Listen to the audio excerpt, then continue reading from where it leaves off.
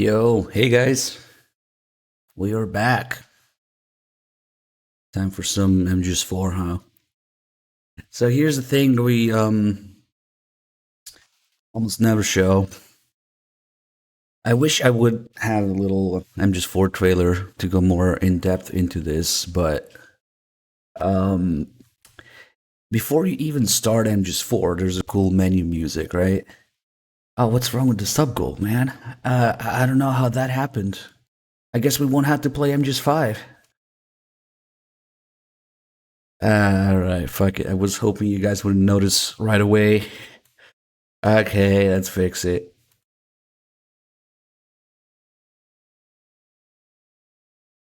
So when you go into the menu for MGS4 before even starting the game, this is the background.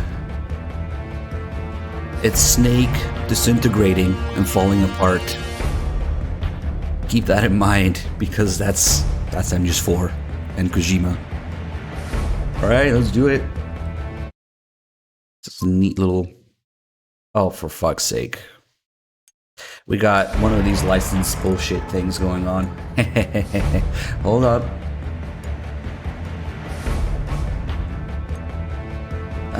Okay, I guess I'll just get my disc copy. Fuck it. Hold on a second. Look at Peace Walker. Meanwhile, it's better.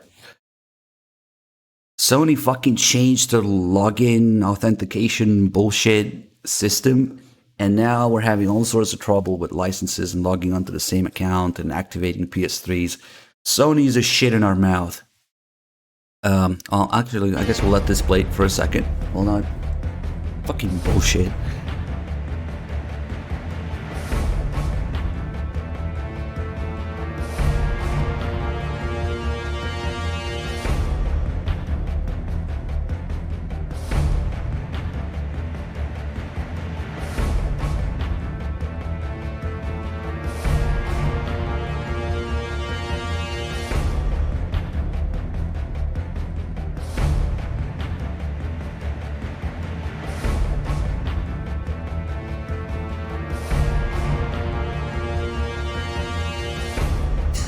This is actually a problemo.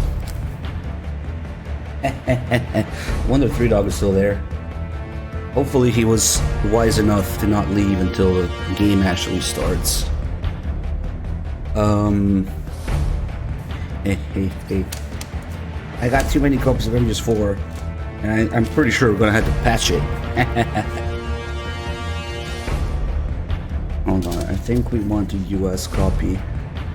You guys up for some snake smoking? 8 minutes of snake smoking screen? We're doing that.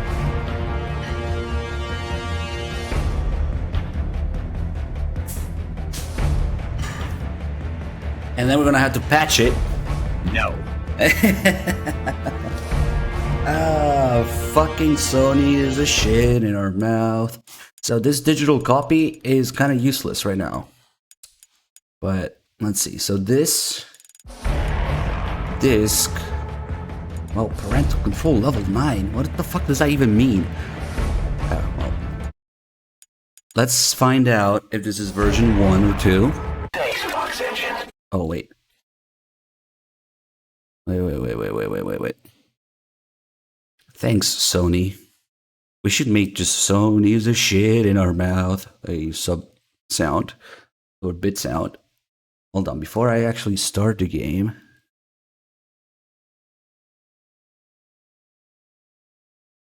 Oh god.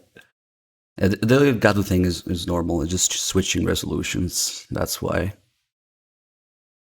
But hold on. Wait, I keep going here. Okay, we might not need to patch it, but we definitely need to install it. Maybe not actually. I might just have everything in this PS3 already installed. I have like 3 or 4 MGS4 game datas on this PS3's hard drive. We might be good. We might just not even need to install it. Let's see. Let's find out.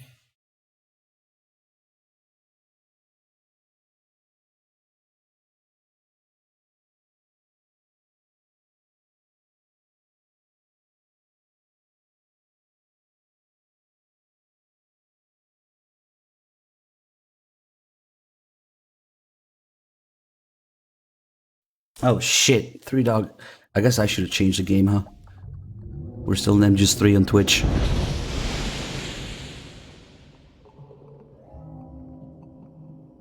Alright, we good.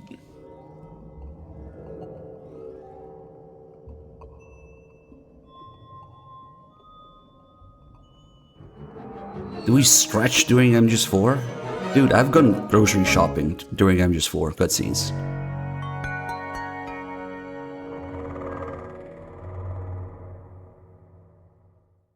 I'm not even kidding. I'm 100% dead fucking serious. Cutscene at the end of Act 3.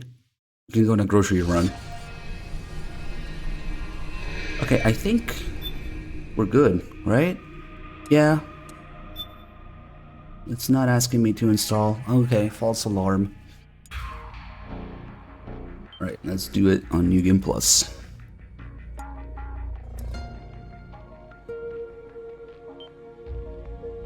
What? What a twist! I won off this ride, Kojima. We do have to install it. Okay, we have to go delete the game data. And fucking hell. Why? Probably because I messed with like MGO2 a lot for this. On this PS3. Oh god. Alright, we're gonna delete the game data, and now the next challenge is gonna be which game data is it gonna be? Because there's gonna be like 2 or 3 or 4. Oh Christ almighty, what the fuck? I've never even seen that error message in a PS3 before. But wait, I don't want to enable hand, god damn it. Whatever, might as well. I'm in. So game data utility, MGS4, MGS4, MGS4. Fuck. Okay, so this is MGO2. This is also MGO2. Take your goddamn pick. Which one is it gonna be?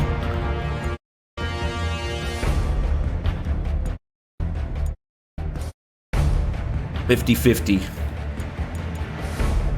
Oh god, we don't want to count that. It's gonna take forever. Oh, actually, not that long. This one's 9 gigs. This one, 7. What the fuck, dude? Maybe the 7 one is damaged.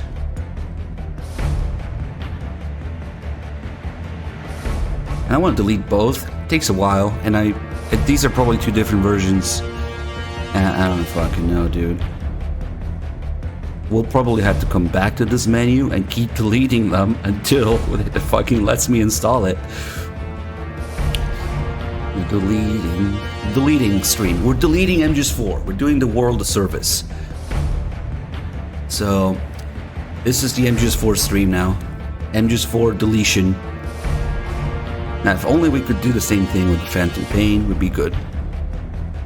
I guess Three Dog left, right? Because he probably has something to say. This is funny.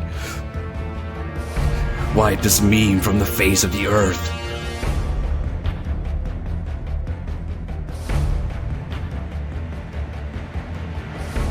You gotta understand it takes a while for the PS3 to delete 7 gigabytes. Oh, there you go. Let's try again.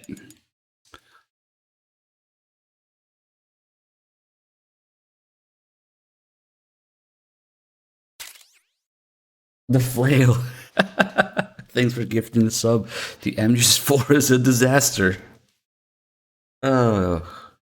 It's funny because I started the stream by telling you guys about the game, the background with Snake breaking apart and disintegrating, and the game data is also disintegrating, apparently.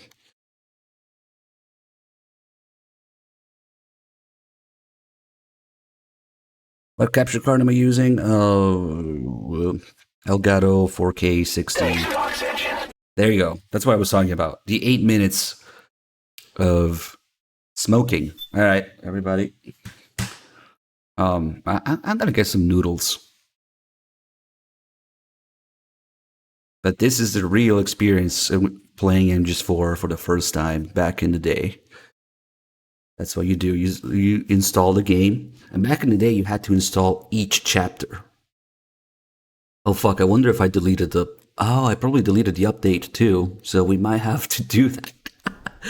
we might have to update it. All right. And then you get a little surprise at the end when it's done. And you cannot hear that anywhere else in MGS4. So this is the full in-depth MGS4 experience. This is how you install MGS4.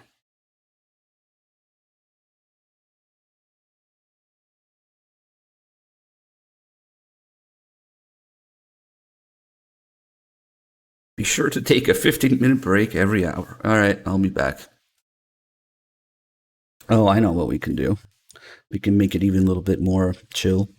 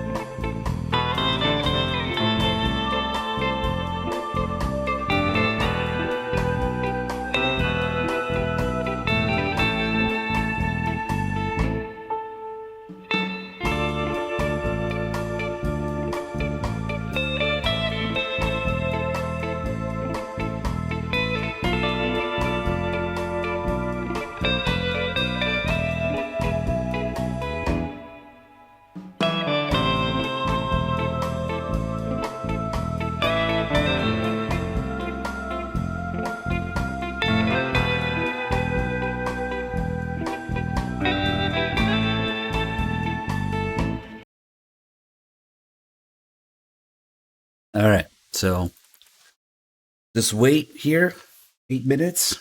It was all for this. Listen carefully. Kept you waiting, huh? You never get to hear that again in MGS4. When you first install the game, that's what you get. Now, the slight problem might be that if we are on version 1, we definitely don't want to play on that because then I won't be able to share saves with 3Dog. So now that it's installed, let me see if it lets me load my version 2 saves. Because they had to fucking patch the game for trophies, you know? We good? Can I start a new game? Okay. Maybe the save was corrupted. But it says game data, not... fuck it. So, who is David Hayter? Oh, I'm. Accomplished actor, screenwriter. What is this? Give me Kiefer. Melissa, you have one question left. Now, if you get it wrong, then we have to say goodbye and maybe good luck. But don't hold your breath. I'm gonna get it right. I want that new RV. Larry and I have been planning this vacation forever. Well, now, Larry, that would be your husband, of course. Yeah. Hi there, Larry. High hopes for that RV, I'll bet, Larry. Sure, I guess. Larry's such a good man. We've been married for a while. He wants to give me the second name. Melissa, because I'm the going to first have Hey, shut up. Expensive taste, huh? If you have a significant other that you want to impress, ladies, are you paying attention? Serious tale. Oh, good catch. Good catch. MGO was on the menu, so we're on version 1 right now. Maybe that's why it didn't let me load the save. Maybe that's the error message you get when you try to load a version 2 save onto version 1. Because version 1 wouldn't have any fucking clue until you patch it. Well, either way, we had to patch it. And then see if the save works. I can just do new game. If it doesn't. Yes. Oh my god. Look at the changes. Trophies added. Full install feature added. We're gonna have to do that. Metal Gear Online menu item and data deleted as the service is now finished. Fuck you. This is completely gonna mess up my MGO2 data. That's not true, by the way. You can still play MGO2, but yeah, now it's gonna screw up my PS3.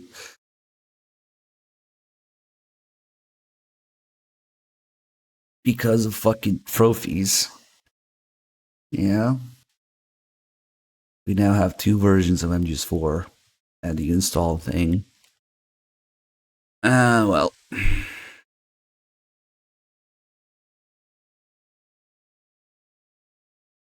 So anyway, this is a combination of Sony and Konami being a shit in our mouth.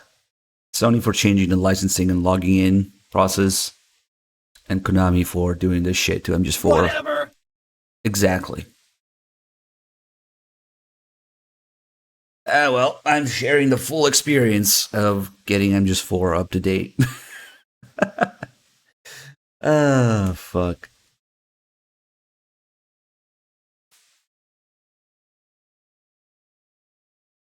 Try turning off trophy notifications. It's like the first shit I turn off. Whenever I set up a new console, first thing you do is go to settings, turn off notifications, fuck off. I turn off trophies, turn off friends, turn off everything. I just want a fucking console with a game, you know? Put game disc in, play game, end. Nope, we can't do that anymore. Go figure. We are now the boomers of gaming for wanting to do that.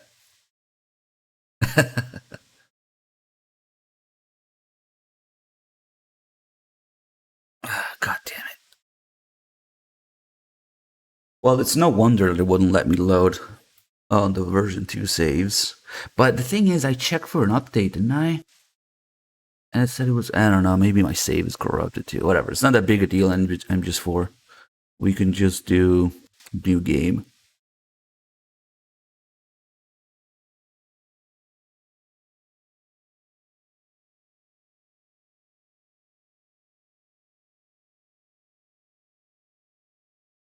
Well, even in this state, PC gaming is still more of a double-edged sword than console gaming.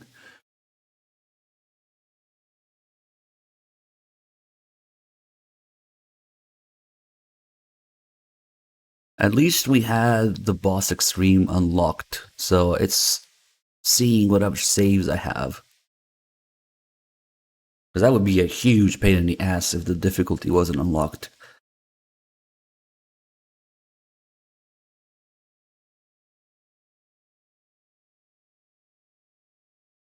We might have to do the full installation now, because we installed version 1, and then version 2 gives you the option to, not option.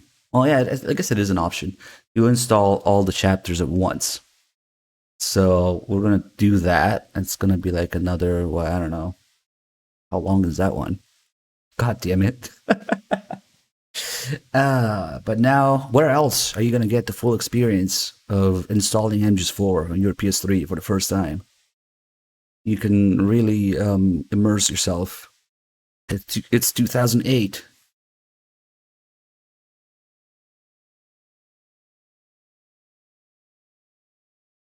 What's that? Fox Engine? Revengeance? Gas prices? Wake up, it's 2008. Install MGS4.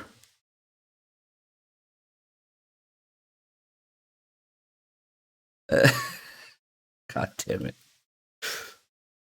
Thanks, Fox Engine. I know, right?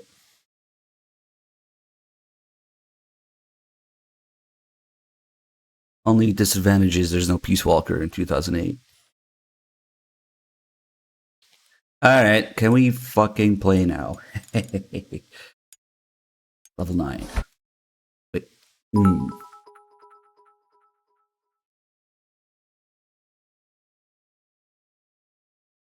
It's 2008 by Bitcoin. More importantly.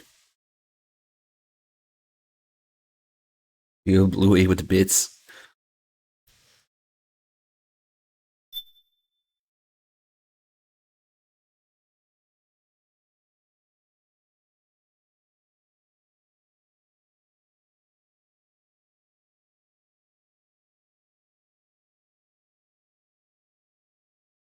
There is no way the full installation takes 1.5 hours.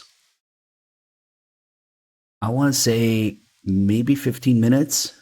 God damn it. We're going to watch some meme videos if that's the case. Okay, so install, full install. Well, I could have just deleted from here, I guess. Yes. I want to say it's like 14 or 15. 7. We're all wrong. Never mind. We can still play a meme video, though. Let me see.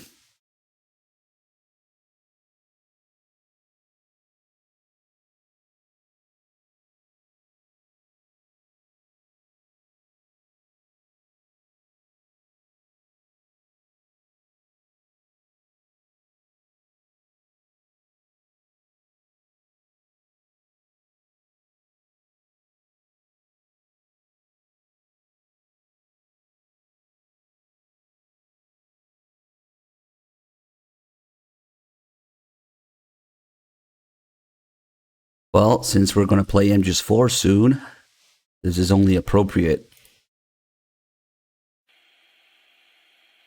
Do we have audio? Hamburgers. We might not have audio. God damn it. Hold on. It's also not full screened. Live editing.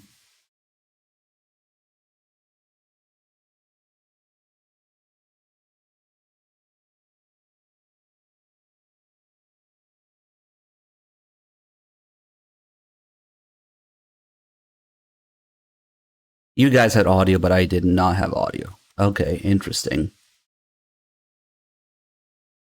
Fuck it. I don't need it. But it should probably be fixed, you know? Why? Why would you do this, OBS? Why would you do this?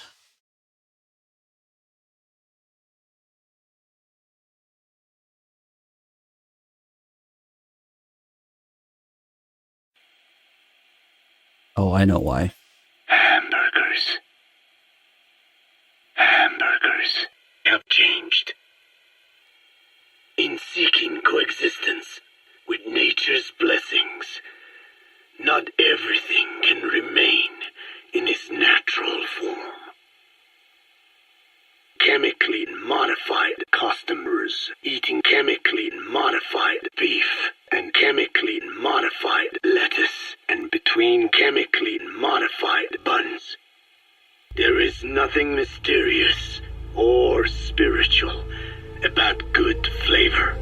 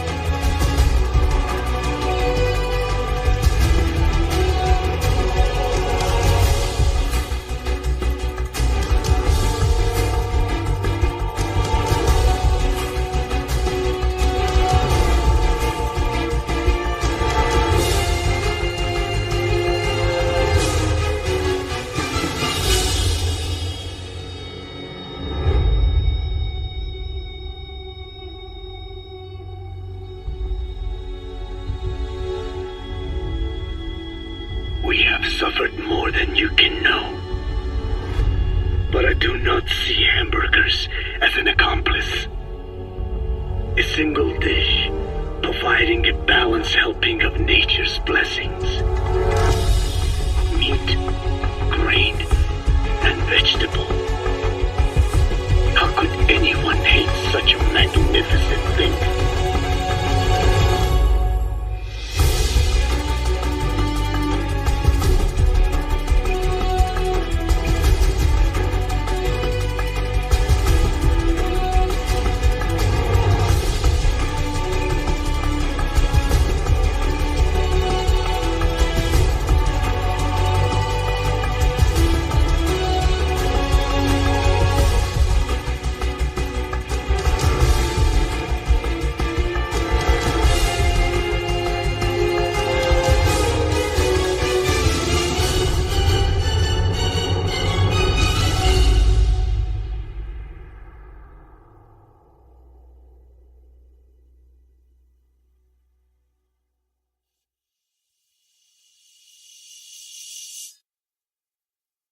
A ruler's greatest wealth is not cows or land.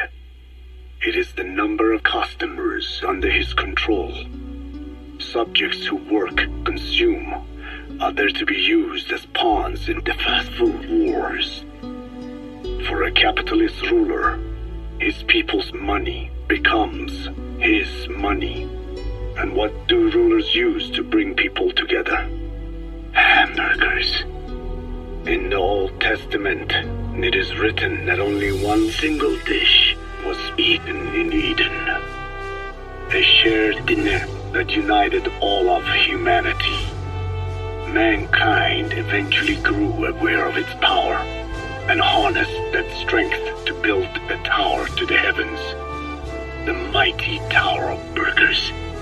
This angered God, who splintered the food of man, and the tower was never consumed. New foods emerged, and the earth was divided as men went their separate ways. A ruler's first order of business after conquering new land is to force his nourishment on its people. Napoleon tilled the land, then began planting the grain and vegetables. Eventually, American capitalism became the new instrument. To play its game of wealth, you only had to abide by one rule. Pax Americana.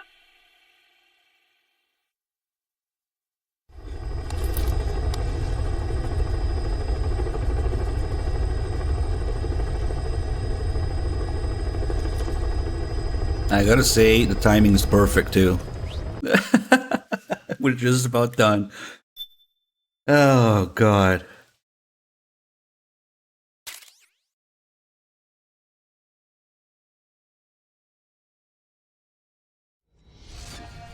If you want to find more gold mine meme videos, link the channel in the chat. Can we fucking play now? We'll find out. Probably. I wonder if it's the save itself that's corrupted. That's why it's not letting me. Nope, that was it. Alright, we're good.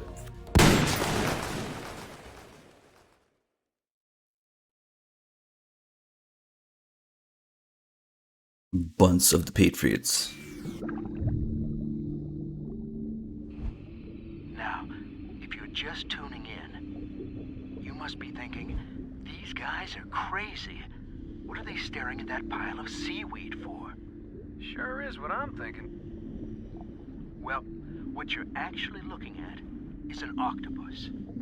Oh. These guys are masters of camouflage. They can change color and skin texture. Some have even been observed walking on 2 arms and imitating a coconut. They're nuts, all right. Now, they mostly feed off of mussels, herring, and crab. Expensive taste, huh? So, when we first started MGS4, we're flicking through the TV in the world of Metal Gear Solid 4. You get crazy nanomachine ads like this, documentaries, and other shit, talk show with David Hayter. What this is supposed to be is what TV is like in MGS4's universe. You know, with the crazy PMC commercials and nanomachines commercials and shit. Oh, let's see if you can spot Kojima here. It might be too late, but Kojima has a cameo appearance in this.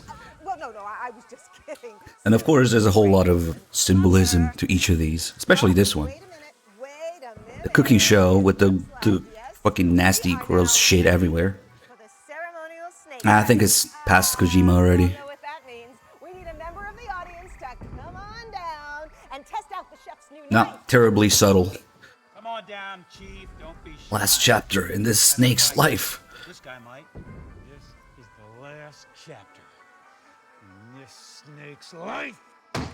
Alright, get some PMC commercials. They spent a lot of time and money and production value in acting on these, you know? And meanwhile, people are like, what the fuck is this? Only for people to go like, what the fuck is this? Did I get the wrong disc or something? The scum who wishes they didn't try. And what's really going on is it's the game's initial loading, I guess. It takes a long time. That's going on in the background. You have your Hideo channels. Alright, there you go. Twitch has changed.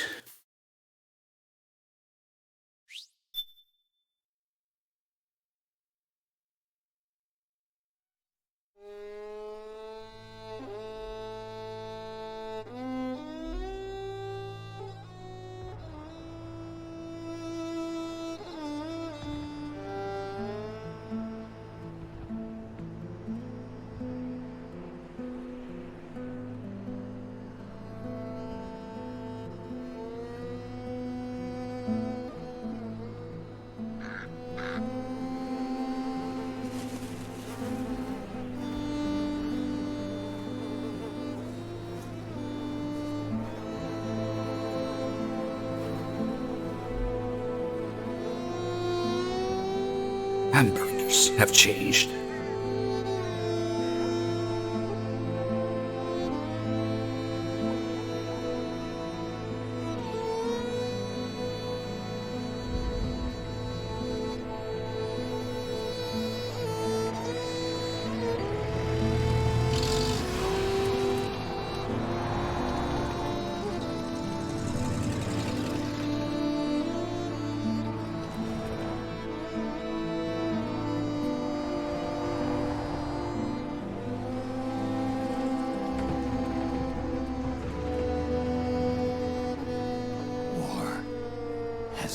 changed.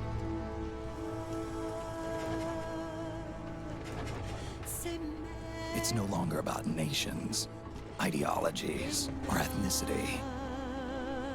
It's an endless series of proxy battles fought by mercenaries and machines. War and its consumption of life has become a well-oiled machine.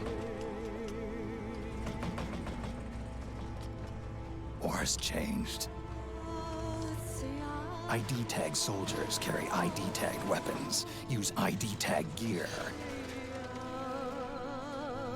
Nanomachines inside their bodies enhance and regulate their abilities. Genetic control, information control, emotion control, battlefield control. Everything is monitored and kept under control. War has changed. The age of deterrence has become the age of control. All in the name of averting catastrophe from weapons of mass destruction. And he who controls the battlefield controls history.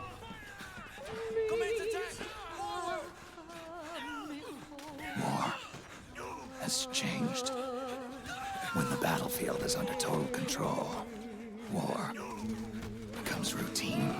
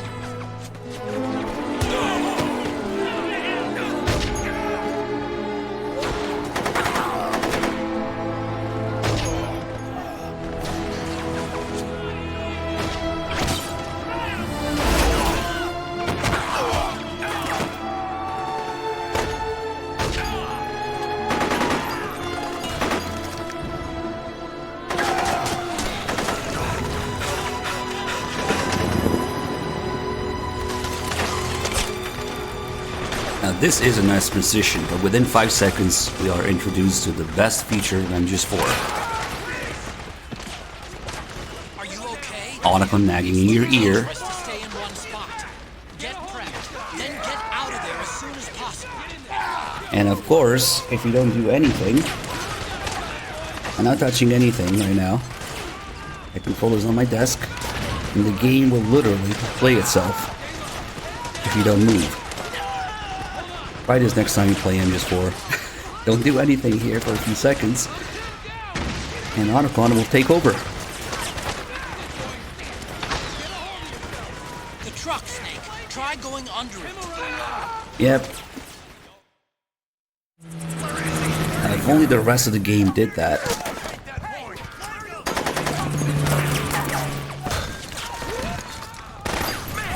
Oh, is the game too loud now?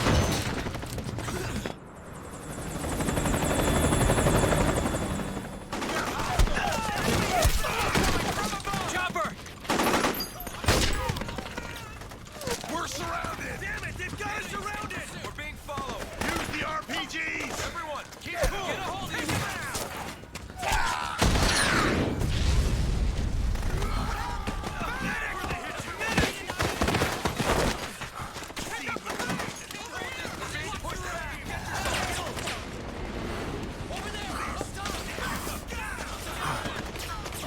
You can also get many different versions of this scene depending on which way I decide to go, whether I have a gun equipped or not.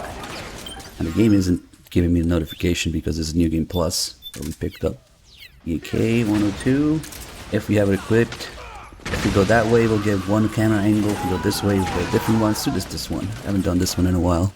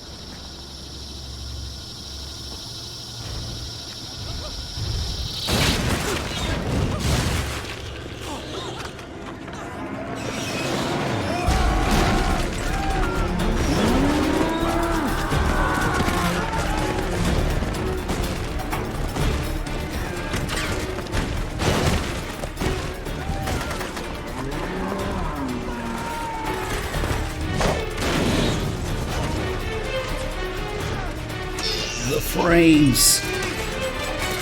Let's take down this gecko.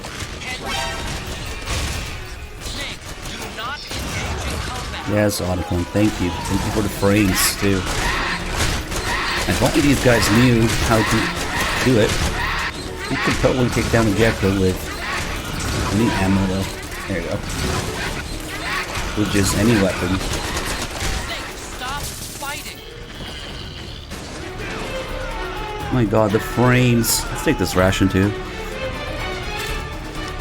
You must be frames. So Otacon isn't formally introduced yet, so when we call him, we only get the philanthropy logo. Snake, the gecko are starting to hunt down the militia. Those things are deadly. You've got to avoid their close-range attacks. This isn't a fight, it's a slaughter. With the firepower they've got, the militia don't stand a chance against the gecko. Yes, they do. Be careful not to get dragged down along with them. They just don't know where to aim. Snake, head north from your current position. Got that? And that's it. Snake, head north. It's always head north. And that's the same logo the Snake has in his vest here. It says, to let the world be. We can already see how this game is the exact opposite of MGS2. When asked, what did you fight for? You know, when Raiden asks Snake and Otacon, what are you guys fighting for? Snake, head north from your... The answer is for change. For a future. For change. Meanwhile, Philanthropy's motto was changed to let the world be in MGS4. The exact opposite of change. And we'll see in many ways MGS4 is the undoing of MGS2 for everybody, every character in the world. Anyway, we do have the iPod in here. Because the music never calms the fuck down. And these geckos respawn endlessly.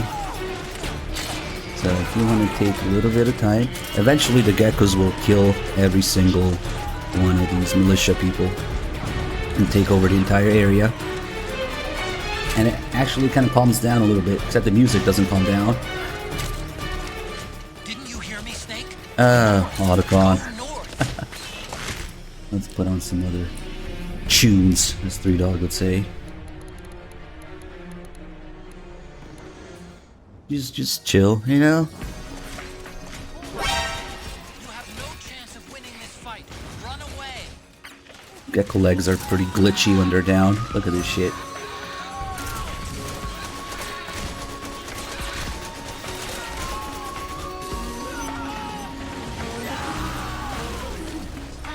Well, these aren't alerts, by the way. Avoid combat at all costs. Fucking Otacon, dude.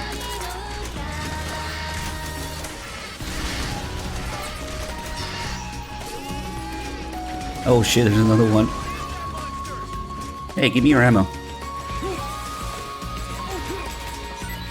Here. I can make better use of it.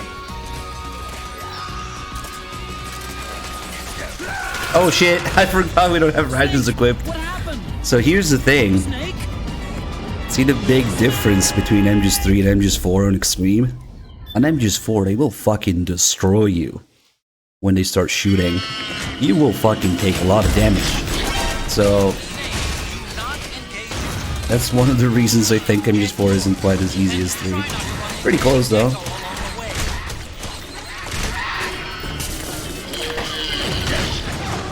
I kind of want to get to the point where it calms down a little bit though. All these guys are dead.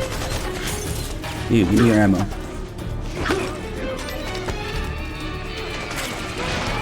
You're not even full mag?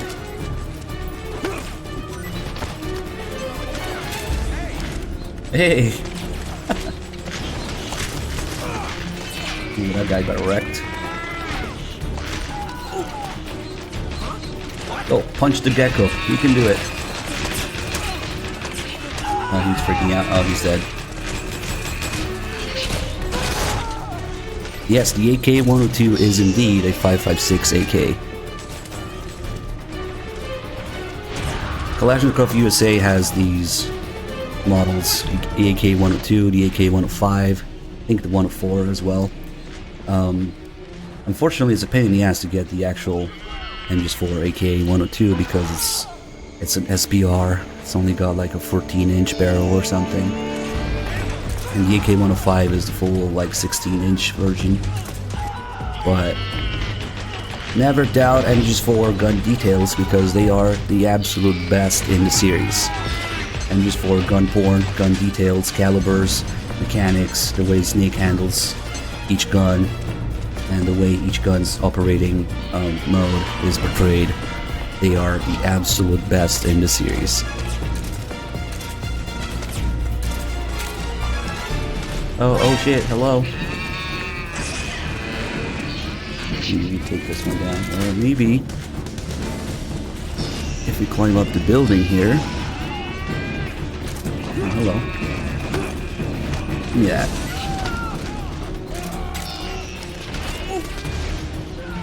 We do have some cool shit that the geckos do here.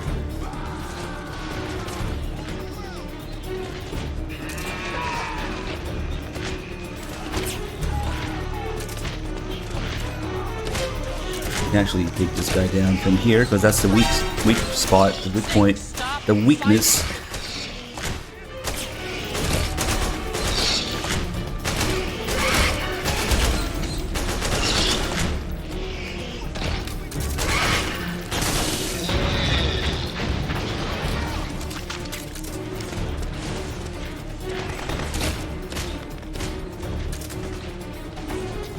And you're gonna die eventually. Might as well. Traitor! I'm just helping clean up. Oh shit, look at that damage. There should be another ration here. Yep, there it is.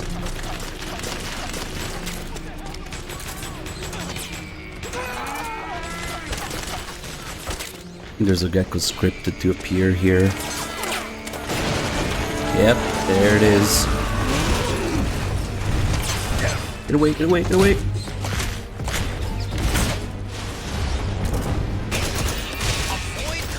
Okay, let's leave this one alive, because I think it's going to be the one to climb up the building here.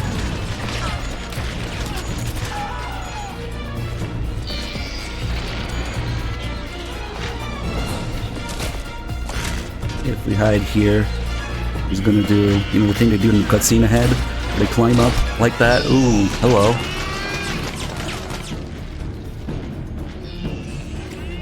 And then the grenade.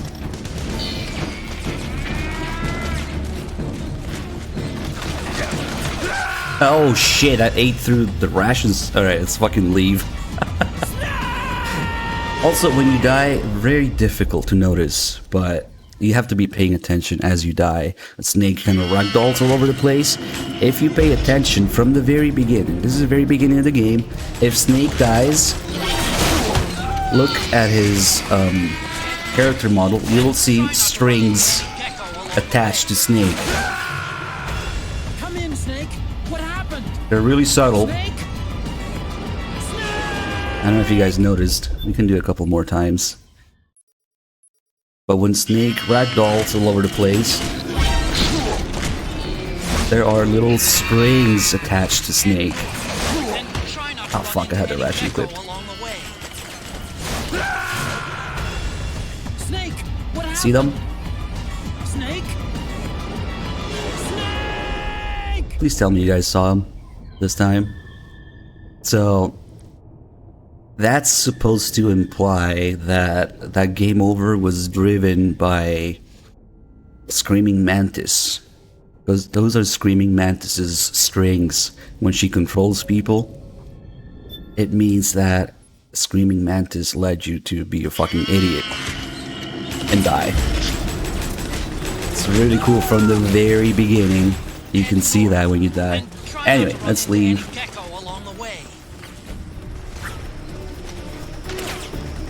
Oh, the exhaust effect.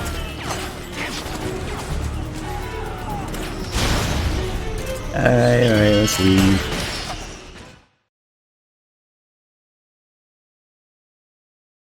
Well, after you kill Screaming Mantis, the only thing that can kill you is like the dwarf geckos ahead. Maybe something worth trying. That was a handful.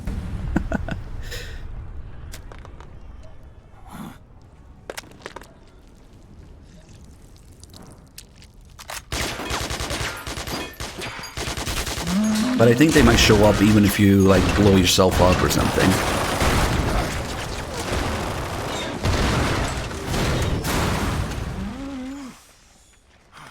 Also here, when Snake's disguise comes off, I don't know how it flies off of him since the vest is holding it in place, but whatever. Once the game introduces Snake, so there's a couple things we gotta talk about. First, it shows up as Solid Snake, right? For a split second. And we're gonna pause, look at it. So, in the background, it says Solid Snake.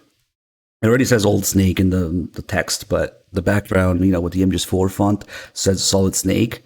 You know, it's a little hard to see because it's dark when you pause, but as soon as I unpause, look there, you will see the solid turn into old.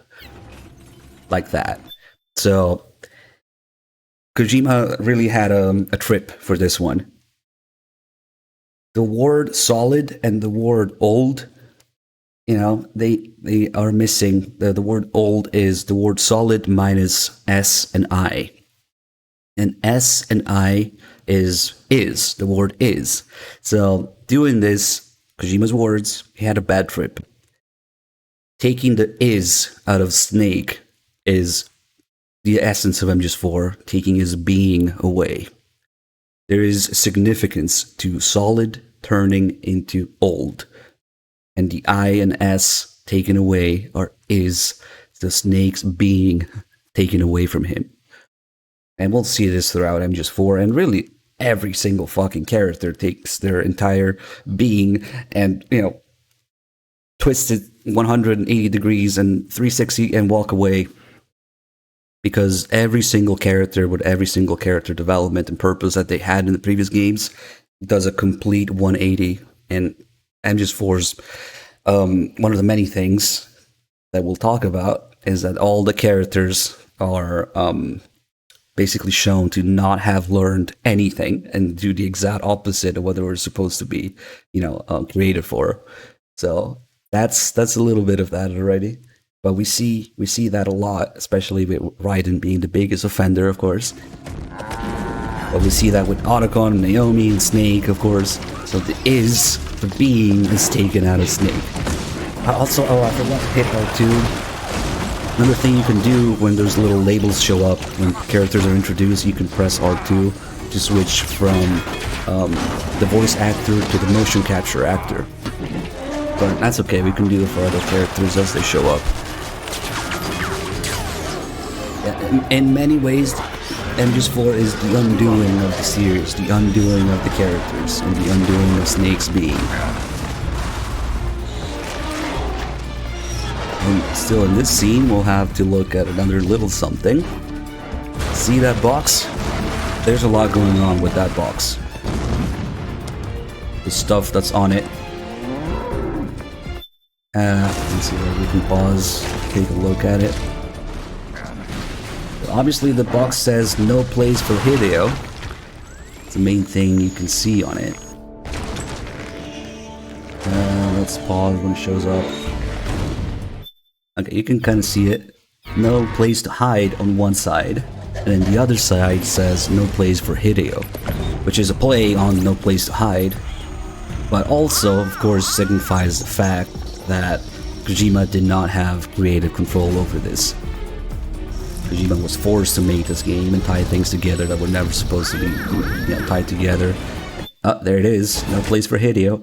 And again, unfortunately it's darker, but as soon as I unpause, right on top of no place for Hideo, there will be a little link. If you pay attention to the box, there's a link to Kojima's personal blog. Now it's down, but there are mirrors if you look around, but this was a call for help, man. So as we know, Kojima credited the director in the first MGS4 trailer, you know, the one in the MGS3 engine, as Alan Smithy. So that also ties into this, the whole no place for Hideo thing. So I'm gonna look up Alan Smithy on Wikipedia and read you first few lines. We should really show that trailer as well, but whatever. Kojima credits, MGS4 as Alan Smithy. Alan Smithy is an official pseudonym used by the film directors who wish to disown a project. Coined in 1968 and used until it was formally discontinued in 2000, it was the sole pseudonym used by members of Directors Guild of America when directors, dissatisfied with the final product, proved to the satisfaction of a guild panel that they had not been able to exercise creative control. The director was also required by guild rules not to discuss circumstances leading to the movie or even acknowledge being the project's director. That's Alan Smithy for you, and that's no place for Hideo for you. Because not only they forced Kojima to make this game, they also didn't let him do it the way that he was going to do it once they did force him, because they changed the ending, they changed all that stuff. So, and the link that we see there to Hideo blog, Hideo's blog. So Kojima was writing about the development and the life at Konami during MGS4's development, and he would often compare it to a battlefield. The reason there's so much symbolism with the battlefield changing, the battlefield being the mess that it is, and also the love theme, the lyrics of the love theme.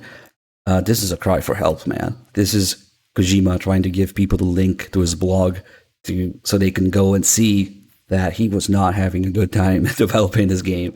This game is the undoing of the series and also the undoing, of like Kojima's creative development process back in the day and Kojima's midlife crisis.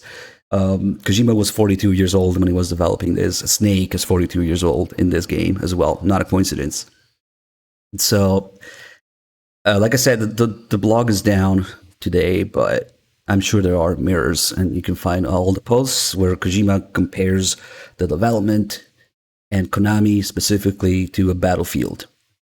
And speaking of the battlefield, we are about to hear a little bit of the love theme, right? When the credits come up, it will be a little something to point out as well.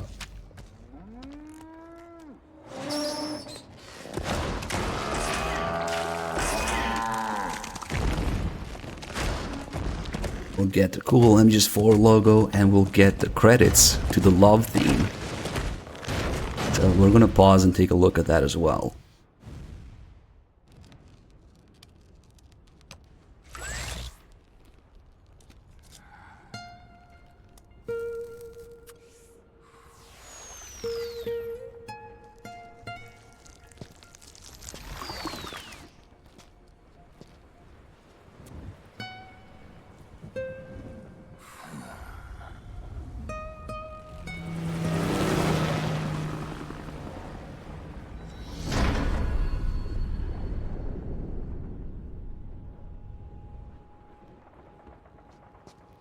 Should be there you go. Opening theme, love theme, lyrics by the man himself. Hideo Kojima wrote the lyrics to the love theme, which is sung in that, what is it, Hebrew, whatever language. But you might be wondering, what are the lyrics in English? Well, here it comes. It goes to the sort of like, so remember that Kojima is comparing the development of MGS4 to a battlefield, being a Konami, being into a battlefield. Is this theme of the battlefield, right? And I'm not going to sing it. I'm going to read the lyrics to you. Closing my eyes to the sound of gunfire, uttering a howl. In a flash, I am switched into despair. Everything for the one who lives inside a nightmare. Missing you from the bottom of my heart. Wishing for the world that ran out of tears. My heart is already dead. The hope, missing you so much it hurts. Those are the lyrics to the love theme in English that Kojima wrote. So, and remember, when he's talking about the battlefield, he's talking about the development. So, the man himself had to write the lyrics. I'm not sure which one of these English lyrics translates into say man, but one of those. Kojima was not having a good time. My heart is already dead. In a flash, I am switched into despair. Okay. Despair. Yeah. This is only, unfortunately, the natural evolution of what happens. If you were here for the beginning of MGS 3, I talked about the biggest shift in the series being from MGS 2 to 3, and this is the natural evolution of it. Kojima having to be called back and forced, literally forced by death threats to make MGS 4. Now Snake is checking for traps, mines, or anything like that. That's a thing in the battlefield. And what does he find? Kojima's Kojima's name. Yeah, the fans. Remember how I was talking about the people bitching created MGS 3? Well, MGS 3 didn't give enough answers, even though it made a feeble attempt at explaining who the Patriots are already, that nobody noticed. And the bitching turned into death threats to make MGS 4. So it is a natural continuation of that.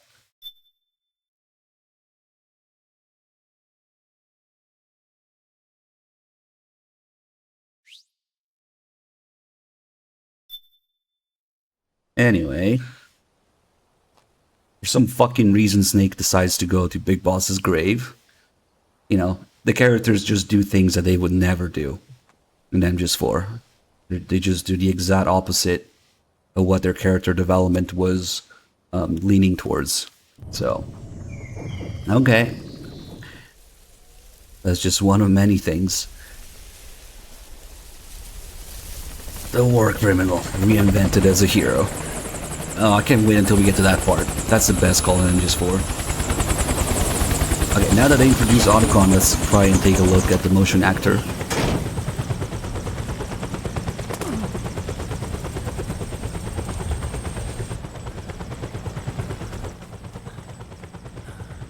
Otacon, even the dead have ears. Snake, we've got to go.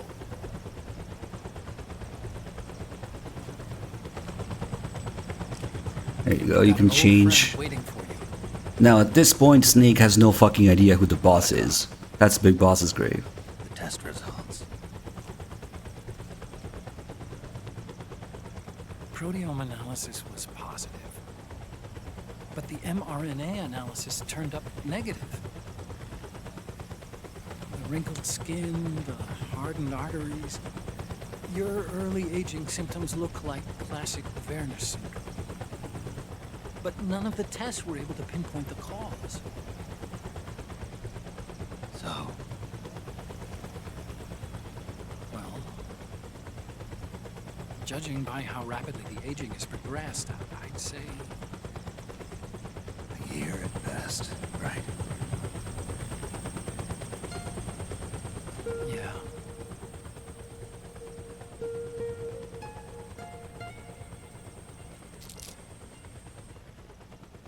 Snake, let's try another doctor. It won't make any difference. I'm not an ordinary man to begin with. Not to mention Fox Die.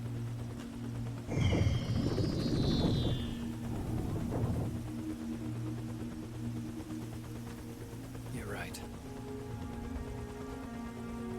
But we don't know where Naomi is. But I have flashbacks of every single thing we bring up from the previous games. Naomi. Snake is 42, which is also Kojima's age at the time that this game was made.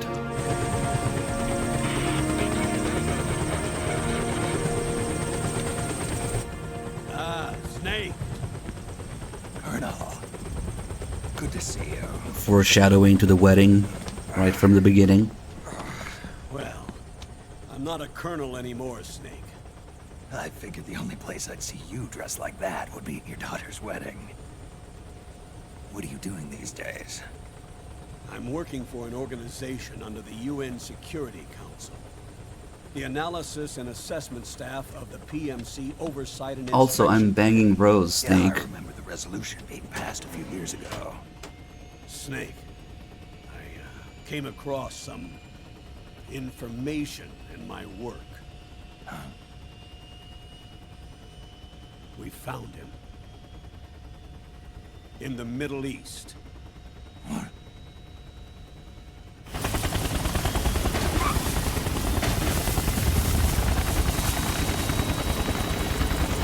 I'll explain along the way. We've got to stop him. Now. Before it's too late. Liquid's made his move. We found him.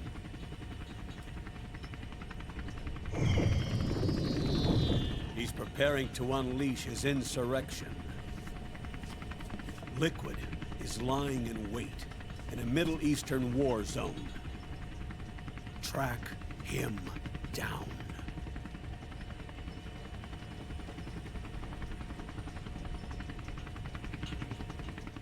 Why the fuck was Campbell working again, since he's retired like 3 times over? But he came some information in his work. He came across some information in his work. Why the fuck were you working, Campbell? You're like 100 years old and retiree. Only 2 eggs today? Oh, because we gotta do this, of course. Cowardice must have taken the day off. 7, 8, 9, 2, 5, 9, 0, 3, 6, 0,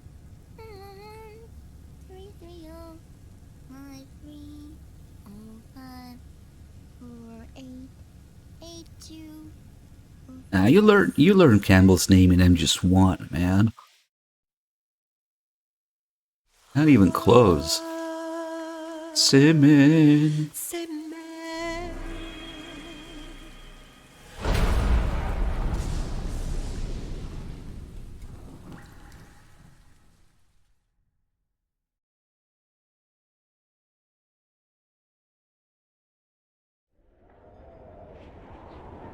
Sneaks ass shots.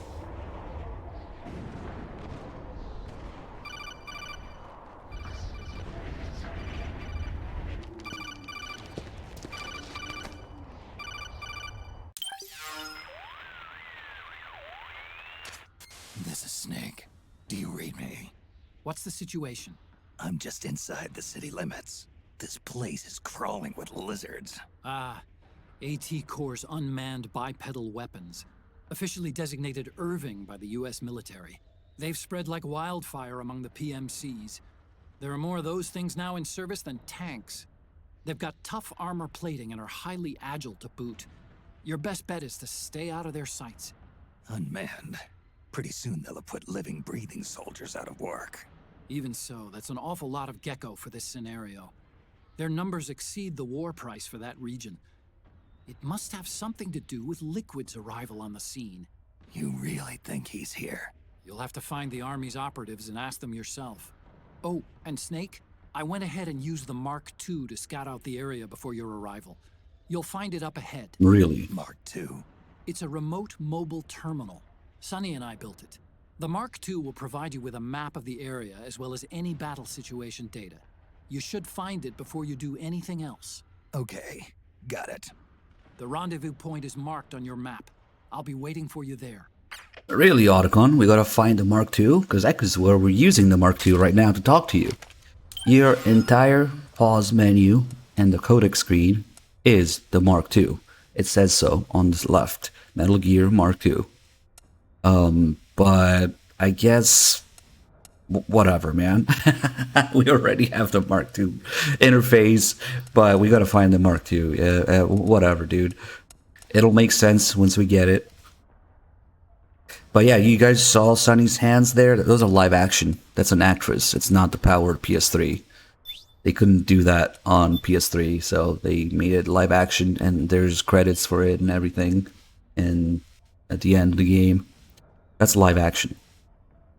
Which makes me wonder, how the fuck did they do the 2 eggs that join, the yolks? I don't know. They probably edited it still, but the hands are live action for sure.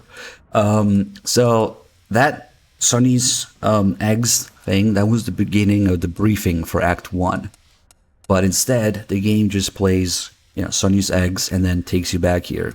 They probably thought it was maybe too much stuff to have at the beginning of the game, but there is an Act 1 briefing with Campbell and everything. You have to go out of your way to go to the menu, the briefing menu,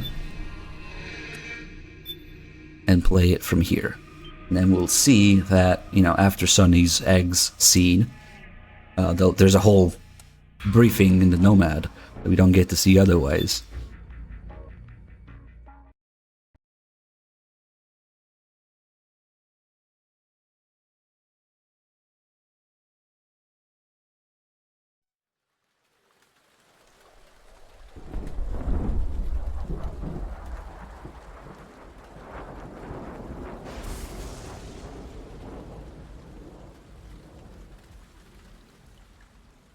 Yeah, Kojima recently tweeted about the eggs.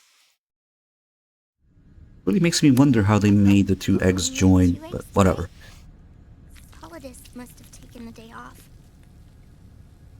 7, 8, 9, 2, 5, 9, 0, 3, 6, 0, 3, 3, 0, 5, 3, 0, 5, 4, 8, 8, 2, 0, 4, 6, 6, 5, 2.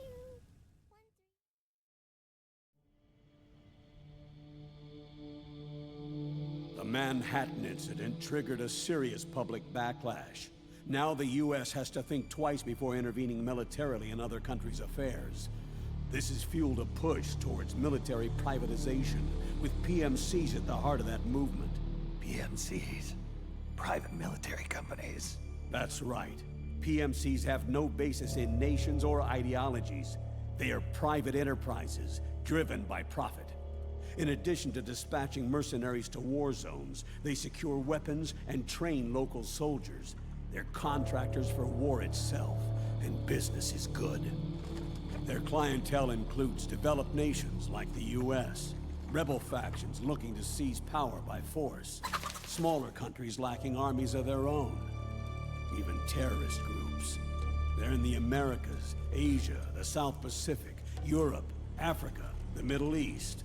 The rise of the PMC has spawned a war by proxy, and it's spreading across the globe. Sonny, we'll eat them later, okay?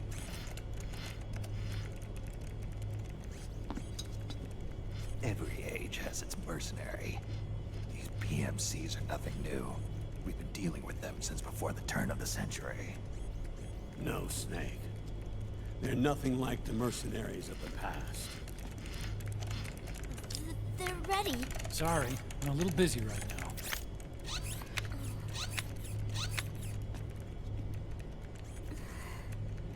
The Pentagon's new battlefield control system has produced a decisive difference between hired guns and the PMCs of today. The system was developed by Arms Tech Security. Arms Tech? You mean AT Corp? Yeah. In recent years, AT Corp has shifted focus from weapons development to security tools. And since the establishment of AT Security, business has been booming. The system makes it possible to integrate not only micro-level information on individual soldiers and units, but also macro-level information about field conditions and order of battle. So they've finally achieved total real-time battlefield control. That's right. And as a result, the global presence of PMCs has grown explosively. Truth is, the rise of system-controlled PMCs has led to a dramatic decline in civilian casualties and human rights violations on the battlefield. A cleaner, safer battlefield. Makes for nice propaganda.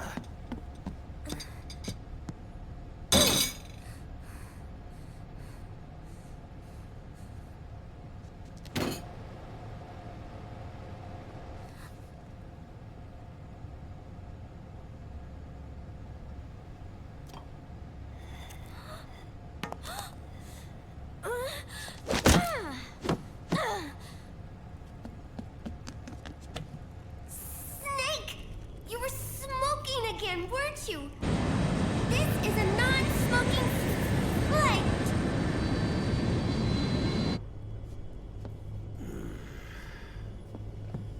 There's more. State governments and rebel groups can't match the maintenance price of standing forces. PMCs, by comparison, are reliable, easy to use. It wasn't long before everybody had them on the payroll.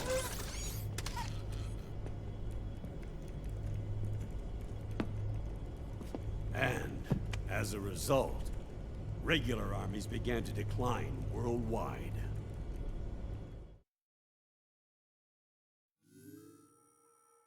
It's hard to believe, I know, but PMCs are beginning to overtake conventional armies in terms of scale. Nowadays, it's the PMCs who serve as standard battalions. They already make up 60% of all combatant forces in zones of conflict. 60%? The fact is, the world now depends largely on PMCs for waging its wars. I thought it was the UN that authorized the PMCs in the first place. The US abstained from voting on that resolution. In effect, Washington was endorsing PMCs without ever revealing its true intentions. Until they got wind of the uprising, that is. The US has exported too much military power, and now she's paying the price. That's exactly it. America has now turned war into a form of economic activity. Analysts are calling it the war economy, in that it's picking up the slack for the downward-sloping oil market. But I, for one, don't intend to simply stand by and watch it happen. For the PMCs, market expansion entails fanning the flames of war. It means more refugees. War orphans. Child soldiers. Yes. Even as PMC soldiers get more specialized, they're also getting younger. Mercenaries spun off from state armies. Unmanned weapons. Child soldiers. Proxy battles in a new Cold War. There are hundreds of PMCs in business worldwide, and their numbers are growing. Currently, 5 of them are big enough to be labeled global powers, 2 in the US, and 1 each in the UK, France, and Russia. Reconnaissance has revealed that those 5 PMCs are run by a dummy corporation that acts as a single mother company. This mother company embodies the 5 largest PMCs. Her name is Outer Heaven. Outer Heaven? You mean? That's right. It's Liquid. Liquid? He's taken command of this immense army and is now preparing to unleash an insurrection. I watched him die. His will lives on, in the body of the man once known as Ocelot. He aims to fan the flames of war even higher, to create the perfect world once envisioned by Big Boss. The one world in which soldiers will always have a place. He must be stopped, before it's too late. Do you understand, Snake? Any means necessary. Just stop Liquid's insurrection. Even if it means killing him. You want Liquid dead. Isn't that right, Colonel?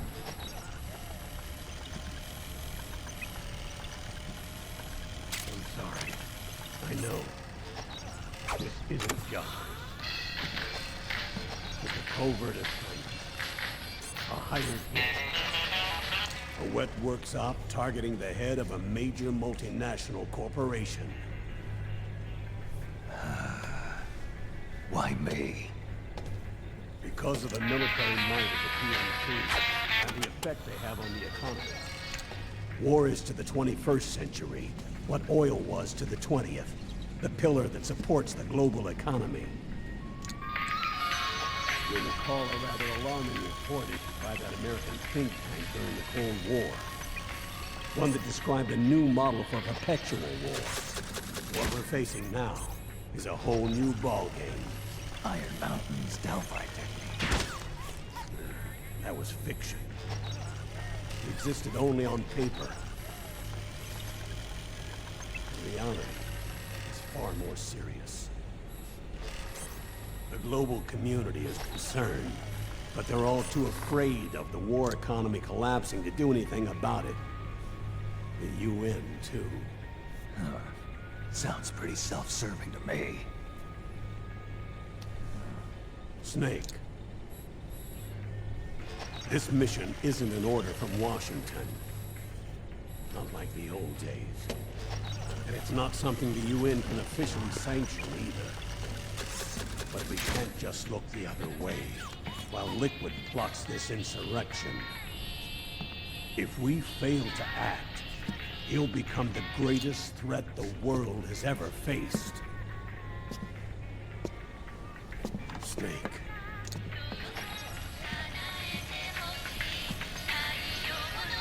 You're the only man who can trust.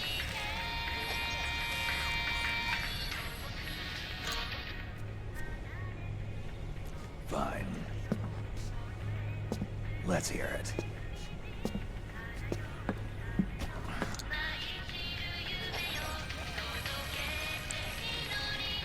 Our intelligence on Liquid's uprising originally comes via reports from U.S. Special Forces, who were mobilized after we at the UN reported our findings.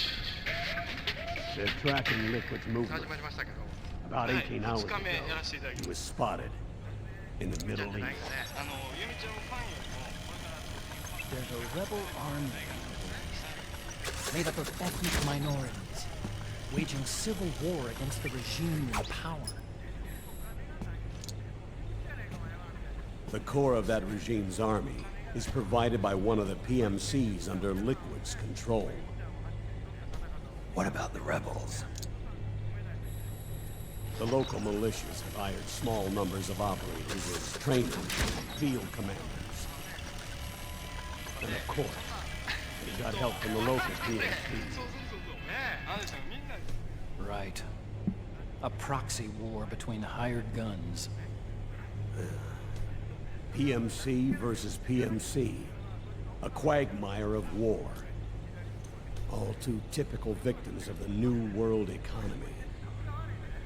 Snake, you'll be sneaking into the conflict zone via transport truck, disguised as one of the rebel army's hired operators. Your first objective is to make contact with our informants, Rat Patrol Team 01. They'll be expecting you. Rat Patrol, huh? They sound sneaky. They're a special forces team assigned to the Army's PMC investigation unit, CID. CID. Real rat for the Army. No. I can vouch for them personally. Friends of yours? You could say that.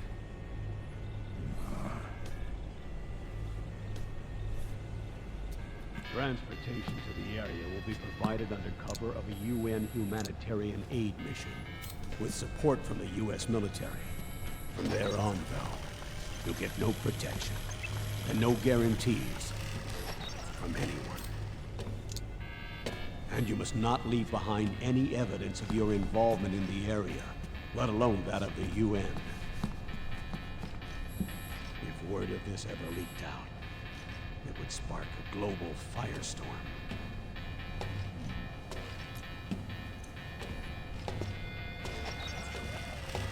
Snake.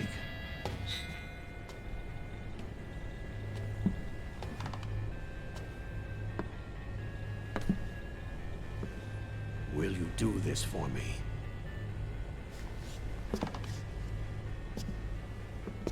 Will you terminate Liquid?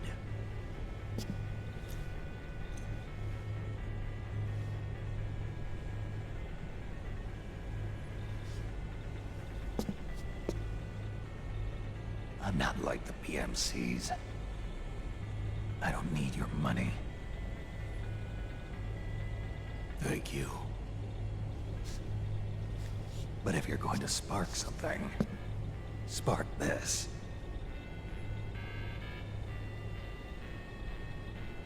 Fine. I'll start my own fire.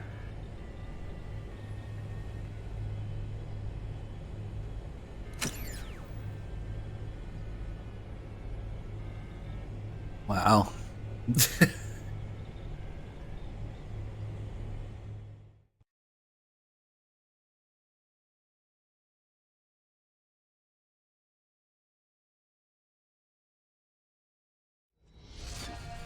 Alright, so that's the briefing.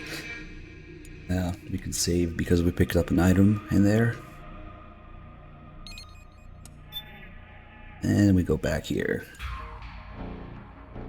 I really love that you can, look around as the Mark II and interact with things, and the whole room, and everything's going on at the same time. You can look at what Sunny's doing, you can walk around, bump into the characters, get their face camo.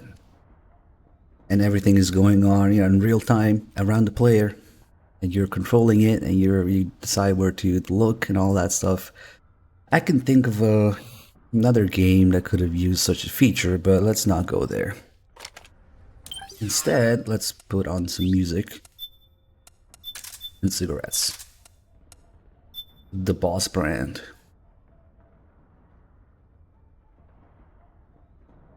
That's all Snake knows right now as the Boss. It's the cigarettes. And of course, a 30 gigabyte iPod. Yeah.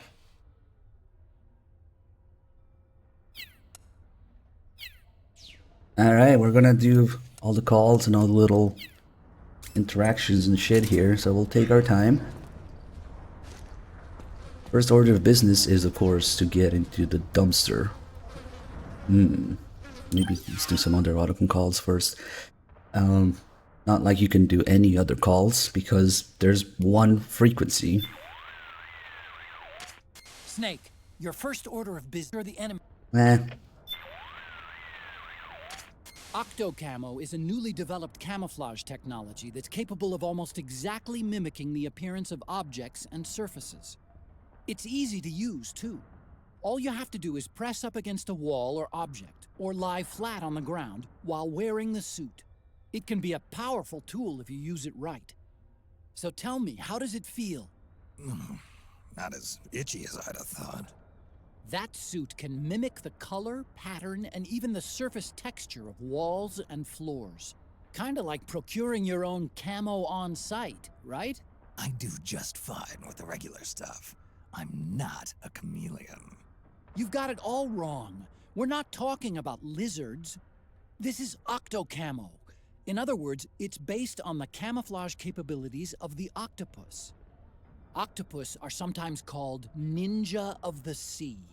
They fool their enemies by mimicking not just the color of their surroundings, but also the shape of the terrain. That suit takes its cue from defensive deception found in nature. Besides, you may not have known this, but there is a snake that can change its body color too. It's called the Kapuas mud snake. It's a poisonous reptile indigenous to the Kapuas River on the island of Borneo. Its coloring is normally a reddish-brown, but sometimes turns to white. So, snakes can sport disguises too. Hey, what happened to stealth camo? You used to wear it all the time. All that does is create an optical illusion. It's no use against Gecko with their infrared sensors. Octocamo, on the other hand, has micro-Peltier arrays that regulate the absorption and release of heat, harmonizing the wearer's body heat with any background IR radiation. Which means it can offer you at least some camouflage protection against enemy infrared sensors. With so many unmanned weapons in the field these days, I'd expect it to outperform the old stealth camo. But if you start walking or running, or making a lot of noise, you'll risk getting spotted by the enemy. And get this, the suit also reduces the weight load on your body and amplifies muscle power. The inside lining sends a weak electric current through your body that stimulates phospholipid production inside your cells, improving circulation. That should make your life gauge recover more rapidly when you're hurt. In other words, Snake, it's a bit of a crutch. You can cut the senior citizen crap, Otacon. So this is the answer to all those people who played MGS3 by going into the menu every time your terrain changes, putting on a new camo. And then you crawl 3 seconds, and then terrain changes again, and then you go into the menu again and change your camo. Now it's done automatically. Not that you need to do any of that, but You know, this is back when they took features from the previous game and actually expanded on them. Believe it or not. Anyway. So at least the calls in MGS4, they're very standardized. There's always a set order to them. You wouldn't have to hunt for too many. Snake, you know how that first gun you found stopped working? Well, from what I can tell, it looks like the problem was with the ammo. The ammo? I'm betting it's because they were using cheap local ammunition. The ammo probably triggered abnormal combustion, which excessively raised the pressure and caused the cartridges to stick in the chamber. It's a pretty rare phenomena. I guess you just got lucky. More like unlucky. Look on the bright side. It means there weren't any problems with the gun itself. I don't think it'll happen again. More malfunctions. This isn't Far Cry 2. Otacon, those two-legged machines. They're not like the Metal Gears I'm used to dealing with. Right. Strictly speaking, though, they're not Metal Gears. What are you talking about? The gears you fought before were all basically designed and produced to serve as nuclear platforms. Ray was an exception to the rule, but even that was an anti-Metal Gear weapon designed to defeat the Metal Gear clones popping up all over the world. Its value was still measured in terms of the framework of nuclear strategy. It's been 25 years since the end of the Cold War. We live in a world of regional conflict and asymmetric warfare, and it's getting worse every year. The age of the war economy is upon us. The value of Metal Gear as a weapon, the very concept itself, has changed with the times. You might even say it's evolved. Nowadays, a Metal Gear needs to be more than a nuclear attack platform. It needs to be adaptable, well-suited to fight in large numbers, traverse urban settings, and work alongside infantry. The Gecko were the answer. There are different types of Gecko designed for different missions, and not all of them are equipped with nuclear capabilities, so technically, they're not Metal Gears. Of course, there are still some of the old Metal Gears around. Their primary job is to launch nuclear strikes. But these days, Gecko are the first name in bipedal war machines. They may have gotten smaller, but they're as ferocious as ever. Whatever you do, don't underestimate them. Don't worry. I wasn't planning on it. Well, if you don't want the camo, actually, not everybody knows this, but once you have a camo pattern on, you can shake your controller, and it comes off. You can also set the camo manually to... Oh, we can't do that yet. I guess we don't have the Mark II, but whatever. We kind of do, but then again, we don't. Okay. Right, dumpster time. Same thing in the dumpster. We can use motion controls to... God, this is so awful. Just use the D-pad. Just use the damn D-pad. Much better. But technically you could... God, I'm just moving the controller around right now. Alright, I am now a dumpster.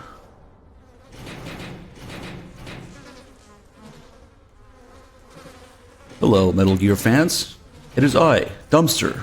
Feed me all the copies of MGS5 right now.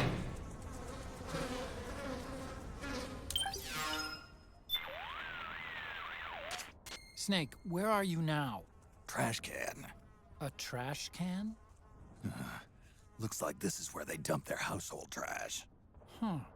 How can you tell? 'Cause it stinks in here. Bad. Leftovers from last night's dinner, probably. Ooh. Ooh.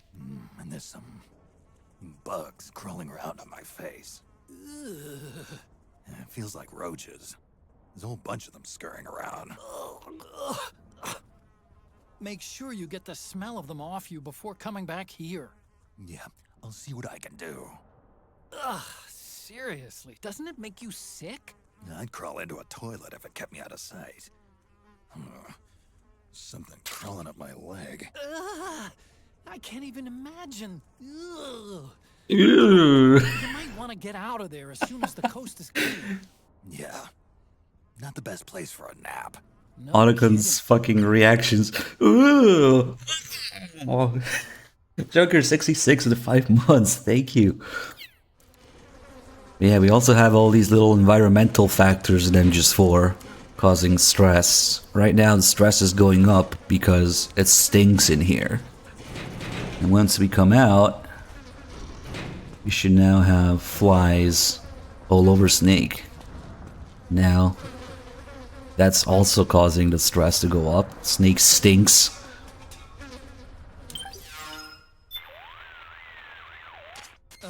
Snake, you've attracted a swarm of flies. I think that odor's really stuck on you. Yup, I stink. The stench must bother you, right? And it can't be good for your mental well-being. Also, the fumes could alert nearby enemies to your presence. Odor carries downwind, so be especially mindful of enemies in that direction. Believe me, I know. I learned all about how deadly smell can be back when I was a scout. Then why not hurry up and find some way to get rid of the smell? Right.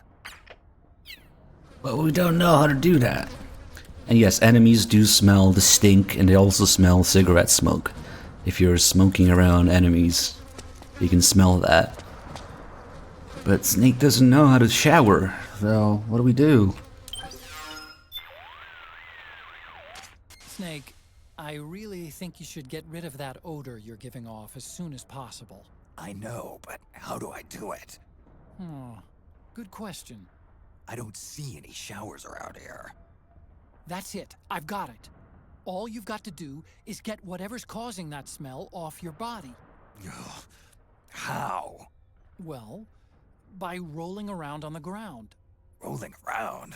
Right. I remember reading somewhere that horses roll around on the ground to get dirt off their bodies. You should try the same thing. I bet it'll scrape away the source of the stench. You mean like a sand bath? Yeah. It's basically a shower.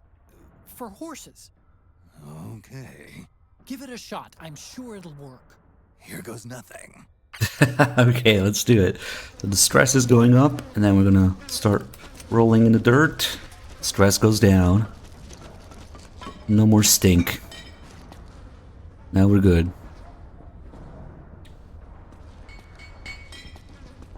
The other thing that causes stress to go up is sunlight. If we step into the sunlight, the stress will slowly go up again.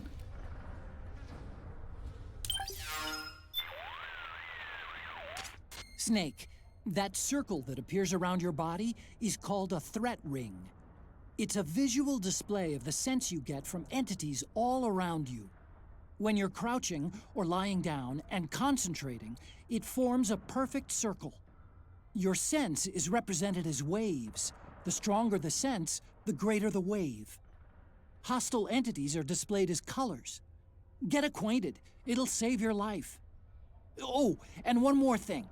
Your senses will suffer when your psyche gets low. The ring will reflect that, too. Keep it in mind, okay? Okay, to actually get this to appear, we have to crouch and stay still for a few seconds. And then we'll get the threat ring. And it's telling me that there's some presence that way. It's kind of useful, but I mean, once you get the solid eye, it doesn't really matter. And of all things, to bring back the threat ring, none other than Survive does this again. Metal Gear Survive has the same threat ring. Yeah, because you need that for zombies, you know? So the stress relates to your psych gauge. Once the stress reaches 50%, it will turn red, and it will start draining Snake's stamina or psych gauge in this game. And it goes all the way up to 80%, naturally, if you let it. You can also get 100%. The only way to get 100% stress is to get a so-called battle high. During an alert, if you start firing like 100 rounds or something, like a bunch of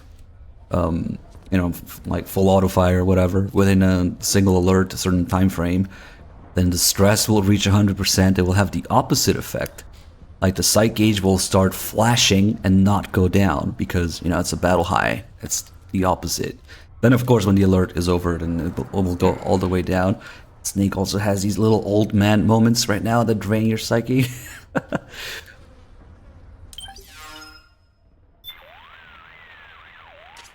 Snake, I'm sure you've noticed the dust bins used Oh, for yeah. trash collection in that area. I'll bet they're big enough to fit inside. It could come in handy if you need to stay out of sight until the coast is clear. To get inside a dust bin, stand in front of it. I guess we should have done that after this call, but whatever. I've got some intel on the PMCs deployed in that area. They're a part of Praying Mantis Corporation, based out of the United Kingdom. It's one of the 5 largest PMCs in the world. Its business activity includes soldiers for hire, supply and logistics services, education and training for state armies, everything you'd expect. During the Iraq War, Praying Mantis contracted with the US government to send large numbers of its soldiers into combat zones, which is why the local regime opted to hire Praying Mantis, a UK-based company, and not their regular army to fight the rebels for them. They were buying their experience. So somebody was asking earlier, I think, what's with the praying mantis and the loading screens and the ads on the battlefield like this one. You can also see a praying mantis PMC ad at the beginning when you flick through the TV channels. So each act has its own like PMC, and the loading screens will change with each PMC's logo in each act.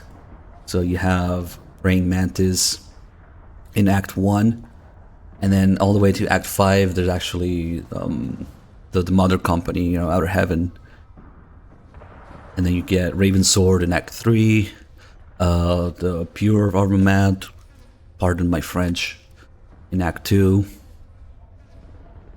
Act 4 is, what's the one in Shadow Moses? I forget, god damn it.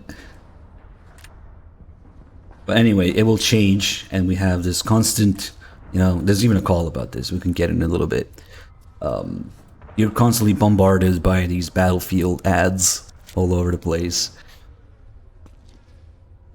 And there should be a call about it, but we might not be able to get it yet. Let me see.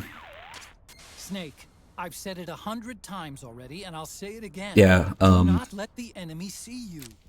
Wolf If the enemy something. catches sight of you, they'll dispatch reinforcements to your location.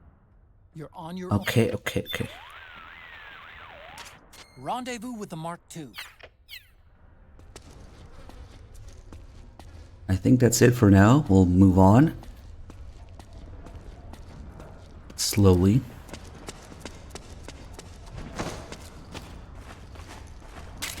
And put on some music. I don't have a whole lot of these. And the thing with the DLC for MGS4 is you can't really get it anymore. I have to check again. Of course, Konami took down the servers, which means you can't download the camos and the music anymore. But then, you know, some good people, the same people who brought back MGO2, actually had some private servers where you can change your console's DNS and download it from there. But recently, that's been down too. So I'm not sure. Last I checked a couple months ago, it was not available. So I'm not sure if it's back now. I think I do have a PS3 with all the stuff. I think my other like backwards compatible PS3 has all the game data, because these are not stored in your save file. They're stored in your game installation data. Well, I think these are mostly the ones that you can find naturally in the game, and then there's a whole bunch of others that you can download. But like I said, they're not available now. It is cool that it controls like an actual iPod, you know, with the right stick, controlling the whatever input device is on the iPod, and then click it.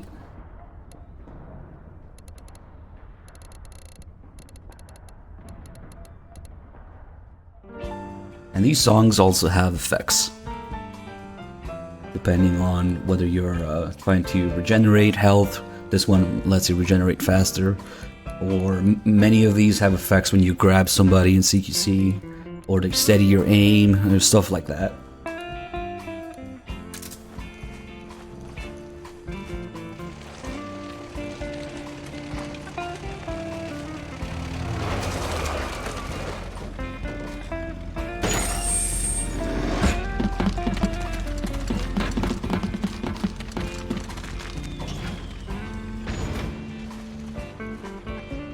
The camo.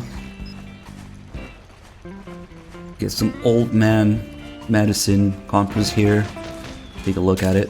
Avoid unnecessary combat whenever possible. In this war, neither side is your enemy. There's no point whatsoever in you getting into a fight. Got it? Yes, Otacon, I want you nagging in my ear all the time.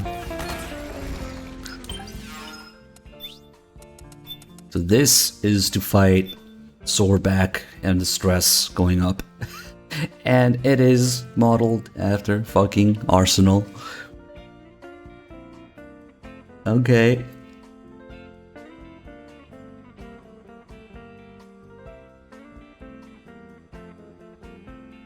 J.E.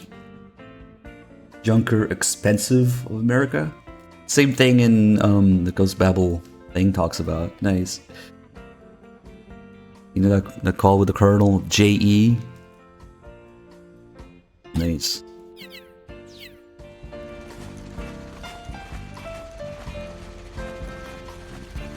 I'm just gonna roll here. Guy noticed me, but get away.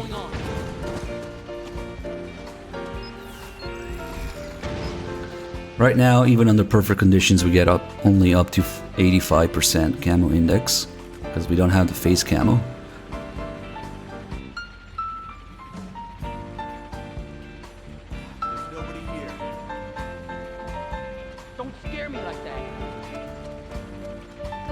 And also the sunlight will affect your camo index. Now we're down to 83 because I stepped into the sunlight a little bit. You only get 85 with a good camo in the shade. So as I get into the sunlight, it will go down 83, 80, 78, 65. So the sunlight will take 10% away once you're completely in it. So now we only get 75.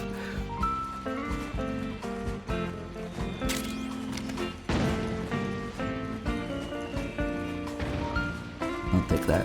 Or not. Oh, the guy got wrecked instantly. Sometimes you see this guy die in front of you here. I think it depends on how quickly you get here.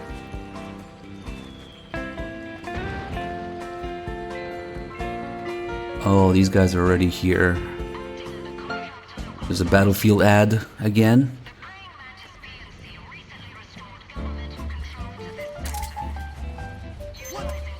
Oh shit, the guy in the front saw me.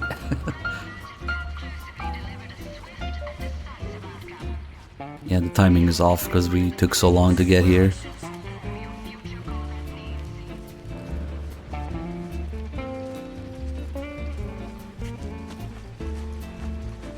I think actually we might be able to get 90% here somewhere. Maybe the carpet does it.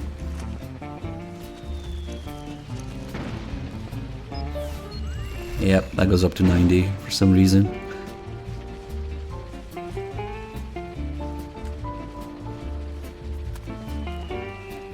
Just humping the floor.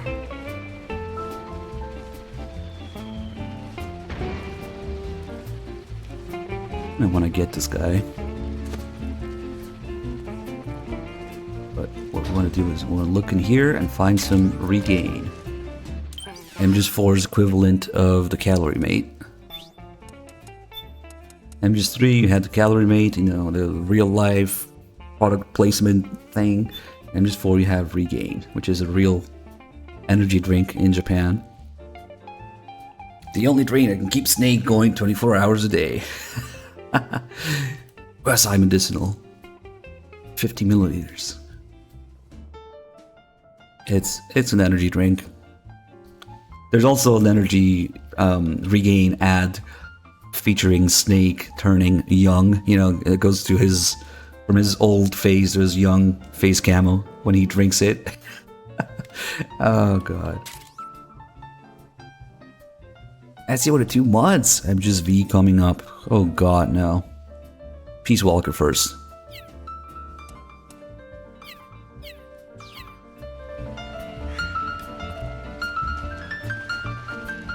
I don't really want to mess with these guys right now.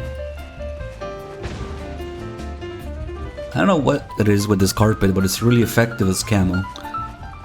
Not only goes to 90, but it also doesn't go down when you're moving. Because moving takes another like 10% away usually. 75, 85. It's just a really good camo carpet.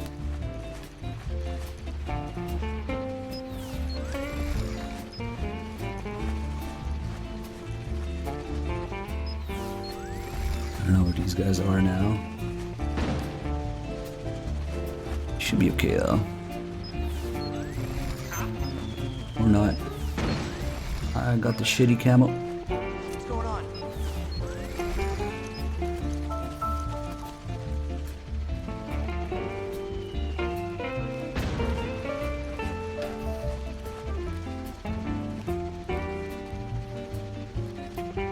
Nope. I guess we won't really mess with them until I get my equipment. Don't do that. By now we should have the Battlefield ads call available. Because of the little ad that played in the background earlier. I think that's what unlocks it. Otacon, seriously, what's with all these ads? Oh, you mean Battlefield ads? Battlefield ads? Is that what they're called? On the street anyway. It's what people are calling any ad having to do with the war economy. Privatizing the military has inevitably created intense competition for market share among PMCs and defense industries. Everybody wants to expand their market, get a bigger piece of the pie, so they're churning out truckloads of ads, exactly like the ones we see every day. But war's not something you can just write off. It may seem that way, but the war economy is an enormous driving force in the world today. There are people whose livelihoods depend on those ads. Same goes for internet ads, TV commercials. The world's gone mad, and us with it. I know, but that's reality. The irony of streaming this on Twitch. There are people whose livelihoods depend on those ads, you know? The world has gone mad, and us with it. Yep.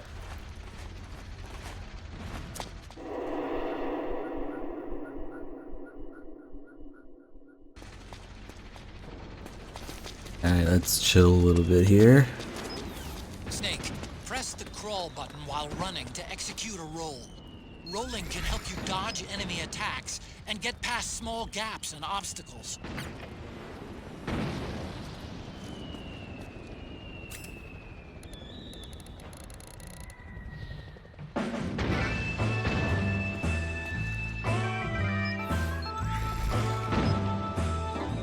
I'm basically invisible. I don't know what. Oh. I don't know if there's some sort of gunfight or fireworks going on. It's a little early for 4th of July fireworks. I don't know. Seriously, that guy noticed me? Okay.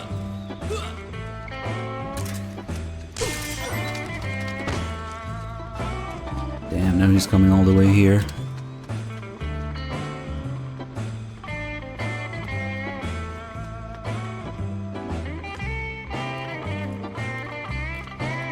The enemy's here!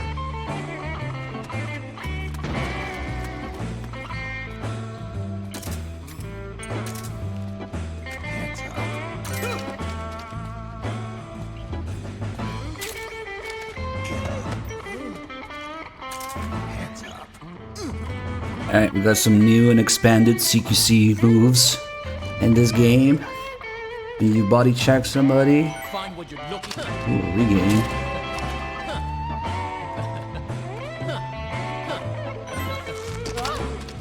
That's a new and improved CQC move.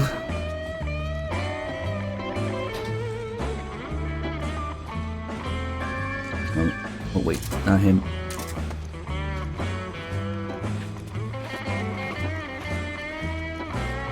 Stuff him in the locker, I guess, so he never wakes up. We can also search people while they're down, of course. Gonna take it or what? That doesn't end in a ball squeeze, though. since they're already harmless.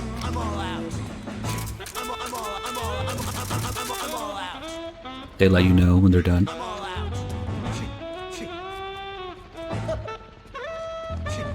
It tickles.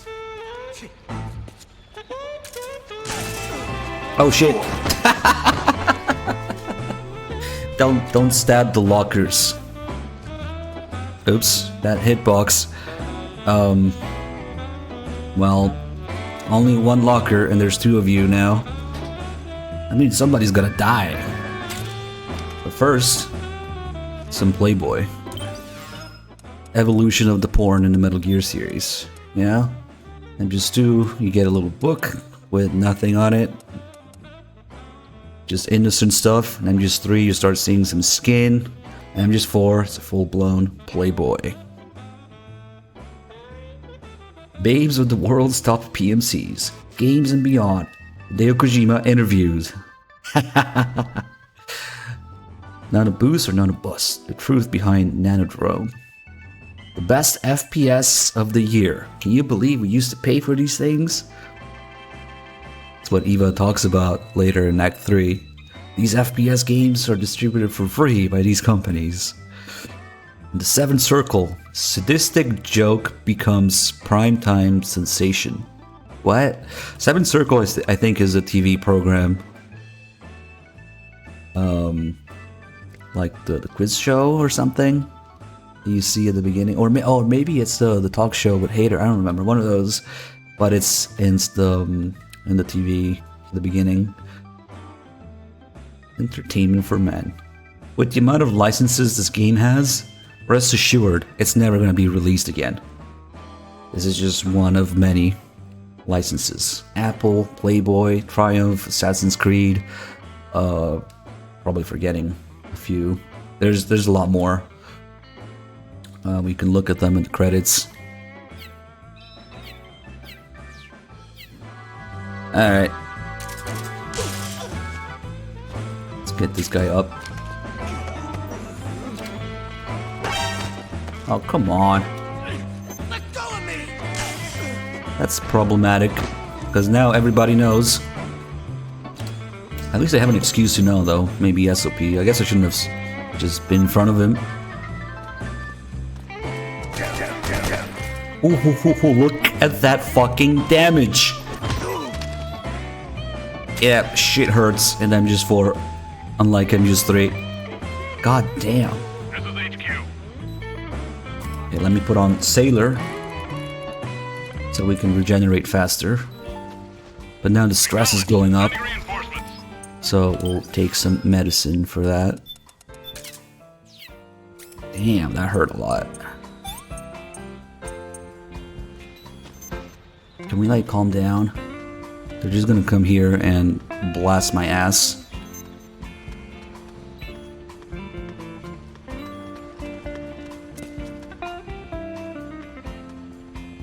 Ah, what a mess.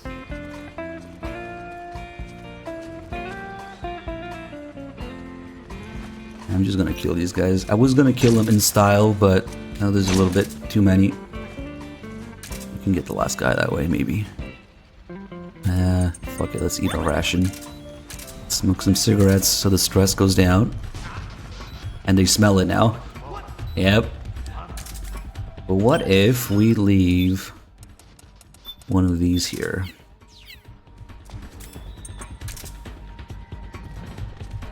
They might just find this guy first, though. Oh god, there's more than one. Yeah, we're kind of screwed right now. Come on, let's take a look. It's the enemy. God damn it. I was gonna zap him. Oh, holy shit, hello. We're kind of screwed. We're really screwed. Oof. Holy fuck, that ate through all my rations. Also, since we're on highest difficulty, these guys take like 3 headshots to die. So, which ammo you use, which weapon, and the penetration of the round actually matters. If you use like a shitty low penetration, each gun has its stats. So, ooh. God damn it. So right now we only have the AK, which does not penetrate in one hit. Later we'll want to use something like the P90 or the MP7 or the Tranquilizer or like the SVD. That stuff kills in one hit. Got a little bit of a pickle here, but I do want to try and get myself out of it if I can. It's always more fun than just dying, yeah? Dealing with it. We good? Let's listen to some Sailor, because that just ate through all my rations. See how the health speeds up as soon as we start listening to Sailor. If I pause it, it's slower. So that's pretty useful. Do we have one guy left alive or two?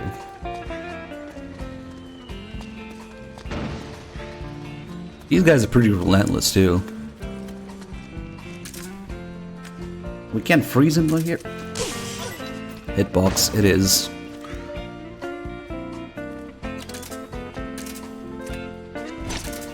I need one volunteer.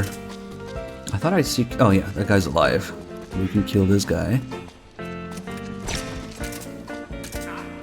Oh, he noticed me, which means he's gonna. Oh, he noticed the body. Okay. Oh, let's see if we can drop on him. Not now.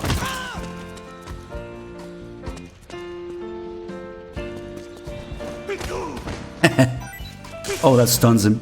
Perfect. Everybody is nicely piled up. Understood. The state of alert has been lifted. Resume position. They just had to fucking massacre everybody and eat all the rations. But here we are. So what I was gonna do is a new and improved CQC move.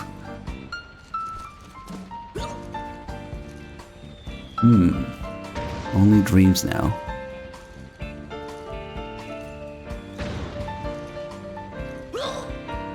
So that stuns him, and if you keep doing it after he's stunned,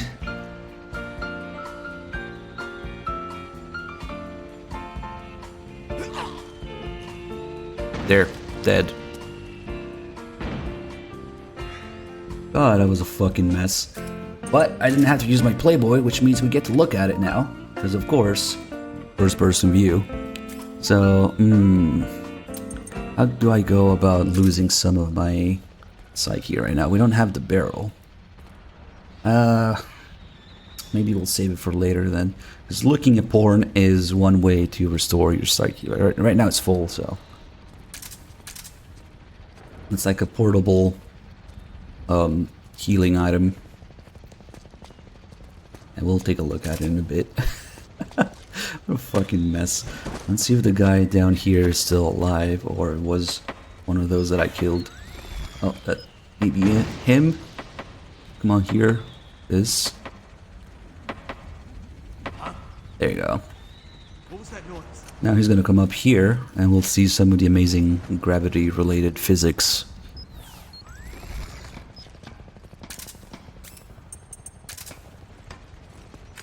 Hands up.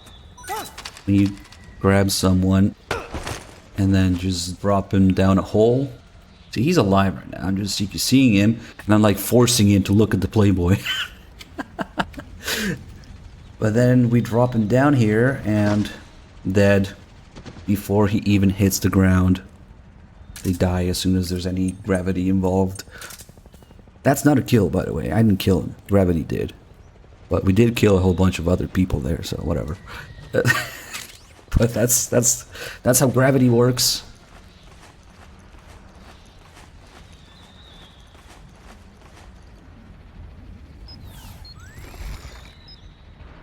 Apparently that's the camel for this. Okay.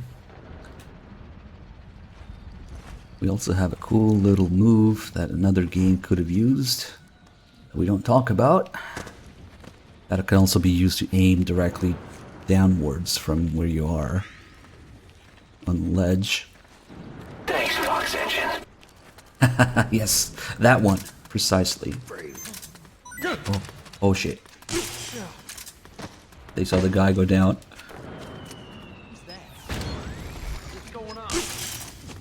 Let's leave. Fuck it, I'll just run for it. Ah, nope, cutscene, sorry.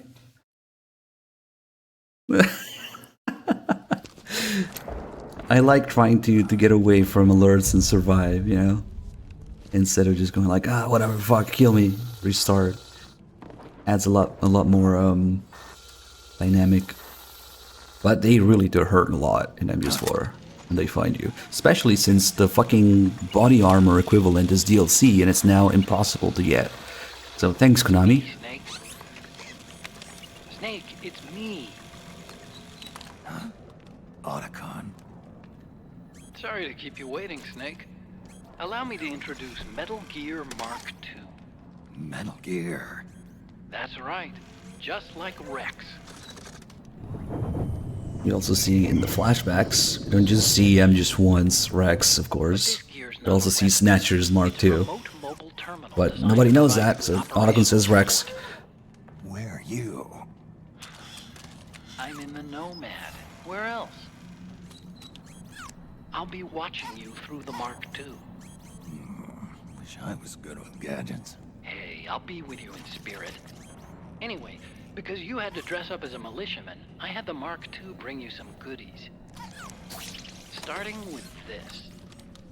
Put it on your left eye. Looks like an eye patch. I call it the Solid Eye. It's an all-purpose goggle that displays radar images and other data in 3D. You can also switch it over to light-amplifying night vision.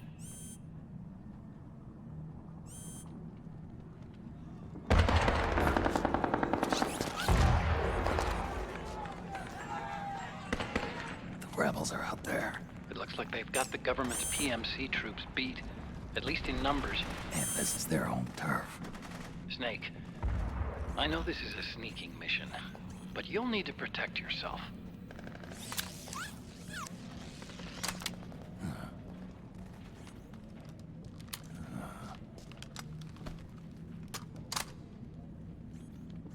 An operator. I installed a suppressor. And here's a tranquilizer gun.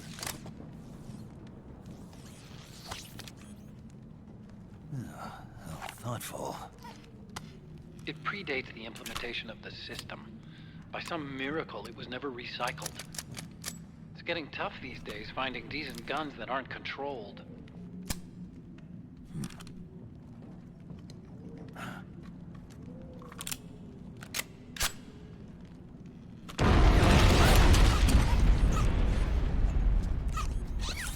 You coming?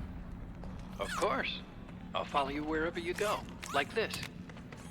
I'll activate stealth so it doesn't attract any attention. If you need it, just bring up the start button menu. Got it. Snake, the informants who said they saw liquid here should be a little further up. Head for the rendezvous point. I've placed a mark on the radar in the upper right corner of the Solid Eye. It's a war zone out there. Stay on your toes. Yeah, Snake, here's a $3,500 plus 1911. If you want to LARP as Solid Snake, you gotta spend a lot of money to get that exact operator, 1911. Of course, you can do what most people do and just pretend that it doesn't make a difference, but then it will always bother you that you don't have the exact one, you know?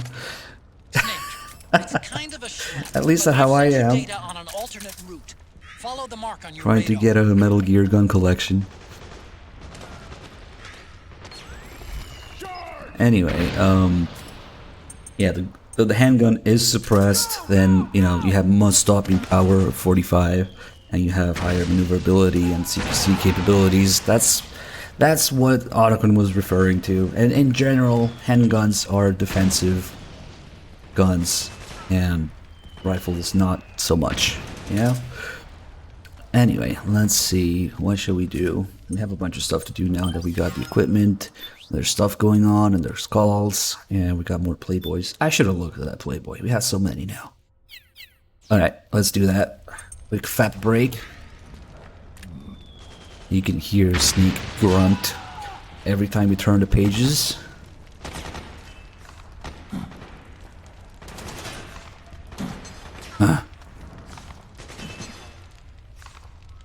And each of these would restore a set amount of psyche if we didn't have full bar already.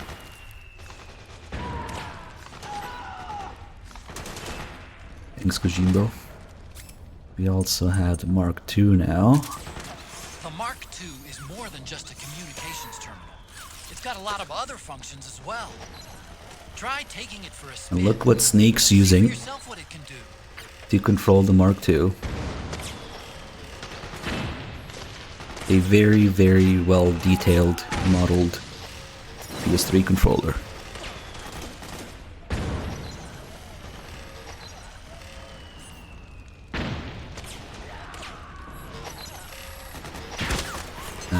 Not the best light here. Let's take a look at it here, maybe.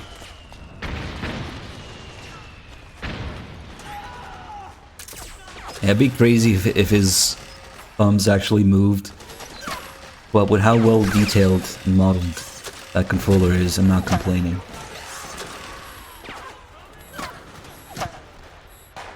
Like even the little mini USB, you can see the DualShock and 6 axis riding on it. Let's see. We can get a good camera angle here. Oh yeah, look at it.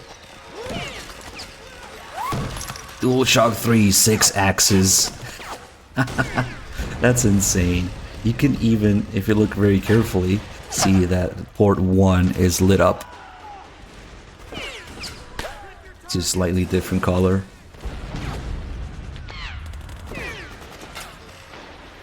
I bet the label underneath also has something. That's really hard to see.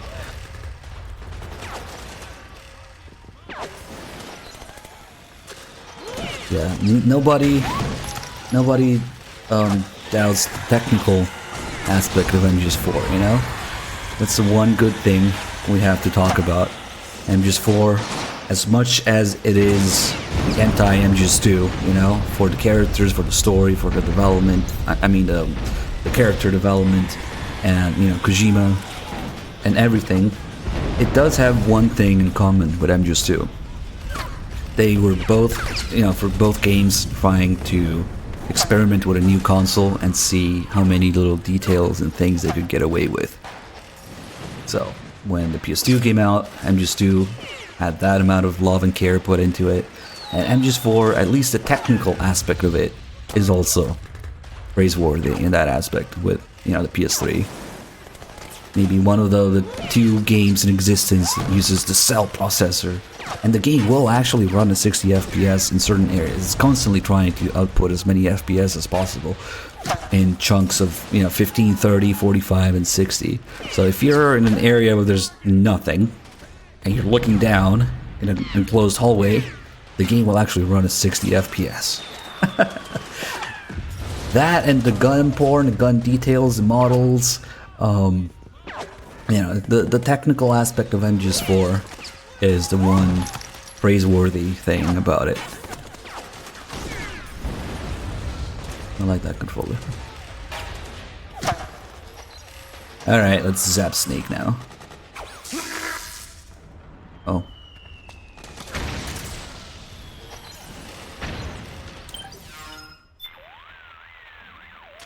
Snake, you've got to rendezvous with our informants.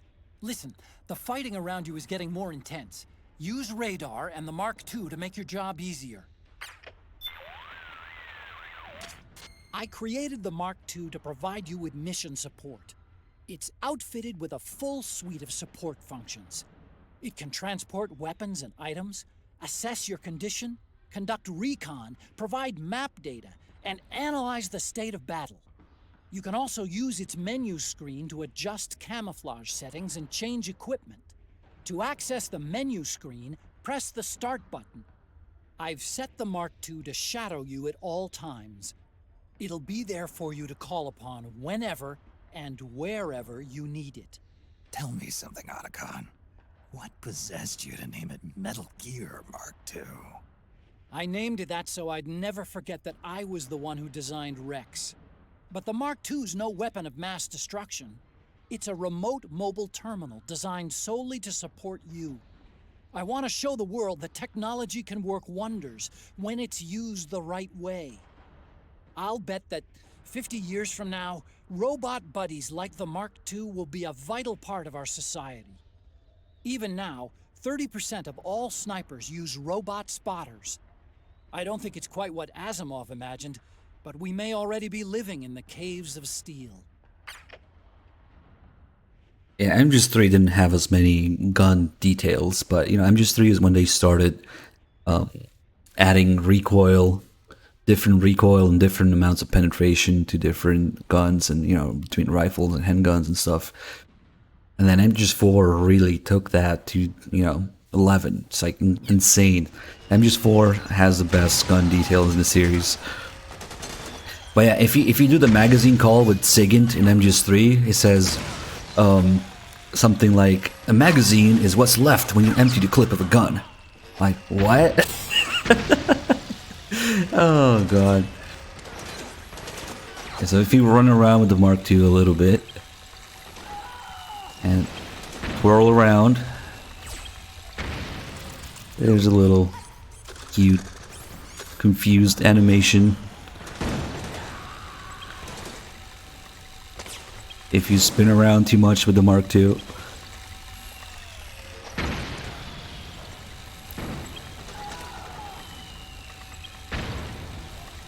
We can get it again. Nope. I wonder, does it only happen once?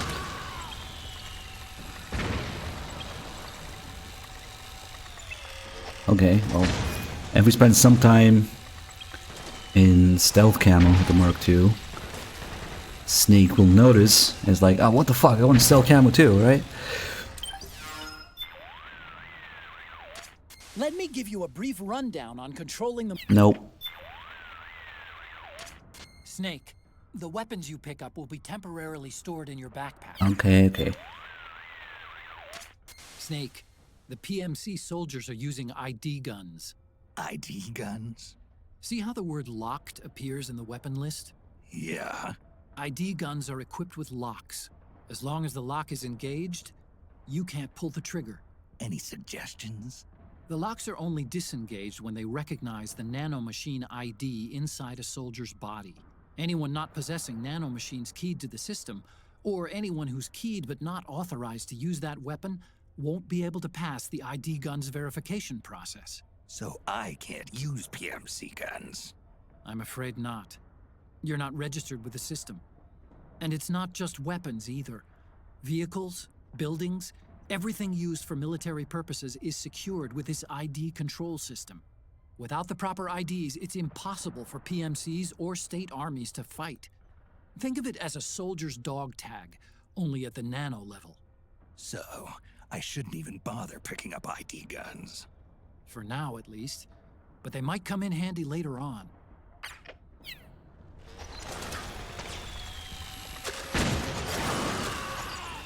Did the building already go down? Damn. We should have run out instantly and... Oh, there is a call about the building going down, but it already happened. I guess I could get a continue. And see it happen again. I need to remember about this, like, as soon as the gameplay starts here, we should run out and look at the building collapse. Snake can take 3 fucking RPGs before he dies. But the enemies will fucking destroy you with their guns, okay. Whee! Snake! Respond! Snake!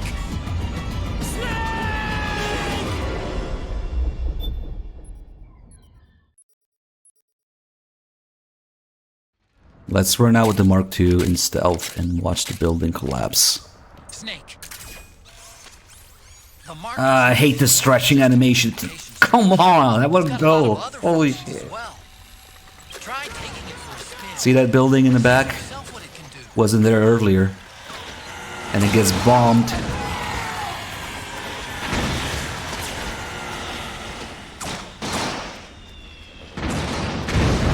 Boom.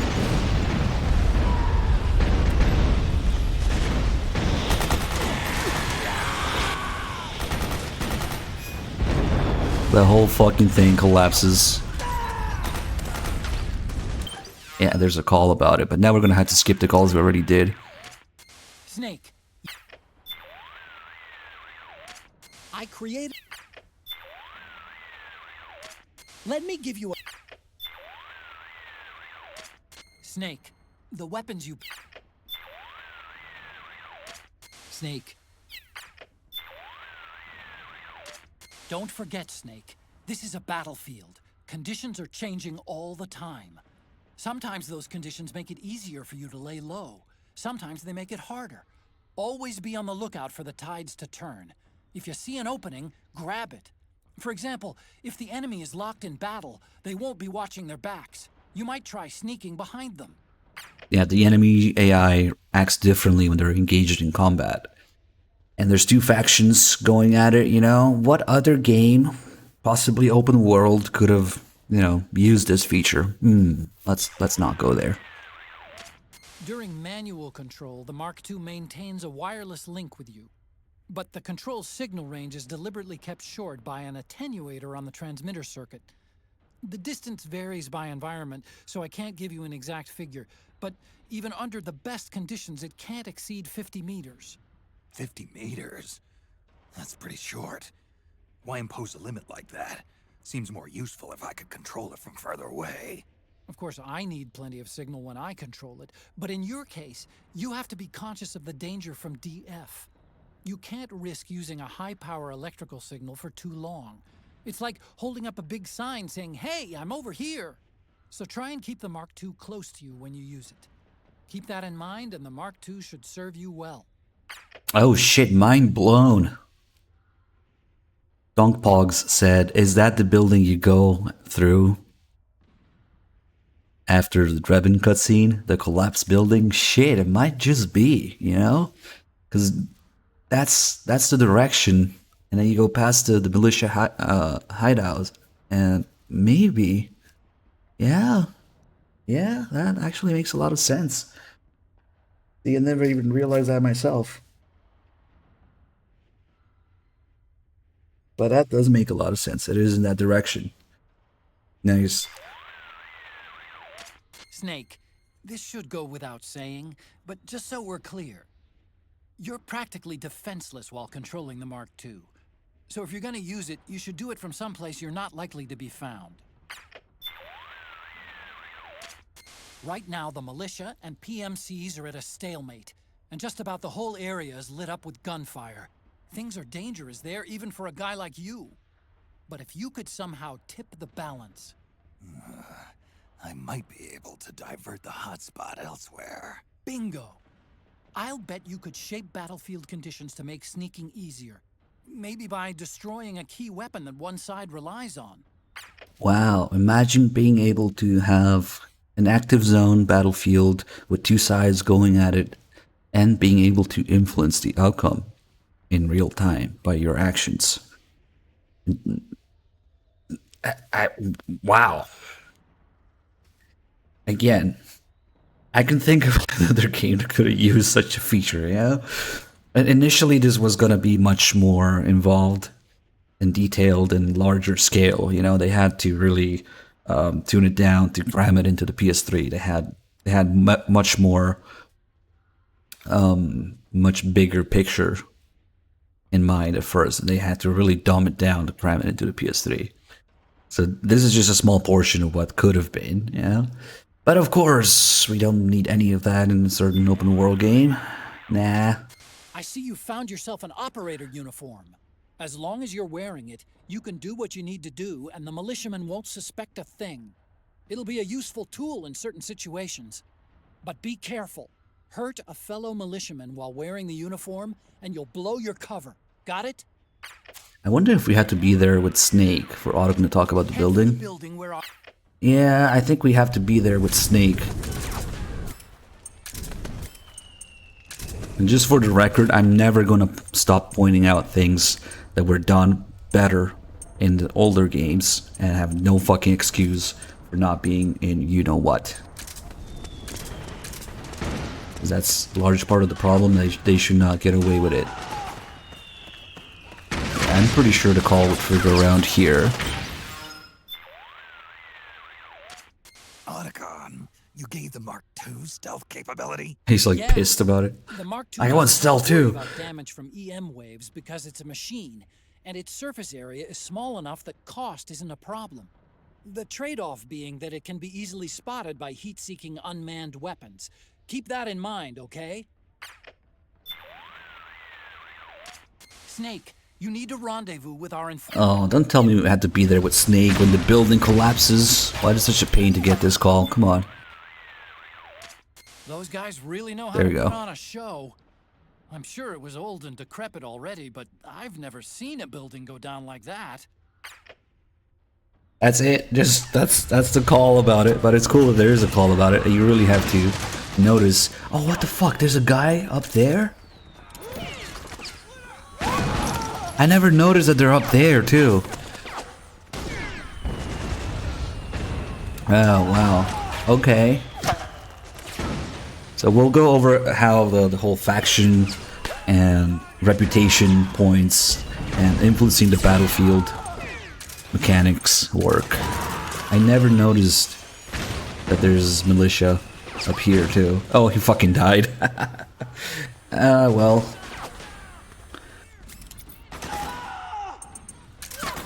So right now they're just endlessly respawning. These militia guys, they really suck. They cannot kill the PMCs. So they just keep fucking dying and dying and dying over and over and respawning from their safe house. We can take a look at it here. Except right now, I think they're hostile. Oh, I forgot. That's scripted when you get here. But I'm pretty sure they don't like me right now. Because if we look at them with the solid eye... maybe not through the window. Oh, there you go. See how his name is red? How does it show up? Can you please have it show up again? Okay. So their names are red right now, which means they will alert and attack me if they see me. But if we start taking down some PMCs, they will magically know that it was me. Don't worry about how. Let's just get these three guys for now.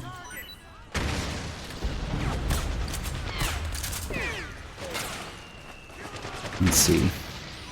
Now, see, the name is not red now, it's yellow. That's like neutral. But like I was saying, the AI changes when they're engaged in battle. In regular sneaking, if they're neutral, they will stop you and investigate you. Oh, look at this guy foaming at the mouth. But during battle, when they're neutral, they acknowledge you and rip. They will ask for help. They're like, help me out, okay? When they notice you.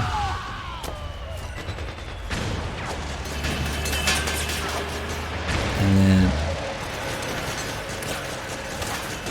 these guys will never be able to take these PMCs down. Got my back? If I don't help them. So they just suck. They just keep fucking dying and respawning endlessly. That's what Otacon was talking about. Oh, this is a guy who was foaming at the mouth. He woke up and came back with no weapon. I wish we could give him a weapon. What a brave soul.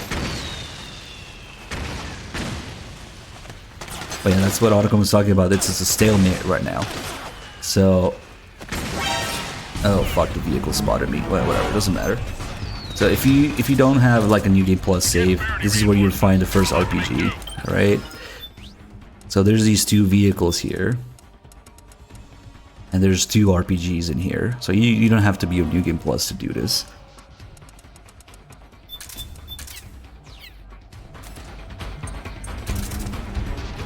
We can get behind these guys here.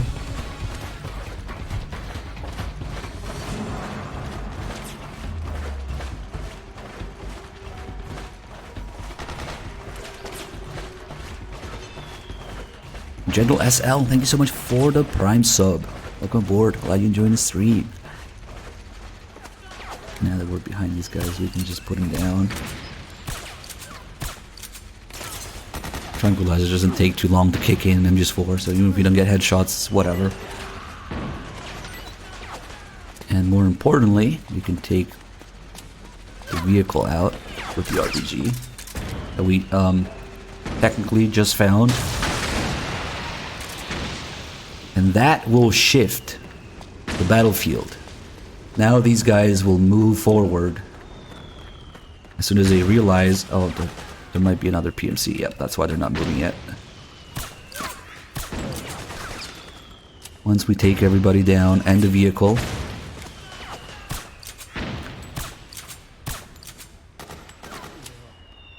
they will advance. Come on, you losers. Let's go. There's a guy with no gun.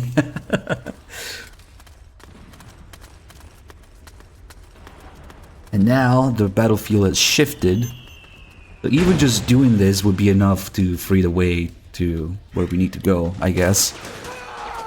But now everything is shifted and the stalemate is now here. So now they will keep dying, respawning, and going here. And the PMCs will spawn or stay there. But we got another like stalemate point that we can influence.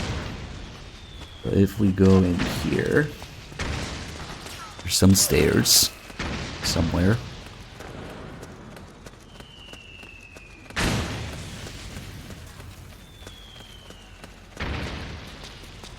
And this is really unique to this location. I don't think this is used anywhere else in the game, but there's this balancing thing on the wooden beam. Okay. And this is where you would find your other RPG on a new save. So, from here, while balancing, because Snake's just that good, we can hit the other vehicle. That's the final shifting factor for the battlefield. So, yay! We did it! Yes, you guys did it. Totally. And now, I'm pretty sure that they really love me. So their names are going to be blue. So you have this sort of like reputation system where they can be hostile, neutral, or friendly. So now we took over the entire area. We did it! And these guys really like me now. I can even punch them in the face. What are you trying to do? And they won't really attack me. Damn it! It is taking a little bit of those reputation points away though. If I do it too many times, it will go down to neutral, and then if you do it again too many times, it will go down to hostile again. But now everything's calmed down. They took over the area, and we can fuck around a little bit. No more PMCs. So naturally, we gotta do this. The greatest hiding spot in the game. Just pretend that you're a statue and grab the dick. This would actually work if there are guards around, but if you fap the guy too many times, oh, the dick falls off. And this will get you caught if there's guards around. But anyway, his dick fell off, so there it is. Let's play with it. I'm playing with a statue's dick.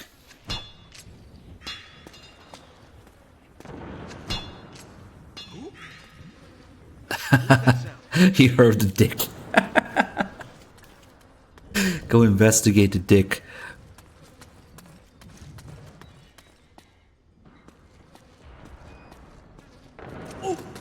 Oops. You're a friendly?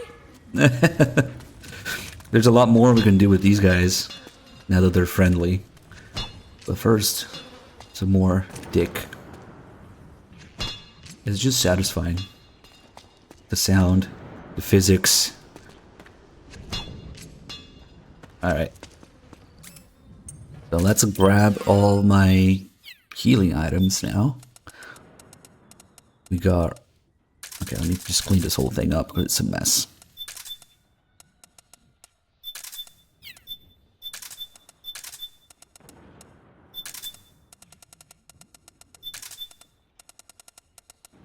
Rations, noodles, and regain. You have 3 healing items, and on extreme difficulty you can carry 3 of each for a total of 9. It goes all the way up to like 10 on easy, so like you can carry 30 healing items, technically. We have Hida-chan noodles. Hida-chan's thick, juicy noodles. And I already saw the regain. I only have 1 noodles right now, but whatever. So now we can help these guys out. And this is how you get some of the iPod music. You can only get it this way. I give him a ration. Don't have to twist my arm. Thanks. He will give me something back. Not at first though. You have to give him quite a few before they start giving you shit back. Here. Don't have to twist my arm. Thanks. Here. Don't have to twist my arm. Thanks. God damn it. Come on. Here. Don't have to twist my arm. Thanks. Here. Don't have to twist my arm. Thanks. Yours. Oh, here we go. What's this? Oh, suppressor. It looked like a music item, but okay. I'm pretty sure I already have all the music you can get this way in this save. Here. Don't have to twist my arm. Thanks. Here, take it. It's just ammo and other stuff. But the best part... Well, this of course gives you more like reputation points or whatever. But the best part is doing this. Pretending that you're giving them something. Hey, get back here. What are you trying to do? Take it. Just what I... Ah, fuck, he got me. I was too slow. Okay, so before the item disappears. Here. Just. Nope. If I remove it from my inventory as he's about to take it, guess what? What the hell? You control them that way. And they each have like different lines about it.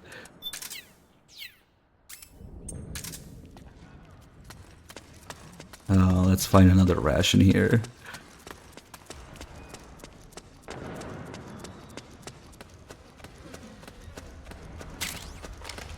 Yep, imagine playing a game that makes you go like, wow, the developers thought of this? Instead of a game that makes you go like, they had no fucking clue what they were doing. I wonder what that could be. I think this is the same guy, right? Ah, fuck it. I put the ration away. Okay. Just do this. Here.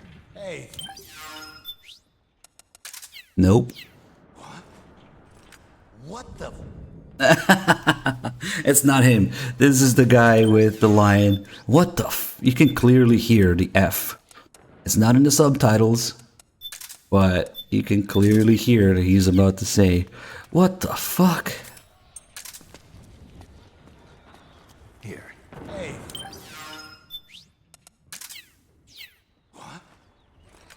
What the... No, not for real this time. Here. Hey,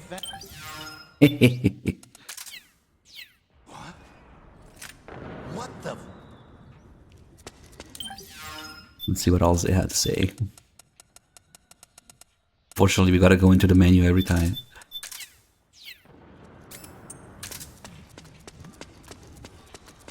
Let's find another volunteer.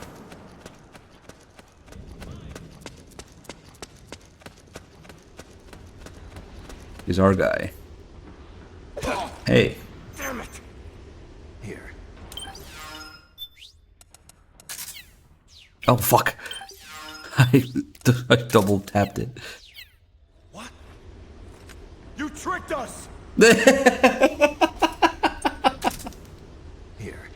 mine. It's mine now. No, asshole. Not with that attitude. You tricked us! Yeah, some of these guys will just go like, it's mine now. Yeah, let's actually give him one. Here. It's mine now. Here, take it. It's mine now. Holy shit, he just pulled a whole fucking RPG ammo box from his ass. Nice. Oh god, that's too good. That was worth a ration.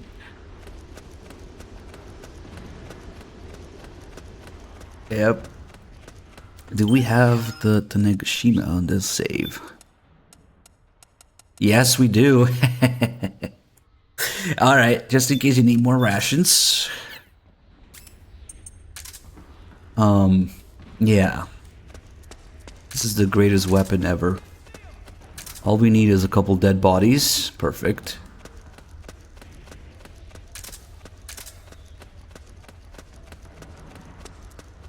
And we go to a big, wide open area like this. Look in the distance. And fire. And we'll get, what, a 30-25% chance of something happening. Ooh, first try.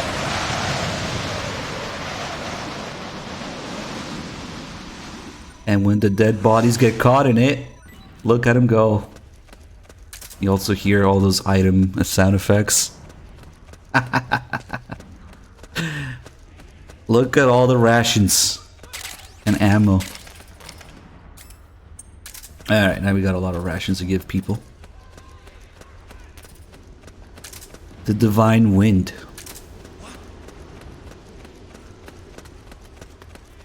Here. Don't have to twist my arm. Thanks. Here, take it.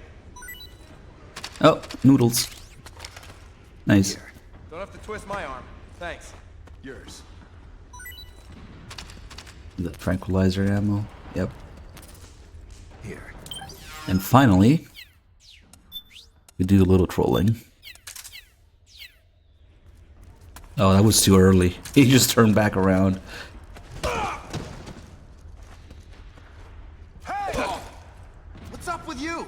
Here. It's mine. Oh, does his line change depending on... You tricked us! He didn't say that earlier, but since maybe I pissed him off a little bit, he started saying, it's mine now. Instead of, do I have to twist my arm? Thanks. Oh, it changes even within the same guy? Here. It's mine now. Hey. He literally just gave it back to me. They give you back the same thing sometimes. Okay. Why not? Wait, does it mean he likes me now? Here. It's mine now. Maybe not yet. He didn't even give me anything in return. Here. It's mine now. Here. It's mine now. He's just taking my shit now. I guess he has no items left. Oh, that was funny. Give him noodles. Here, noodles. I think, did everything disappear? Yeah. Let's see if we can get some more. Maybe. It doesn't matter. So another thing that we're going to mess with is the emotions. So, oh, let's do the call about it actually. The solid eye readings. The device you're wearing over your left eye is the solid eye. 3D glasses, huh? I remember having a toy pair called Tobit Acid back when I was a kid. Tobit acid? Okay. Never heard of it. The solid eye is a multi-purpose goggle equipped with a variety of functions. It has the same night vision capabilities as ENVGs, as well as a monocular function. It can also display a wide range of data as called for by the situation at hand. It's capable of using visual cues to pull up target data on any soldiers or weapons within its field of vision. Say, for instance, the target is a soldier. The solid eye will display the soldier's physical and emotional state based on body temperature, heart rate, and even sweat secretion. You can toggle the solid eye's functions in the item window. So what he's actually talking about is, because it's not very obvious just by looking at it, but each reading in Solid Eye, when you look at people with it, it tells you the distance, their weapon, their health, their psych, and their affiliation, but it also has little square. This guy's orange little square to the side of it. And depending on how filled those little squares are of color, like this guy is not completely filled yet, but we can see that if we look here, it's rage. So each soldier is naturally predisposed to one of these emotions. But even if you don't shoot them with emotion rounds, they already have one of them to just innately to them. And this goes up the more they are engaged in battle. So every time they get hit, every time they get shot, every time you grab them or stab them or whatever, this will go up. We can actually make it go up harmlessly by just grabbing him with CQC. Like if I grab him a little bit, he should have more color to it. Yep, there you go. Now he has more color to it. It's still missing like the very top right. But as soon as I fill that up, it's gonna change into the actual rage icon. And now he starts raging. Except there's nothing to rage about right now, so he's just gonna pass out.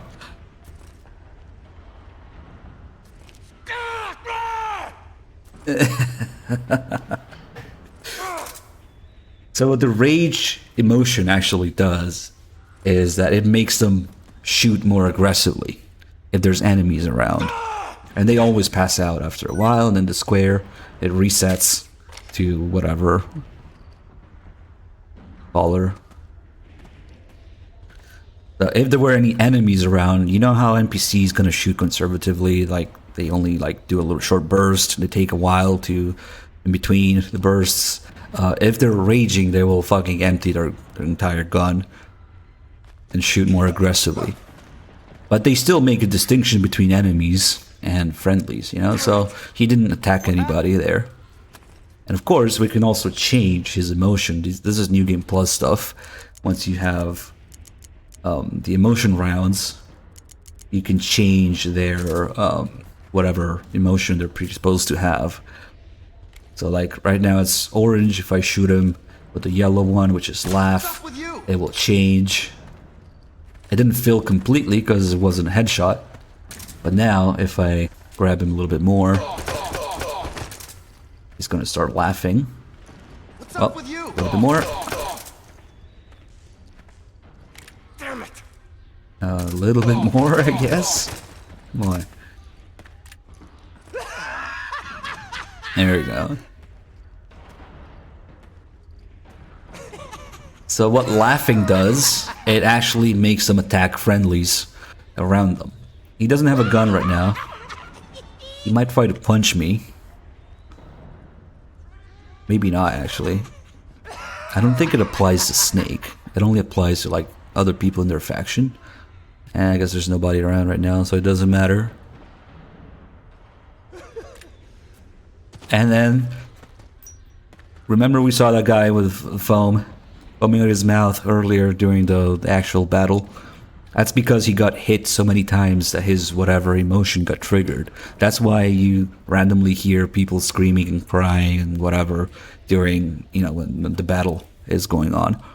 And then they pass out and then they start foaming at the mouth. Let's find, because of course, the best use of laugh is to make them shoot each other. Because that's the effect of laughing. It makes them attack friendlies in between the laughs. It's you. So we need like 2 guys or something. Okay. You come with me now.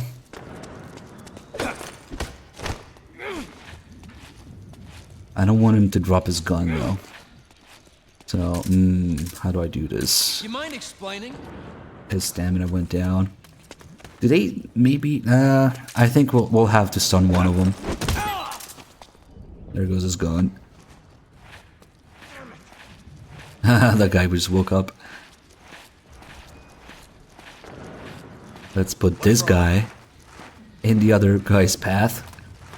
Don't worry, he's with me. He had a little bit too much to drink. God damn it, they're trying to wake him up even though I'm dragging him around. Is he gonna wake up? He did wake up. Oh my god, I didn't know about this. His stars disappeared. He's awake, but I'm dragging him as if he wasn't awake right now. Oh, I didn't know you could do that. Nice. Okay, so he's awake now. Yep, and he even dropped some Playboy. Okay, so if I shoot this guy with laugh. Get back here, you asshole. God damn it. We need a target. Here you go. You mind explaining? Oh shit. Oh fuck. No. Ah, damn it. That was too good. I didn't know you could do that. And now he's gonna pass out. Damn. We need this guy to be awake. Does he pick his gun back up? I'm actually not sure.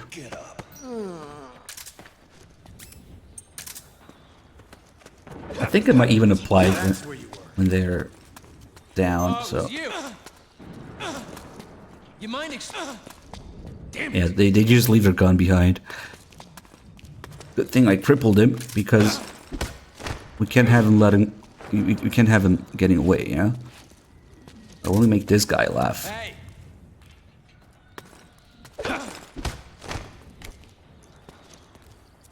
You mind explaining? Come on, go at it.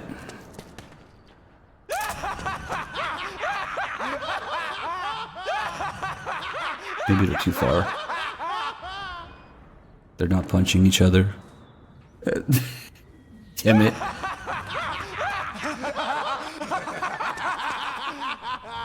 Well, there's a much better spot to have them kill each other later in the game, I guess. Because right now it's kinda not working. Well. And then crying and screaming, they're actually interesting because they're the only two emotions that actually disable enemies. They make them harmless. Because laughing and crying and laughing and raging, they can still shoot, right? And do stuff before they pass out. But crying and screaming actually completely disables them. So, like, you also have emotion grenades, smoke grenades that you can use. Or like, say you run out of regular tranquilizer, you can use these to put people down for good. So we'll have some crying here.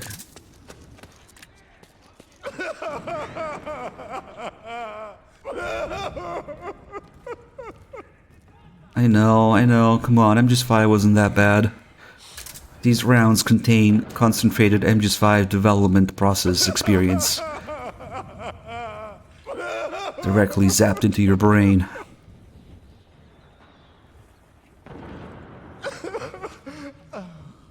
That's me every night, thinking about it.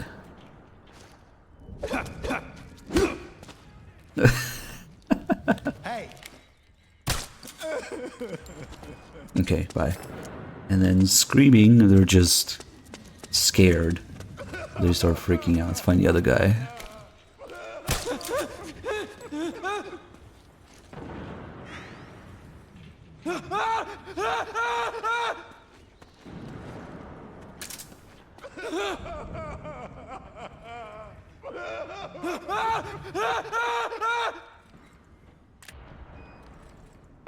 So yeah, they do nothing and they just pass out.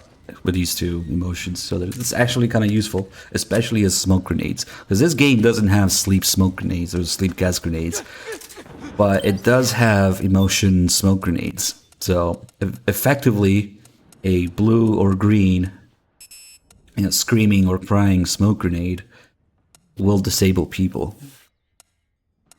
But yeah, you got these are New Game Plus smoke grenades and emotion rounds for the tranquilizer. Do we have? Yep, the Mozino Gant has the same thing as well. You can carry a whole lot of ammo. That's useful because regular like anesthetic rounds cannot be bought on highest difficulty.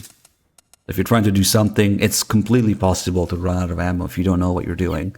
If you're trying to do like a big boss run or something your first time. So these can actually be useful. If you know where the ammo is and how to use it sparingly, then you'll never have that problem. But it's perfectly possible to run out of ammo if you don't know what you're doing at first.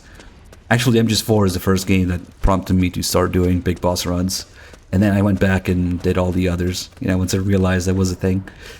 Alright, so that was all the faction and emotion features, and Solid Eye stuff, and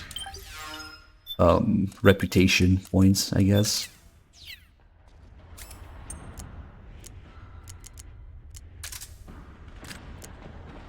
Oh, he's already ready to laugh. That wasn't a headshot.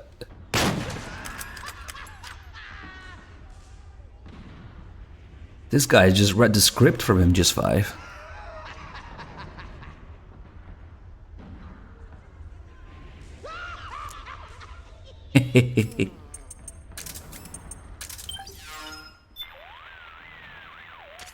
Snake, the Solid Eye's night vision mode can give you a clear view of footprints left behind by the enemy. Use this feature to help you determine their patrol routes more efficiently.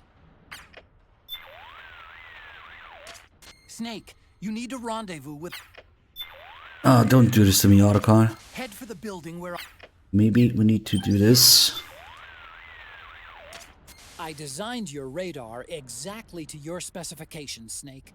The baseline map, shown in the upper right of the screen, shows a visual representation of what your senses tell you, including scents you're not even conscious of. It compiles and amplifies data on surrounding temperature, humidity, sounds, and smells. Think of it as a digital expression of the feel of your environment. The feel? You mean my close-range senses? The feels. That's one way of putting it, yeah. The stronger a feel is, the more vividly it shows up on the radar. But if you're somewhere with a high baseline, in the middle of a combat zone, say, or a panicking crowd, it's tougher to pick up that feel. Granted, you tend to stick out more when it's quiet around you, and it's easier to slip by unnoticed in a commotion, but it also makes you less alert to threats. Living organisms, such as soldiers and moving objects like unmanned weapons, give off strong feels, so they'll show up clearly on your radar. The radar also displays the strength of the ripples you yourself send out to others. The more you stick out, the bigger and brighter your radar presence will be. On the other hand, keeping quiet, staying still, and using octocamo to blend in with the environment makes your radar presence smaller, indicating that you're less likely to be detected by the enemy. The feels. So, what that actually translates into for gameplay, because the way they explain it is kind of weird. The feels. Let's grab something like a magazine, a grenade, or whatever else. So if we look at the Solid Eye, the radar, we have this little circle that it keeps changing size as I move around. That circle is basically the camo index. So if I go down, the circle will get smaller. And that basically tells you the range at which people will see you at that given camo index. If I stand up and remove the camo, we'll get bigger. And then of course you can see other people's feels, like Otacon was saying. Like, that tells me there's a guy there, right? Actually, well, we shouldn't have the face camo yet, but if you wear the face camo, going up to 99%, the circle will be really small, basically non-existent. And when I start moving, it gets a little bigger because it goes down to 90. You don't really need this. But the cool feature is the sound detection thing. Because like, it tells you where stuff is and how strong of a feel it gives off. What impact, sound, commotion, whatever you want to call it. Like if I throw a magazine that way, it will show up on the radar as a tiny little noise source. And then if we throw a grenade, it's gonna do both actually. When the grenade first lands, it's gonna be a tiny sound, and then of course the explosion is gonna be a big one. And you could even use these to, let's see if we can do it here. It might only work when there's PMCs around, maybe. You can use these to get like a camo index boost. When there's explosions and shit going around, the camo index will turn blue, and you get like an extra 10%. I don't think it's gonna work now though. You can cause it yourself by shooting or like having explosions or shooting unsuppressed weapons to create commotion for your own camo index. But that's more in those zones where there's active battles going on, which unfortunately we don't get a whole lot of, and they really have to dumb down what their original ideas are, but it's still interesting. Oh, oops, they noticed that.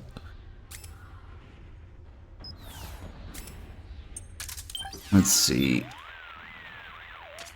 The militia fighting against praying mantis are mercenaries belonging to a small-scale local PMC. Most of them are from around here, but it was more than ethnic ties that motivated them to pick up their guns.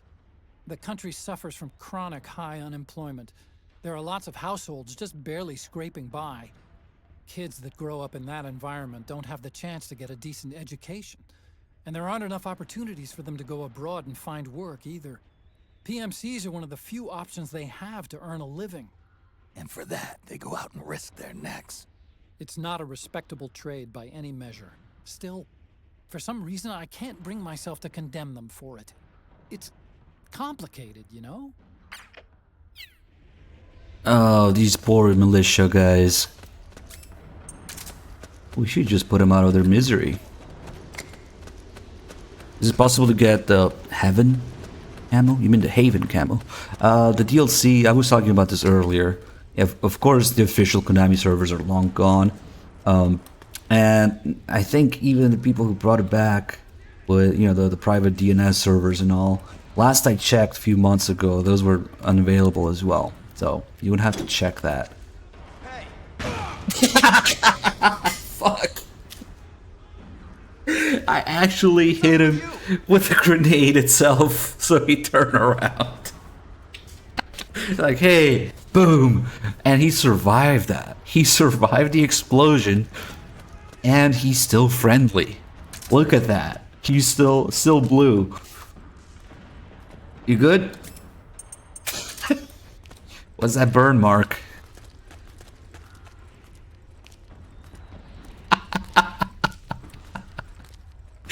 I guess maybe there's no cap to how much they can like you, like the reputation. And since I gave him a lot of shit, I can get away with things like fucking blowing them up with an explosion. You can even like kill them in front of each other, in front of another guy, and like they'll be okay with it if you have enough reputation. He was more bothered by the grenade hitting him than the explosion. What a Chad, I know.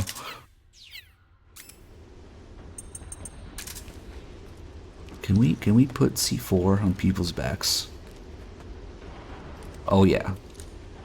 I always forget about this because it's different online. The process to put people's C4 on people's backs online, you have to grab them CQC first. Well, you carry that around, okay? I'll be back.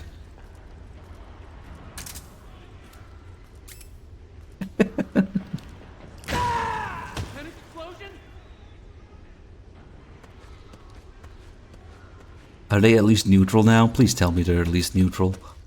If they're still like blue, that's... oh, okay, they're neutral now.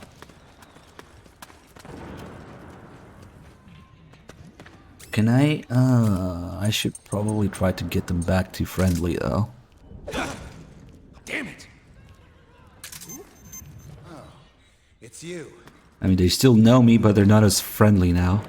So now once we go to their safe house, they're gonna stop me and investigate me. Which is a little annoying.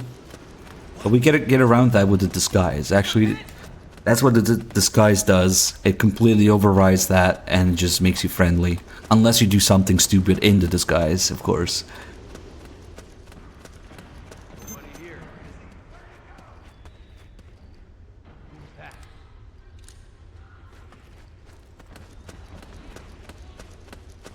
You hold that.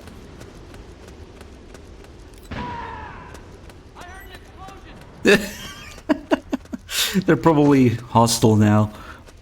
Let's check. And let me see if there's any more calls here, because once we go down there, the calls will be gone. During the Cold War, Yep. this region was the site of irregular proxy wars fought between the two superpowers. Now that it's over, the ethnic conflicts that were simmering beneath the surface have erupted into full-scale civil wars. Even today, the political situation is fragile. The land and its people have been ravaged and exhausted by years of constant warfare. With food scarce and the economy near collapse, the country's barely being kept afloat by aid from developed nations. And despite all that, the current regime is still hiring PMCs to put down the anti-government militia, or terrorists as they call them. I know security's a big issue, but come on. If you've got the money to buy bullets, you should be using it to buy your people bread. That's how a lot of people would put it, yes. Makes sense to me. And the corpse cam is not DLC. You unlock it by dying like what, 50 times or something. If you get 50 continues, it's one of the emblems. Notice I the think. camouflage option on the Mark II's menu. Head for the building. Snake, you need to... I think this might be it for the calls. Finally, Snake, you... give it one last attempt. Snake, Okay, that's it. Snake.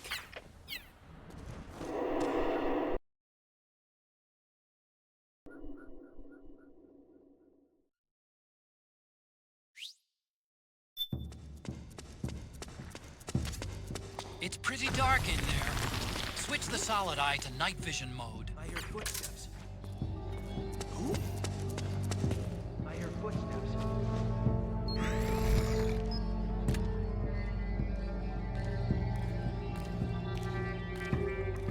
Oh shit, it is red now. Shit. Okay, so I did kind of bomb a couple of them, so now they don't like me anymore. Can't blame them, but... Get up. Hands up. Oh, you know what I want to try? That I always say I would try an MGS4 because I'm just doing 3 have it. And for some reason I never fucking end up doing an MGS4. Maybe because of the way the ammo and weapon stuff works. Let's hold up a guy with an empty gun in MGS4. Finally. Now, how to empty gun. This one doesn't have a whole lot of ammo. Shit, I forgot that it fucking ricocheted. Sorry, dude. God damn it, I forgot. This is the ricochet gun. Oh, well. We'll go for the next guy. Oops. The race gun. Chapter 2, race. Yeah, it's a tricked out 2011. Ooh, an MGS4 Snake does not drop the slide after unequipping gun. Damn, you can see the fucking follower in the magazine. Look at that shit. The follower through the ejection port. Nice. fucking MG4 gun details, dude. Anyway, let's find a new victim, I suppose.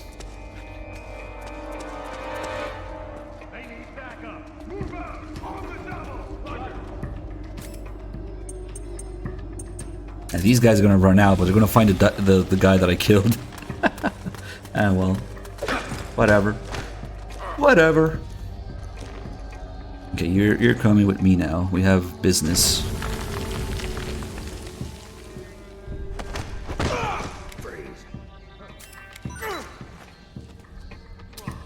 Ooh! Yes, they do react. Of course they react. Hands up. Every game has fucking holdups. With an empty gun, they will react. Just like an MG3, they get up.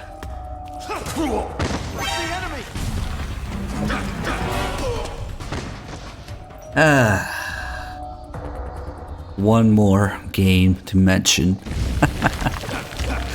when talking about this.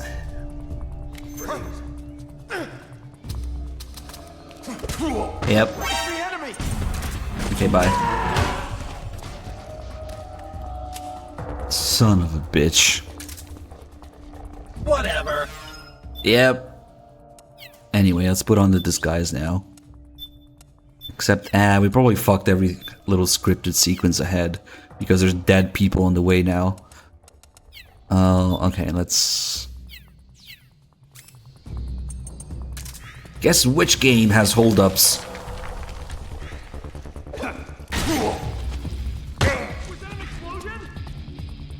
And the guards don't react. Yep. Come in, Snake. What happened? Snake? Snake! Alright, let's do it somewhat properly, because there's a bunch of little scripted sequences and dialogues in this area.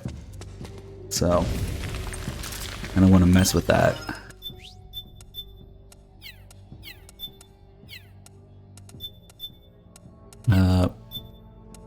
God. Okay.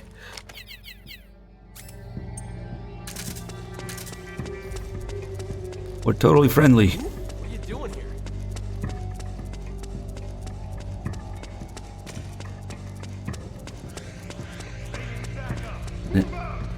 And even with the disguise, I don't want them to notice me because they do acknowledge my presence, and that interrupts whatever scripted thing they're supposed to be doing. So that's a little annoying if you want everything to play out here.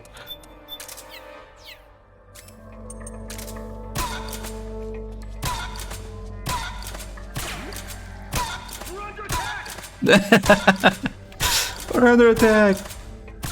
Oh, there it goes.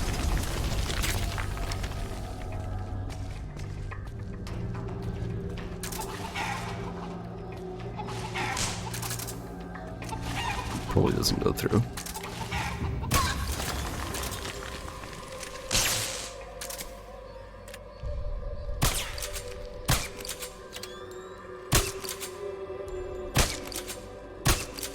Rat OD. Hey,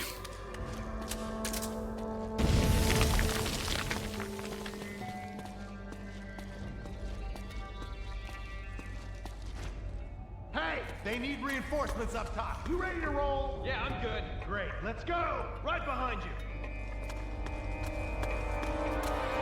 This is a conversation that's really easy to interrupt ahead.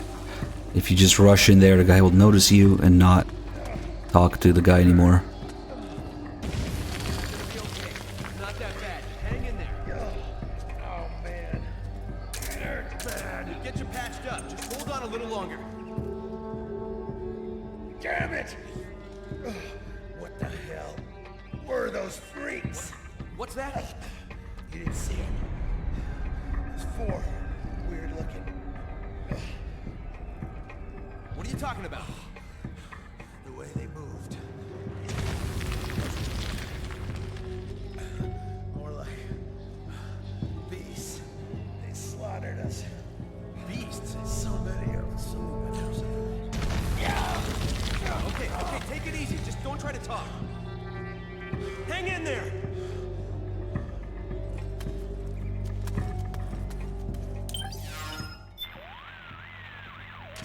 Snake, If you find the Should we make the game louder? Okay. head for the building where our informants are waiting. Your radar. I think to get the call about it, we need to listen to the second part of it. Head for the building. Yep.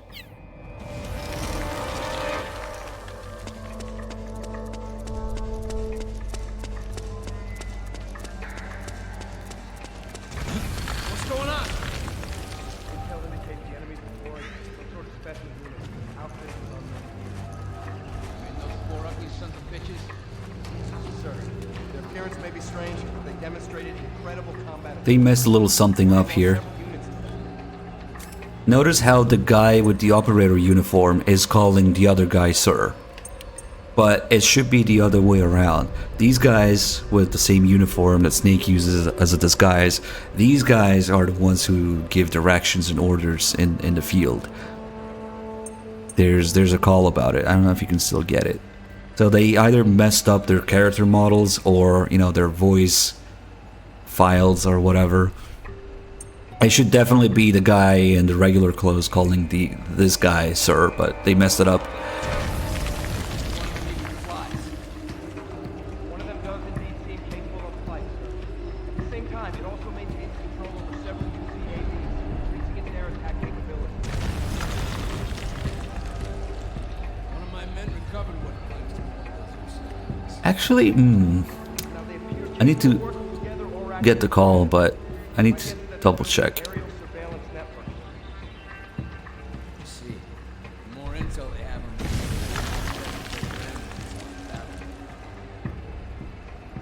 Exactly. You can tell by the way they're placing their snipers. They've got an edge. They must be getting full terrain data on the entire area.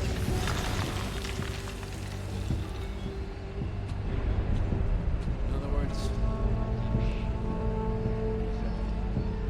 There is another way to look at it, because if I remember correctly from the call, these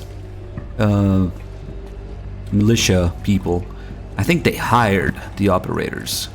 See how he's called an OP? So maybe because he's being hired, like that's his client, that's why he calls him sir, maybe. That could make sense as well. I don't know where we can get the call about it though. Otacon. Yeah, I heard it too. A special forces unit with advanced gear. Who are they? Some kind of mercenary hired by the PMCs? Anyway, if you do run into those guys, don't get caught off guard. And Snake, remember that guy said one of them has UCAVs under his control. Right. One of his men picked up some pieces. That must be what they had in front of them. Look the same as the one that bombed that building. They may be small, but they bite hard. You better be extra careful they don't see you.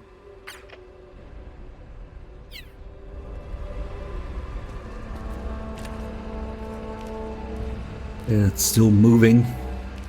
Little piece of the flying drone thing that Raging Raven uses.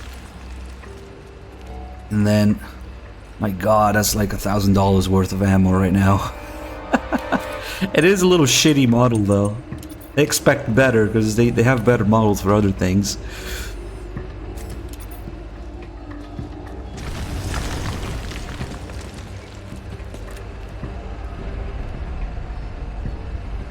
What are we seeing here? Oh, this is the layout of the area coming up.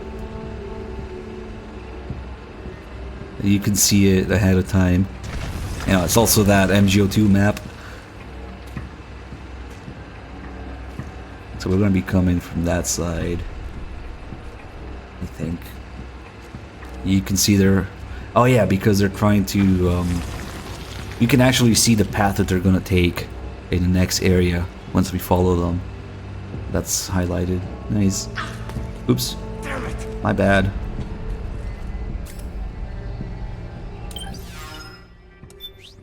Let's give him a little something. Oh, I don't have anything. I have a regain, I guess.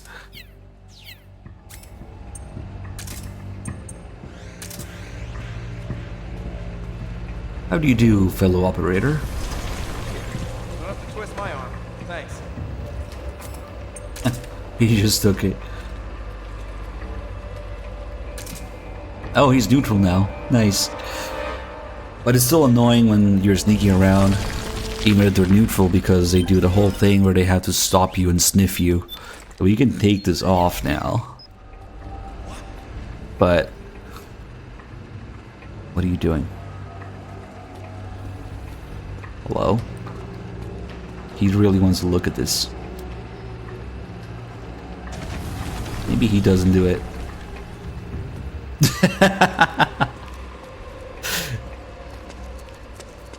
Maybe because he already saw me.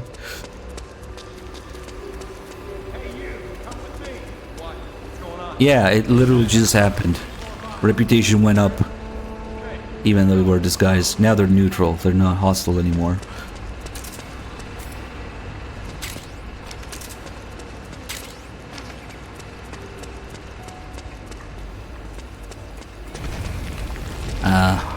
I do want to listen to this without getting noticed yet.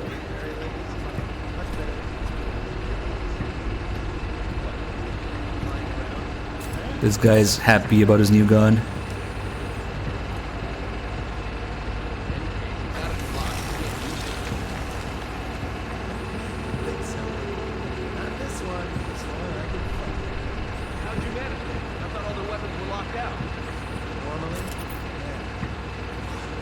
Ah, fuck, they noticed me.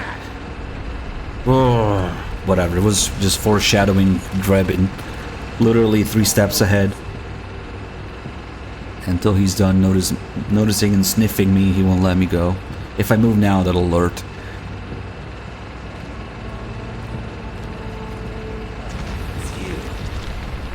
We good? Okay.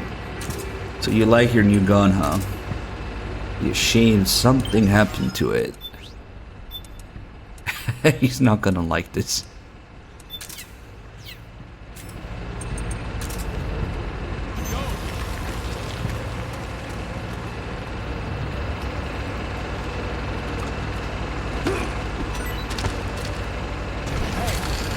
Bye now.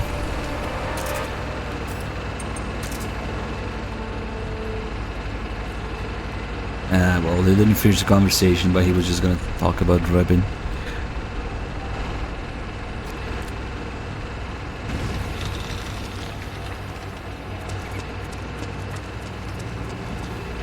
Ah, fuck, they heard the footsteps. Hey, hey.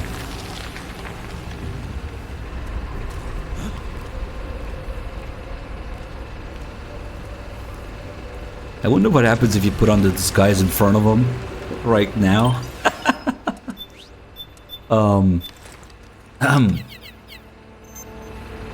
Oh, we're good now. Oh shit. Why did it go back to red? What? They can't be losing the fight. Looks that. They need backup. Fast. All right, let's go.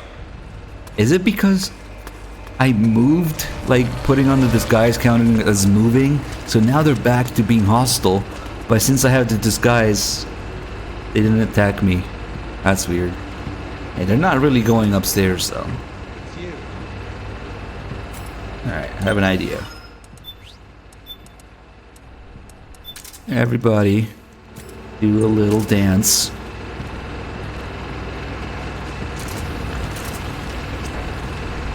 I wonder if they alert as soon as I throw it, or when it lands.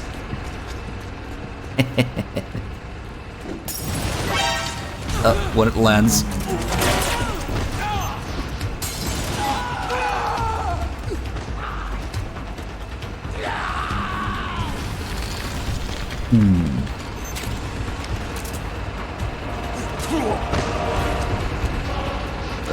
Oh fuck, I forgot you could do that in M4. You can throw backwards. Maybe I shouldn't have done it with the disguise on, but whatever.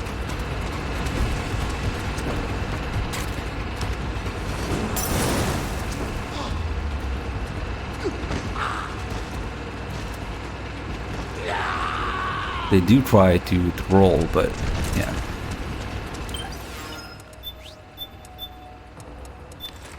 Do we have... we don't have Drebin, never mind. I should get the Drebin face camo in this save.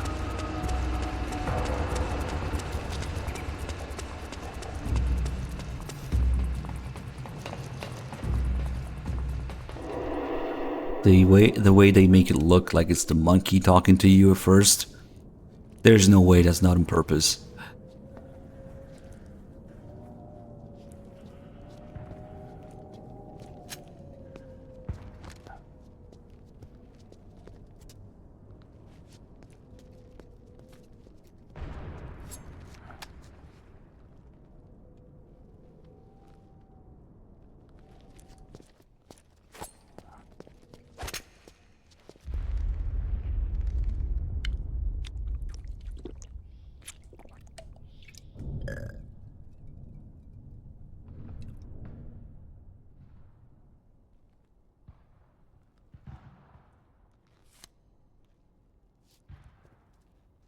Pretty sweet, huh?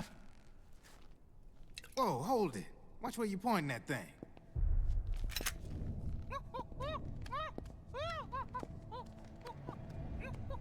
Who are you? Neither enemy nor friend. Voila. You're not with the militia, and you're not PMC. I'm a weapons wholesaler. All shapes, all sizes. But there's no need to worry, because all my shit's been laundered. Laundered?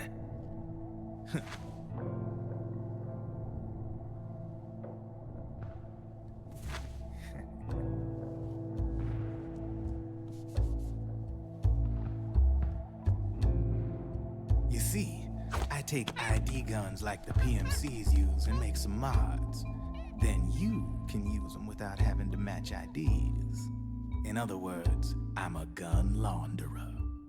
You can call me Drebin. Drebin? Yeah, they use that for all of us. There are more of you? All over the world. Not that I ever met any of them personally. Me, I'm Drebin number 893.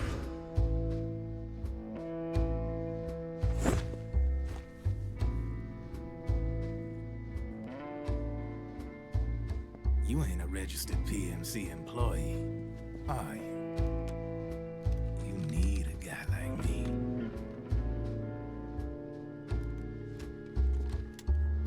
Consider it a welcome gift. Take it.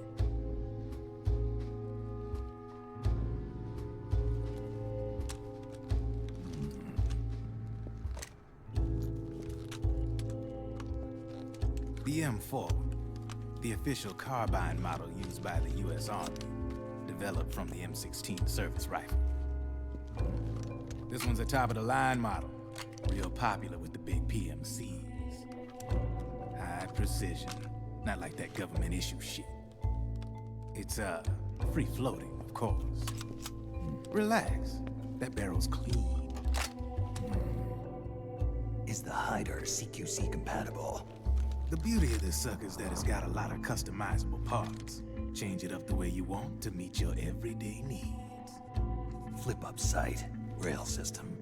Not bad. Yeah, well, you know, I get a lot of noobs around here. And if you need them, I got a wide selection of aftermarket parts as well. The frame's pretty rigid. No rattle. Go ahead, give her a squeeze. Pull the trigger. Really? That's weird. What's weird? Wait, I got it. I bet you're using an older generation of nanomachines. Older generation? Sometimes they don't really jive with the new system. Seriously, who are you? Whoa. Slow down.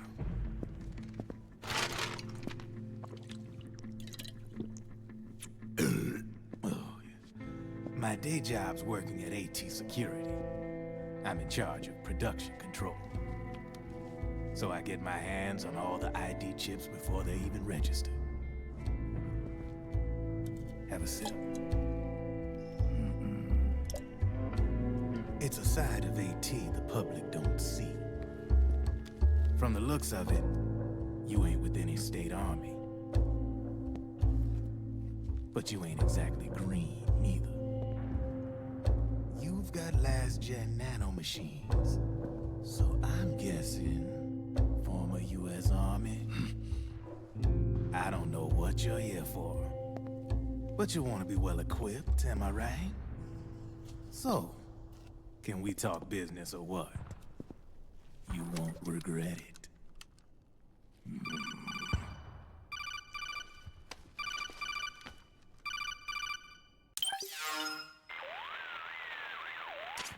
What's your take on Emoticon? I don't particularly like the guy, but it looks like we'll need his help with those ID guns. Sonny's been doing a little sleuthing for us. Drebin, a well-known gun launderer in war economy circles. He's a businessman who deals mainly in selling black market firearms to small PMCs and local militia. Somalia, the Balkans, Lebanon, Darfur, Chechnya, Timor, Peru, the Punjab, Kashmir, Colombia. This guy really gets around. How's he pull it off, anyway? You can create a non-ID gun by replacing the ID recognition chip with a counterfeit version. This enables you to bypass the ID recognition process and use the gun. The problem is that there's still a record of the chip being replaced on the system side. Drebin's an employee of AT Security. He must have connections on the inside erasing records for him. You think the Patriots are involved somehow? I'm not so sure. If the Patriots were running the system from behind the scenes, then a weasel like Drebin would be a real pain in their collective ass. Can he be trusted? Remember, Drebin's a green collar. He makes his living off the war economy. He doesn't let emotions get in the way of business, and he never gets his own hands dirty. The only thing he trusts is money. I share your concern, but what if we keep him at arm's length? Use him only to get intel and the supplies we need. Keep it strictly business. All right.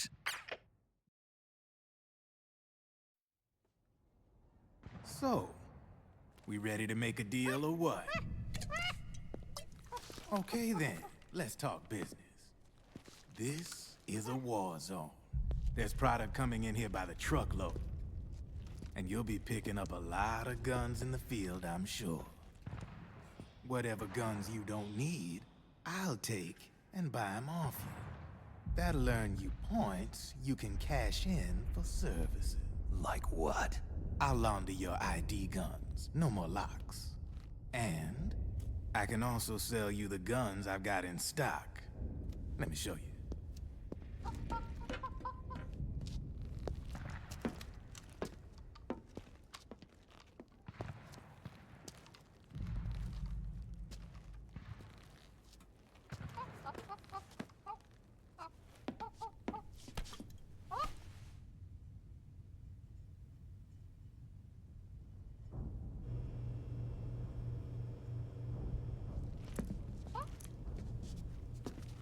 To ensure you can use non-ID guns, I'm gonna have to suppress the old nanomachines you got in you.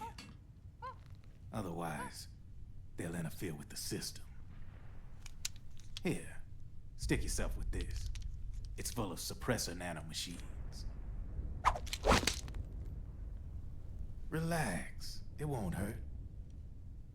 You're scared of needles or something? Yes, Snake, let the random guy you just met inject you with something. What could go wrong? What happened last time you got injected with something? There's a pretty clear example of, you know, the many cases of characters not learning from their character development and past. No sweat. MGS4 is largely about that. Because people, fans, the development team did not learn. And so now the characters don't learn shit. Oh yeah, what could go wrong?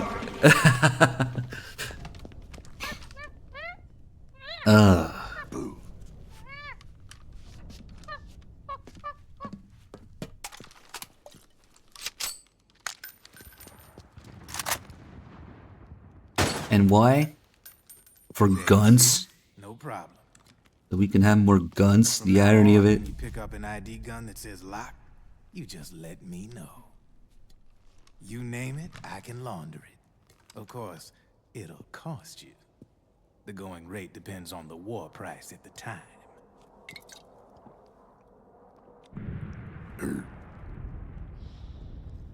Man, I gotta give this shit a rest.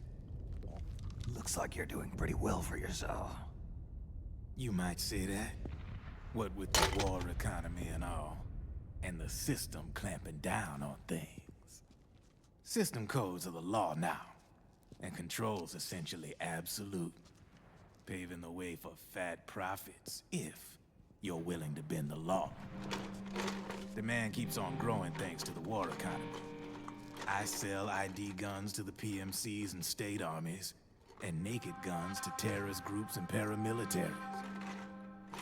And these ID guns can't be sold on the black market. System's practically a license for us arms dealers to print money. Privatizing the military's made the PMCs big and bloated. The fatter the PMCs get, the line between civilian and soldier is gonna get real blurry.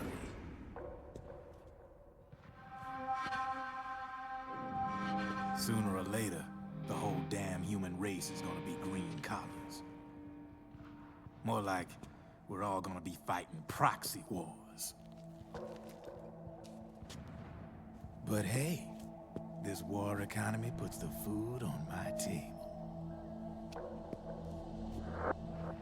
You're a green collar too, aren't you? Yeah, it's in your eyes. You've seen a lot of combat. What makes you think you know me? Nothing to be ashamed of. I'm the same way. I grew up here too. I got no interest in the outside world. All right then. If you need me, holla. We specialize in speedy service. Catch my drift?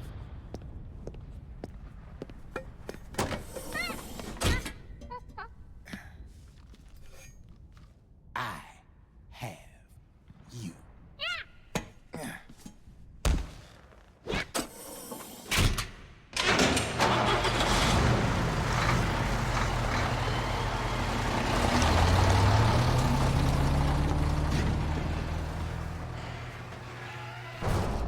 Somebody was talking about Drebin's voice actor earlier. More importantly, he also voice acted Smuggler in the original Deus Ex. Literally the same character being an arms dealer, you know? It's Smuggler. Again, back at it. And of course, it's no coincidence. His name is Drebin, and he sells naked guns. Of course, it's a reference to the Naked Gun movies, you know. Frank Drebin, Naked Gun.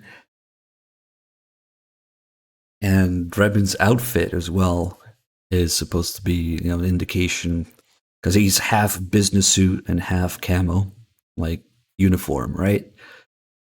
So that thing was talking about blurring the line between civilians and green collars. Green collars, just, you know, people who make a living off war. And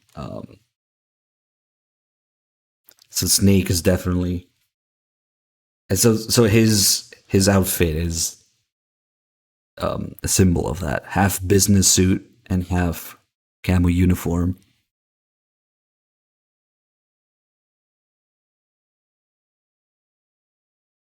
But yeah, Snake just lets random stranger he just met inject him. What could go wrong? It's just one of many examples of the characters not learning from their previous, you know, experiences or arcs or character development from the previous games. You have other shit like, you know, Naomi spending the entirety of "I'm just one telling you not to be tied to your genetic fate," and then she literally says, "I cannot break free," when Snake meets her. Raiden, Otacon, it's just all over the place. That's a lot of what I'm just for is unfortunately and sadly about.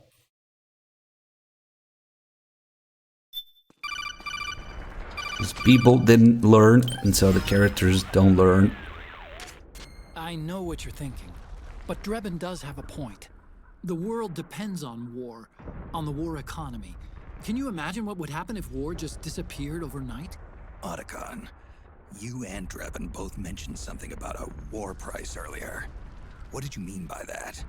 It's a kind of market price, one that fluctuates according to demand, not only for PMCs and military industry, but for the production, distribution, and energy supply networks that support them.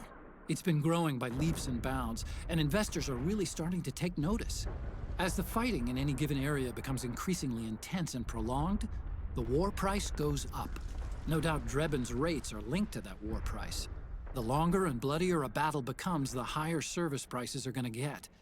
To put it another way, the quieter things are, the better the bargains. Snake, we'll use the Mark II to deal with Drebin from here on out. He's what you might call a street vendor.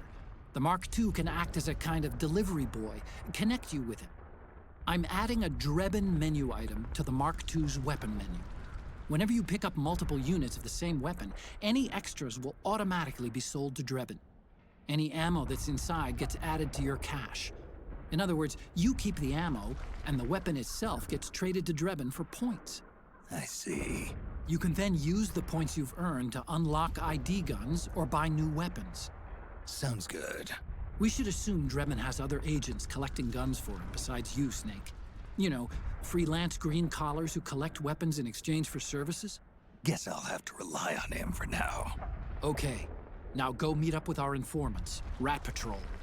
So this game has factions, reputation system, and store, like, you know, in-game currency and upgrades and little shop. These sure like sound like features that should be in an open world game. But anyway, now we got Fox AIDS, Snake, so hurry and get to the rendezvous point we with might our as well use the guns. First, you'll have to get to the other side of that collapsed building. The only way across is straight through. Hold on, we're being asked to rank the asses. Well, I think ass rank would be, or ass rank should be, of course, Naked Snake. I mean, Old Snake's ass in MGS 4. And probably Snake's ass in MGS 2 is a second. Raiden is below that on purpose, you know, just below Snake's ass on purpose. So you have Old Snake, and MGS 2 Snake, and Raiden. Maybe we can put Ground Zeroes in there too, like Big Boss and Ground Zeroes. I already explained what a green collar is. If you, like, people who make a living off of, you know, military and combat and war and whatever. Green because of usually, you know, uniforms involve some sort of green as default color. It's like you have white collars, blue collar workers, white collar workers, green collar workers are the ones involved in combat and military and that stuff. It's not that hard of a concept. Anyway, let's see. We got injected with Fox AIDS, so we might as well enjoy these weapons now. We don't have a whole lot. I really need to save with more. Oh, let's see what we can buy right now. I'll take them all. That's it? Damn.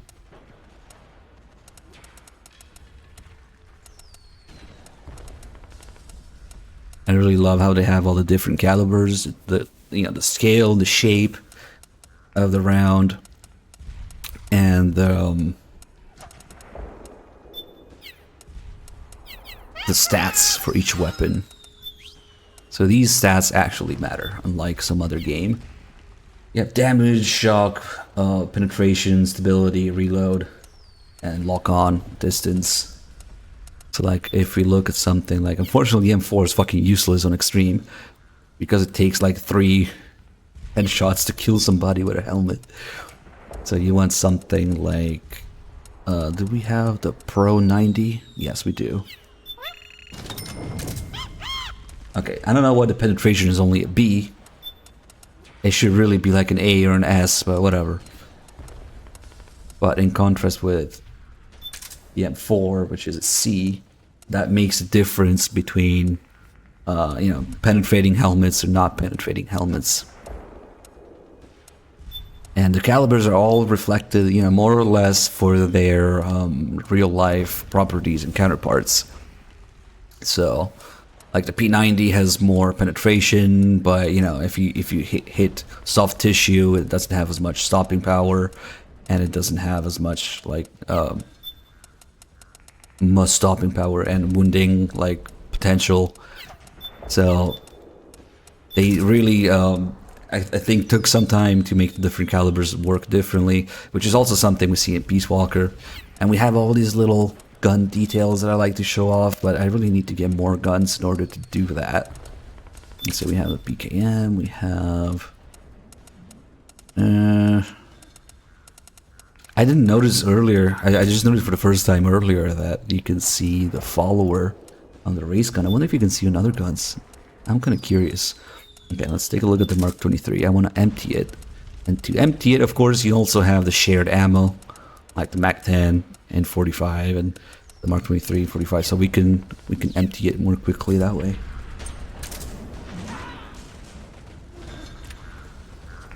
And every single one of these details I'm going to point out, you are more than welcome to fire up MGS5 and see if it's there. I wonder. Well, for one thing, we can actually rotate the camera while aiming forward, so that's useful. And you have something as simple as, you know, an open bolt submachine gun that fires from an open bolt, and we can see that. God damn it, give me a better camera angle. Ah! I think this is a good spot to do it, but I need to find the right position. So we can even see, okay, that's pretty good. We can see the rounds sitting at the top of the magazine, and we can see the bolt actually moving and then staying closed from the last round. They even modeled the fucking inside of the bolt. Look at it. You can see the bolt face there. It's insane. I don't know how the fuck they thought that people would... I don't know. You can see the bolt face. You can see the brass coming out, of course. You can see on the last round that the bolt doesn't come back. And then Snake manipulates it, and you see more rounds in there. It might seem like something simple, but again, if it was simple, they would have done it in the other game as well. I do want to empty this. Are you kidding me? The MGS4 gun porn is like the best thing about MGS4 and the best gun porn in the series. Let's empty it, because I want to take a look at... Because I found out earlier that if you empty this,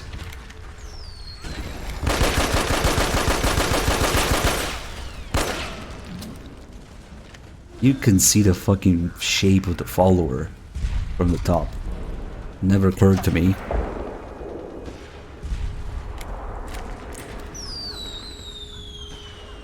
Well, if we really want to look at a 3D model, we can just look in the menu, but not with the slide locked open.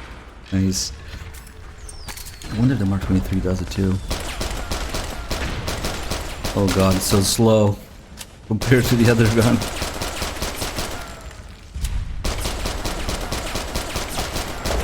I don't actually give a shit about the weapon customization itself, because like adding all that shit to the M4 is dumb. But the details on the gun themselves, oh, the O-ring. Even MGS2 has the green O-ring on that, on the barrel. So, oh yeah, there's a follower, nice. But you can even see that little green ring in MGS2. So, it better be there in MGS4. And what that does, it's a little rubber ring that lets the barrel sit exactly always in the same position inside the slide. To have more consistency, more consistent accuracy. And also, if you go take a look at the Twin Snakes, fucking Twin Snakes, of course I didn't know what the fuck they were doing for anything in that game. We can see the actual, like, lamb with the actual laser coming out of the right part of it. Because there's two holes in there, one for the visible laser and one for the infrared laser in real life, yeah? And then you have, of course, the light under it, which also... The light was on? God, you can't really see it right now. The light also has a visible and infrared mode. And in the Twin Snakes, they added a third hole for the laser below the light. Because I guess they didn't know what the fuck they were looking at, or how any of it worked. And if you look at the Mark 23 and the Twin Snakes, there's a third random hole below the light. Oh god. Really lets you, even MGS2, you know, you can see these two laser apertures. And Twin Snakes is like, nope, let's not take the model from MGS2 that's already ready and made, you know? Let's make our own with the wrong fucking laser. What the fuck is the deal with that? I guess we don't need to empty a gun to look at the follower. So, there's that too. And speaking of HKs, I just recently realized why Kojima loves HK guns so much. You know, there's the Mark 23, the PSG-1, the USP, and we even had the G3 here. If I can find it. I just recently realized why there's so many HK guns in Metal Gear. Because HK, Hideo Kojima. Get it? There's no way that didn't have something to do with it. That and Kojima had to put the most expensive fucking guns in the world in his games.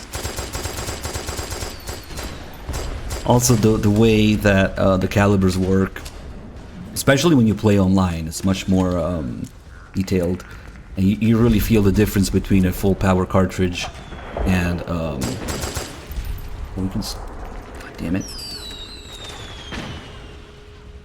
Like the difference between a full power cartridge and like an intermediate cartridge like 5.56 is reflected also.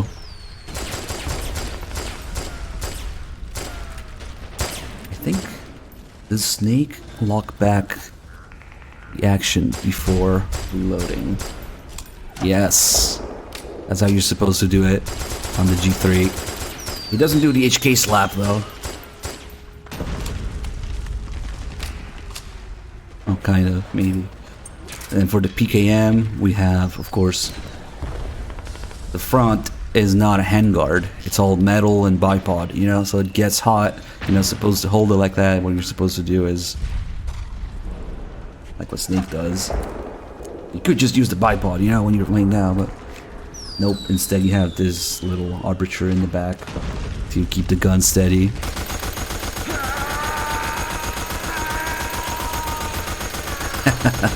And of course, when we're firing from a belt-fed thing, there's links as well as the brass. I think the links disappear though after a while. Yeah, you can see the links coming off. They do disappear though. Ah well.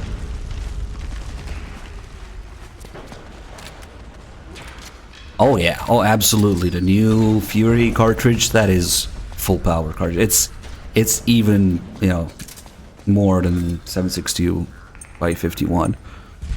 Don't be fooled just because the first number is smaller. That means nothing. 6.8 by 51. They made it smaller, but they increased the pressure and the velocities to insane levels. Of course, it's a full power cartridge, yes. This game does have the MP5. It has the MP5 SD. We don't have it yet, though. That sucks. You can also take a look at... This is like maybe the only game in existence that has the Bullpup M82 A2. And this has, you know, big bullet, so that it helps illustrate another little detail. This game has both the MP5 and the MP7. Oh, there's the MP7. Another gun with high penetration, because the MP7 is basically HK's equivalent to the P90. You know, personal defense weapon with a small caliber, high velocity, high penetration, small caliber. So they do the same thing, essentially, in the game.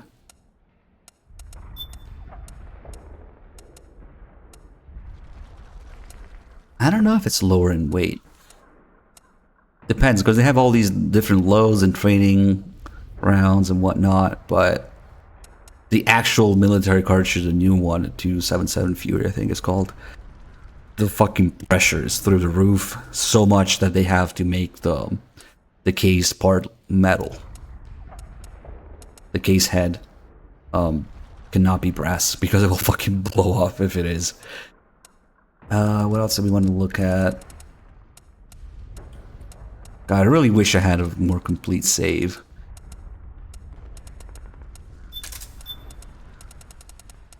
Maybe I should work on that after this marathon. Ooh, the XM8, the tactical tuna. One of the 2 tactical tunas. Anyway, if we take a look at the 50, big bullet, the big brass coming out.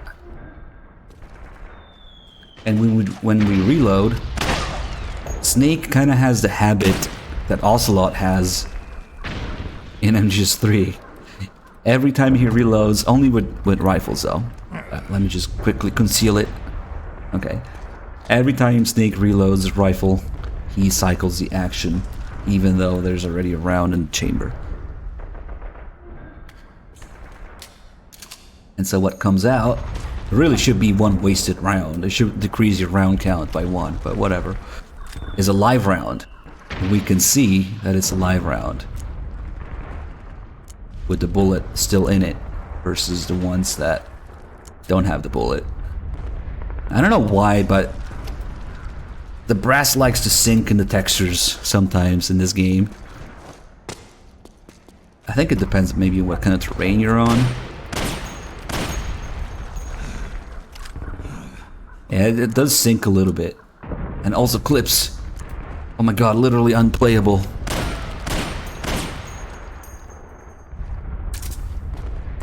I am pretty sure that, like I was saying, the new cartridge is literally more energy foot-pound than 7.62 and 8.0.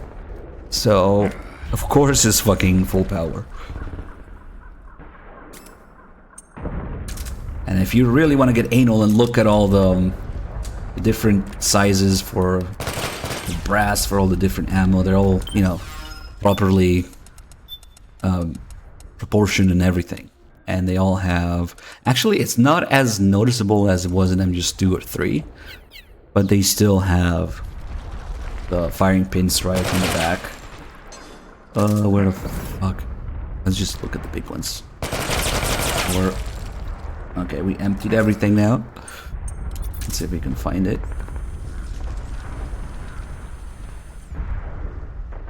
It's not as noticeable. There is a little dent in there. MGS2 was very, very noticeable. It was almost like a hole.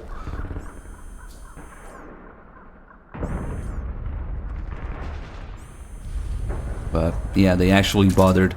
Even calibers that, you know, they could have just easily just used the same model. 9x18, 9x19. Fuck, we don't have anything in 9mm right now. We don't have the MP5 or the Glock. Damn it. Never mind, I can't show it right now. There's only 2 9mm guns. The MP5 and the Glock 18 in MGS4. And we don't have either of those right now. Oh well. I'll have to keep buying shit in each chapter and pick up the guns as we go. I'll have to remember. Really, a lot of thought got put into this, and they didn't need to. But again, it tells me that they were trying to find out what they could do with the PS3, the power of the cell, you know.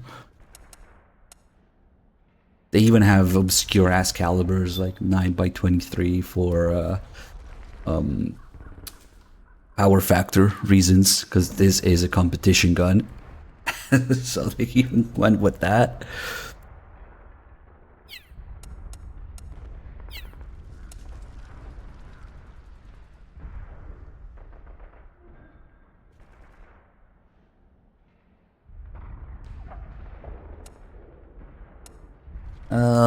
Okay, anyway, we don't need any of this shit right now. Unfortunately, Snake already had plenty of guns available to him before getting injected with Fox AIDS, you know? So that's kind of dumb. But at least since we got Fox Die, we might as well enjoy the details of it. We don't really make use of any of these because most people have helmets on Extreme and they take like 3 headshots to die. Anyway, let me get some useful stuff in here.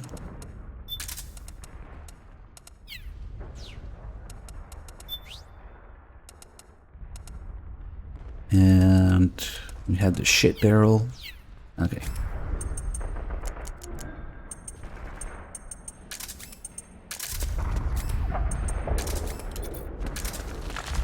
Get some music. Snake. The walls could come down any second.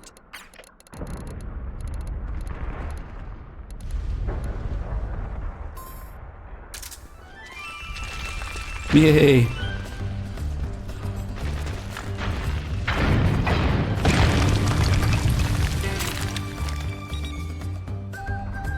So this guy actually has a purpose. If you shoot him, his body falls off. And then he has a ration.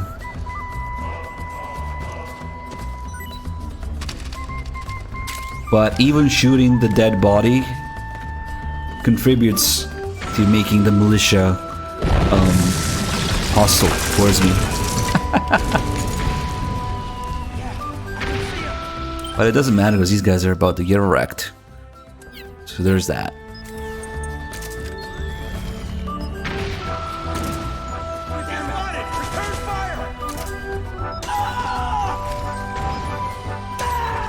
Good job. And we can fuck around with people from here a little bit, but it doesn't really do anything.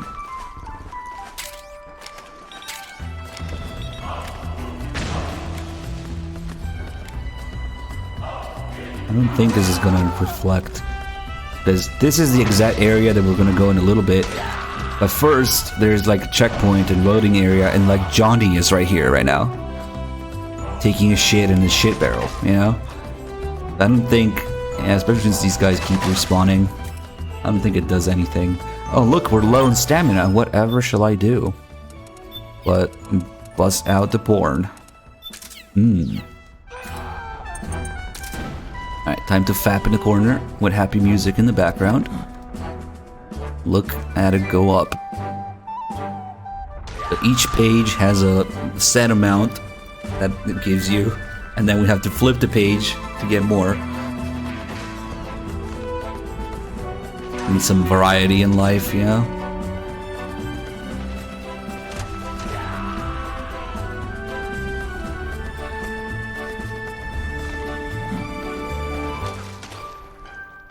We're doing some research here.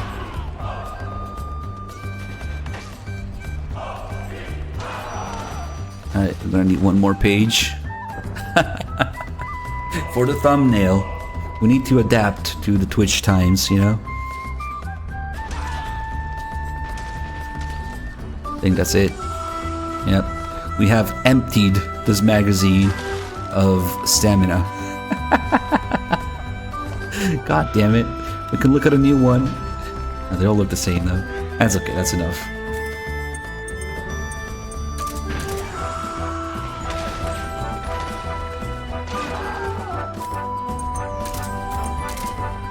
Yeah, these guys just keep respawning, so it's kind of useless. And you can probably get an alert here as well.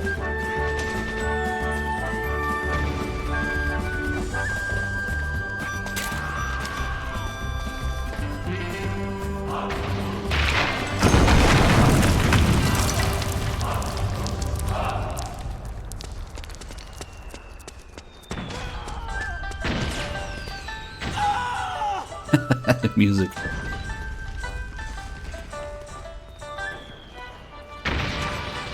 People dying. Yay!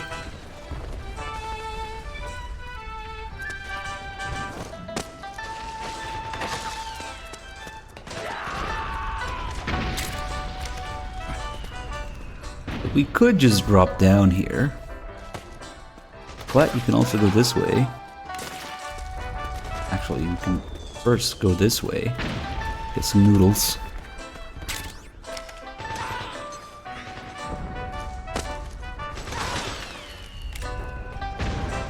Oh, can we see Johnny? No, he doesn't actually exist. Ah, I never checked from here. But as we know, he's right there. Probably just either doesn't exist or just being hidden by these concrete slabs. Damn.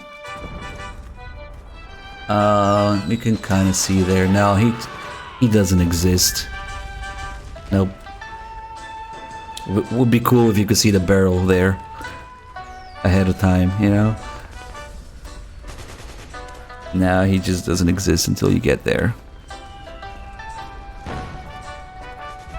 Just some additional stuff in here. Good boy. Ration.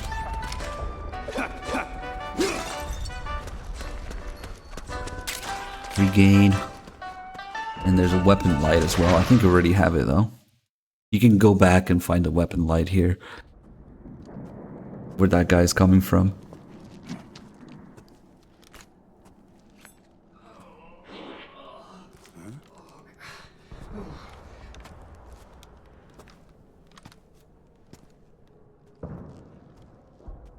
Ah, they could have just left the barrel there. It would have been nice. Anyway. Konami hard at work writing the script for chapter 3 in here. Go away! I'm not done yet!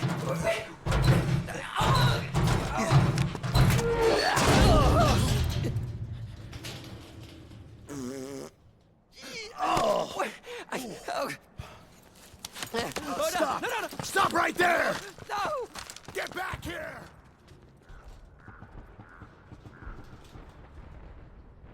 Naturally, the first thing you want to do is sniff it. The shit barrel. Johnny farted all over the place. Stick your head in it and sniff it. Mmm.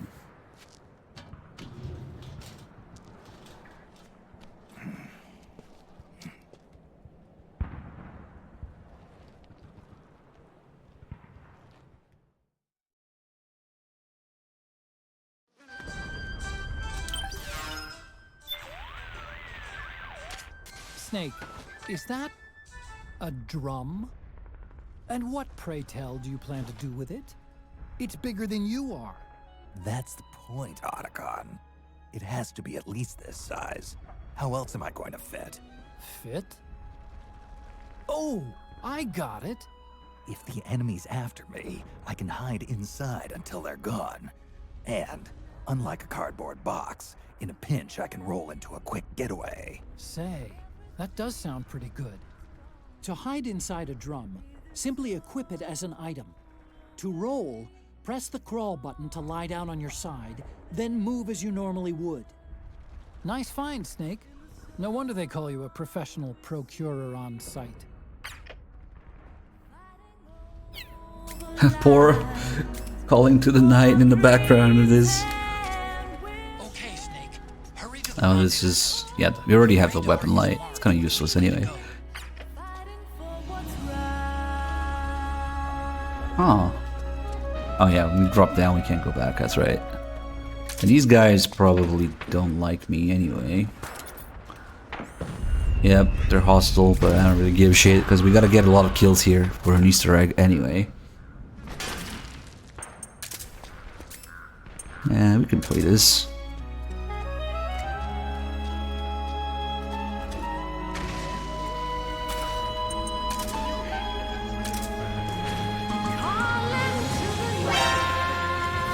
Ah, the fucking militia alerted. I already fucked up the throat. You good?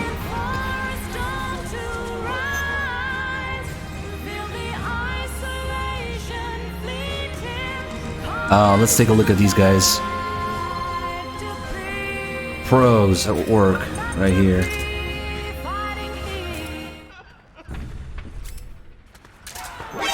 Ah, fuck. We interrupted the script, the sequence, I guess. Oh, maybe I should use a disguise. I guess I'll just gotta continue. That's pretty quick. Snake, what happened? Fight with that MGS3, see how long it lasts.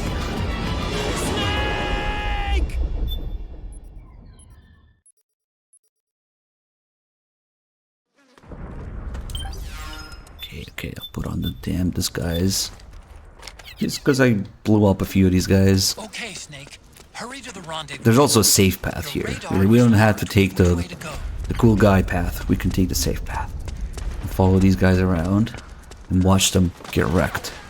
Over here, form up. Yes, let's go.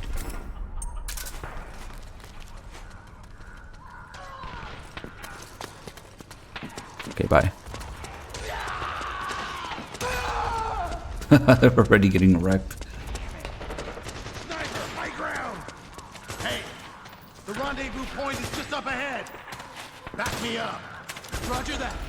Okay. Look at him go. Let's get out of here. Move.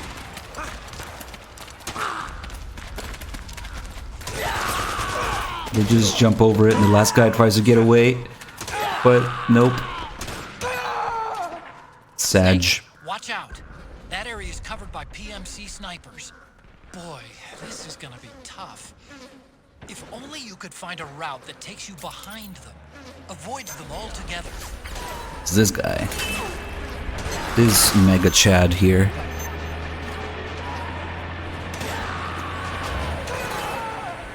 Y'all suck at this. I guess this guy too.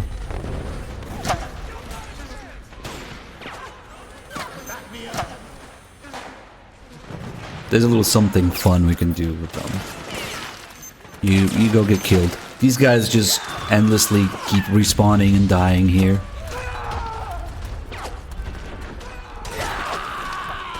Yep.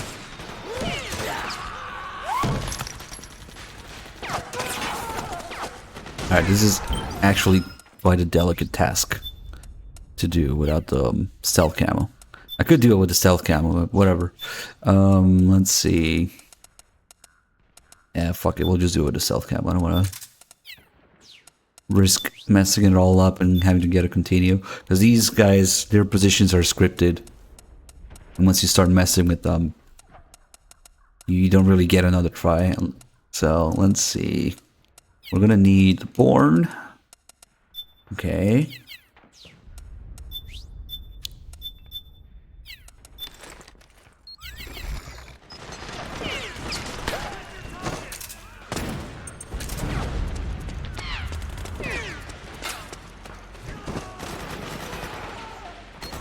We can get in the building here.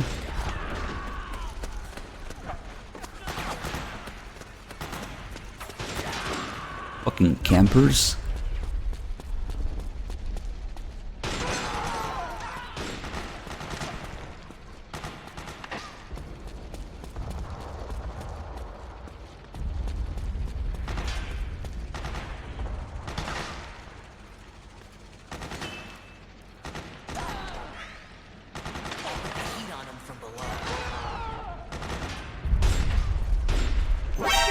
God damn it. That ruined everything. Why didn't I just go with a self cam? I said I would. It didn't look like he was looking that way.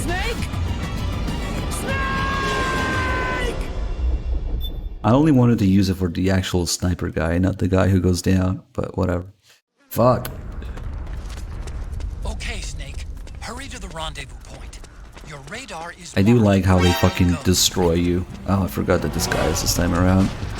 But this is only the militia alerting, so we should be okay, maybe.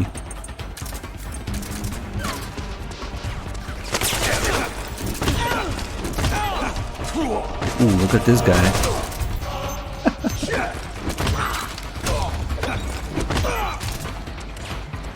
Damn. I kind of saved their lives too. Because now they're not gonna die to the sniper. Oh, there's all these clowns here, though. The rendezvous point is just up ahead. Snake, watch out. Now they're all gonna cry. PMC snipers. Boy, this is gonna be tough. Or scream. If only you could find a route Right. that takes you behind them. Avoid them altogether.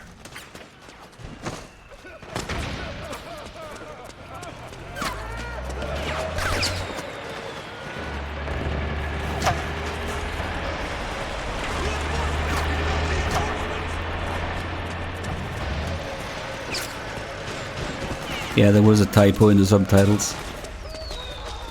Alright, we're back here. I don't want to fuck with those two guys again.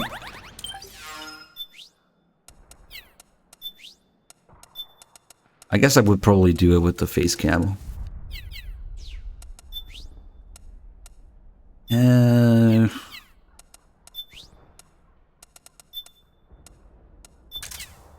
we could use a Mark II. The Mark II is severely underused. One of these days I'm gonna do like a Mark II only run or something.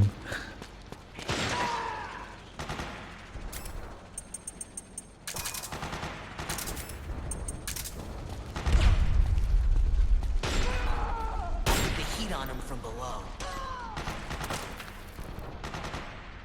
I'll put the heat on him from below. What?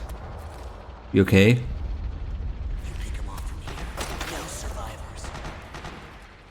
I don't know why he said that twice. Never seen that happen before. But the mission here is to play some porn. Where this guy turns the reload.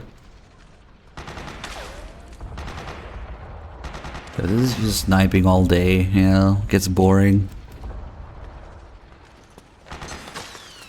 Get some porn here. And he notices it. But guess what? This man has his job to do. And he will do it.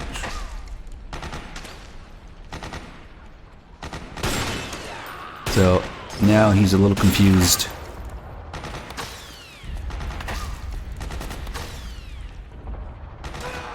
He's looking at it, but he's also sniping. Oh shit, he almost bumped into me. No scope.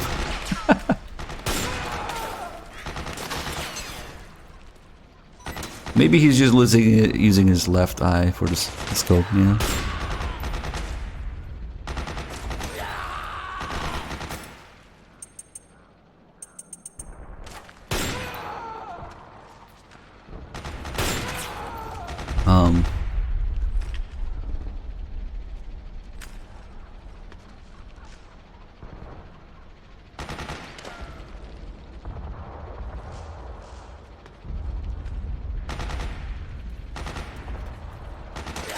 Well, he's still hitting them, I think. There's the other sniper here as well. Although I'm pretty sure those guys just die as a scripted sequence as soon as they step in there. They're not actually firing. How about you? Can I interest you in some...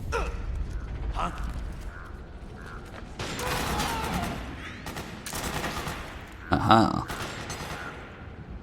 Just my imagination.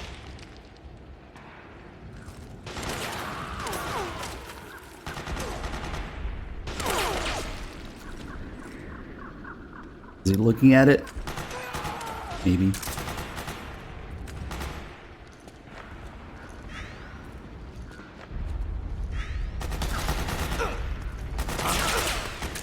Oh, shit.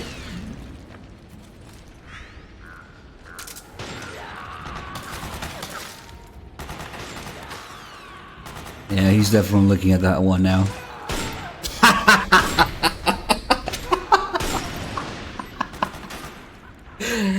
Yeah, fuck it.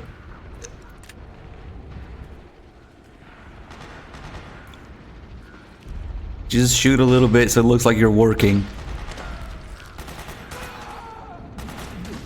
Just make it look like you're working, you know?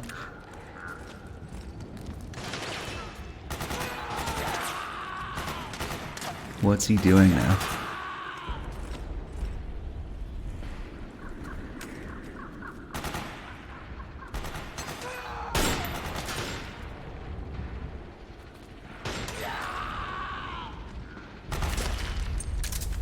I wonder if we can do with these two guys down here.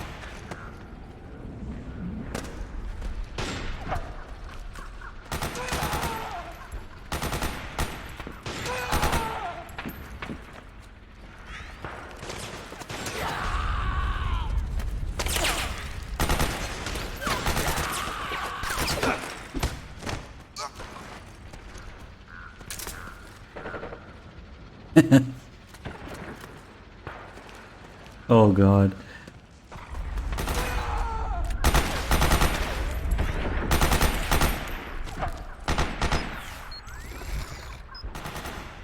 This guy's a little bit into it.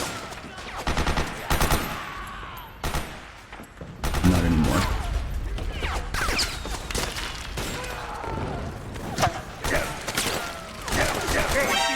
Ah, fuck! I forgot it makes you flinch. Oh fuck. When you flinch, you lose a stealth camo. I just wanted to see if the fire is scripted or not. It does do damage. Unlike some other games. But anyway, we won't talk about that right now.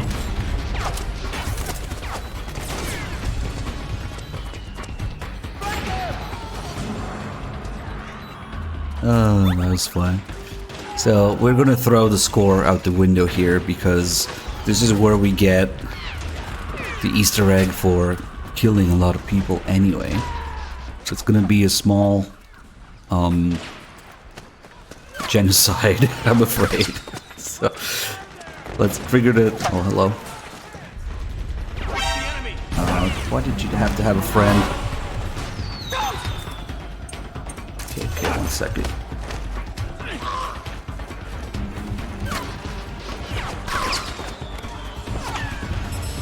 Can't go in first person now.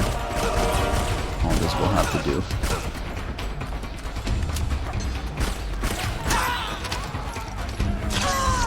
Might as well get a head start with the kills. But yeah, we won the checkpoint. Nice. Understood. Regroup and engage.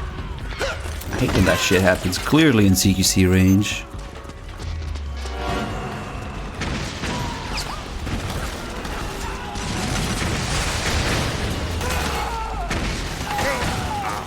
Oh fuck.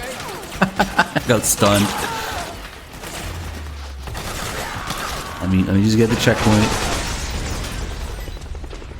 Here we have two sides, both of which are endlessly respawning. So it's the perfect spot to do this, where you need a lot of kills, you know?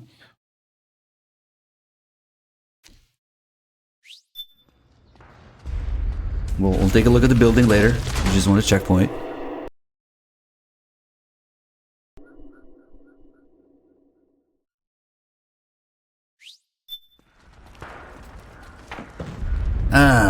Let's see. Actually, maybe I should prepare my weapons and then trigger a checkpoint so we don't have to do it again if I die. I really wish we had the metal camo, but we can't have DLC camo anymore. Let's see, we're definitely gonna need the P90 for penetration. Something for one-handed, you know, stopping power, stopping power. Something big for the helicopter and range shots.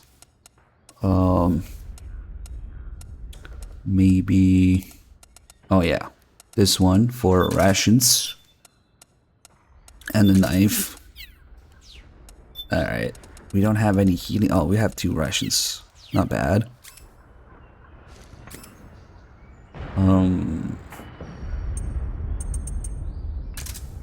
Smoke a little bit.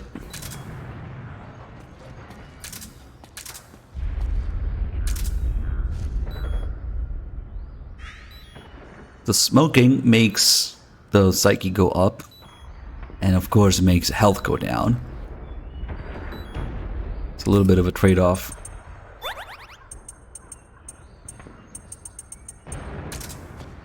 Whatever, we're gonna get a combat high anyway. The Pro 90.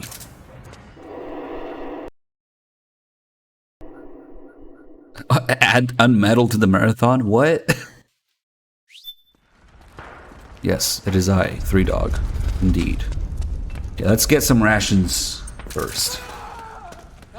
I'm not sure if these count as kills, because can you really say that Snake did it? I mean, oh god, that reload.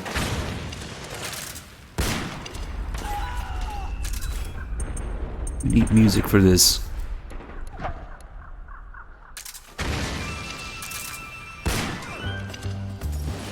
It's like, what, 33% chance? There you go. Yay!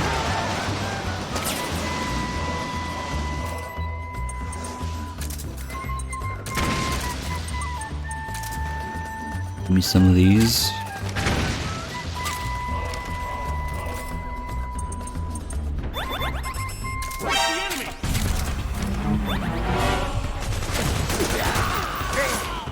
Oh god. We should probably get to the other side first. The chicken run, let's go.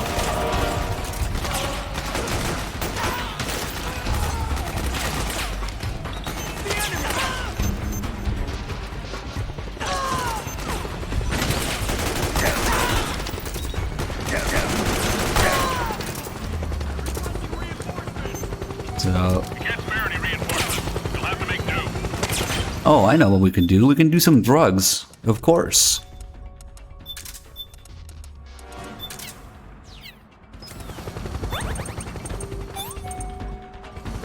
Okay, so right now we're 80%, but if I just fucking unload, which the frame rate is not letting me do right now, let's get rid of this helicopter. The frame rate killer.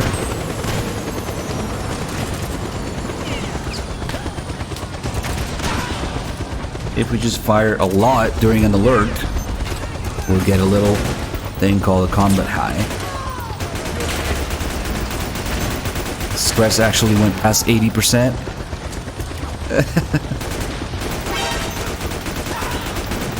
Oh fuck, the alert ended. No! So we're gonna sit here and get an unspecified amount of kills until it triggers.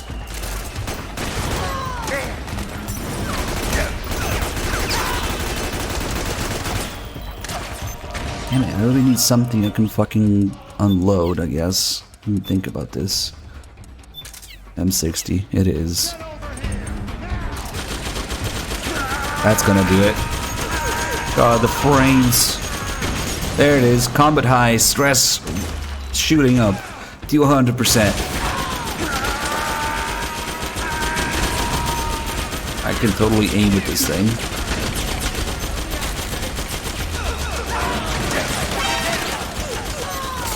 Need to calm down because there's only one ration left right now. Alright. Now, eat this, do some drugs, put on some music, and just get more kills, get some ammo maybe later. Kill that guy, kill that guy, kill this guy. Plenty of targets here on both sides.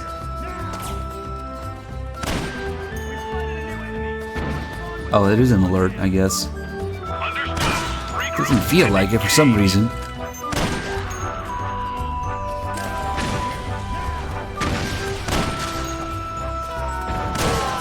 Nice.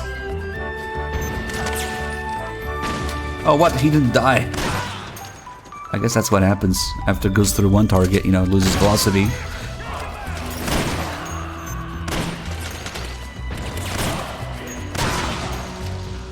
It actually was not a double kill. Oh, here it is.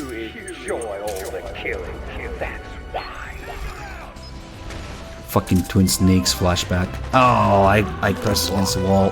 I left too early. Alright, that's it. We could do another one, but I messed it up. If you press against the wall there, Snake doesn't throw up. And then the next kill you do, it will trigger again. But I messed it up because I walked away from the wall too early.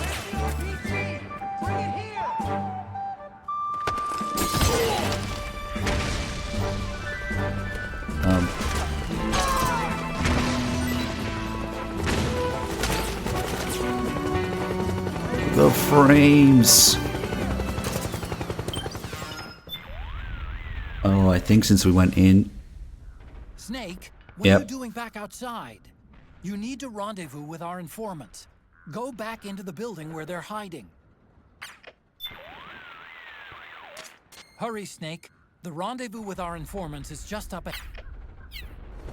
Of course, Otacon has to bitch about it if we go back. Oh, there's another entrance here, that's right.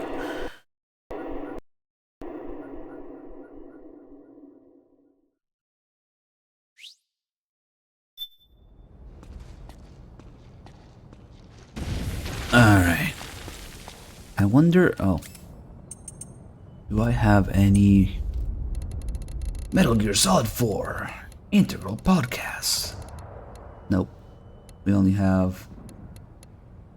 the first one. Yeah, fuck that.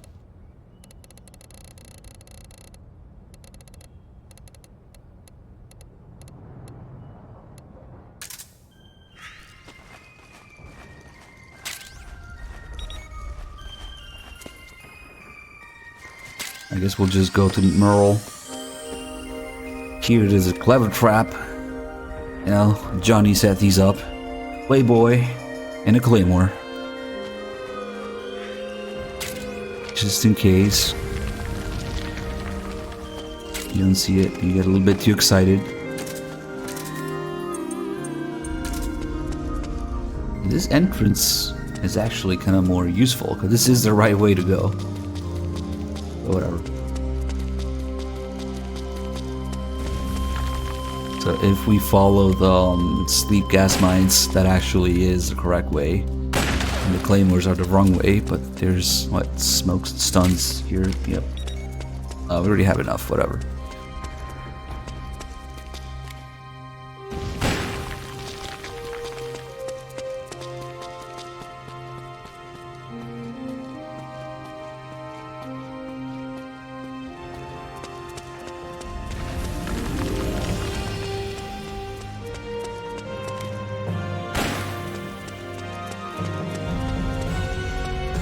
It's a good thing we're low on Psyche right now, because we can do a little something to restore it up here. If you were here for MGS2, you might have... oh shit. You might have caught me talking about the bottles and how they're less detailed in MGS4 and each subsequent game after that. You know how in MGS2 we have the bottles breaking exactly where you shoot them? In MGS4 they always break in the middle, so even if I shoot the very top here, it breaks in the middle. No contents spill out, and then the two halves you end up with always disappear when you shoot them. So, less details than MGS2 bottles. However, since shooting shit is fun, look at Snake's sight gauge right now. If I shoot these bottles, each shot that I land goes up a little bit. I think we might need something like this.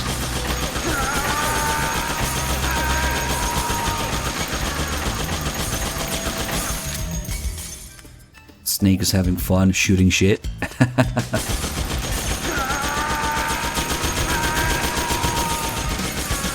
Okay, now it's full.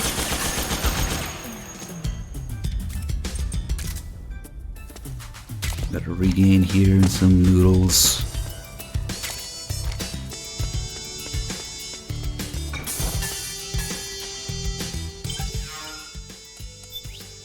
Do we have any funny meme face? Not really. I guess we could do this, but nah. The real genius move is to do it with Big Boss Camel. And then Meryl was like, "What happened to your face?" I gotta get a bunch of shit in this save. I think that's definitely a stream we're gonna do after the marathon. I'm gonna unlock more things in MGS4. Because I keep using this save over and over, not saving over it, and not unlocking things.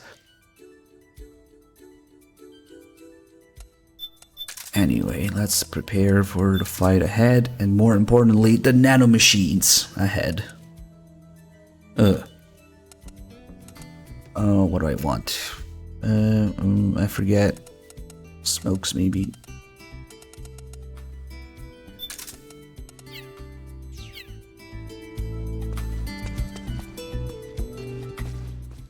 Banana machines, banana machines, banana machines. Yeah, you can knife the bottles. You can knife all sorts of shit that breaks, like vases, bottles. Drop your weapon!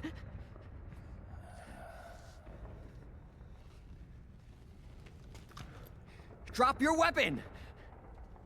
All right.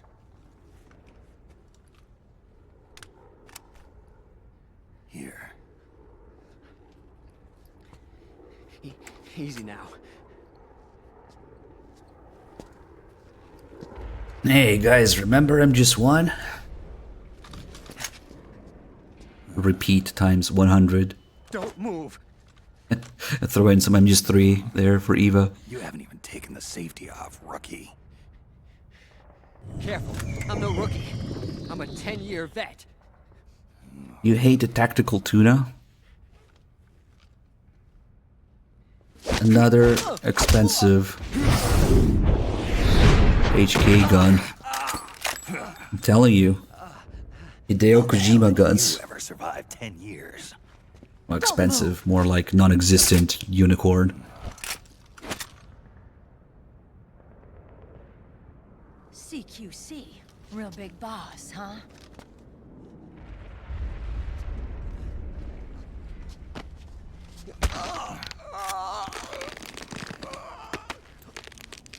Lower your weapon! Slowly now. I wouldn't try anything funny if I were you.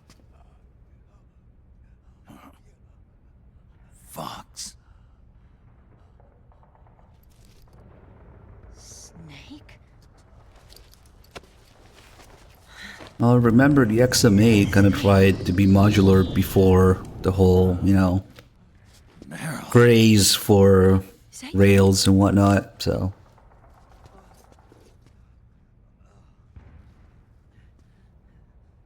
What happened to your face?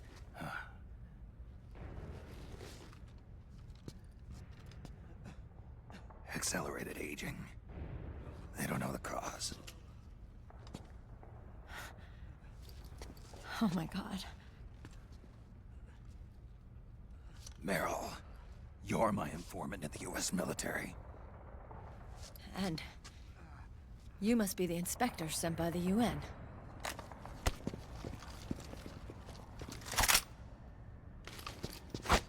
Also notice how each member of Meryl's team has a different configuration of the XM8. Because, you know, that was kind of one of the selling points of it. The short version, the sniper version, the grenade launcher attachment. So they each have a different one. This is Rat Patrol Team 01. No two XM8s are the We're same. with the CID, one of the bodies investigating PMC activity. First hounds, now rats. And even the one you find as Snake is the basic one. You can have this back.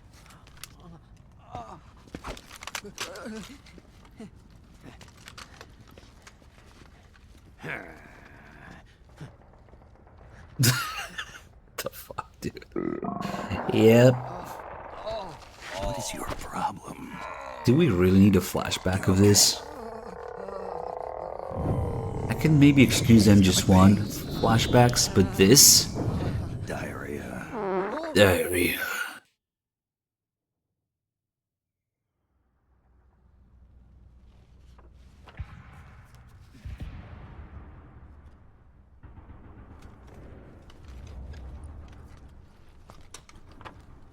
It's been 4 days since Liquid arrived in the area. And since then, this woman's been with him. She doesn't look like a combatant. Probably some kind of advisor. Maybe a scientist.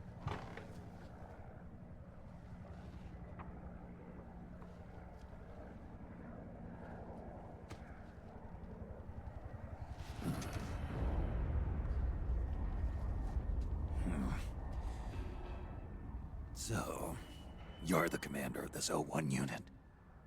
Why? Something wrong with that? Here, I'll introduce you to the team. That's Ed, our radio man and sniper. The sleeping giant is Jonathan.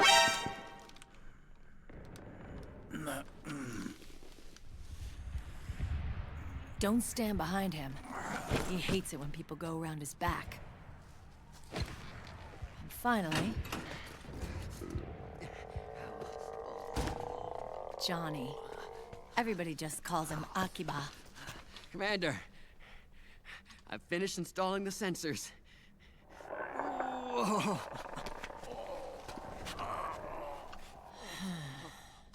Okay, Akiba. Anyway. You're all grown up. Maybe it's because someone taught me well. A certain legendary hero who suddenly disappeared. You quit the unit. Me? I never gave up on you. Or on Foxhound. Back then, I just wanted you to accept me. I wanted you to turn around and see who I was. But I've put the past behind. I'm done playing little love games.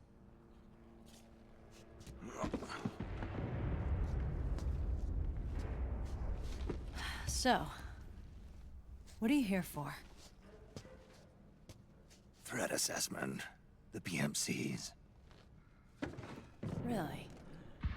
Because I heard a rumor there's an assassin out there targeting their leader. Well, that's some rumor. I'm only here because the UN wants me to assess the impact and effects of PMCs on their refugee protection efforts. That's all? More than enough for a retired vet like me. I know he's plotting an insurrection. But as long as AT Security's system is in place, there's no way he'll succeed. How can you be so sure? They've implemented a system that monitors in real time every single soldier engaged in combat action, whether he's State Army or PMC. Each individual soldier has been fully ID tagged with nanomachines injected into their bodies for that purpose. The nanomachines keep track of the soldiers and their real-time personal data 24 hours a day. They monitor each man's position, movement speed, reserve ammo, firing accuracy, wounds, rations, water intake and supply, sweat secreted, heart rate, blood pressure and sugar levels, oxygen. All the data gathered on body condition, on sensory organ data showing pain and fear, data on every internal response within the body. All of it is collected by an AI at the system's core. This data is monitored at HQ to enable command to make quicker, more precise, more rational decisions. It also enables crisis management for each individual soldier. It's being used by the US military, by state armies in allied countries, by PMCs. Even police agencies are starting to adopt it. Unless they agree to implement the system, PMCs aren't permitted to send troops anywhere. You've got these system nanomachines in you too. Of course. Our unit plays by the rules, same as everybody else. It was creepy at first, knowing you're being watched 24/7, but I've gotten used to it. It gives us a lot of advantages in the field, too. We get a clearer picture of what's going on around us, so there's less confusion during missions. And our nanomachines communicate with each other, making teamwork a lot smoother. And that's not all the system does for us. It's also a security guarantee against the PMCs. Security guarantee. That's right. The PMCs are combat groups without states or ideologies. They're not fighting out of nationalism or for a cause. They don't care why the war is being fought. They're just bodies fighting on someone else's behalf. They're mercenaries, a commodity.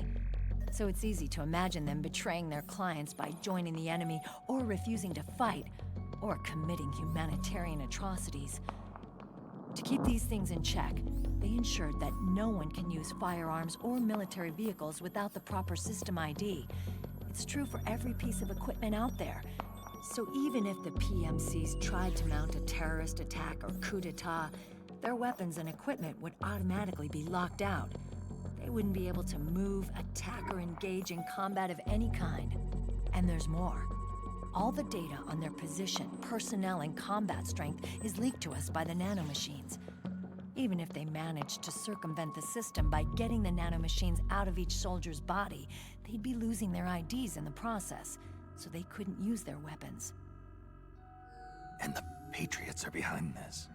Lalilulelo, what are you talking about? Never mind. So this system is foolproof, huh? Completely. They call it SOP.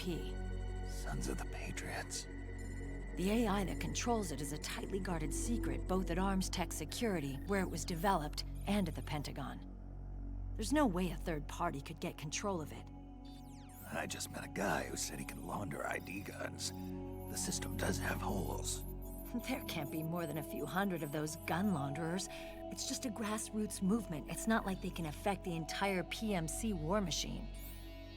Anyway, Liquid would have had to register as a PMC in the system to assemble an army that massive.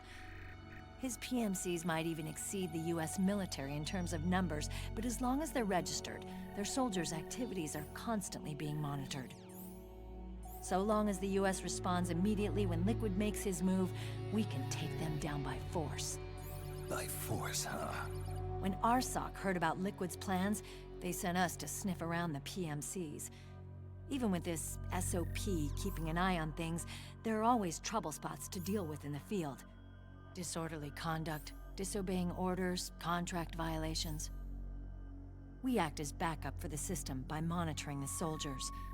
PMC inspections are always carried out on the battlefield. That's why we're authorized to carry and use weapons. We've lost 5 inspection teams in the past few months alone. They were all undercover inside Liquid's PMCs. Then, if you got caught... we'd be exterminated like rats. But we're smarter than that. We've been mingling with the PMCs, and after 3 months of searching God knows how many battlefields, we finally tracked him down.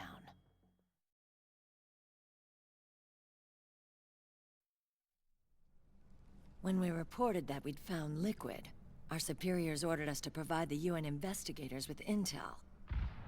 But I didn't know it'd be you.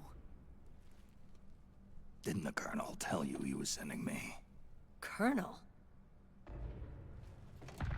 Don't tell me it's Campbell! Yeah.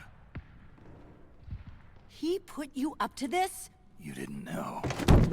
You've gotta be kidding! You expect me to work with my uncle? Meryl.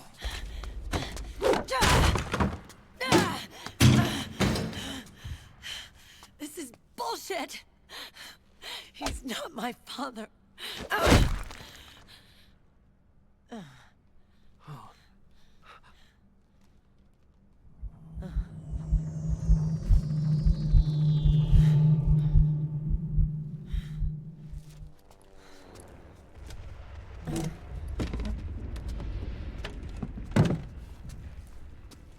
Meryl. So, you knew. Yeah. Little violation of the need-to-know rule. Then, why are you still calling him Uncle? You're still calling him Colonel. He's your father. As far as I'm concerned, we're still uncle and niece. I will never forgive that womanizing piece of shit. Meryl.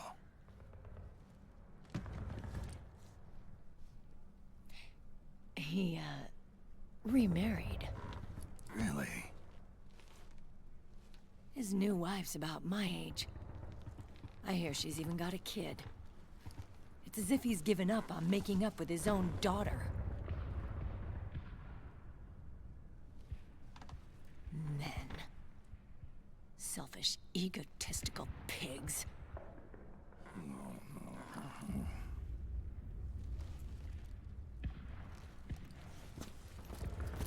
Commander.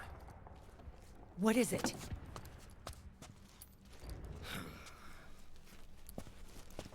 There's 20 of them. And they're not from that PMC praying mantis either. It's the Frog. His private troops.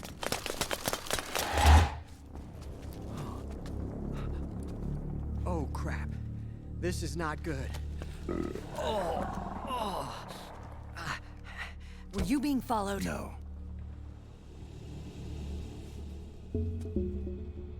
Akiba! They might have seen the reflection off my scope lens. Whoa, wait. Hang on. You guys think it was my fault?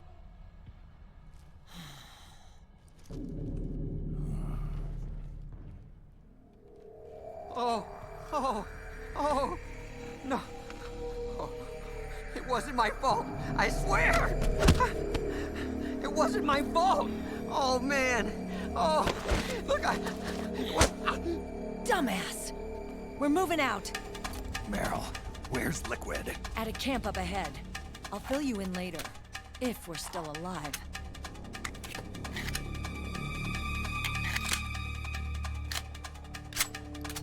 Follow me.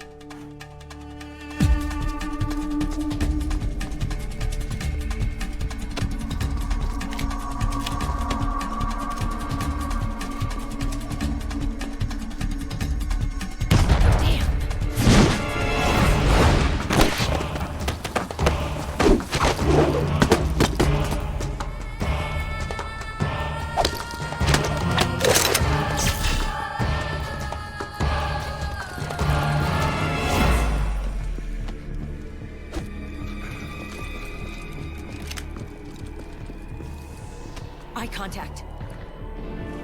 These guys are with Liquid's private army. Shoot first, think later. We'll use the stairs and get out through the back door on the first floor. We'll change the route as necessary. I'm on point. Stay close. Got it? Got it. Akiba, breathe deep.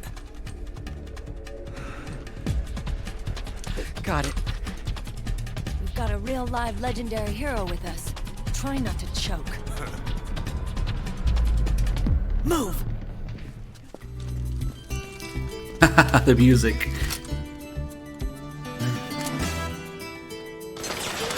Just chilling. Hey, Loaf, thank you so much for the $5. Isn't Meryl dead? Well, she can take a headshot. Or two. Indeed. If we kill Meryl here, we'll get a bunch of... Whoa, what the hell is that? Oh my god! MGS1. Meryl's dead! Her ass. Are you listening to me? Snake? Snake! Yes, Meryl is dead. If you kill her, you get MGS1 flashbacks in the game over screen. And of course... Move! Who else was in MGS1? Yeah, they're just programmed to take 2 headshots before they die. Don't ask.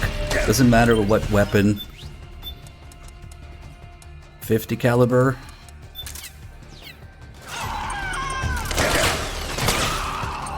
Okay, I don't want to die yet.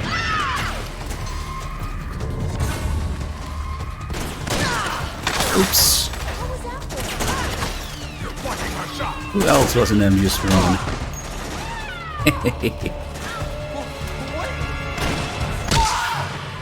Snake! What did you just do? Have you There he lost is. your mind? Oh no! What are we gonna do now, Snake? What are we gonna do without Akiba? Yeah, he needs to save the world, so. Get a tiny little MGS1 flashback of the Japanese version where he has his underwear, you know?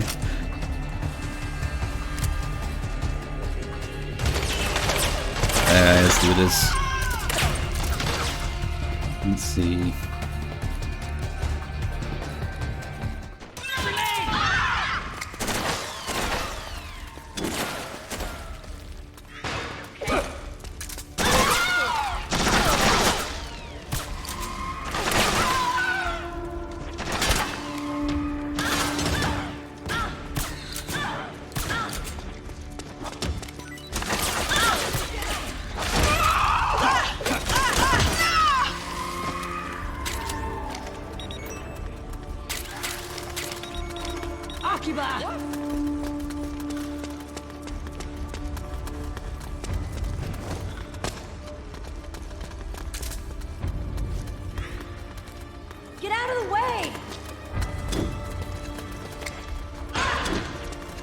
that got me good.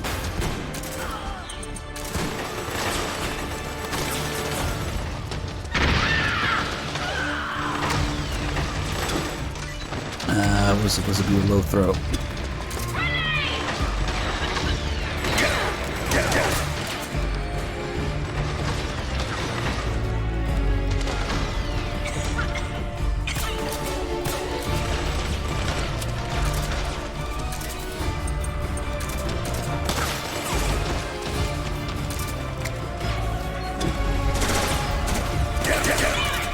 Shit barrel time.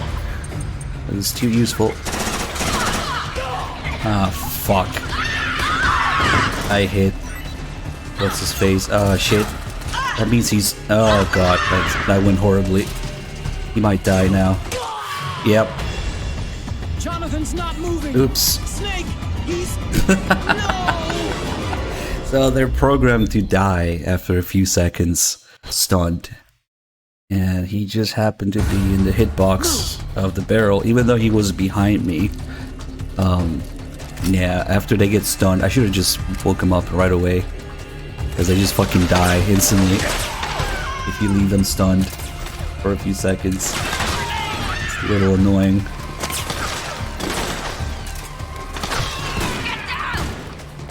Shit.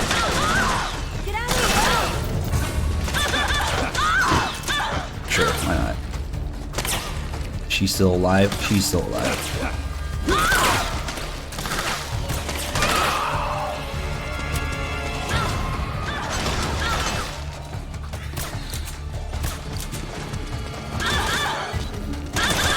The dangers of the shit barrel. It's too powerful. With great shit comes great responsibility, you know? Akiba, hurry up!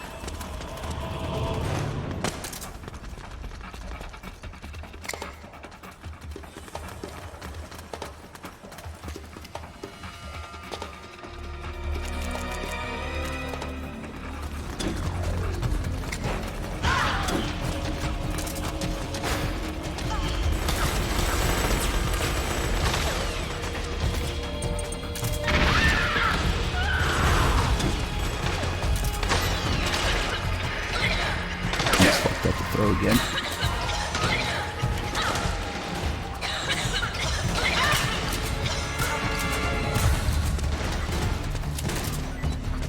Nice. Sharp as that. She interrupted herself to say the same thing twice. Okay. Let's not do that again.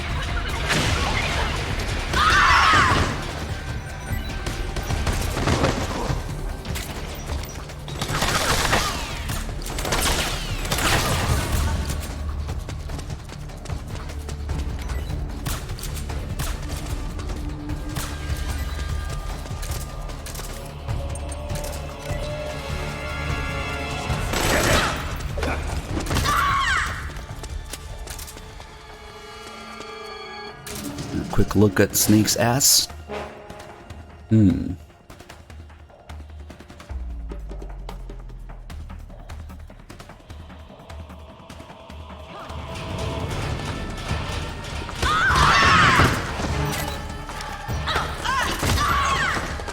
Shit. What a mess. Oh shit.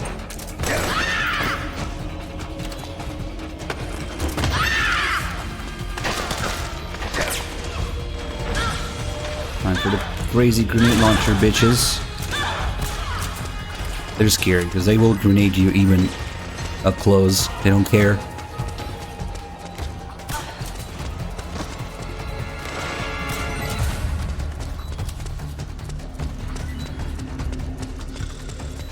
Alright, we can listen to Sailor for a little bit.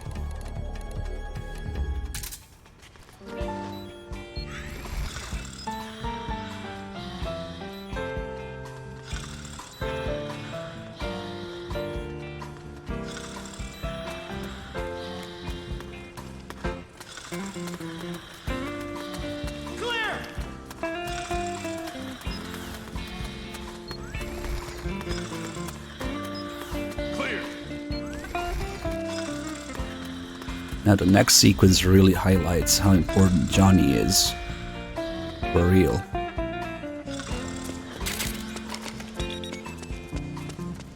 Because it's all scripted, and it all depends on Johnny shitting himself. Doesn't matter how many enemies there are, how many enemies to take down or anything, nope. The only thing that matters is that Johnny needs to shit himself. So we'll take a close look.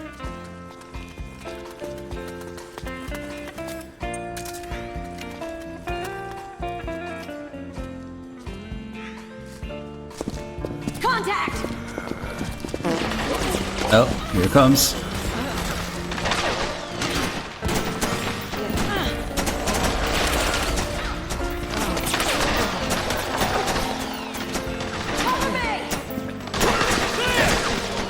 Oh man, where's the bathroom? Austin, get going, man! I can't! Cover! Clear! And Start praying! oh God! Commander, I really gotta go!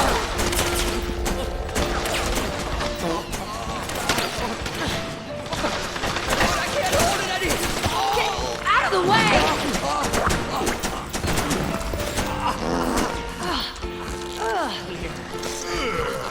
Akiba, get downwind now!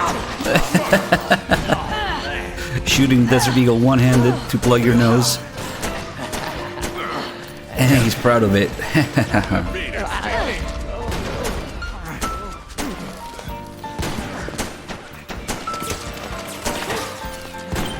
Alright, let's leave some sleeping gas mines here.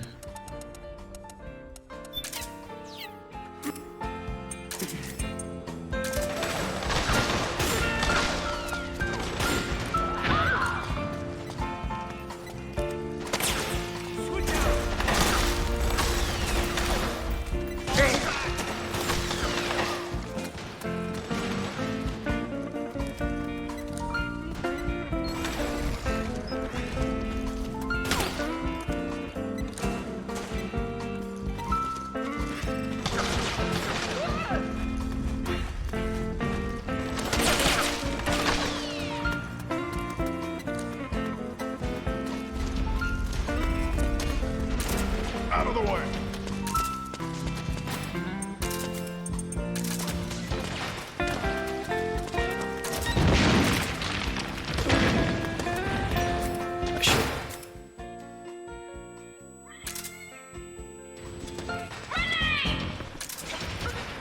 Snake, Akiba's been knocked out. It was a whole 3 frames.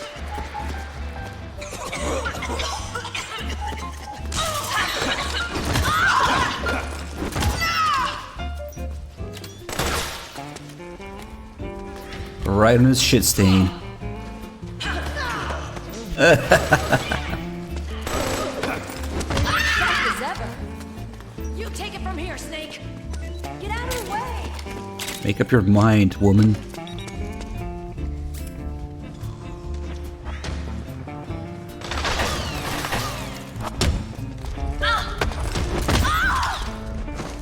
Shit. Oh, I really fucked that up.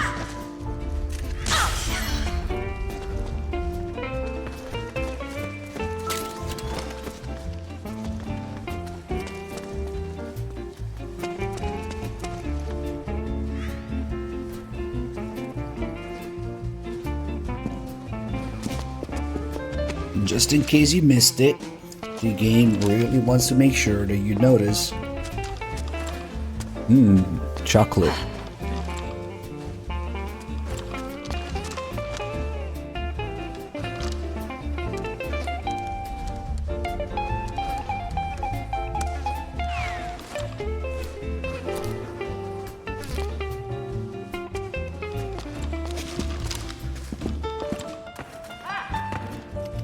Akiba, get over here! Get the fuck down there. And again.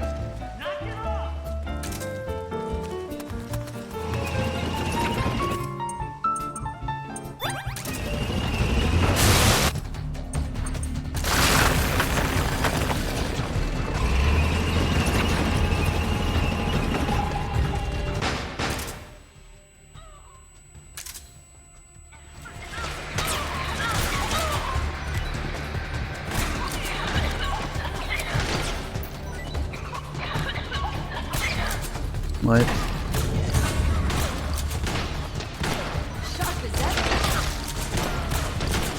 You're going down. There you go. That's weird.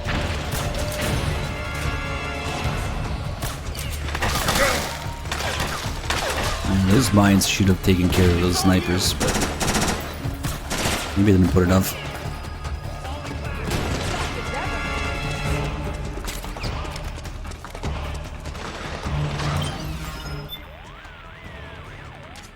The enemy sent in a squad. The exit's on a lower floor. You made a good call here. You need to get out of that building. Maybe it's after this? The exit's on... Maybe.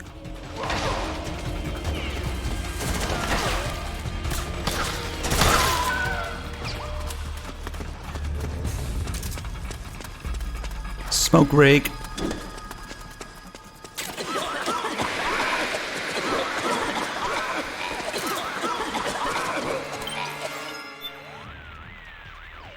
You need to get out. You need to get out of that. Come on, where's the call? The exit's on a low. God damn it. You need to get.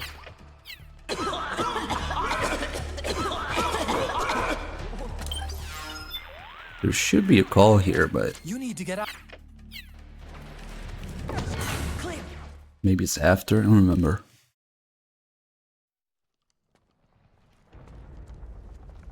Quick. Push his shit in.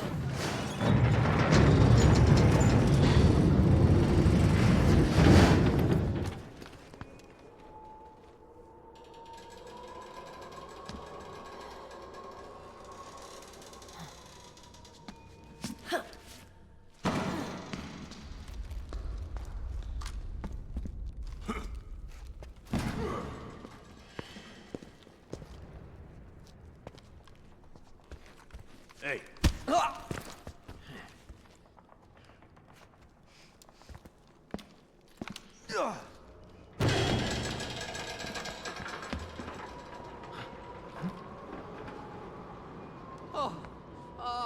Jump already!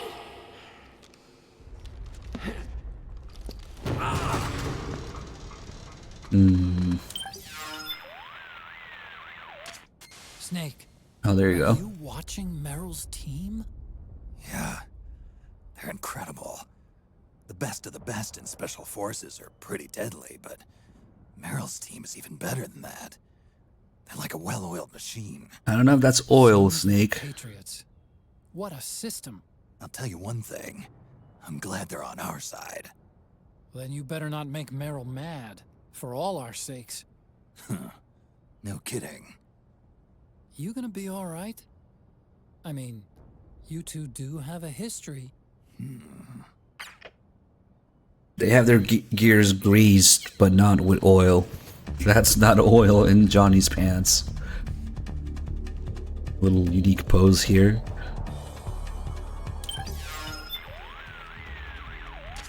The exit's on a... Okay, let's mess with them a little bit.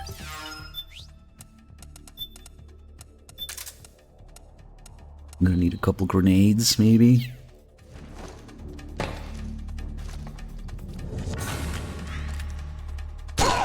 What's gotten into you?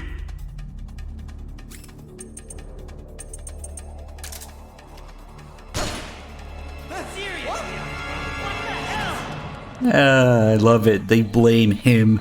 Every time you shoot him, they blame him. What? What the hell? What's wrong with you? We don't get to see Johnny trying to get shit off his hands. I guess that's before this scene. Before they jump down. What's gotten into you? Akira, get over here! What was that for? What? They can take quite a few rounds. But more importantly, they all have a roll animation to get away from grenades. Except Johnny's animation is unique. But you gotta do it just the right way so they can get away from the explosion. Most of the time they don't. So let's see what happens. Yep. What was that for?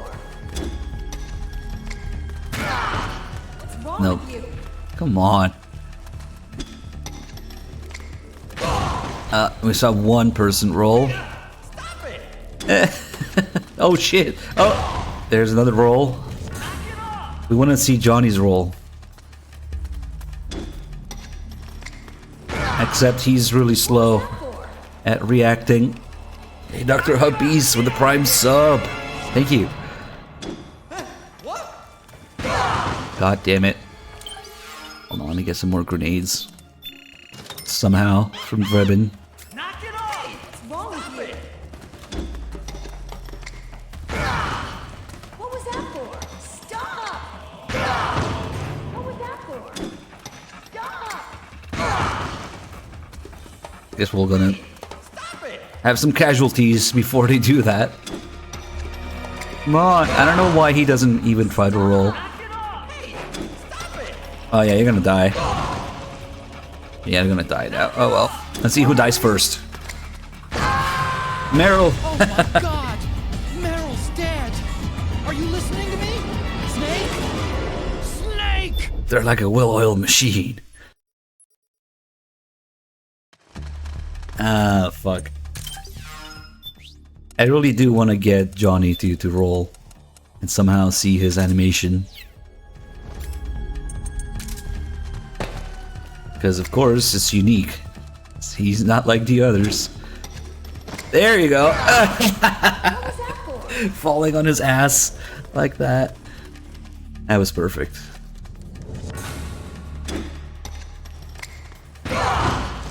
What's wrong with you? What was that for? But the other thing that they'll do. Of course, Johnny falls with his ass up. And then just kick him awake. And then they proceed to blame him. It's amazing.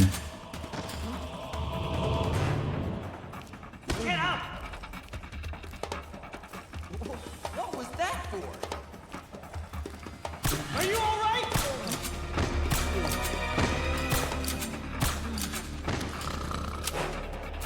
Ah, shit. Can I wake him up like this? Maybe not. Problem is, I can't get close to them because it will trigger the cutscene. Maybe I shouldn't have put all of them to sleep.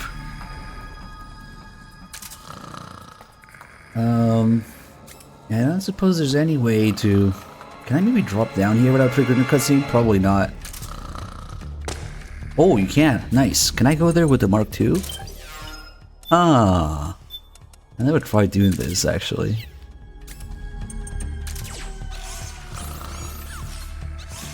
That actually might work. Nice. Yeah, you can't be here normally. It triggers a cutscene when you go in. Oh, oh shit, there's an invisible wall.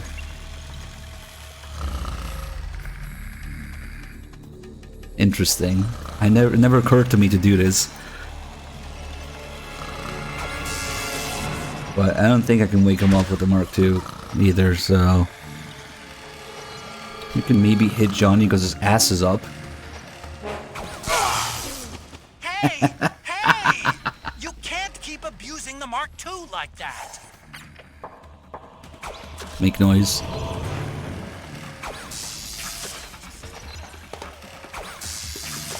Yeah, now I can't hit them anymore. Oh, never mind. Hey! Hey! Snake, be more careful with the Mark II. I forgot to do these earlier, abusing the Mark II, and then Otacon takes control away eventually. Hey! Hey!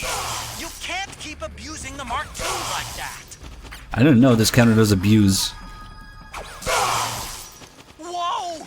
You can't keep abusing the Mark II like that! You should take control away. Well, we're not actually doing damage to it, so maybe not. I don't know. Whoa! Snake, be more careful with Okay. Finally, Meryl woke up. So she's gonna wake them all up by kicking them. But hold on. Perfect. Johnny doesn't know how to wake them up.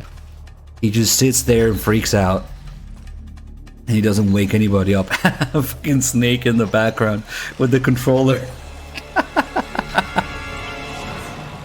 Nice. So Johnny is just looking, doing nothing. And the other thing I wanted to show is that if Meryl is down, they don't kick her. They kick everybody else, they kick each other. Meryl kicks everybody, but of course, she's the commander and they respect her. So they don't kick her when she's down. But yeah, Johnny doesn't do shit here. Let's see. Meryl is like clipping inside Jonathan here. A snake in the background. Looking at the Mark II. Okay. You all right? Get up. You okay? Let's see, how do we want to do this? Get Meryl only. Fuck. Okay, it's okay. Ed is up. Get your ass up. So he will kick Johnny. He will kick Jonathan, but oh yeah, he's being gentle. Get your ass up. With Meryl. Still says get your ass up, but nice. That's a pretty neat way of showing that.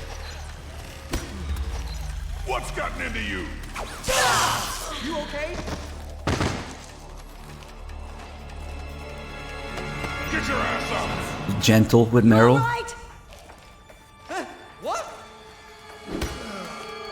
Knock it off. Alright. It's weird being in here with them. You can't usually be here. But it never occurred to me to use the Mark II. Nice. I wonder how close can we get? Yeah, only that close. Okay.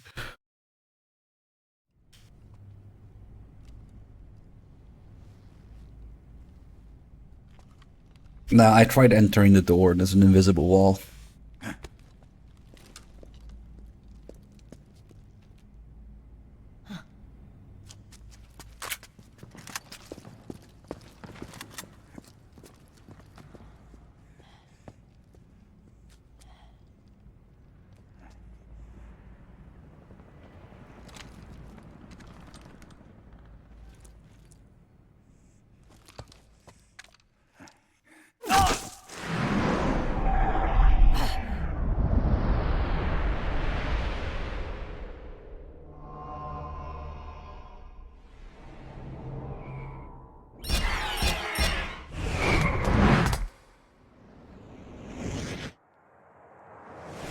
Yep, we get the best optional call in the game after this scene. Kojima's true feelings about MGS3 and snakes. Yeah, they're the same. Kojima's disdain. I love that call, it's so good. Most people like that call because of the CQC talk in it. I don't hear shit about that. All I give a shit about is Kojima and Snake's feelings about MGS3, yeah? Member's body lets us share each other's senses. They can see what I see. And it helps control pain. Is that part of the system, too? With SOP, my team can literally operate as one. Well, except for a certain someone who's not much of a team player. So, He's trying to clean shit off his fingers. is your age of heroes finally over? I'm no hero. Never was. Never will be. You haven't changed at all, Snake. But your body. Are you gonna be all right? This getup doubles as a muscle suit. I can still get around. Liquid's camp is up ahead. I'll mark it on your map. Thanks.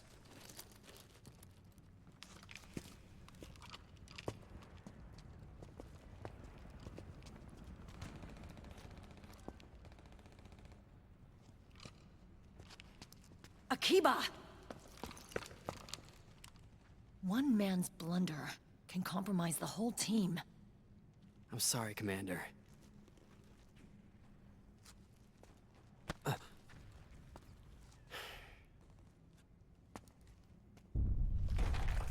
Be careful, Snake.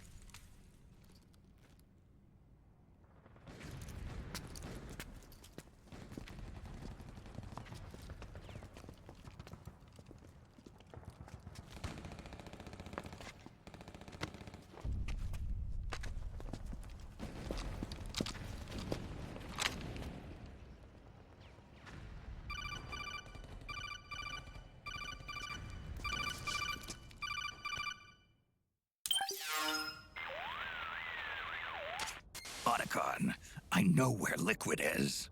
Yeah, I'm confirming the location. It's to the north of where you are. Meryl's really changed, hasn't she, Snake? She's a lot more self-assured. I wonder how much of that has to do with the system. The senses you used to develop through extended training and experience can now be obtained without even working for them.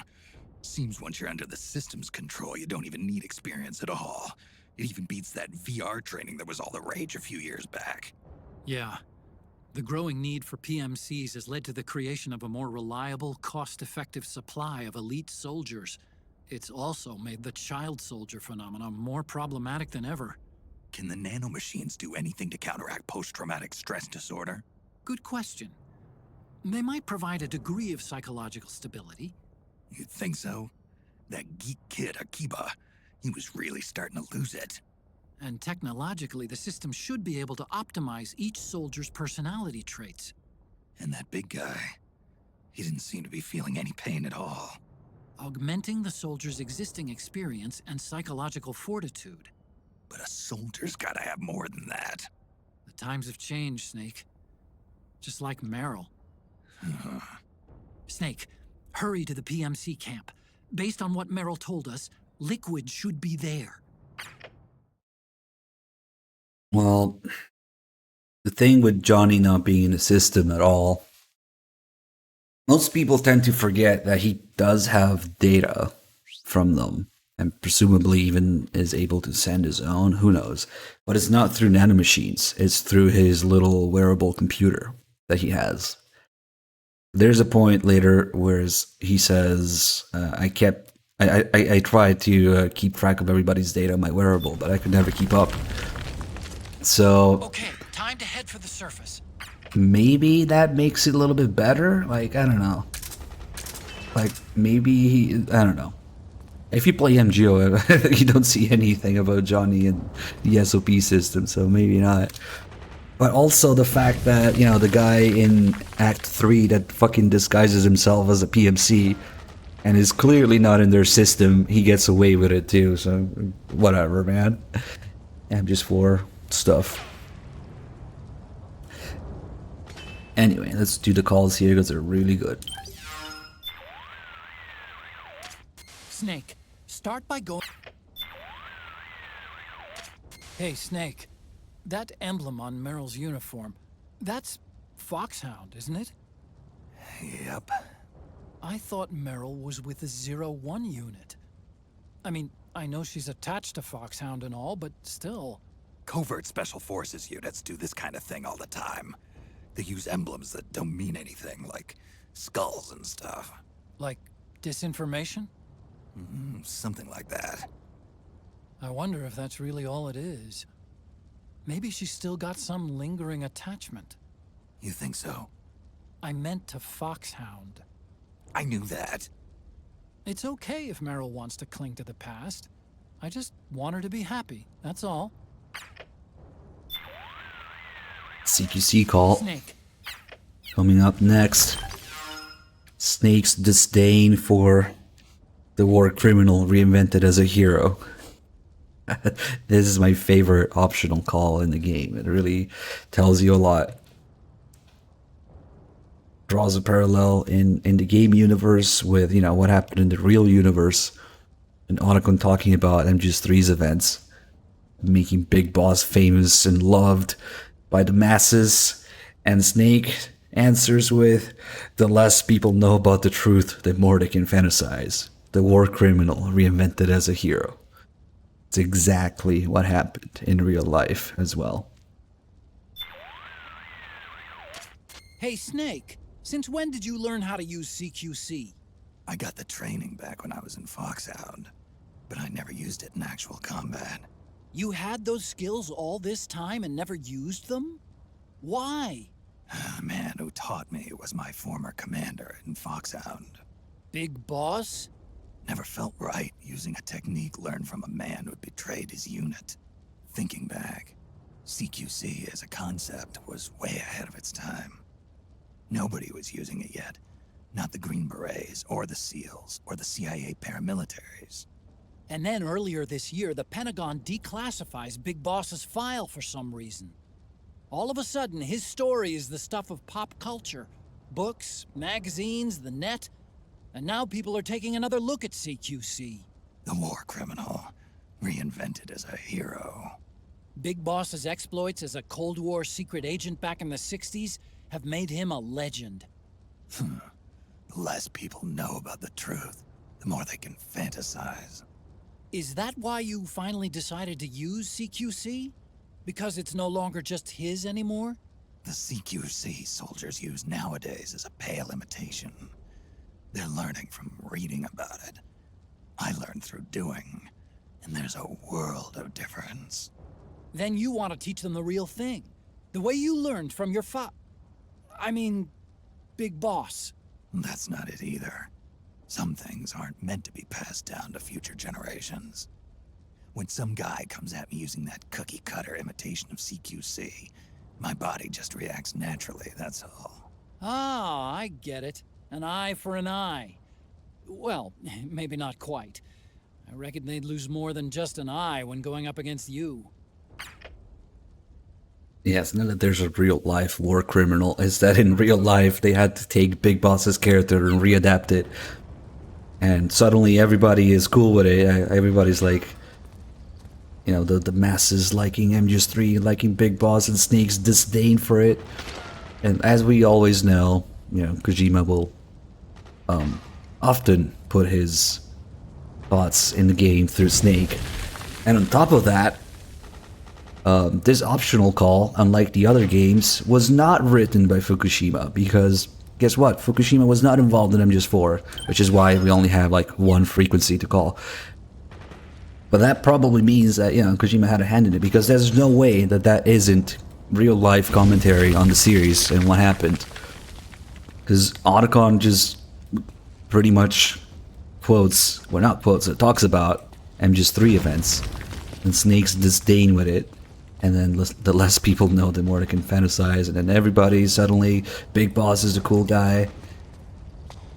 That's exactly what happened in real life with the series. Yeah, of course, the boss too. The whole thing about the boss failing to pass on her will, that's Kojima failing to pass on the series. We already talked about that during MGS3. But yeah, I deeply share in Snake's disdain for the masses liking Big Boss, not knowing. Well.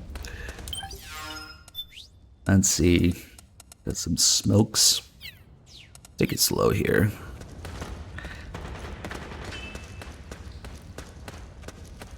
Had to reinvent the character to appeal to the masses. That's literally the definition of MGS3. And Snake isn't too happy about that. Let's see, do we have neutral people here? Okay.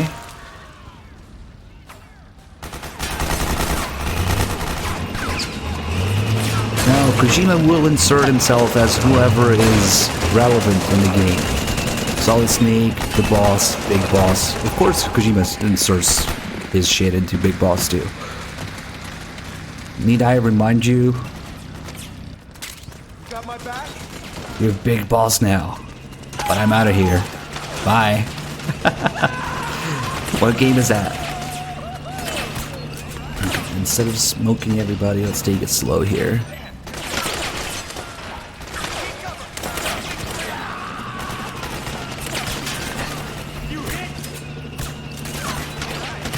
Ammo would be nice.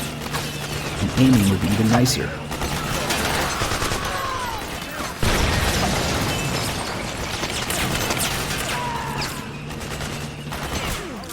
Let's try to protect this thing for as long as we can. Otacon, it looks like the militia have got themselves an armored tank. Yup, a BMP-3. It's an old Soviet-designed IFV. It's not quite up to MBT defensive standards, but it's got enough armor to protect it against medium-caliber machine gun rounds. The militia could use it as a barricade against PMC gunfire. Use it to your advantage to help you proceed without having to face the PMCs. So there will be these guys with javelins around here. And if we take them down, we can protect the tank for a little bit. Go to sleep. Go to sleep. Oh, fuck. Damn it. Well, it takes 2 hits, so that's strike 1.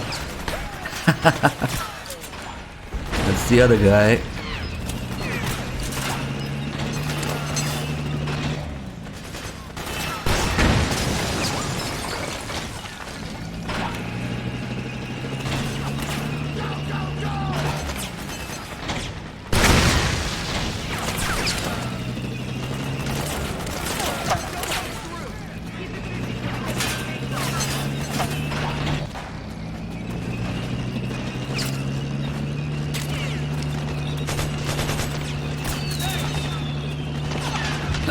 Thanks. You're welcome.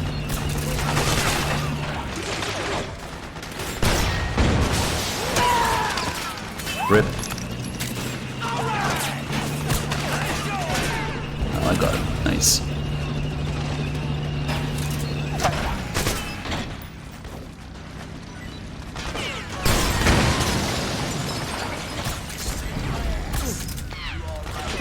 Nice work. We don't want to get run over. They'll kill you instantly.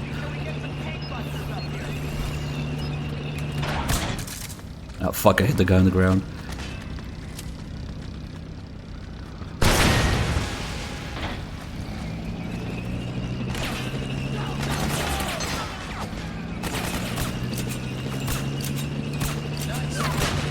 Oh shit. Oh, he missed. Nice. But that's as far as it goes. The next javelin will come from behind the map, and there's nothing you can do about it.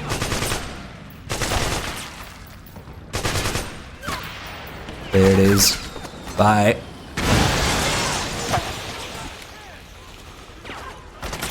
That's as far as the tank makes it. And it always gets destroyed there. Looks like they just took out a BMP-3. It was one of those PMC tank busters. Nice piece of work. I'll say. But now there's one less shield for you to use. Watch out for stray bullets. The enemy's not too discriminating. They're not getting me on a cheap kill. I'll watch my back. You saved my ass.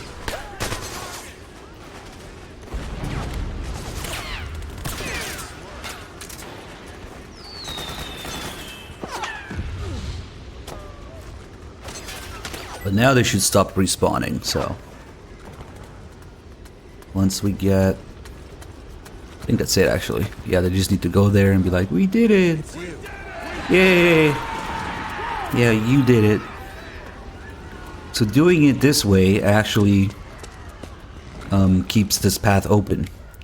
If you don't let the tank get this far, then you won't be able to go here. You have to go around. And, oh, would you look at that? I'm low on tranquilizer. Maybe I should use some of my laugh rounds. Now that all these guys are nicely packed together with guns, you know?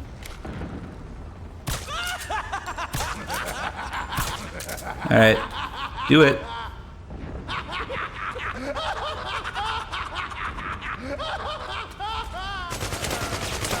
Nice aim. Oh, they suck.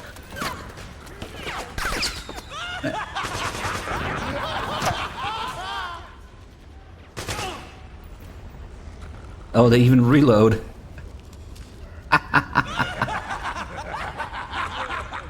Nobody actually died. Because they suck.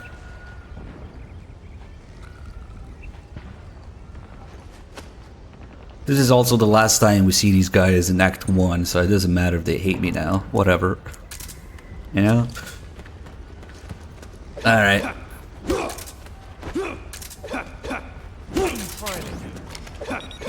I guess we'll have an unarmed version of it. Get up. It's you. We're not done yet.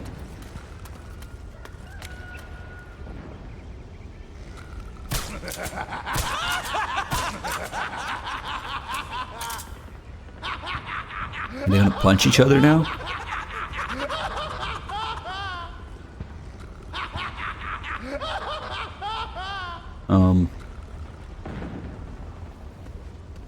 Maybe they don't do anything without guns.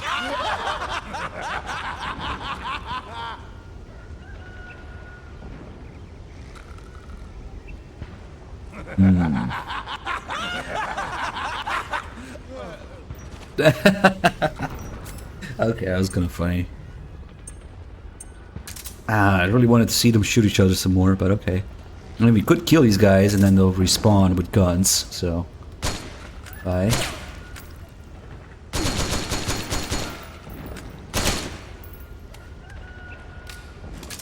There they are. Now they're hostile. Because I killed them. Oh shit.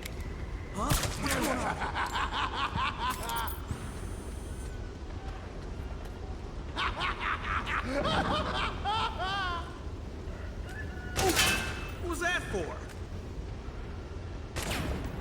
Damn it. Good job. They don't seem to give a fuck though.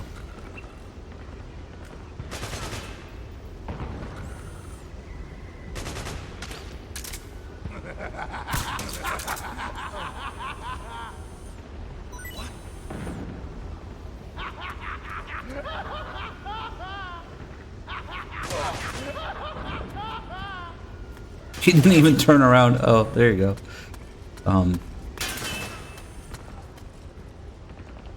Okay. Here, catch this. Oh, I forgot the pin. Sorry.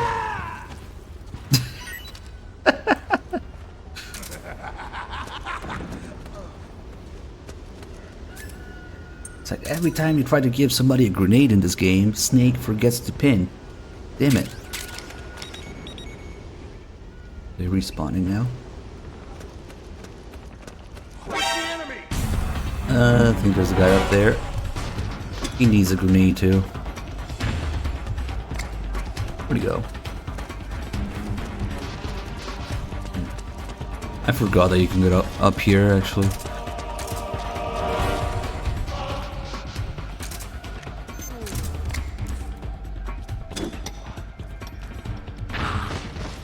He didn't die from that. What a turbo Chad. Too bad we can't interrogate people in MGS4. But we can violate them. I'm a little busy right now. Yeah, get back up. Alright. New CQC move. Oh fuck, let's just leave.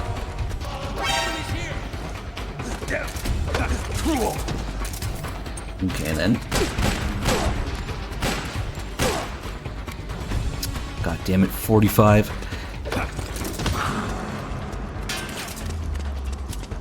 Okay, well it doesn't matter because they're gone. They're gonna get wrecked in the next cutscene. Liquid is in the PMC camp just up ahead. We need to get to him. Okay, okay. Liquid is... That's it.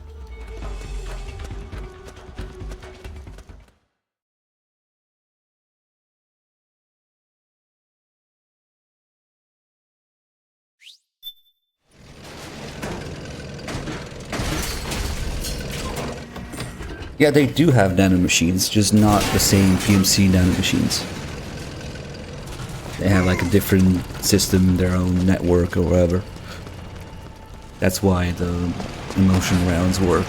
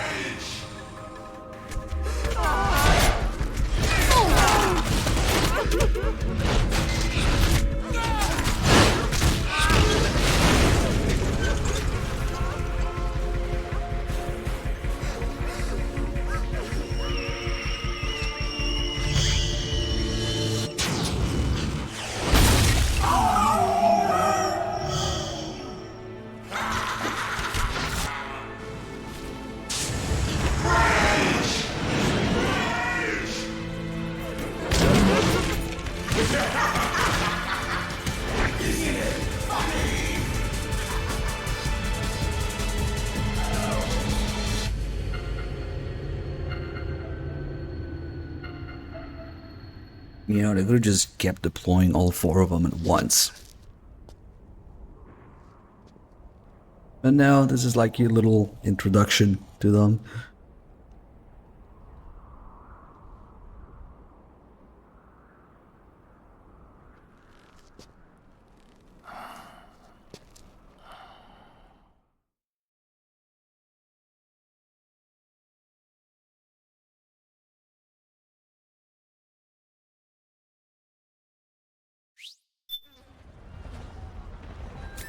Time for drugs.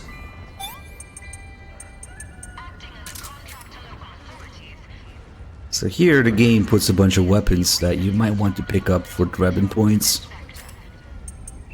But it is actually not possible to do that without Autogun bitching into your ear again. If you go backwards. So, okay.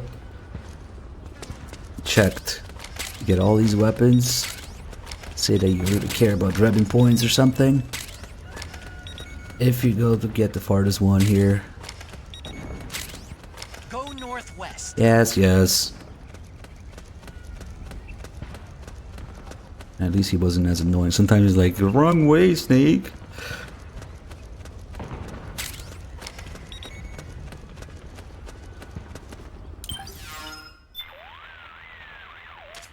Those things just wipe the floor with the militiamen. Must be the special unit that wounded militiaman was talking about. And now the wreckage is blocking the way. Snake, head straight for Liquid's camp. How you liking that iPod, Snake? They say certain types of music can help relieve stress. If you're feeling run down, why not take a break? Listen to a few tunes. I believe you mean tunes. I forgot about the iPod call. Sure.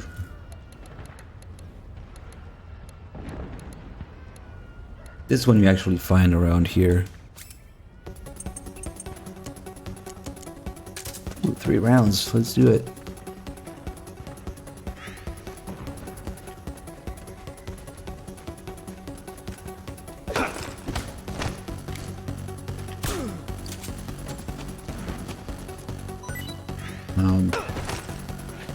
Change my mind. Get down here.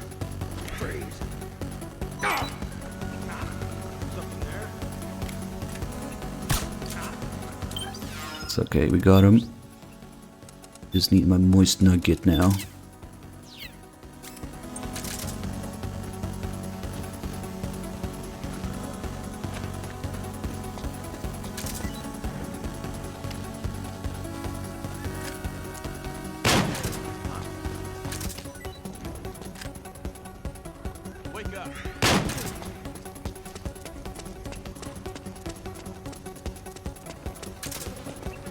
Lots of shooting here and at the beginning back too. Ooh, the frames, man. That was pretty bad.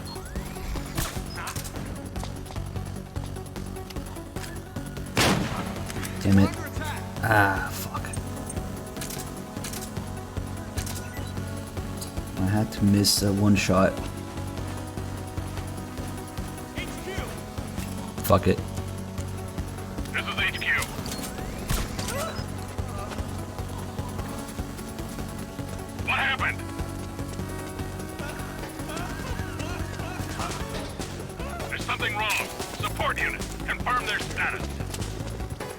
Oh, that's gonna be fun to deal with.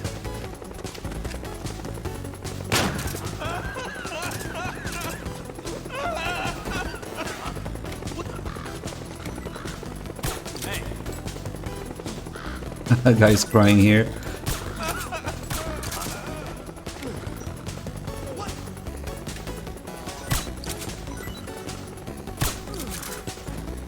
Oh, look at him. That doesn't look too comfortable.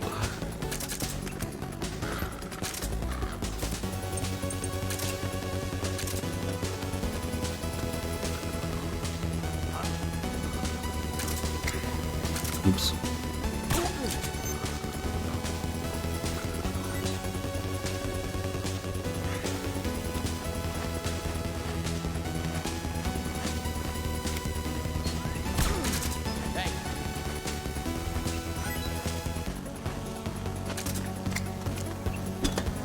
God damn it. Yeah, smoked myself. And again, that's actually part of the plan.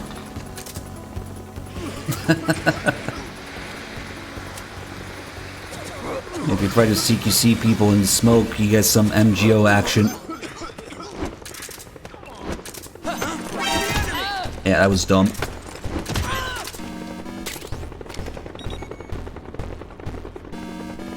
Some MGO netcode going on there. Acknowledged. Sending reinforcements. Use extra caution. Look at the geckos here.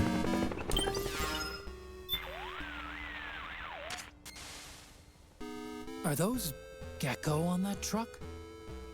I always pictured gecko as these big, hulking things. But I guess they can fold up pretty small, too. Imagine that. I'll bet I could fit one through my front door if I tried. What do you think? Thinking about redecorating? Come on. You don't think I'm that weird, do you? What a weird call. Is it foreshadowing the fact that a gecko goes through the door in Shadow Moses? I don't know. The elevator in the doorway on the B1 floor? I don't know.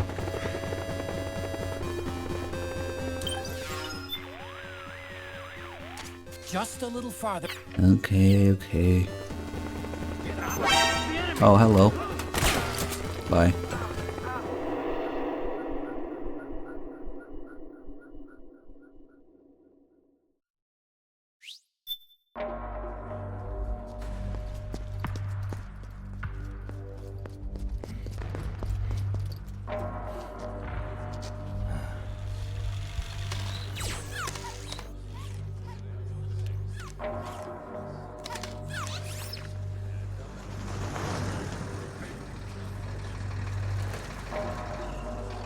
Hey, you! Get over here!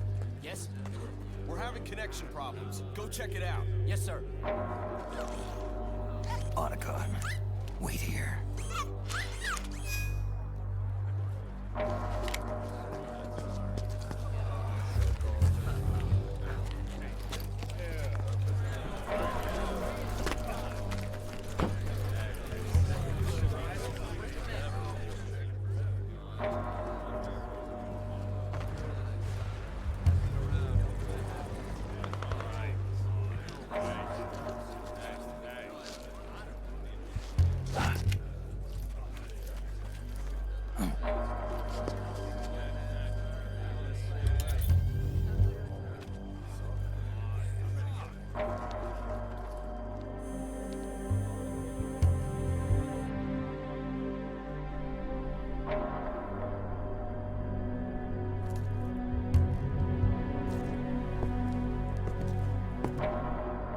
Man, fuck JFRA. I want liquid sunglasses.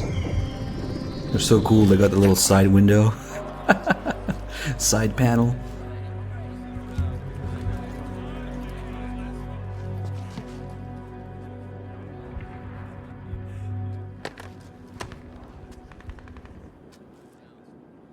I wonder what they're based on, because this was before, you know, JFRA, Kojimbo collaboration. Snake, you're here to kill Liquid, aren't you? That's the mission. Are you going to stop me? My mission is to inspect the PMCs. I'm not in a position to take action. All I can do is stand by and watch. I can't help you, understand? I'm a peacekeeper, here to keep order. Understood. Oh, their catchphrase is "Know the threats, provide the solution." I never paid attention to it before. Nice.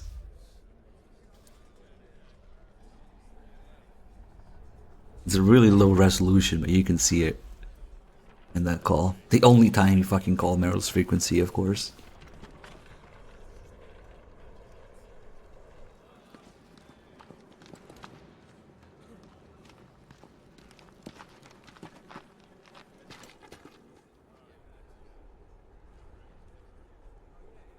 Activate it.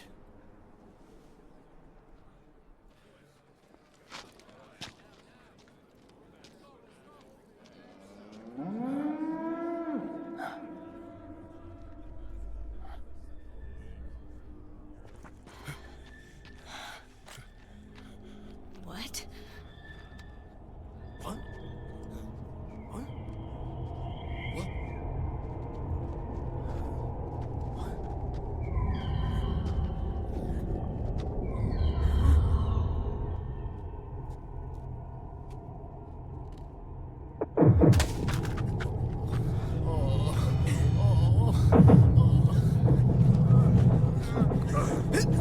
Metal Gear fans get word of Kiefer's involvement.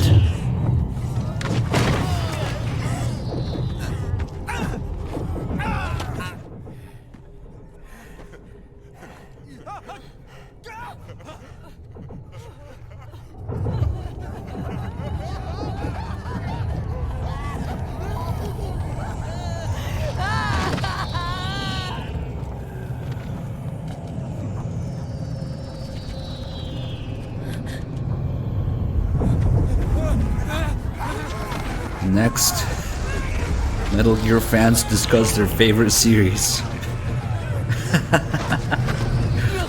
My favorite one is the guy with the rifle whacking the other guy.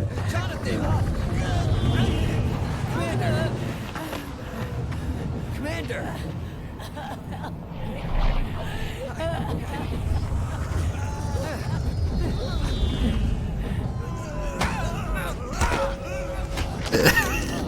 There he is, there he is. Yeah, fuck you. I never thought it would be so easy. But these results... refreshing. Don't you think?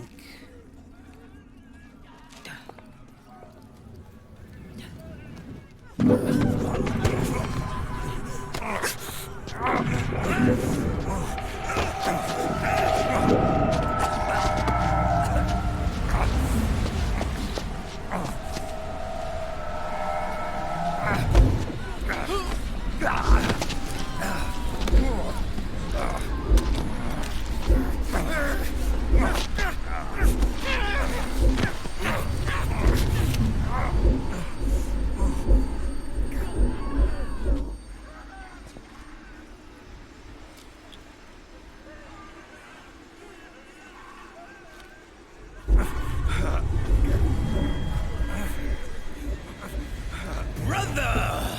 It's been too long. Liquid. Rejoice! We're not copies of our father, after all. Are freed of the shackles of fate.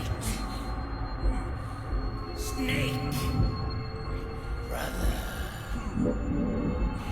we are free.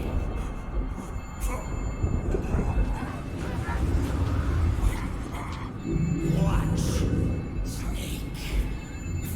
Watch as I surpass my own origin.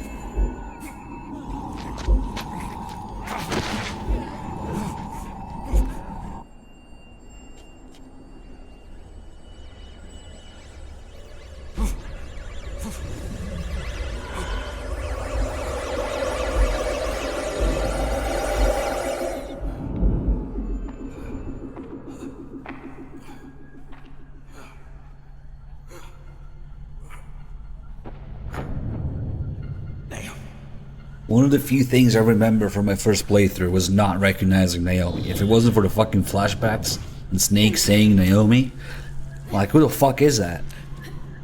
Doesn't look anything like him, just one Naomi, but okay, why not?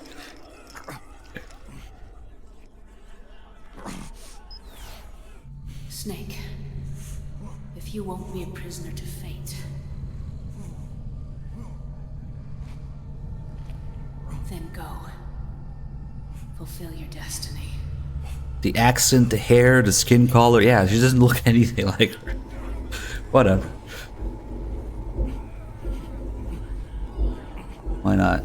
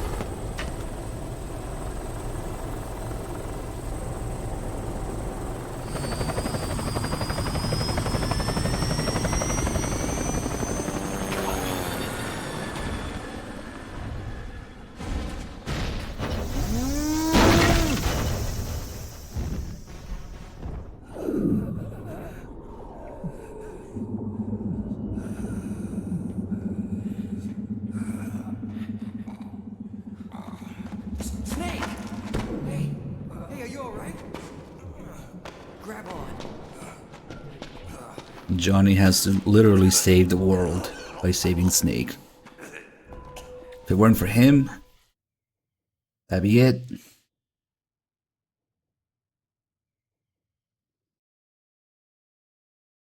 What a messy fun run. I do have quite a bit of fun showing all the stuff in Act 1. especially towards the beginning with the two factions fighting and messing with the militia and whatnot, trolling them with healing items. And Act 2 is, well, you only really get 2 acts worth of real sneaking gameplay in this game.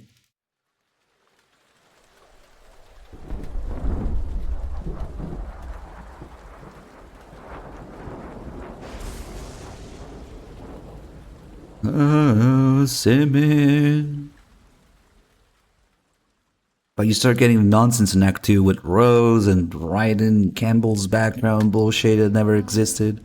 2, 3, Uh, 5, 8, 13, 21, 34, 55, 89, 144, Bluey with bits, thank you.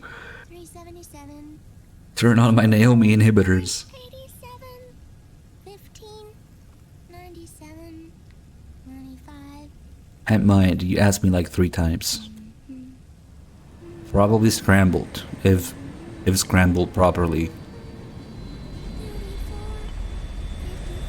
Scrambled eggs have the most potential, I think.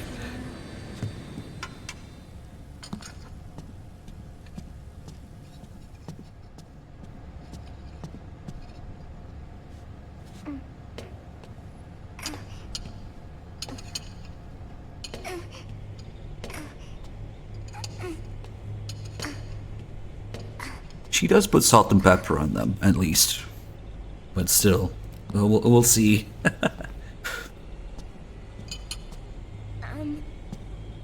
Uncle Hal? The eggs? They're done. We're just gonna lurk on Sunny during this briefing. Snake? We don't care about Snake. Back from the dead? Naomi's message. Remember the sun being so flat. It's much more interesting to look at what Sunny's doing. I'll dig in right away, Sonny. And would you make some for Snake, too? Okay. Hey, none for me, Sonny. This is where she busts out the PSP too. I don't remember. The noodles, the PSP, the PS3. Hey, go away. I don't care.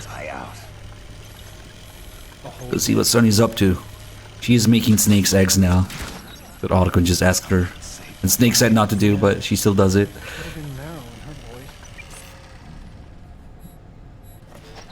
Don't worry.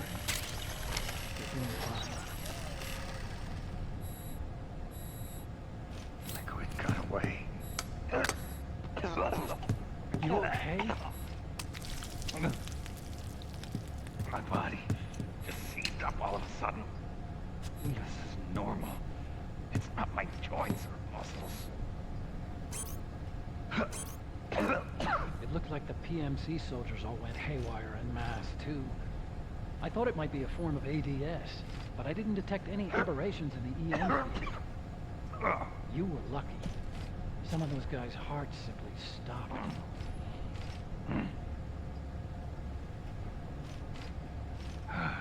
She was there. Naomi was at Liquid side. There's this stiff plastic egg.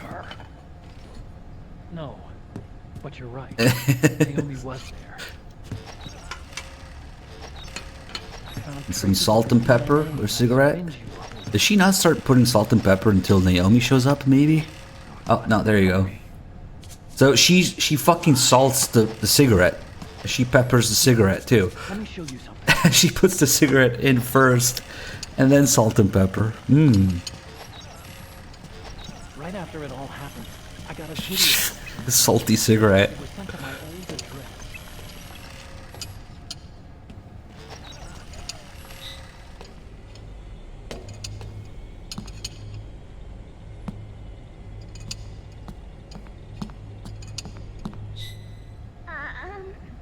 Here you go.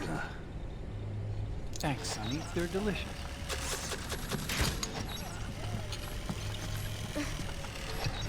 But you haven't even eaten any.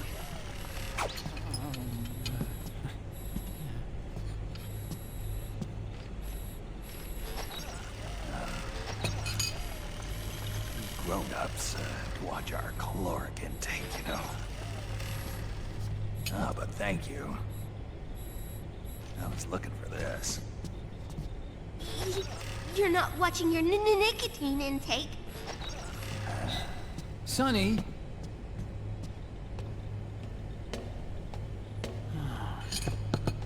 You really hurt her feelings. Yeah. Why don't you teach her how to cook eggs then? Oh, like I know how to cook. Yeah. Hey, check this out. She could break into the Pentagon, but looking up how to make eggs, impossible. The data's been quarantined, no viruses. The voice print matches Naomi's, and I'm fairly confident the video isn't digitally synthesized either.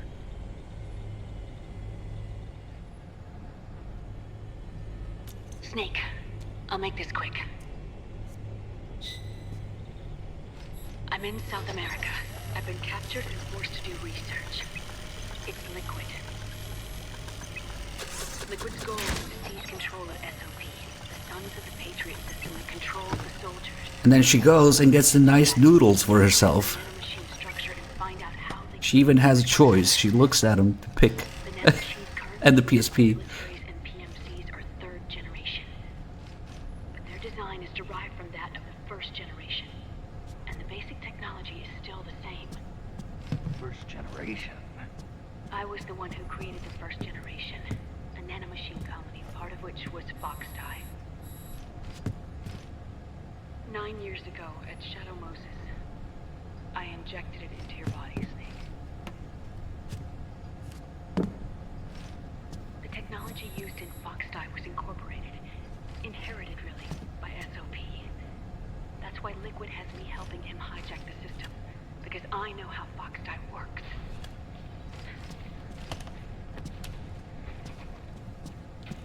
Please, you must rescue me.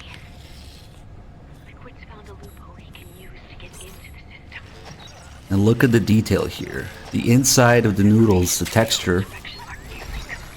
This will rise and get more plumpy with the water when she uncovers it. They actually changed the inside of the noodles. Nice. Naomi sent her location data in a separate file. Look at that PSP. She's grabbing it. It's a type of encrypted data. Sonny decoded it. Even freaking XMB on it. Remember now? This is data from the Soliton radar you used at Shadow Moses. I'm guessing Naomi wants us to know the message truly is from her. Sending the map data in Soliton radar format. Pretty clever. And Mei Ling's helping us out from Hawaii.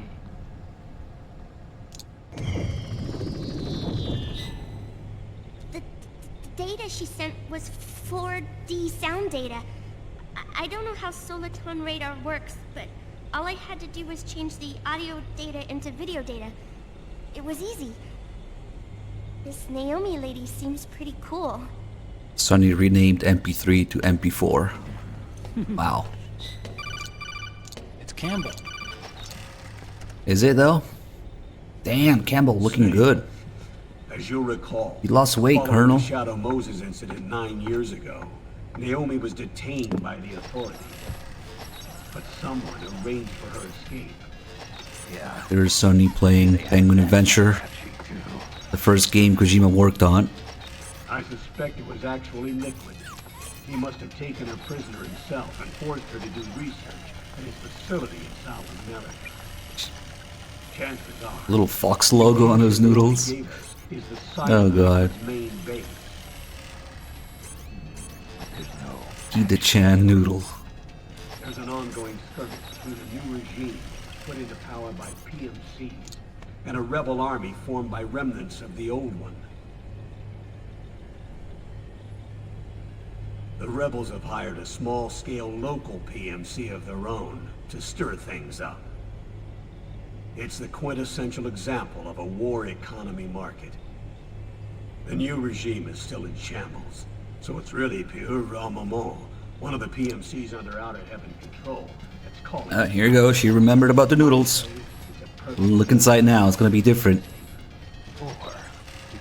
It will be steaming and ready. Oh, it's not ready yet, huh? Okay. The address is fake, but Sonny was able to track the message back through its proxy based on access date time. Just like the PS3 controller, the PSP is extremely detailed. It's insane. Like, what the fuck? The USB port, the XMB, the buttons. Colonel, where's Meryl? I know she left the Middle East in pursuit of Liquid. I'm sure Oh, let me see. by now. We can't chase that line too far.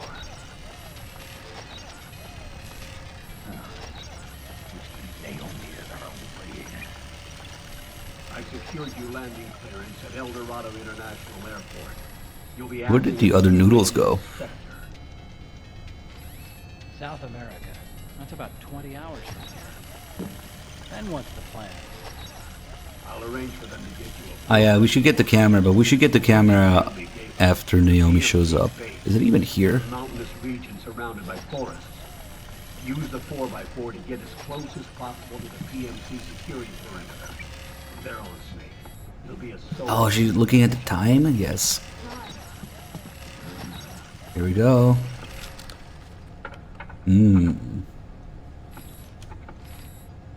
Thanks, Noodle Engine. The rebels are still pitched in battle against the PMC.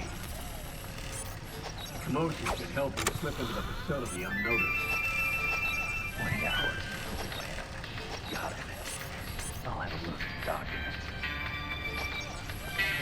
I'll never smoke while I still can. That's it.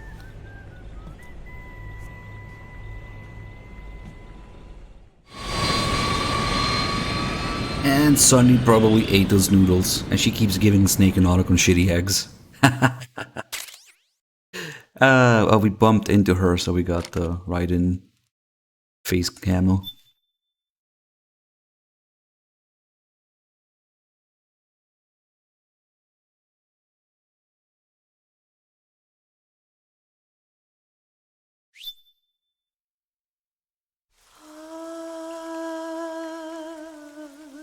C'est mer.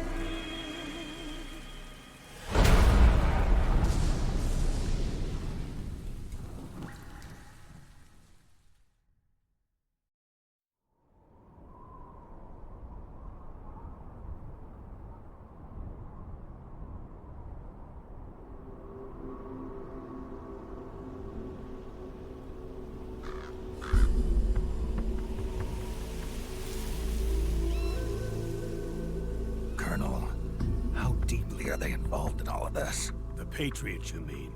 The data we got from Arsenal Gear was a load of crap. 12 founders who have all been dead for 100 years. Give me a break. We know they exist today. If the purpose of this battlefield control system is to control IDs, it fits in with their plans perfectly. Seizing control of the world's ID systems and then using them to manipulate the economy and information flow. For the Patriots, that's the ultimate prize. You might say the Patriots are the embodiment of the war economy. Everything that Solidus feared 5 years ago, it's all come to pass. The Patriots are trying to protect their power, their own interests, by controlling the digital flow of information.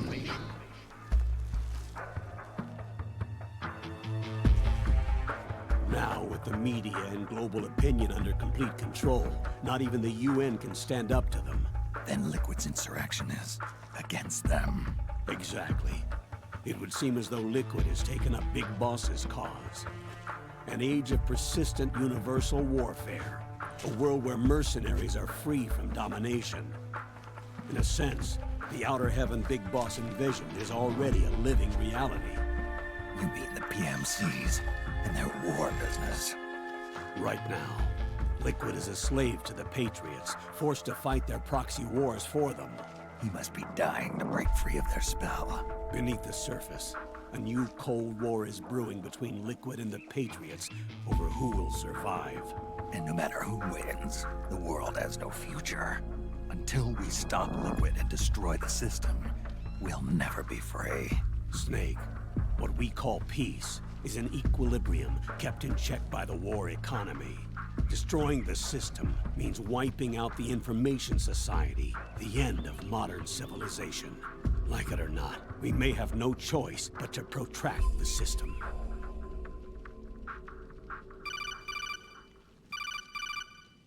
Snake, here's what we know about the current battle.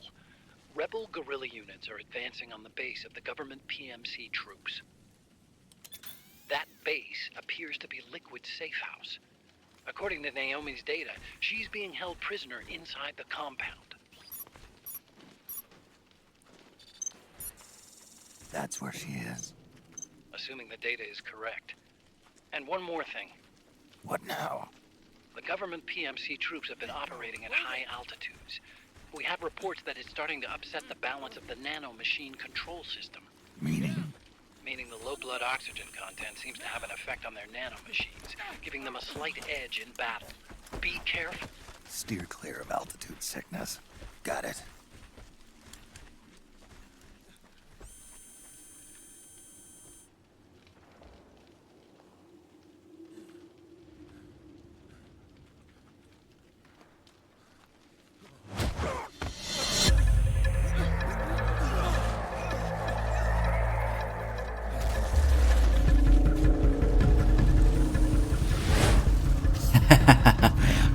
Vamp, just because we need to explain his powers with tape and nanomachines.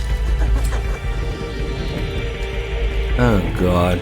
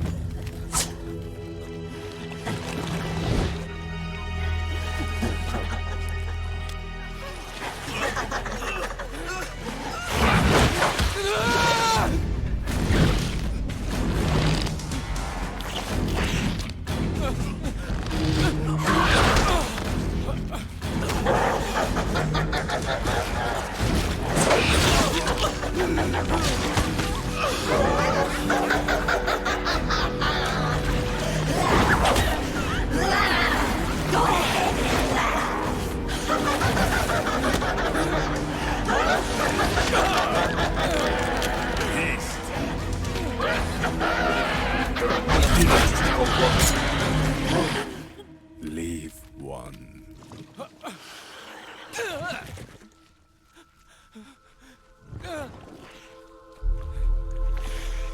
Don't forget this face. This is the face of the bastard who killed your comrades.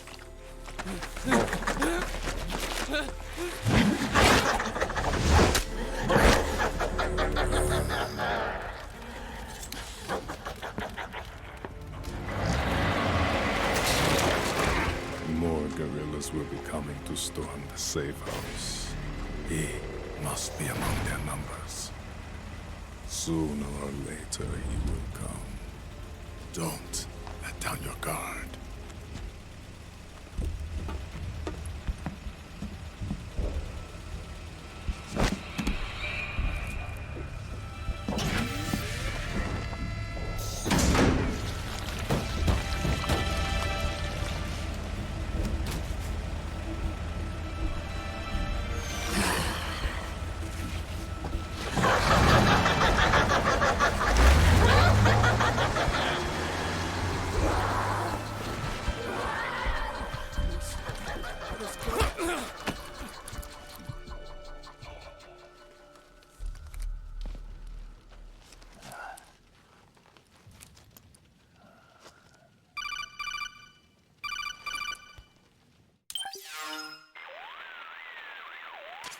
Otacon. What the hell? That was Vamp. I'm sure of it. I'll never forget that face. Those were PMC soldiers with him. Is he involved in Liquid's plan? We watched him die in Manhattan. Damn it, he won't leave us alone. Snake, could Vamp be immortal? Not a chance. This is the real world, not some fantasy game. I swear, the next time he shows up... Not now, Otacon. Right. I know. Snake, according to satellite imagery procured by Mei Ling, the facility where Naomi's being held is to the north, along a mountain road. I'm sending the location to your map. Mei Ling? What's she up to these days? Taking command of the Missouri, apparently. The Missouri? That's a World War II battleship. The museum contract in Hawaii expired some time ago. I hear it's now being used as a virtual training vessel. No kidding. Not for actual combat training, of course, but rather to get sailors used to seamanship on an analog vessel. Or so I hear. After the mess at Shadow Moses, Mei Ling kinda got put out to pasture. Even so, making captain at her age, that's pretty impressive. Rumor has it she caught the eye of some lecherous old admiral who got her promoted. She always did have a thing for older men. Maybe it's too early to retire after all. Thinking of taking a little training on an analog vessel, Snake? No. At this point, I've got no need for any more training. Fair enough. Listen, Snake. When you get there, remember, the conflict between the PMCs and the rebels has nothing to do with your mission. There's no reason for you to get involved or take sides. That said, creating some sort of impact on the battlefield could produce better conditions for sneaking. The rebels are targeting the facility being used by the PMCs as a base. This is more or less the same spot where Naomi's being held. If you aid the rebels, they might get rid of some of the PMCs and help carve a path for you to sneak in. That freak I just saw, with the tentacles, was it using the same octo-camo system as my suit? Yeah? I thought that technology was of your own design. Actually, I kinda based it on some design Sonny snagged off the net. And the data came from? DARPA. So in other words, we're on equal ground technologically. Sorry, I guess I should have told you. And by the looks of things, they know I'm coming too. Yeah, it could be a trap. Stay sharp.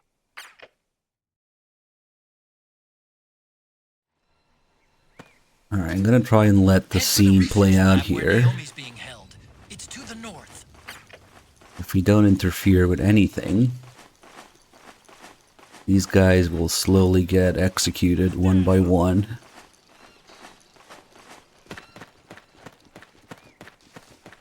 Let's go take a look. There's a guy in here who's fapping to the Playboy. Move along.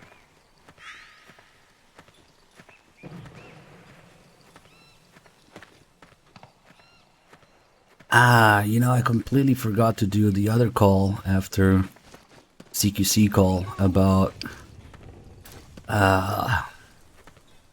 the tape in Vamp's shoes. I always forget that that's an Act 1 call. Because it's mostly about Vamp. Who goes there? That's another call that's like crucial to MGS4's existence. Which is mostly to explain things in a way that was not intended from MGS2. I always associate that call with Act 2, but it's an Act 1 call, actually. Because it's when the frogs show up. And they talk about the way they cling to the walls, and then Snake brings up how Vamp run up the pillar in Big Shell. And Otacon proceeds to explain that there's this new technology called tape. With adhesive tape.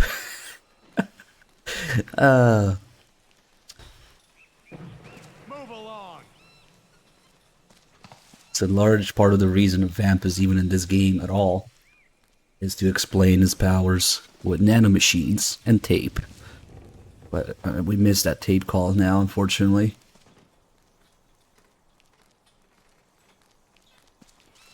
Oh, is he getting executed here? Yep.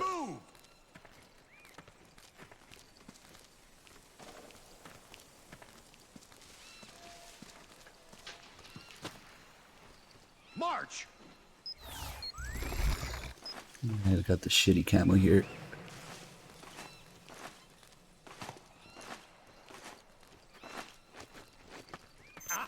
Ah, fuck. Who's that? He's going all the way over there.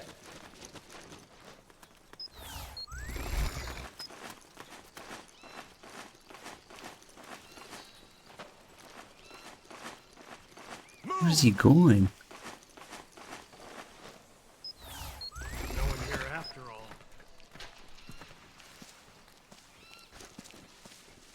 March! Oh, in here. That's right. First guy. Don't shoot! Don't shoot! See you in hell. Alright, God damn it. I was gonna say next, but that's scuffed now.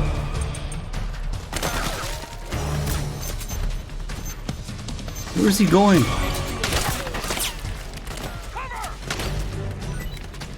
What happened?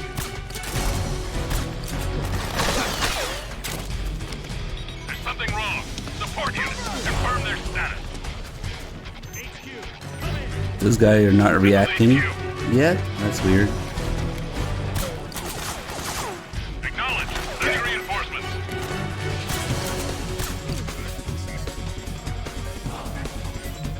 That's strange that they haven't reacted. Oh, there you go. And these guys start out as hostile because... Okay, they're neutral now. Because of the cutscene with Laughing Octopus. Snake with boobs. So who attacked you? It was an old man with boobs and tentacles. Oh yeah, seems reasonable. That was my last round. That's okay, he'll go down. A little bit messy. But if you get at least one of these guys to survive, they'll open this door, which otherwise could not be opened. And in here we have Twin Barrel. We would have the Munya and the uniform.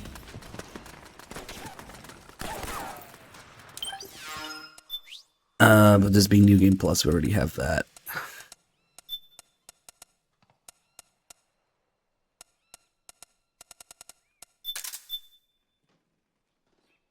There's a call with Rose about this.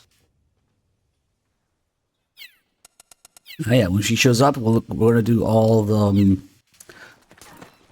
calls, psychology-related stuff with Rose. And I was thinking, just now, this is also where you find the EN94, which isn't too useful, but perhaps the reason that this is here is because, well, during Act 1, we get MGS1 characters, right? Get Meryl, Johnny, Campbell, whatever. And then MGS2, you have the AN-94 as the main gun for the enemy. This is the gun that the soldiers carry in on the big shell. And Act 2, we start getting MGS2 characters. Rose, Vamp, and Raiden. So that's probably why. Seems a little random, but we get the AN-94. Overly expensive, over-engineered, crazy rifle with the bent magazine well.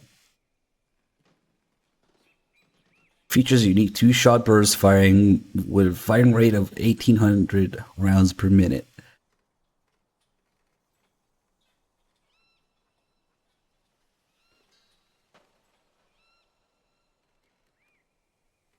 And they do have a 2-round burst, although I don't know if it's that fast. The whole point of this thing is to shoot 2 rounds before the recoil from the first round hits the shooter, so that both rounds more or less land nearby each other. But if you switch to 2 rounds, yeah, might just be. The rate of fire in full auto is slower than that. Kind of useless, but another neat little gun detail. Oh shit, these guys are starting to wake up.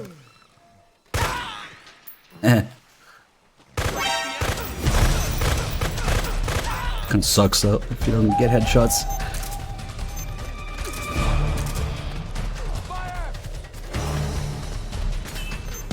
Oh shit, they're all waking up.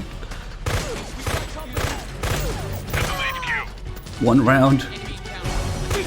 God damn it.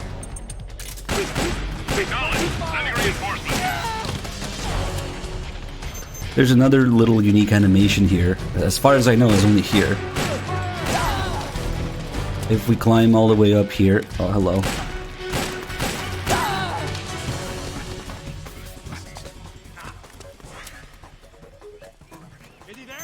I don't know if this mechanic is used anywhere else in the game, but there's ammo up here. And the way to get it is pretty crazy actually, because you have to roll and then grab onto the ledge there mid-roll.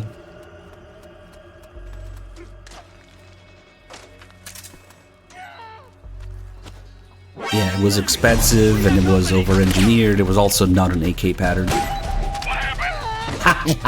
Nice! Falling animation. And we have this here. Let's see if I can do it. Ooh, there you go.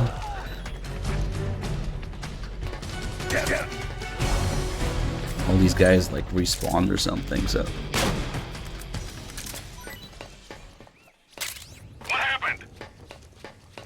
That was a pretty interesting animation. I haven't seen that in a while.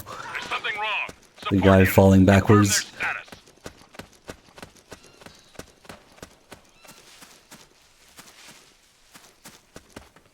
This whole section is a little bit of a pain because you're sneaking uphill.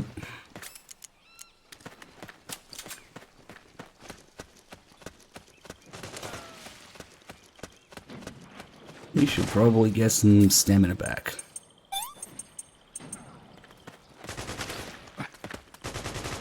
We've got company.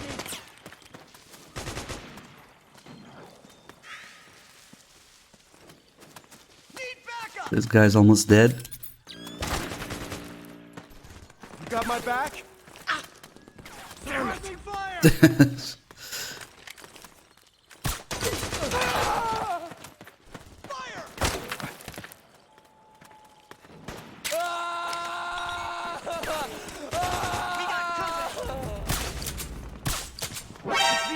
Ah, shit.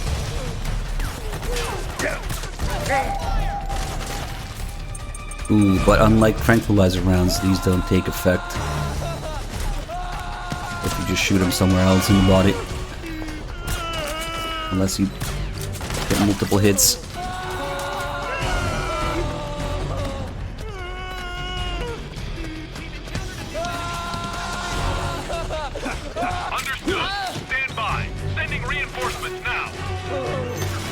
Oh, I'm sorry.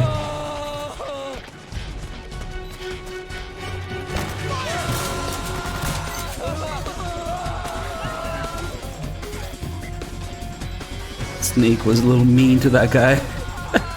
He got up and started crying again. Do we actually have reinforcements? Maybe not.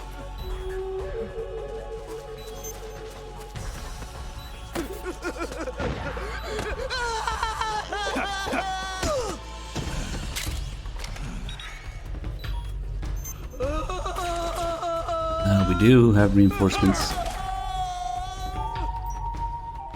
Get up. We got company. Hands up. If he has any ammo, that's useful. I'm all out. He does not.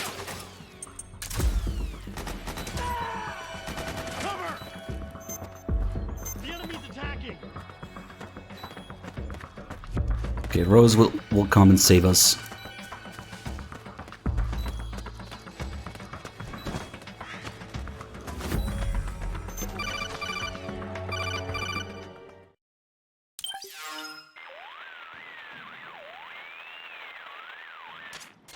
Snake, there's someone I'd like you to meet. A member of the mission staff. A psychological counselor. Psychological counselor? A lot of soldiers can't handle the stress of battle, end up panicking. She'll be useful in helping you understand the mindset of both the PMC and rebel soldiers. She? Rosemary.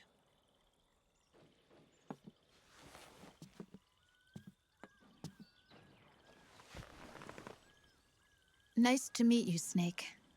This is Rosemary. She used to work as a data analyst at the Pentagon, but moved to combat support during the Big Shell incident. Yeah. She was in charge of Jack's files, wasn't she? After that, she studied psychology. And now she's a counselor with CSP, the Combat Stress Platoon. Yeah, I hear psychological counseling's the hot field these days. Increased combat efficiency and productivity, all without ever picking up a gun. I'll be acting as your personal counselor on this mission. Since the passing of the new millennium, one of the most important issues facing today's military is the mental care of its soldiers. I can also provide advice on soldier psychology from a threat assessment perspective. Contact me anytime. I'll be standing by here at home with Roy, but I'm on a different circuit. The frequency is 147.79. Her advice will have a positive effect on your psych gauge. Survival on the battlefield depends on your psychological well-being. Lose your cool and your body stops doing what you tell it to. Even a veteran soldier like you. I know. Mind, body, technique. Some things haven't changed with time. When your psyche is running low, ask her for advice. It'll help keep you in peak condition and focused on the mission. By the way, Colonel, isn't that your house? Well, yes. Then the woman you married, the one that Meryl was talking about. Is Rosemary, yes. Didn't I tell you before? News to me. What about Jack? Jack? Jack, from Foxhound. Codename Raiden. I seem to remember him being engaged to Rose. Oh. We lost all trace of him. Jack's gone. I used to work with the guy. He saved Sonny from the Patriots. He disappeared soon after that. What about you? Jack disappeared and you just moved in on Rose? I was consoling her over her loss, and one thing just led to another. She's young enough to be your daughter. Yeah, lucky me, huh? Now I see why Meryl was so disgusted. Meryl said something about me. Yeah, I believe her words were, "I'll never forgive that womanizing piece of shit." I see. Colonel, you knew she was our informant in the Middle East, didn't you? Was it you who put her up to it? Yes. I used my connections in the army to get Meryl the job. You wanted your daughter someplace where you could keep an eye on her. Look, everybody involved in the incident at Shadow Moses either lost their job and status, or in the case of Meryl and Mei Ling, got brushed aside. Meryl wanted to make a comeback, a difference. We can't all be as strong as you, Snake. Some of us can't bear living like pariahs. Since Shadow Moses, I've been branded a criminal. I think of it as my own small way of making it up to my daughter. My own flesh and blood. In any case, call Rosemary if you ever need advice. It pains me to say this, but all we have is 2 frequencies to call, and one of them is Rosemary. God damn it. So we'll be sitting here for a little bit and do all of her calls, which actually depend on how much psyche you have left. So she has a different set of calls if you have maximum amount, or if you have about half, or if you have low. She will talk about different stuff, and to be fair, she does have some interesting stuff to talk about, but unfortunately it's coming from her, so it's still kind of painful. And eventually she talks about Sonny and stuff, so it's not all that bad. And besides, we can play with her tits, so yeah, we'll do that. I need the stress to go down. Since I'm already dying, might as well smoke. So smoking a cigarette makes stress go down even in sunlight or any other condition that would normally stress Snake. Doesn't matter if he's smoking.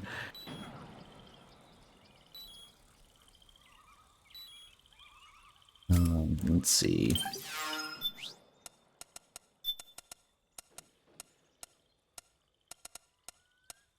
And I don't really like using the underbarrel attachments for the M4 because they're single shot. Like the grenade launcher is single shot, and you can get, if you really want to use like non-lethal rounds. For the shotgun, you have the Saiga, so that's much more useful. Or if you want to do like the cheese method with the grenade launcher for Crying Wolf, you can't really do that with the Underbell because it's single shot. So that's. But it definitely also has something to do with aesthetics. Because the way the M4 shows up in the cutscene, you know, it's clean, sleek. You can really fuck this thing up with all sorts of attachments, but that's...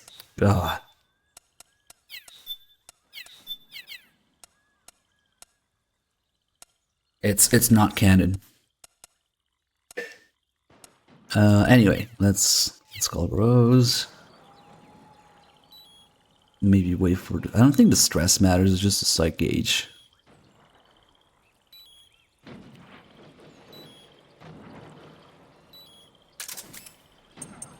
And then we listen to some Sailor to regen, just so we don't get the beeping.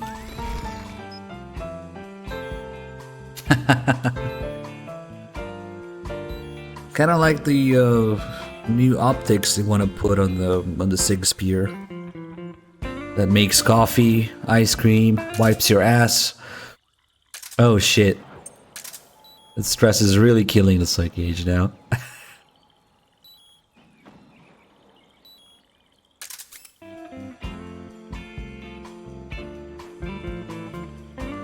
I guess we should stay in the shade. Much better.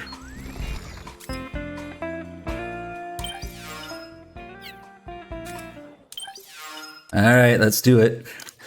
Also, her sweater will change depending on which day of the week it is, so she will have a different sweater in each day.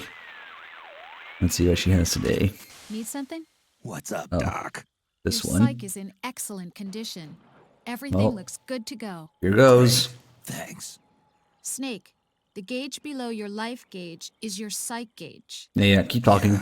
You told me about that. Then you'll hear it again.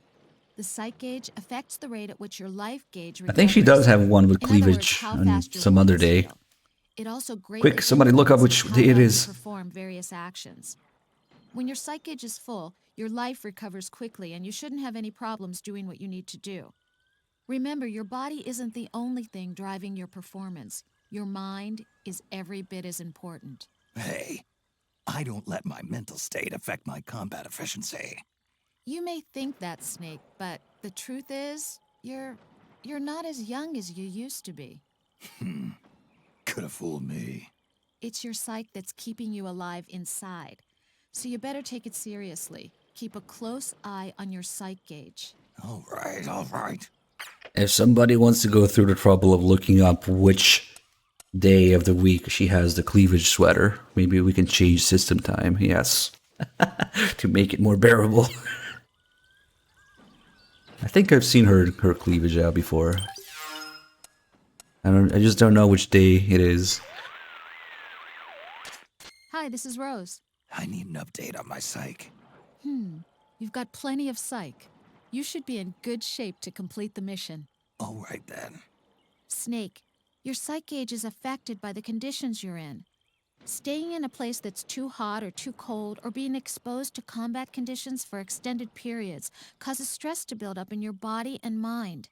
The more tension you've accumulated, the more your psych gauge decreases. As the gauge decreases, it starts to negatively affect your performance. Your hands start to shake and your life gauge recovers more slowly. Vision gets blurry and you can't make out your targets. All of these things impair your ability to complete the mission. So be sure and keep an eye on your psych gauge at all times. Should we really do that? Okay, so we want, what, Friday or Sunday?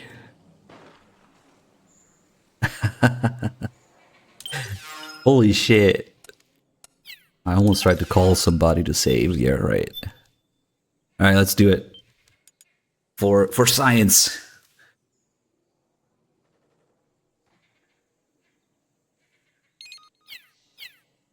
Probably means we'll have to do these 2 calls again, but okay.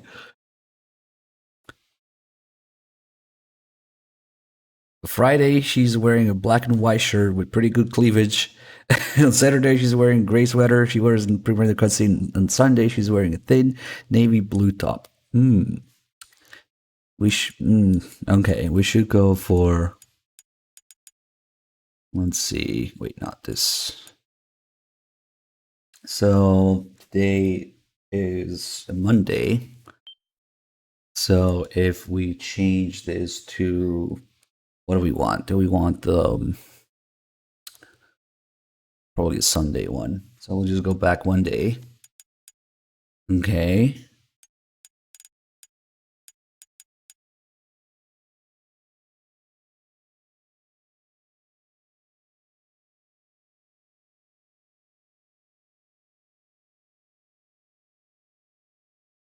Yep. For science.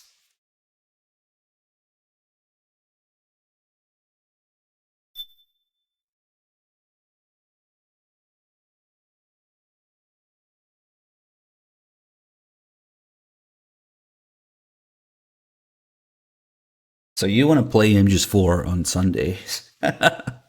Oh god. You also get the Drebin discount on Sundays.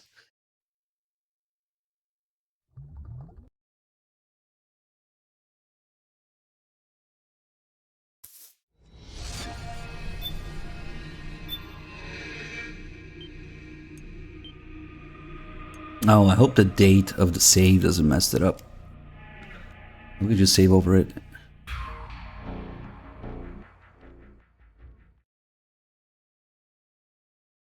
Alright, Rose, pull your tits out.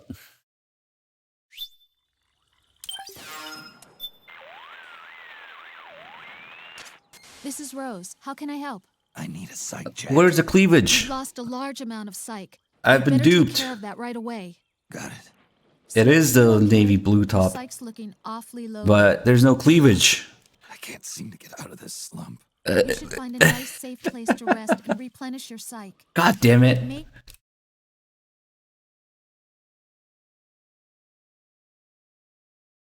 What was the other one? Friday? Okay, let's do a Friday.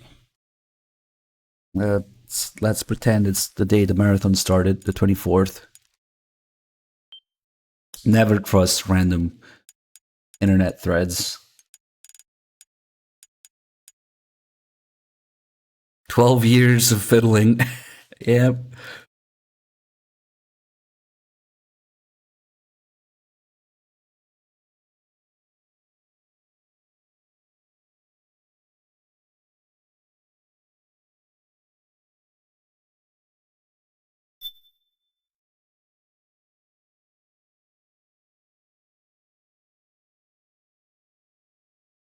I've definitely seen her with cleavage before. Are you telling me this, seriously it's a regional difference? So maybe I've seen it when I play the European version? Nah. No way.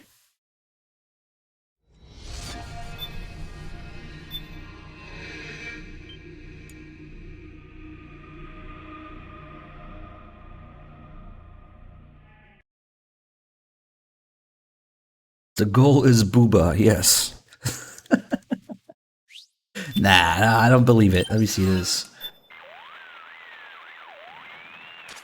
Hi, this is Rose. Oh, there you go. That's better. Your psych is at an extremely dangerous level. You need to take immediate action to recover it. Got it. Snake, are you okay? Your psych's looking awfully low there. Yeah. I can't seem to get out of this slump. You should find a nice, safe place to rest and replenish your psych.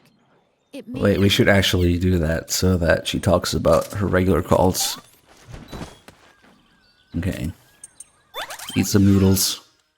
Look at some titties. Hi, this is Rose. I need an update on my psych. Your psych is in excellent condition. Everything looks good to go. Great. Thanks. Snake, the gauge below you. Okay, we already did this one. Hi. There doesn't Snake, what's gotten into you? I mean, you know I'm always here for a talk as long as it doesn't interfere with the mission. Yeah, and we do have to close the codec and reopen it. Otherwise, that's all she says. Oh, hi. Good for you, Snake. Snake, Your psych gauge. We already did this one as well. Close, reopen. Okay. Oh, hi, Snake. Rose. There doesn't seem to be any problem with your psych. So far, so good. Proceed with the mission. Got it. Here's a good way to think about your psych gauge. Low psych equals high Did we do stress. this one? So the best way to replenish your psych gauge is to relieve your stress. Being pursued by the enemy can be a tremendous source of stress. By I think we the same did. token, staying out of sight and giving your body a rest relieves stress and allows the psych gauge to recover. Find a safe place where you can crouch or lie down and just lay low for a while. Also, just getting out of extreme heat or cold can have a positive effect on the gauge. Pay attention to how the psych gauge moves and find a stress relief technique that works for you. Oh, I think I found one. Collision instincts for 5 months. Hello, Snake. What do you have for me, Rose? Your psych is looking good right now. Eating replenishes Oh, more here than we just go. your stamina. It also helps your psych gauge recover. Since ancient times, military commanders have struggled with the problem of how to secure food for their men. How much soldiers get fed, not to mention how well, has a direct effect on morale. Back when wars were fought between absolute monarchies, the maximum distance an army could travel in a day was limited to the distance from one supply point to the next. The quality of the food is a major factor, too. During World War II, American battleships housed vending machines that were stocked with cigarettes, soft drinks, and ice cream. They called them Gedunk bars. The phrase is still used by sailors and Marines today. Ice cream. Tasty. Apparently, they even built special floating ice cream factories capable of producing 5,000 gallons of ice cream an hour to feed soldiers on ships too small to have their own Gedunk bars. They even had their choice, soft or hard. Napoleon once said, "An army moves on its belly." He knew what he was talking about. Next is the only thing that's consistent between MGS2 and 4. Rose can't cook. Oh yeah. Hi, this is Rose. I need an update on my psych. You're Speaking of food, Snake. Colonel, we're in the middle of something here. We're in the middle of Have something. you ever eaten rations from a country other than the U.S.? Of course I have. The UN recently held a ration swap meet between military attachés from each member state. It was a momentous development in the cultivation of mutual understanding of other countries' cuisine. Roy, this isn't really the time. On the contrary, I want you to hear this too, Rose. I've already heard it 100. You'll survive. Anyway, Snake, I did a taste test and found that French rations were generally the best. The Italians weren't bad either. And the Japanese stuff was much better than I expected. Really? That's wonderful. But everyone seemed to agree that the worst rations of all were ours. America for the win. All right. So what's your point? Yep, it must be nice to live in a country that knows how to cook. Those French rations, délicieux. I wish you could have been there to try some, Snake. And, you too, Rose. Colonel, what exactly are you? Some of the best food I'd ever tasted, Rose. I'm sorry, Snake. Ever since he went to that swap meet, it's all he can talk about. You think he'd never had a decent meal in his life. No kidding. Wait a minute. Rose, who does the cooking at your house? Me. Roy doesn't... What are you getting at? Nothing. Never mind. Colonel. My sympathies. It's appreciated, Snake. I actually like those American rations. Yes, Snake? Your psych is... Snake, you're a smoker, aren't you? Not this again. Just hear me out. Yeah.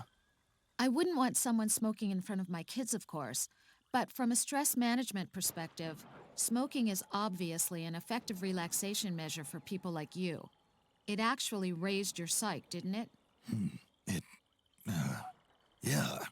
But even so, I'm not going to downplay its effects on your health. Your life gauge actually went down, didn't it? And the smell of tobacco can attract the enemy. Yeah. I guess you're right. Think carefully before lighting up, Snake. I'll leave it at that. The boobs are moving because that's Campbell with self camo. He's just there Hi, the whole this is time. Rose. I need an update on my psych. You've got plenty of psych. You should be in good shape to complete the mission. All right then. Snake, you should be careful about how much weight you're carrying. I'm sure a big, strong guy like you can carry a considerable amount of gear, but the stress of lugging heavy loads around can have a negative effect on your mental state, causing your psych gauge to go down. But you never know what kind of equipment I'll need handy. I'm not saying you shouldn't ever carry a lot of gear. I'm just saying it has its drawbacks. That's all.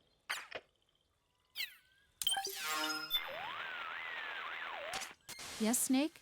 Just here for my checkup. I'm impressed, Snake. You're keeping your psych up better than I expected. Maybe you were right about not needing my help. Snake, you should be careful about how much weight you're carrying. I'm sure a big, strong negative effect on your mental But you never know. backs. That's all. Wait. Why is this repeating? Hello. Good. Proceed. Eating, replenish. Okay, so that's the end of her full psych gauge calls, which means now we should lower it.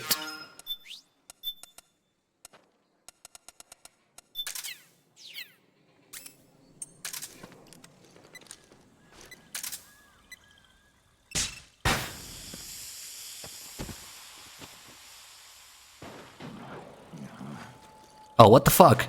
Ah, it's the drugs. We're still... Oh, I didn't know it did that. Ah. Oops. We're under the influence right now. Ah, when does it wear out? Damn it. This might be a problem. Oh, there you go.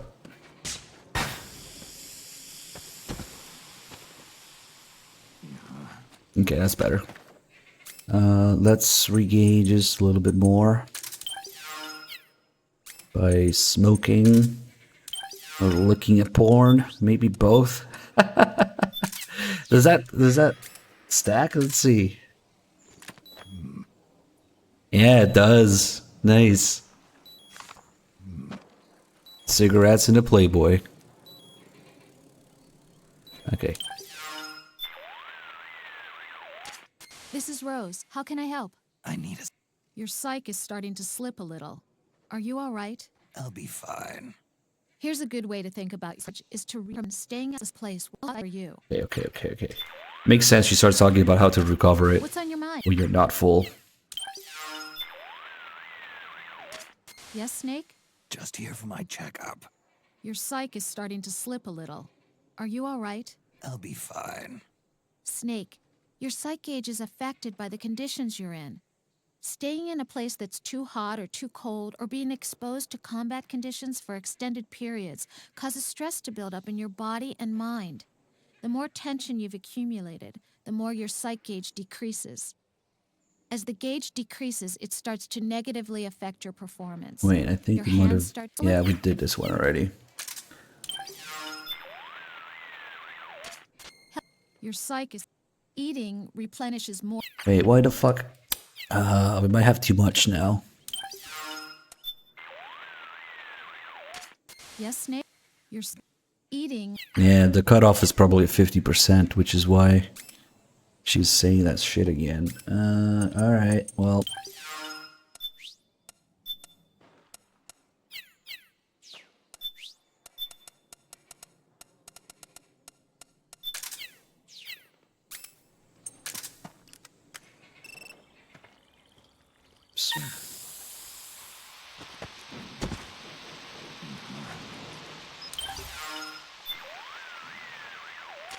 What's up, Snake?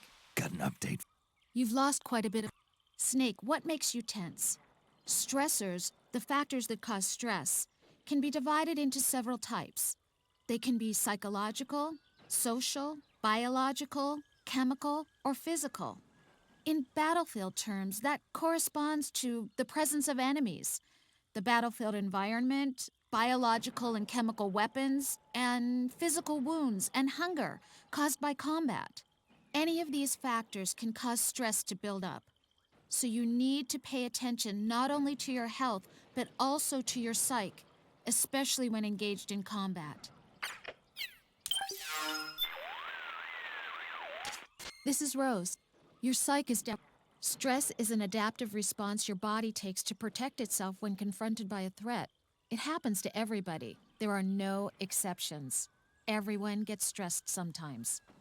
Fear, anxiety, and worry are examples of psychological stress responses. Some people might not like to admit they have these negative feelings inside, but being aware of your own stress is essential to keeping it under control. You can't fight an enemy you know nothing about, right? The same is true of stress. To recover your psyche, you need to know where your stress is coming from. Give me a call whenever you feel it getting low. What's on your mind? In order to effectively manage your stress, you first need to assess it. Think about what happens to people when they get tense. Some people feel more tired than usual. Others experience stronger emotions or exhibit incoherent behavior or become dependent on things like alcohol or tobacco. Tobacco, huh? Some experience insomnia, depression, or have trouble concentrating. Others find themselves feeling apathetic, mentally drained. Everyone has their own way of reacting to stress. The important thing is to get a feel for what effect stress has on you. Pay attention to your psych gauge to learn what sort of situation causes it to go down. I'm telling you, it's Campbell with the stealth camo. One method of managing stress is taking the more obvious routes. Overeating, drinking alcohol, smoking, complaining or acting irritable, relying on sleeping pills. These are only short-term fixes and may lead to addiction or other serious problems. In your case, Snake, smoking seems to help recover your psyche. But it's not a good idea to become dependent on it. I'd advise you to watch your intake.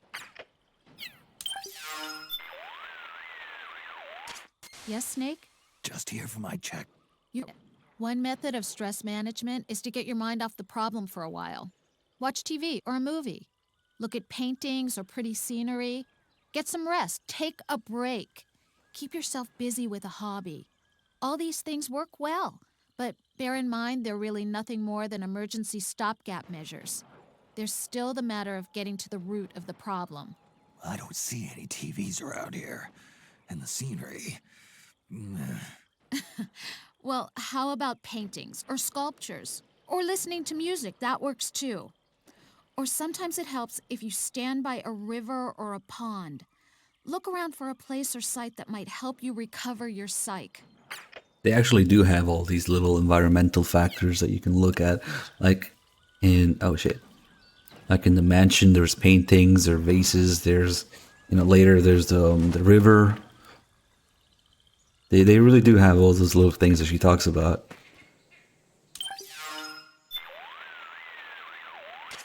Hello, Snake. What do you have for me, Rose? The best methods for managing stress are comprehensive methods.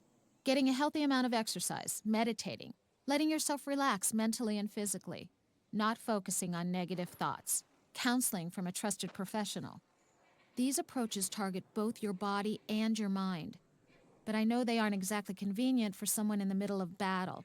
So, Snake, try one of the easier techniques instead. To keep your stress levels under control, use whatever method is available to you at the time. That'll help you maintain a high level of psyche. I'm not sure if you consider me a trusted professional, but I am here if you ever need to talk. I might even be able to help. Snake, try touching some grass. Need something? What's up, Doc? You've lost. Ever since the Iraq War, the U.S. military has deployed CSPs to the battlefield to counteract PTSD among soldiers. CSP stands for Combat Stress Platoon. They're there to care for soldiers' mental health.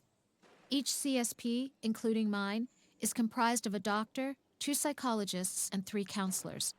Nowadays, though, most cases are dealt with internally by nanomachines, the SOP system.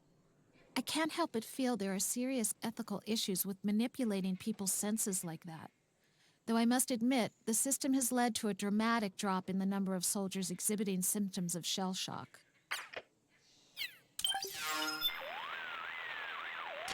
Need some?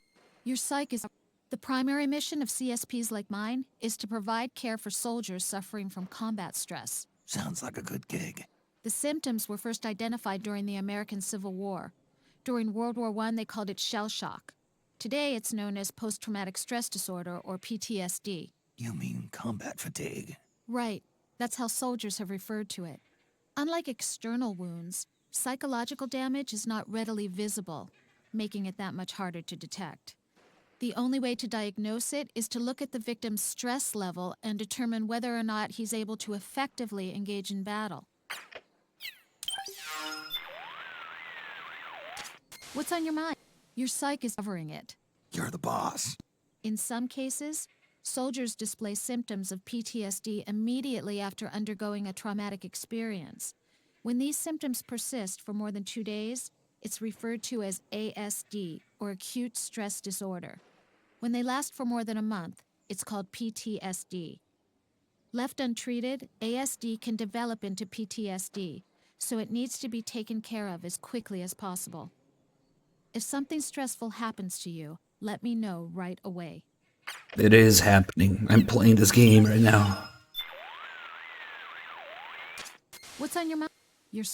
When a soldier is suffering from combat stress, it's extremely important that we respond quickly and effectively. Today, we use the term 4R in PIES to describe this action. Pies. The 4R in 4R in PIES stands for 4 words that describe the response. Reassurance, getting the soldier to feel at ease. For example, we might get his commanding officer or supervisor to tell him he's okay. Rest, letting the soldier cool down mentally and physically. Replenishment, having the soldier recharge his batteries by eating and sleeping. And restoration, having the soldier talk about his feelings and getting him to calm down. The 4 R's represent the core thinking behind dealing with soldiers who suffer from stress. The PIES in 4R and PIES can be thought of as the principles that guide the execution of the 4 R's. Proximity, staying close to the soldier. Immediacy, acting quickly. Expectancy, giving the soldier hope that he'll get better. And simplicity, taking care of him in a clear and uncomplicated manner. Take the first letter of each principle, and you get the word PIES. Snake, you can apply these principles yourself when managing your own stress. When your psyche runs low, act quickly and appropriately to remedy the situation. I'm trusting you to take care of yourself.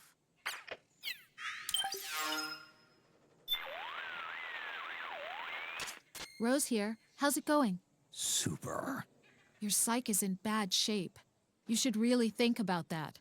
I'll look into it. In recent years, more and more Special Forces units have started to hold debriefing sessions after missions, giving team members a chance to talk to each other, which can reduce the risk of developing combat stress.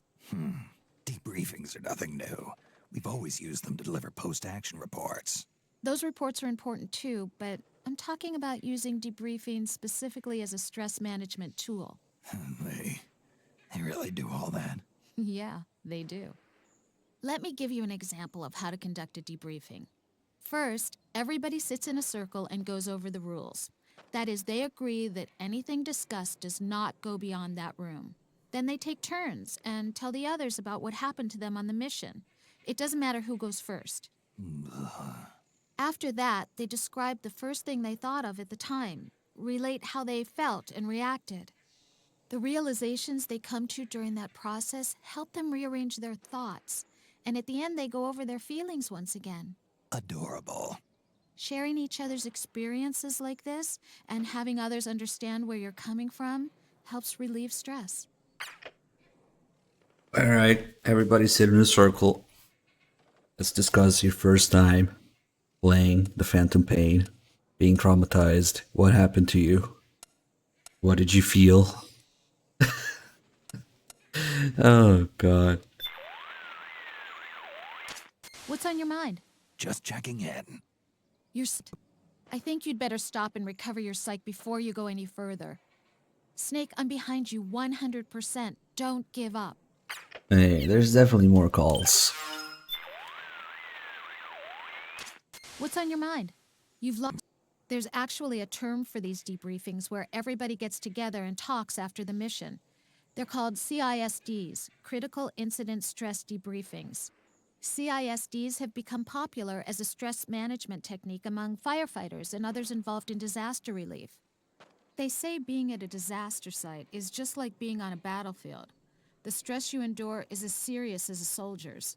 So the concept of CIS developed at around the same time the term PTSD first began to appear. Now, military and police organizations are starting to pick up on CISD. It's proving just as effective at dealing with stress among soldiers as it is among firefighters.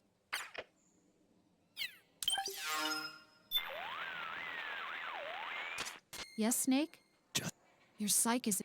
Rose, don't some types of people get stressed more easily than others? That's a good point. Go-getters for one, serious types also. Studies have shown that this type of person is more prone to stress.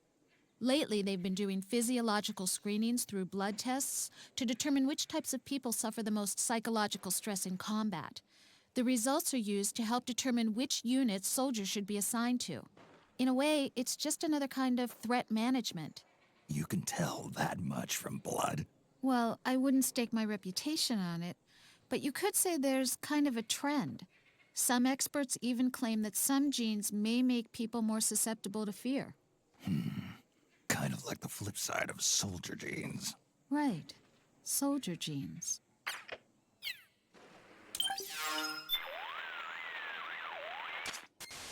You're starting to... Rose, how do I keep my psyche from going down? Isn't there a way to develop resistance to stress? Well, there are many types of training that involve extremely high levels of stress, like escape and evasion or ranger training. But what you need is to focus on managing the stress as it accumulates. It's not healthy to let it build up inside. No matter how big the cup, keep pouring water into it, and eventually it's going to overflow. Snake, you have to dump some of that water out once in a while. Here's what you need to know. The best way for us to confront combat stress is not to train ourselves to resist it, but to train ourselves to recognize internalized stress early on and release it. Recognize it. In your case, you can assess your stress level by looking at your psych gauge. Always keep an eye on it. Need something? What's up, Doc? You've lost quite a bit of... Are you familiar with the term catharsis? Catharsis, sure. It comes from a Greek word meaning cleansing. When we remember a traumatic past experience, it causes us to feel afraid, distressed, insecure, and we tend to suppress those feelings. Allowing ourselves to express these pent-up emotions removes that burden and relieves our psychological tensions. It's called catharsis. We experience catharsis in our daily lives in many different ways.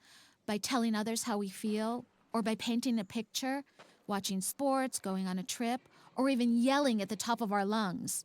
Snake, if you ever feel like a past experience is making you feel uncomfortable, talk to me about it. It could help you experience catharsis. I'll, keep it in mind. What caused the codec to be so neutered compared to the previous games? Well, the main guy who used to write all the optional calls is gone. And suddenly there's only 2 frequencies, and one of them is fucking Rose. So, yeah. The man, the myth, the legend. Fukushima. Go look up all the theories. You know, perhaps one of the few people that could maybe filter out and help contain Kojima's nonsense. But, nope. Yeah. Because all those optional calls that we know and love from the other games, that's not Kojima's writing. Rose here. How's it? The process we use to prevent or relieve stress is called coping. There are 2 basic types, problem-focused and emotion-focused. Damn. The first type targets the stress factors themselves, while the second works to alleviate the suffering caused by that stress. Going back to what I said earlier, changing your environment by getting to a place where you can relax is problem-focused coping, while changing your mood by eating and resting is emotion-focused coping. Choosing the right coping technique for the right situation can save your life. I can help you with that, if you'll let me. All right. I know of another coping technique. Scream the phantom pain and show people things. Hi, this is Rose. I need an update on my psyche. You've lost. In psychology, mental and emotional wounds are known as trauma. Of course, in your line of work, you use the word trauma a little differently. Yeah, like trauma pads. Body armor woven from high tensile fibers can stop bullets and shrapnel from penetrating. But in the end, it's no more than a piece of cloth. It does nothing to stop the bullet's kinetic energy from being transferred to the wearer's soft tissue. You're lucky if you get off with just bruises. More than likely, you're left with a few fractures, broken bones. That's why you wear trauma pads, to absorb the shock so it does as little damage as possible. They make all kinds of them. Some have steel plates designed to diffuse the shock of impact over a wide area. Others use shock-absorbing gels to convert kinetic energy into heat. That's all well and good if you're only worried about your body, Snake. But so far, nobody's invented armor against psychological trauma. That's where I come in. If you ever need anything, don't hesitate to give me a call. We should have Rose see Big Medic, see what happens. Rose here. How's it going? Are you familiar with the effects of relaxation? As much as anyone else. I like to have a good time. In a state of relaxation, muscle tension is released. Breathing and pulse become slower, and blood pressure is kept at reasonable levels. Brain activity also becomes calmer, inhibiting anxiety and depression. It helps you settle down and reduces the amount of stress you're feeling. I could use some of that. It's hard to get anything done when you're flustered. The simplest method of relaxation is muscle relaxation. Muscle relaxation involves tensing up a certain muscle and then releasing the tension to get it accustomed to feeling limp. As you repeat the process of tensing and releasing, the shift to the limp state, that is the relaxed state, gradually becomes more natural. The usual method is to start with your arm and face muscles, then move down through your chest and abdomen and finish with your legs. Tension can really build up in both body and mind on these long missions. I'd seriously consider taking a break and using relaxation techniques at least once every hour. Thanks for the tip.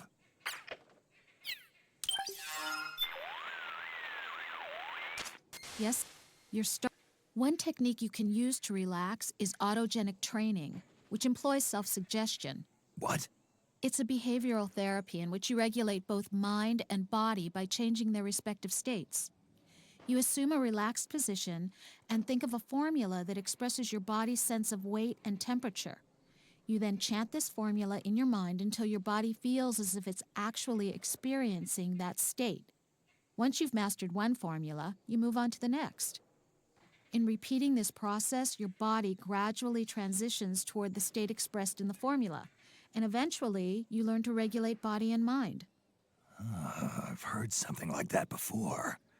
A guy from the New Zealand SAS told me about it. When it's cold outside but too dangerous to build a fire, they look at a picture of a fire instead. Said it made their bodies feel warmer. You know, it's just another form of self-suggestion. If you think something hard enough, you can produce actual physiological changes in your body. They may have come up with that technique themselves through experience, but I suspect they had a little help from a psychologist. Kind of like you. Yeah, kind of like me. So maybe if we look at a picture of a good game while we play MGS5, I don't know. This is Rose. How can I help? I need a psych check. Your psych is down.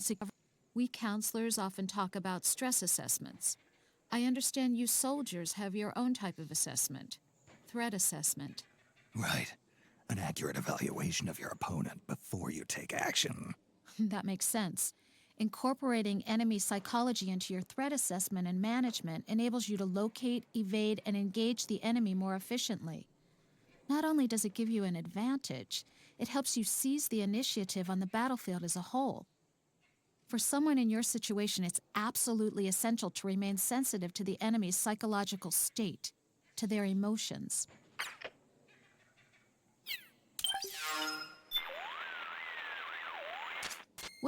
You've lost quite. So this solid eye, it can detect and inform you of what emotions people are feeling? Dr. Emmerich told me all about it. The muscle groups in our faces move in specific patterns depending on the emotion being experienced. There's been a lot of research done on this, and the theory is being applied by intelligence and law enforcement agencies. Dr. Emmerich tells me the Solid Eye uses LiDAR to scan the target's face and pick up subtle muscle movements. And it picks up other physical reactions as well, like the way blood flows to the legs when we're afraid, or concentrates in the upper body when we get angry. Changes in pulse rate, skin temperature, sweat secretion. It takes all this information and calculates people's emotions with amazing accuracy. No kidding. And here I thought it was all smoke and mirrors. Our emotions have a significant impact on how we act. Knowing how people feel gives you a strategic edge. It must process data in much the same way as the nanomachines in SOP. I have to say, even speaking as a psychologist, your friend has developed quite a reliable system. So Otacon was talking to Rose. These last few calls about the Solid Eye, about Sunny, they're kind of nice, actually. What's up? Your psych? I'll look into it. The little girl you have with you, Sunny, right? Yeah. She's got a bit of a stutter, doesn't she? Yeah, she's been like that as long as I've known her. Any idea why? There are a lot of underlying factors, but at the risk of oversimplifying, I think we have to consider the possibility that living in isolation from the outside world is placing her under a lot of stress. Stress? Sunny chooses not to go outside. It's what she wants. It's what she thinks she wants. Sooner or later, she's going to have to breathe the outside air. She can see the outside through a window, but it's never going to be the same as reaching out and touching the real world. I know. Jack rescued Sunny from the Patriots, and you and Dr. Emmerich are taking care of her. But she hasn't been saved yet. Look, we're only trying to do what Sunny wants. What do you want me to do? Let her know she's not alone. The outside world is full of pain and suffering. You need to let Sunny know that you'll always be there for her. She's still just a little girl. Show her some sympathy once in a while, okay? Yeah, sure. I don't know if you're serious, but giving MGS5 another try, the more I play, the more shit I find in that game, dude. It's the opposite effect, so yeah. I think that might be her last call about Sunny. Let's see. You've lost quite... Ever since the Iraq War... Yeah, she's repeating stuff now. Finally! We will be calling her again about Snake's dreams of dying. Those are pretty nice little fourth wall breaking calls. We should... fuck it. That was enough calls for now. I'm really sad I missed that tape call with Otacon. That's a pretty big part of, you know, Vamp being in this game at all, this game's existence as a whole, to explain things from MGS2 that never should have been explained. Oh well, at least not in this way. Completely undermining the original intent behind anything in MGS2. And somehow people think that they're happy with those explanations. I don't know. We can't go back to MGS2 and look at MGS4's explanations and think, oh, I understand MGS2 now. No, that's not what they were trying to do when they made MGS2. So it's a little complicated. And that call in particular is one of the big ones. Ah, fuck that guy.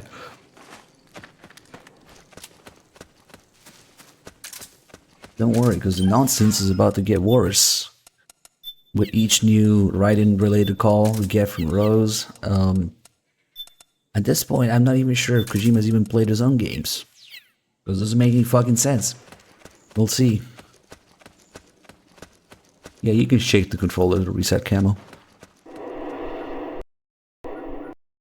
That the call about the tape and Vamp's shoes is in Act 1, after the frogs fight. But I always get stuck talking about, you know, the CQC call and the MGS3 call. It's after that call. I forgot to do it. Oh boy, here we go.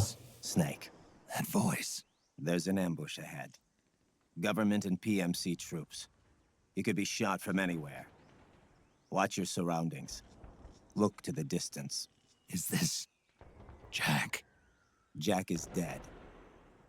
Snake, I'm at your side. Yep, I associate that call with Act 2 as well, because, you know, Vamp shows up in Act 2, but what triggers the call is the frog's first appearance, because they also cling to the wall. So, I more than not will miss that call because of that.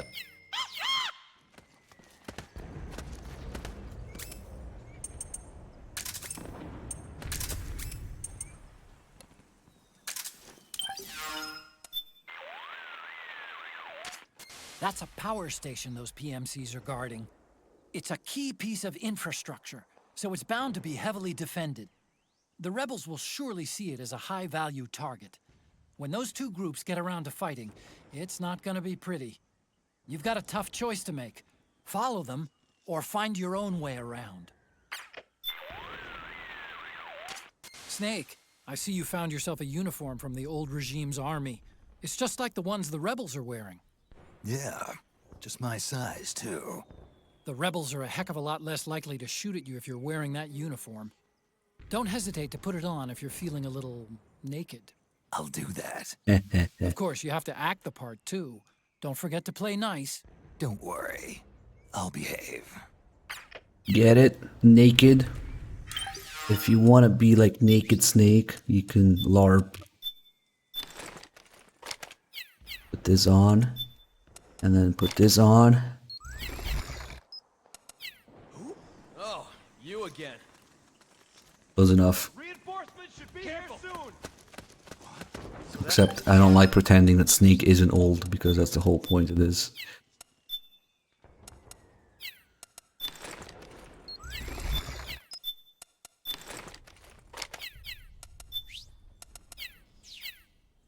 Okay. Let's see. Until now, the rebels have been engaging the PMCs in an effort to capture the power station without damaging it.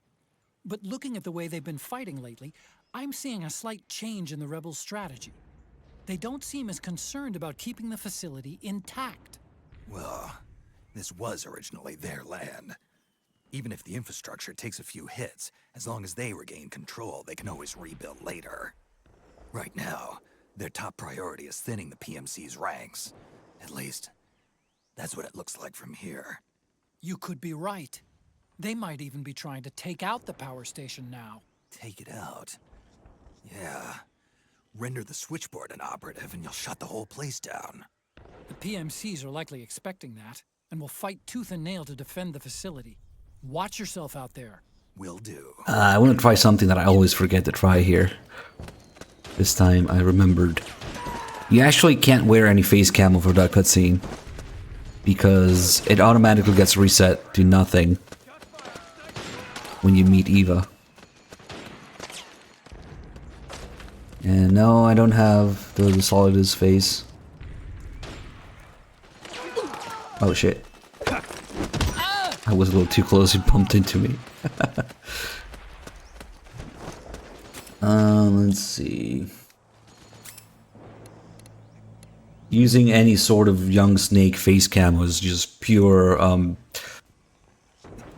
coping, like Rose would say. Pretending that Snake isn't old.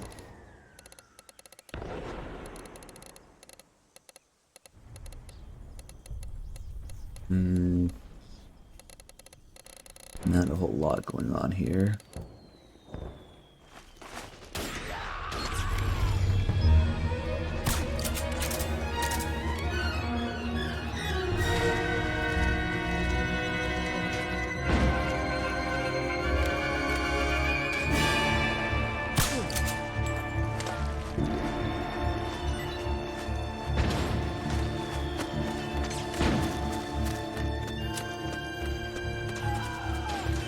I just want music, more copium.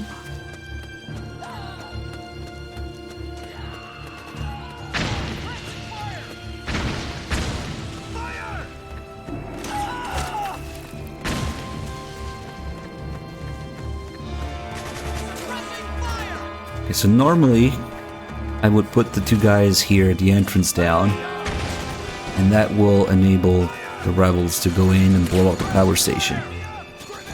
But now I actually want to get in there without putting those guys down so the rebels stay out.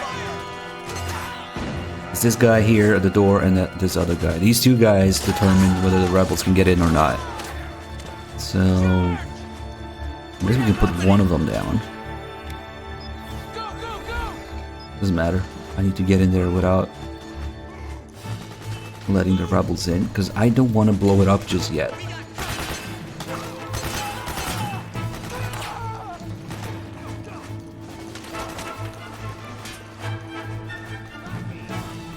I always forget to try this. Finally, today we're gonna try it. Actually, I vaguely remember trying it already, and I think it's probably bullshit. Another lie in the developer commentary. Let's see, how do we get in there without... Okay. I don't want to speak too soon. I wanna try it out first. Ooh, regain. I'll take that. Yes, you are under attack. Except if it's me, they have to make the call about it. Oh god, doesn't make a whole lot of sense. They're being shot at continuously. I have no idea where the fuck I am. There should be a way out.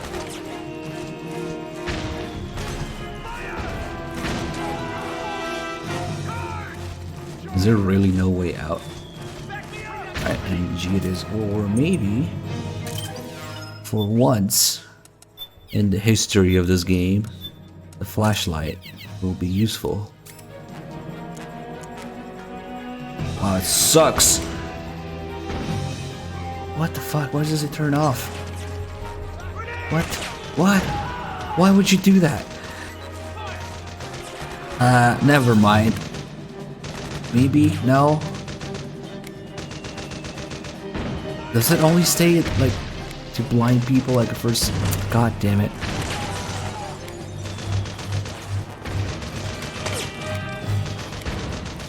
It's kind of not the purpose, but okay. Can we go around here?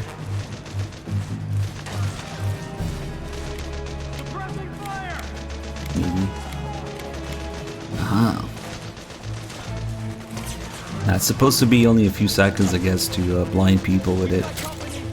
That's also kind of how you're supposed to use it in real life. When you have a weapon attached light, you don't keep it on all the time. Okay, that kind of worked. I didn't know that about the flashlight I'm just for, actually, that it does that. Yeah, it turns off after a few seconds. Nice. It's only like 2 seconds and it turns off.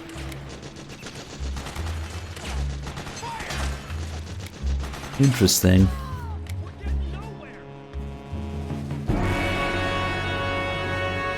Huh. Wonder if there is some sort of obscure control to keep it on at all times. Ah, that makes sense though. Okay. I'll give it a pass. Alright, finally we're here and the power's on and nobody's coming in to blow it up.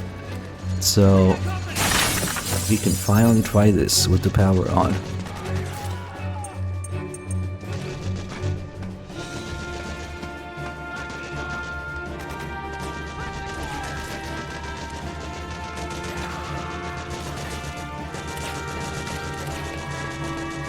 Here goes nothing. Of course you fall off when you get electrocuted. The fucking developer commentary, the guy was like, oh, I was taking damage and I just barely made it to the other side. No, you did not make it to the other side. You fucking fall off when you get damaged. They made it sound like you can keep going and it damages you, but if you have enough health, you can get to the other side. Interesting that both lies in the developer commentary that I know about are in the part about this section here. No, you did not fucking make it across. Never mind.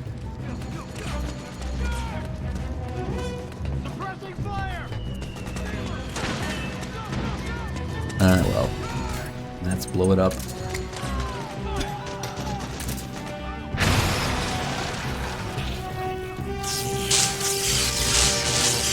The other thing they lie about, in case you're wondering, is the octo camo.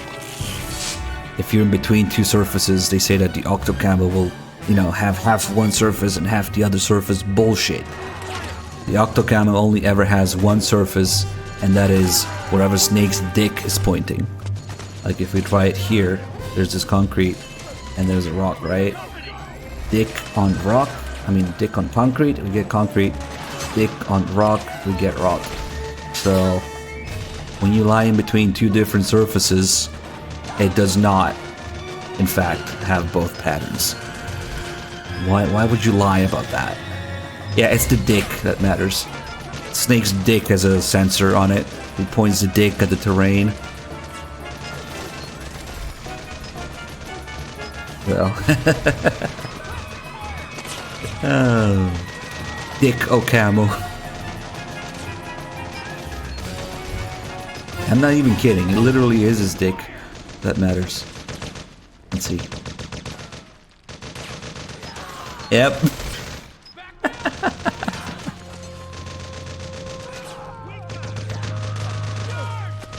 Dick base camo.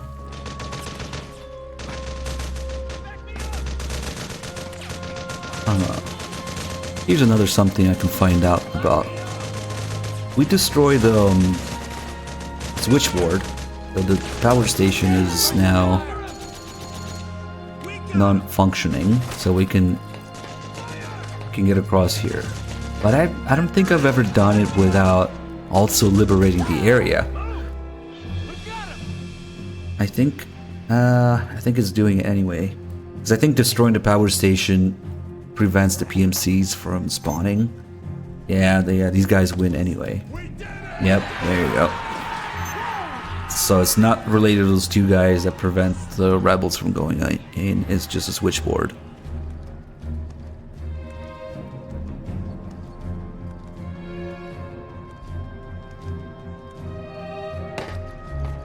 Alright, kinda useless, but we can go this way. We can see Drebin's vehicle here. Can we? Oh yeah. There you go. You can tell, even though it's disguised, the corners aren't. Drebin 893. Nice.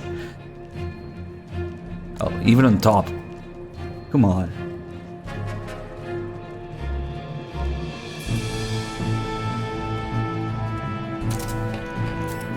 Can I get there from here though?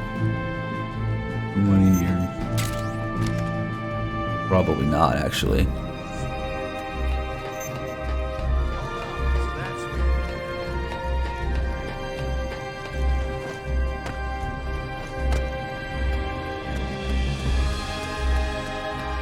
Shoot it with an RPG. I don't think it does anything. Ah, fuck. Is there any sort of reaction? I'm curious. Probably not. It would be kind of cute if they had some sort of reaction, like maybe an exclamation point or something.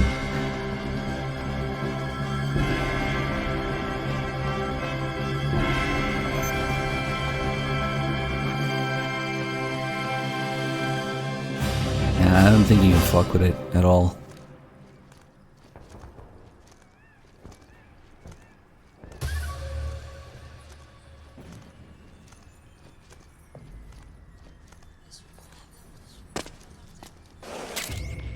No, we didn't have this. Hello? Nope. Doesn't do anything.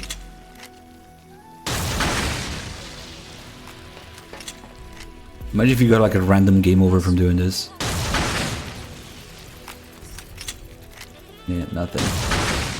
Oh well.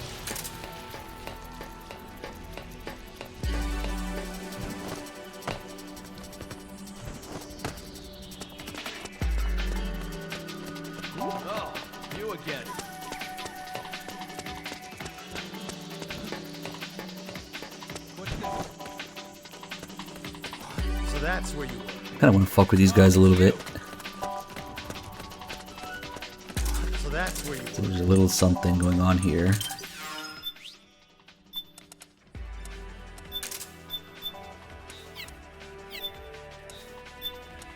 I guess we should add the whole light thing as a gun detail.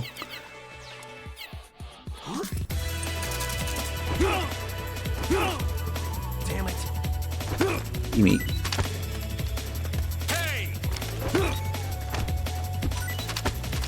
Thank you. What are you trying to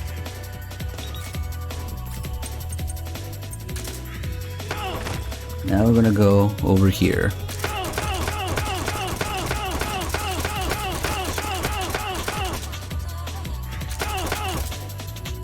Get up there. Yeah, that was funny, I know.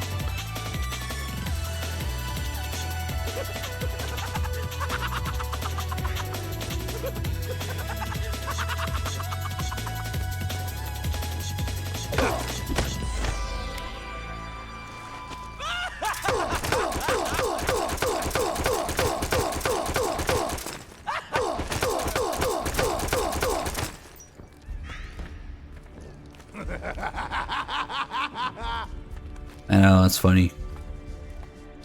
Get up. Oh, you again. Hmm.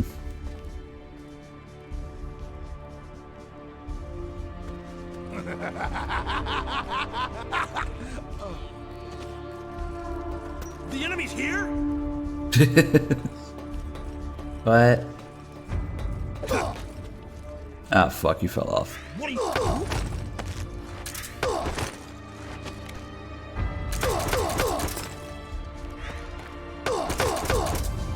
God damn it. Damn it.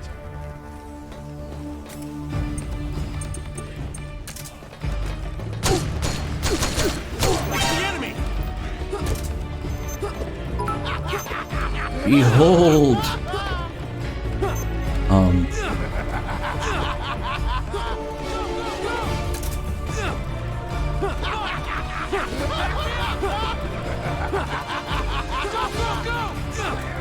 Master of CQC.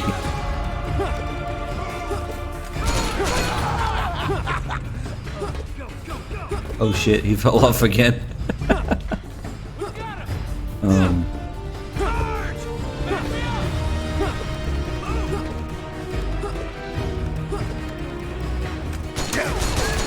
Oh shit, that shit hurts.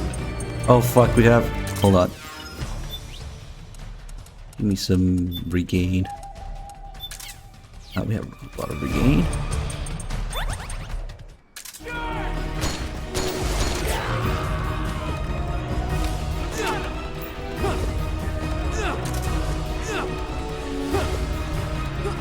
Look at that hitbox.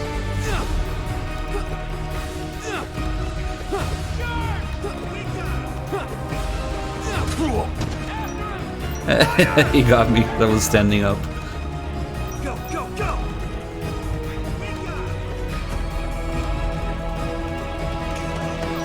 Back me up. Fuck. I had the rifle equipped.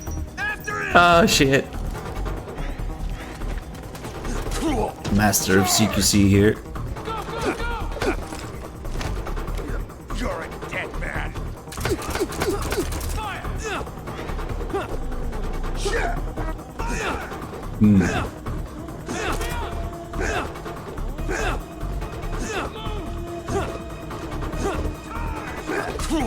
Oh fuck. Go, go, go. There's still some other guy around. Ooh, 360. Oh shit, they tried to kick. I didn't know they would do that. Is it because I was getting up? Oh, because I was crawling. Come on, I want to see the kick. Charge! After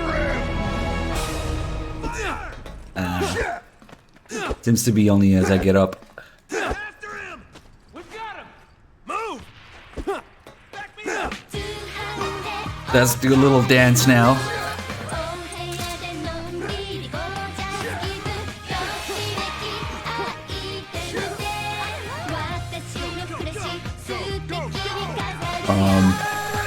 This is canon.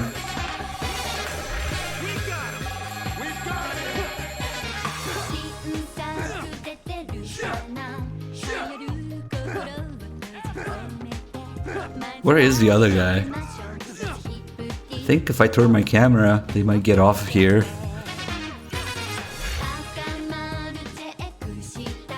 Maybe not.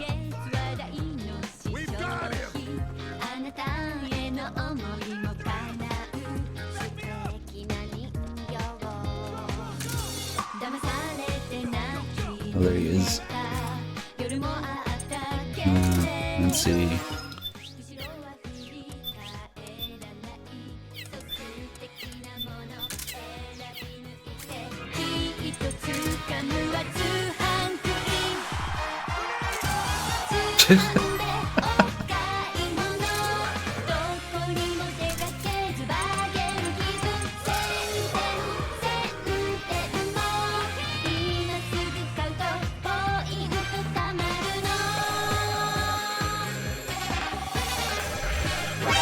Oh shit.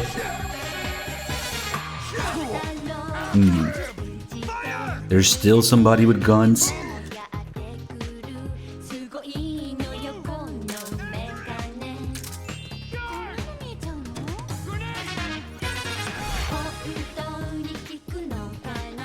You're not gonna get up from that. Fuck. Fucking Terminator here.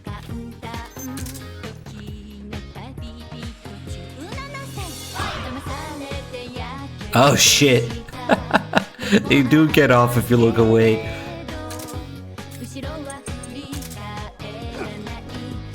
Hold on. We need to finish this in style. Oh fuck. MGS5 blueprint. Nah, you have to be very deliberate and go out of your way to find this kind of shit in the previous games. Not nearly as bad.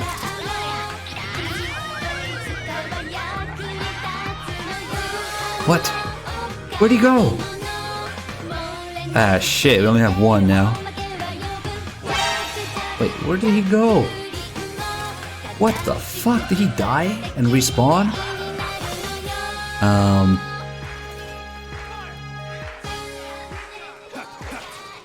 Oh shit, that's dangerous. Ah, fuck, why are they respawning? I didn't kill him.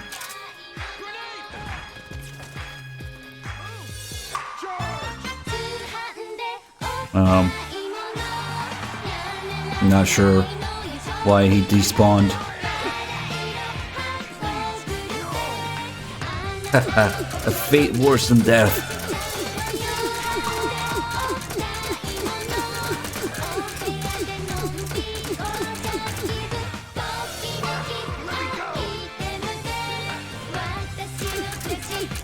Now, before you get back here.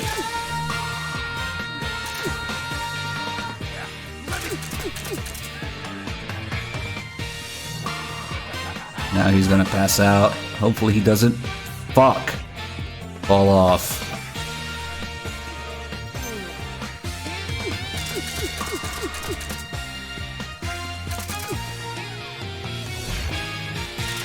The problem is to get him up there, we have to grab him in CQC, and if you grab him in CQC, it fills his emotion meter, right? That's why he starts laughing. God damn it.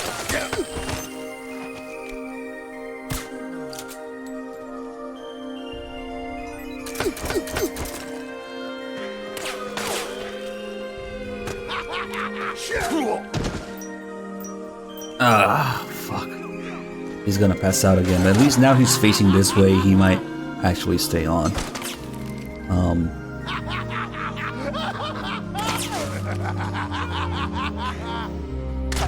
We good?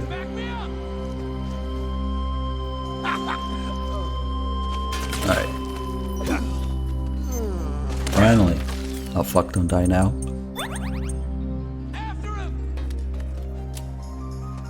You stay there. Please don't move. I'm scared. You can teleport. He didn't teleport. He's still there. Still there. Okay, you just wait there. Just a minute. I'll be right with you.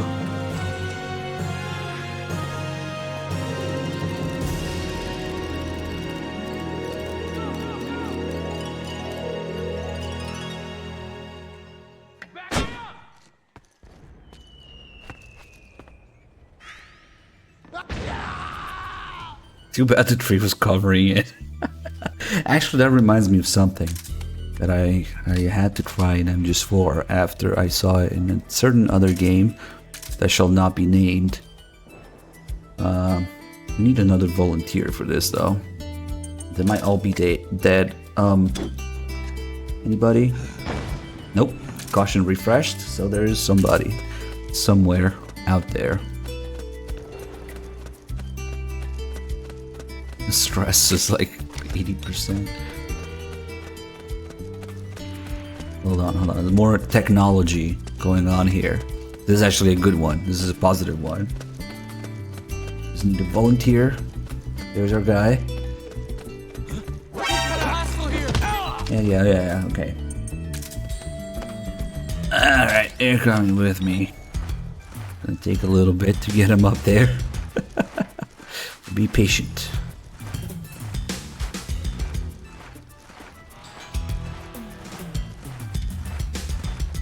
Yeah, Peace Walker is happening, which is why we already reached the sub-goal, though you don't see it. Next sub-goal is for that certain other game I was talking about, actually. Yes, we are going to get this guy all the way up there. Painfully. But for science, for good reason.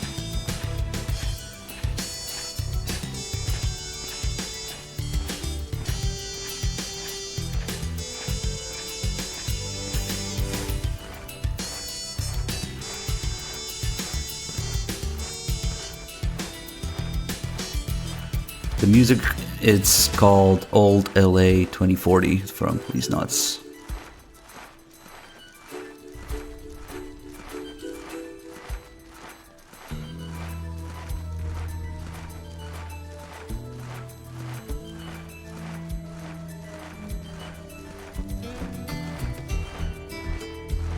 Nope, Ocelot doesn't do any gun spinning in MGS4 because it's not Ocelot, it's Liquid. At the very end, you actually beat Liquid out of Ocelot, and only for the last few seconds that he's alive does he actually go back to being Ocelot. So, nope. No single action army in MGS4 either, which is a shame. Alright, here we are, finally. You get up. Friend or foe? Hold him up.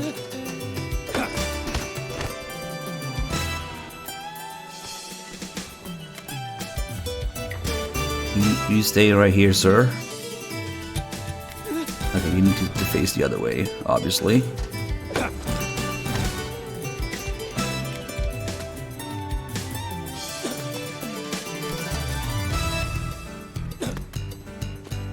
Alright, we good? We good. Don't get smart with me. Good? We're not good. I think we only have a few seconds to do this.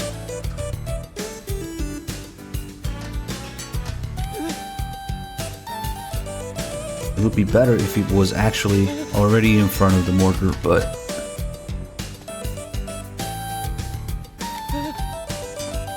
So if you do this, and there is a guy on the way of the mortar,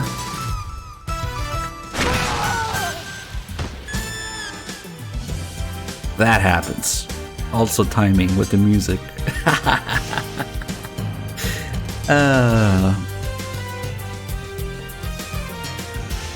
Now, what other game has mortars that you can use in the field?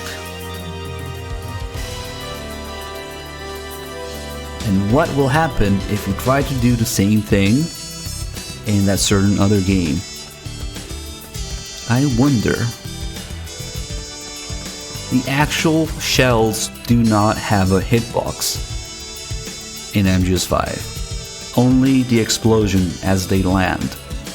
The actual projectile does not have a hitbox. So if there's anything in the way, in the path, before it falls back down, it will not hit anything. Meanwhile, in MGS4, you can put something in front of it and it will get hit. So, for science, another thing that was done better here. Let's go now. Mission complete, and how? Yep. Well.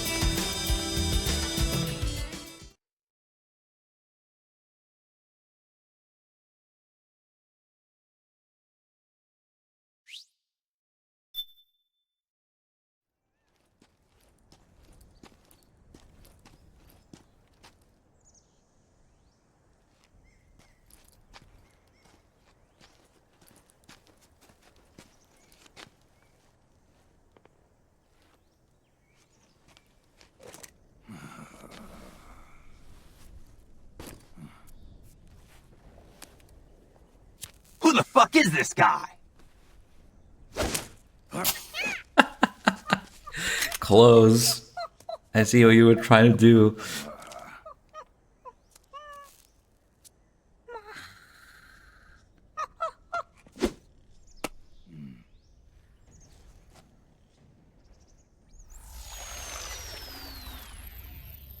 Yo, over here. Snake trying to CQC with the apple instead of the knife.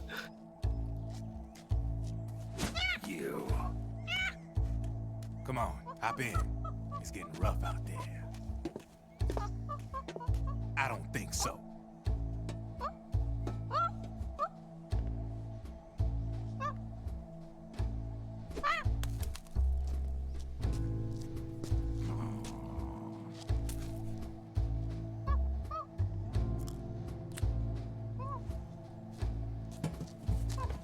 We meet again. You've been following me. You seem like an interesting guy, so I decided to check you out. Sit down. A lot of legends about you out there in the intel community, especially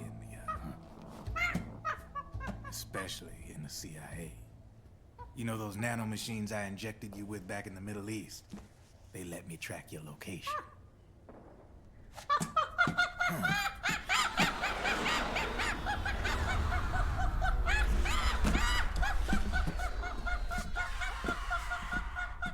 I forgot to do the French ad call, but oh well. B&Bs are here. We were doing science. Get hairy. B&Bs. You never heard of them? They're Beauty and the Beast. Together they're called the B&B Corps. They're a squad of enhanced female soldiers, belong to the PMCs. Anytime there's a mess that needs cleaning up, they're on the scene leading the elites. That's a female. Probably freelancers hired by the PMCs. They run out of a separate parent organization. Guess it's time for good old Drebin to let you in on a few things.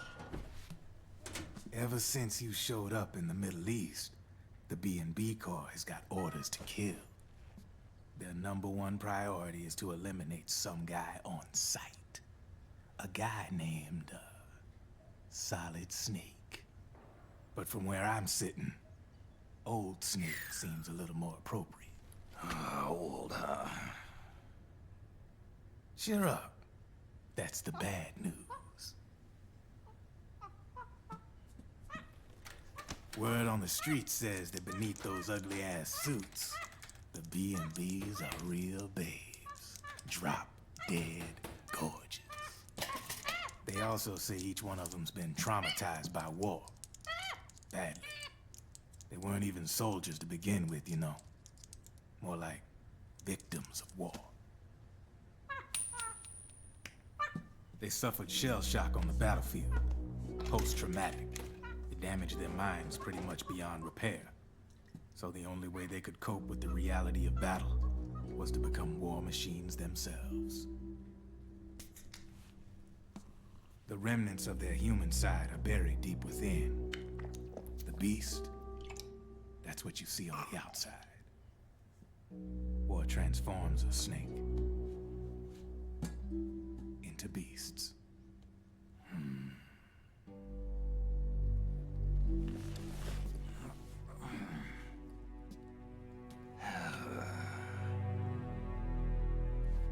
War transforms us. But deep within that shell, something human survives. A fragile, scarred heart. With without a shell to protect it. It's like the yolk of an egg. Word going round is their natural flesh and blood bodies can't survive in the open for more than a few minutes. And they've been convinced that by killing Snake, their minds will be cleansed.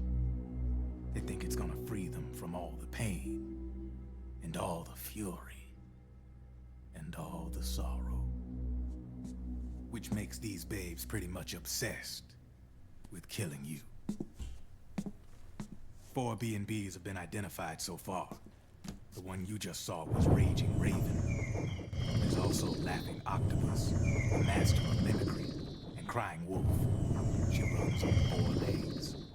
And finally, the mistress of mind control, Screaming Mantis. Mantis? Yeah. There used to be a guy by that name in the US military. A Russian psychic. He could control people's minds. I guess she inherited the title. She keeps the other B&B's minds in check with her powers. Octopus, Raven, Wolf, Mantis. You got it. They're the Snake Hound unit, and they've got you in their sights. Shit. I'd hate to be in your shoes. Drebin. I thought no one was supposed to be able to hack into the system. Are you with the Patriots? No, sir. I ain't no lale-lule. I mean, I'm no patriot. You can say patriot. I guess that means you're clean, right? The nanomachines I got in me are different from the military kind. No speech restrictions for me. What the hell are these Patriots?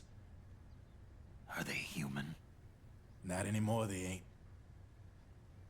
They're the law of this world, created over the course of history. And here's the quote that they fucked up. This world together keeps this whole mess in check. How hard is it to just copy and paste? We are the very discipline and law that Americans invoke. It's discipline and morality. The Patriots are America, the world's greatest military power. They are the war economy. Which makes you and me just cogs in a much grander schematic. I mean, someone obviously had to start the whole thing at the beginning. But now their law has taken on a life of its own. A life of its own? Yep. The country, the war economy, it ain't run by people. It's run by the system. No need for high-level decision-making authority. It's all handled by a massive, yet simple information processing system. An AI. It works just like natural law. The world's a much simpler place than most folks realize. Every aspect of the Patriot system is closely monitored by 3 peripheral AIs and a core AI that ties them all together. The SOP system is one part of that. It's all backed up by a foolproof control system. So not even yours truly can sneak inside the Patriots' AIs. What if, hypothetically, someone found a way? If they could fool the IDS. I guess they could use it as a haven to lay low. Haven? You know, like a tax haven. In the internet society, we have net havens, data havens. A haven is someplace where social conventions and the rules of the net don't apply. Back in the 20th century, the super rich would open bank accounts in countries without income tax laws. Not a bad way to evade paying taxes. Now we've got us a society where everybody's DNA and personal info is totally controlled by the nanomachines inside their bodies. Won't be long before people start using havens to escape from ID control. I guess you could say my gun laundering kind of borrows from the haven concept, after a fashion. Even so, good luck finding a way to access the Patriots' AIs from the outside. It's absolutely impossible. No chance in hell. Like I said, there's no breaking into those AIs from the outside. But Liquid's got something in mind. You sure there's no way?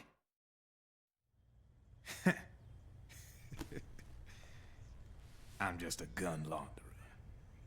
Only reason I'm interested in you is because you start a lot of fires.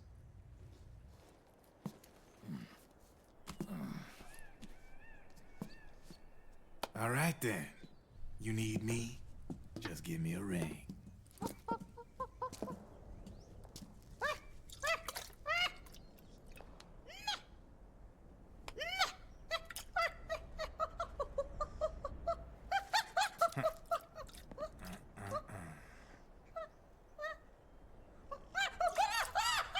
Go on. Get your ass back inside. Now! I have you. Somebody asking for thoughts on the new Kojima Xbox game. I don't really give a shit. Hard to get excited about anything anymore until, you know, there's a game out to play that's actually available. You can buy it and hopefully finished. And yeah, whenever whatever he's doing is out, yeah, I'll buy it, I'll play it. But before that, big mistake. Oh wait, these guys don't like me. Let's change. I'm more worried about the fact that they're pushing cloud gaming. That shit needs to go away. The sooner they realize it's not happening, the better. What do we want here? Stun grenade. How do you do, fellow resistance fighters?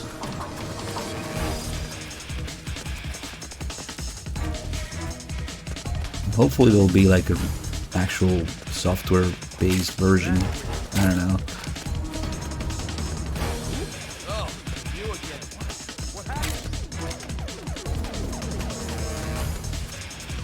You will own nothing, and you will be happy.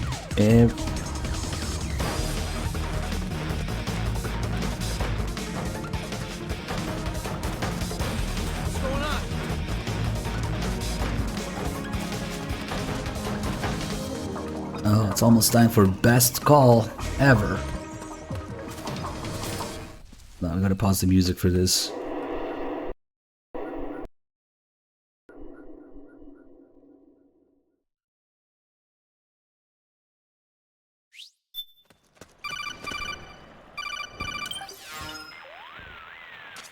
Snake, can you hear me? This is Jack, isn't it? I am Raiden. Jack is no more. Where are you now? I'm right beside you. Raiden, where have you been all this time? What have you been doing? On a mission. Finding something. For someone. Finding what? The corpse.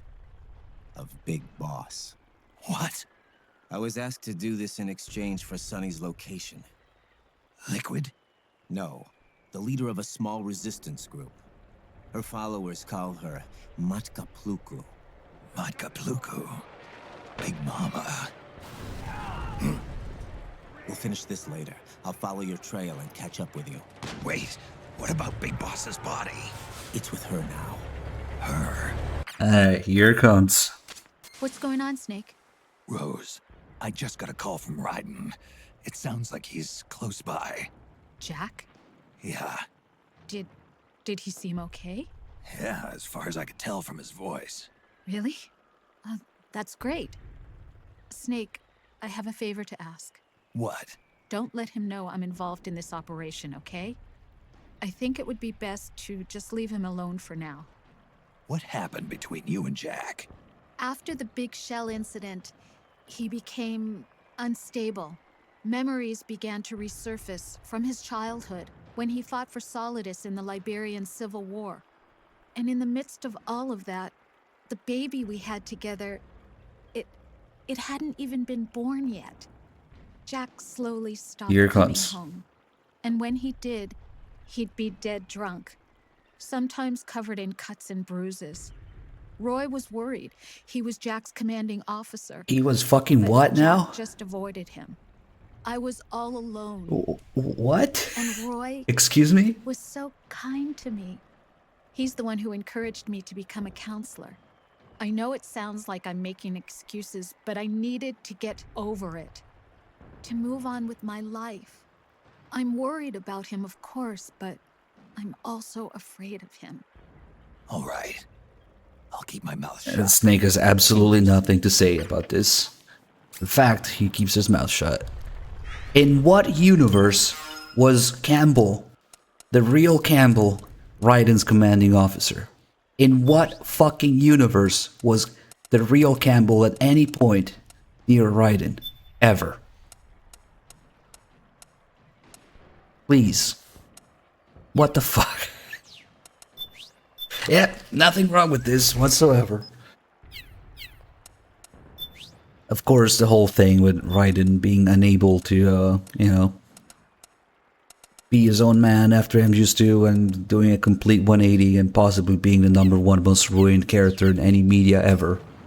Pretty good contender for that, actually. Just like everybody else in MGS4. Just completely defeating the purpose, the original purpose and direction of the character development. Fuck. Boomer moment here. But I want to know what fucking game Kojima played. Fuck.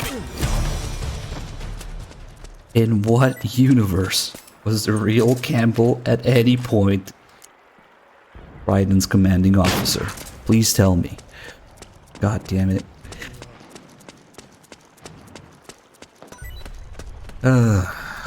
Okay.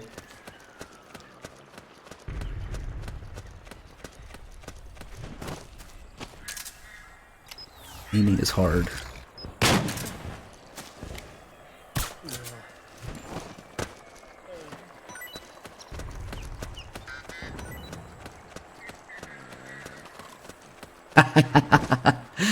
Seriously? There's always somebody who tries to... Oh god, okay. Rose was deceived on that fact, and Snake has absolutely nothing to say about it, huh? Okay. We can sit down, we can have this conversation. I just don't want to. The whole thing involving Raiden, the real Big Boss body, Solidus's body, and Eva and Naomi, I guess, just completely fucked. The dynamics, the mechanics behind it, just completely fucked. All in order to have, you know, Big Boss walking retcon at the end. It is beyond fucked. Oh god, this aim. Okay, so, ooh, what a Chad with a Glock 18. Hold on, I want that Glock.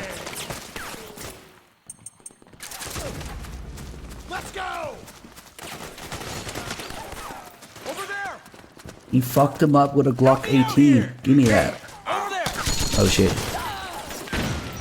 Careful. I know you helped me, but that's a nice Glock you have there.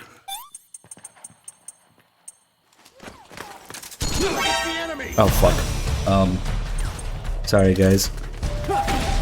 Oh shit.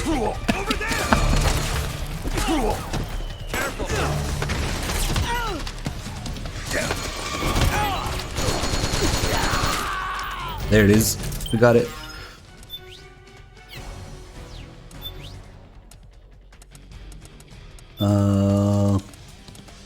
Nice.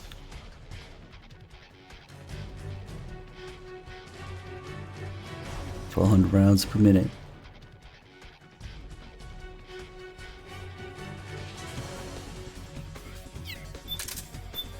Don't tell the ATF about this one.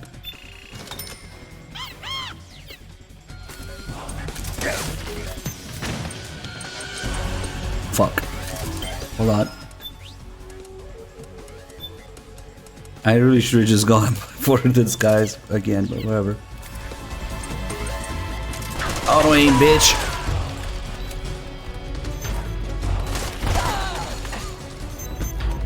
It's a so-called phone boot gun.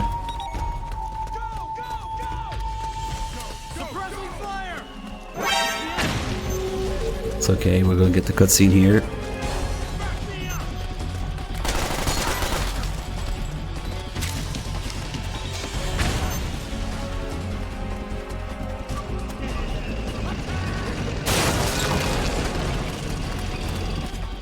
Snake, the rebels an armored dozer.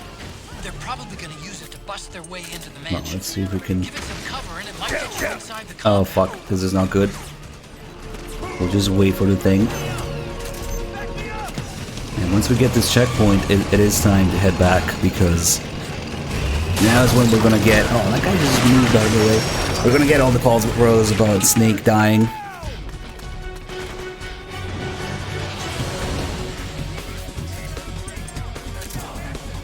I really should do some drugs.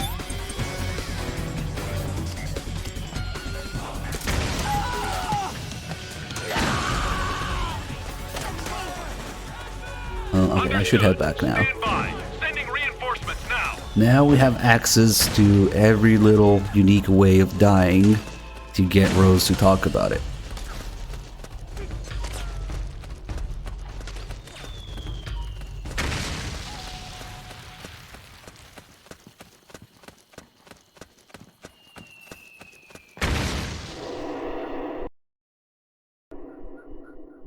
And believe it or not, MGS4 still has more swimming than MGS5.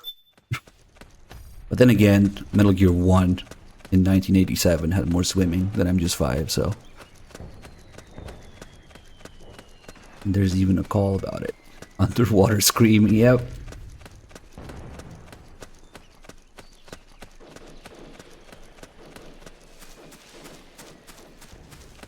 A little bit of water here. And we can drown to death. And scream.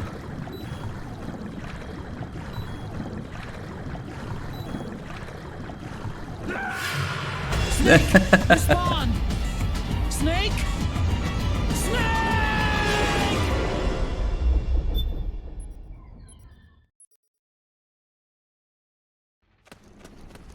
What the fuck just happened? Rose, I know it sounds weird, but I can't shake this feeling that I've drowned before. Like deja vu? Well, more like I have this gut feeling, like I died underwater at some point. Are you afraid of water? I'm not afraid of anything. Then I wonder what it could be. Except now it feels like I'm more aware than ever of drowning. I'm paying more attention to my O2 gauge and coming up for air more regularly. That's a good thing then. As long as you're aware of that danger and how to avoid it, you'll be able to respond more effectively to real-life crises. You're right. No more risky underwater maneuvers for me. Good to hear it, Snake. That's what we're all hoping for. That you'll finish the mission and come home safely. That'd be nice. Anyway, sorry to bother you. Not at all. You can call me anytime, Snake. Kind of crazy that there's a call about drowning when there's so little water. There's a little bit here and a little bit in Act 3, the river. And that's it. And then Snake always comes up with these backseating suggestions, gameplay stuff, you know, to be careful about next time. And then, of course, another way we can die is by getting shot. Go figure.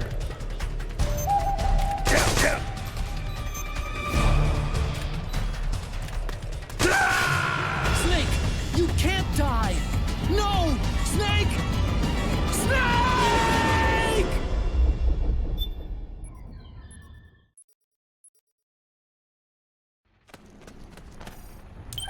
What the fuck just happened?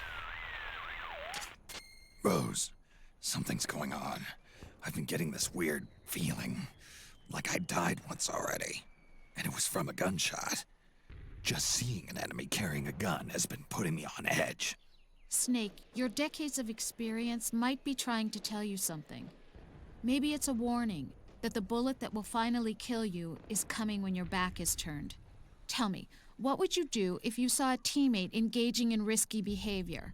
Say, recklessly charging the enemy, or letting their mind wander in the middle of a firefight. I'd tell him not to get himself, or me, killed. Well, think of it this way. There's another you inside your subconscious that's telling you the same thing. I see. Get back to the basics. Use the right stick to look for the enemy. Move cautiously and stay out of sight. I should start listening to my other me. Exactly. Take care of yourself out there, Snake. The other me. Well, if there was a problem with the volume balance, you'd think that somebody would have brought it up by now, considering that it's been 70 hours. But it's curious, I wonder, like, maybe people's setups are different? I have no idea. But okay, we can make the game a little louder, I guess.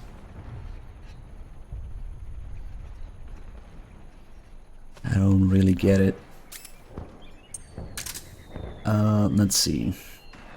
So that was a gunshot call. We got the ground call, and also there's a generic call for everything that's not covered, like dying from dropping from height or burning to death.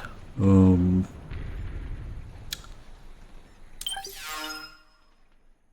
then there's one for getting stabbed. Now that one is kind of annoying to get because you have to die. You have to disarm the enemy and you have to die from the knife.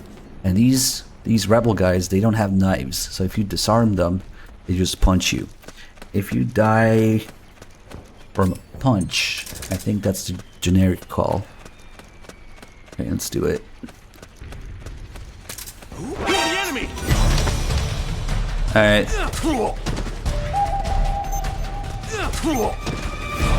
This might take a while. What? You don't have infinite handguns? Unplayable.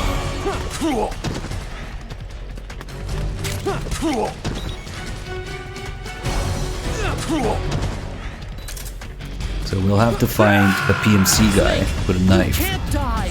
No! Snake! Snake! Yeah, that's probably the generic death.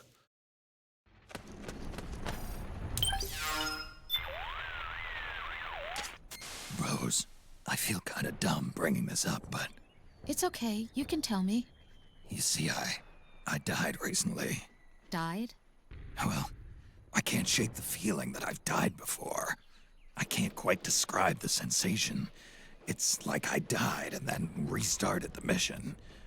I also get the sense that I'm watching myself from a distance, over my own shoulder. It may be a mild case of depersonalization disorder. Meaning? It's nothing to be concerned about. It could be caused by some trauma you suffered in the past. In the past? What do you think it is? I can't say for sure, but this feeling that you've died before, Snake, maybe it's a warning about death in real life. What do you mean by warning? Your subconscious is constantly trying to get you to visualize death in your explicit conscious. So I should what? Act carefully? Avoid death? That's right. It's making sure you know that even you should fear death. After all, everybody's praying for you to come back safely. So please, Snake, be careful out there. Use your head before you act. I'll be more careful. Thanks. But of course, avoid death. Is it 4 calls? Generic, getting shot, getting stabbed, and drowning. I think that's all. Okay, we're on a mission to get stabbed to death now.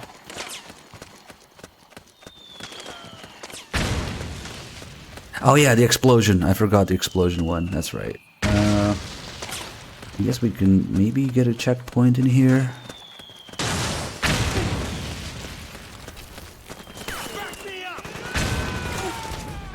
Naomi's lab is somewhere inside those mansion grounds. Actually, that's probably a checkpoint.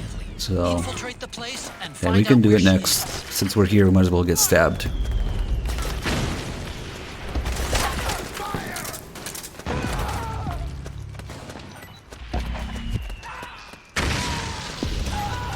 It's a little complicated because there's a whole bunch of people. Somebody might shoot me while I'm trying to get stabbed, and that would be a problem.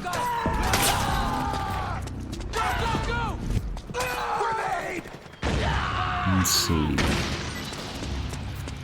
Go, go, go! Suppress the fire!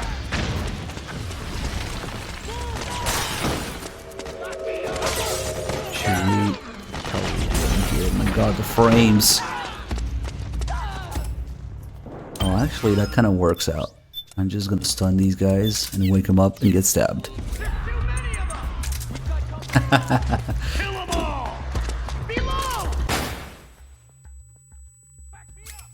POV, you live in England. Fuck.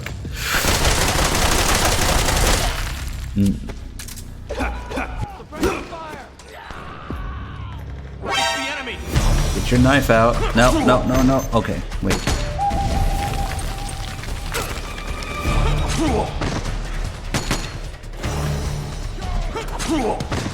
Okay. Thanks for the iframes.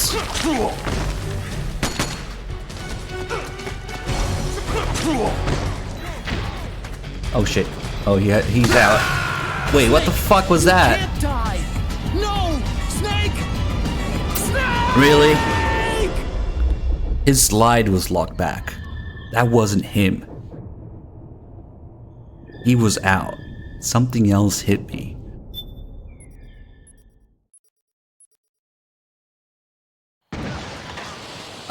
That was not a stabbing.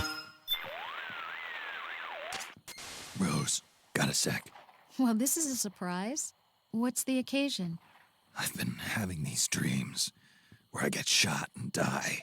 I'm sneaking around and suddenly someone shoots me from behind. Or I'm in a gun battle and I get shot this is through a the different heart. one. You've faced being shot at countless times before, haven't you? So? In psychology, dreams are interpreted as messages from your subconscious. Wait. They may be trying to tell you that if you keep this up, you'll die like you do in your dreams. So, it's telling me not to repeat the mistakes I've made in my dreams. Okay. I'll have to be more careful when I see enemies with guns. Maybe spend more time sneaking around their backs, especially when there's shooting going on.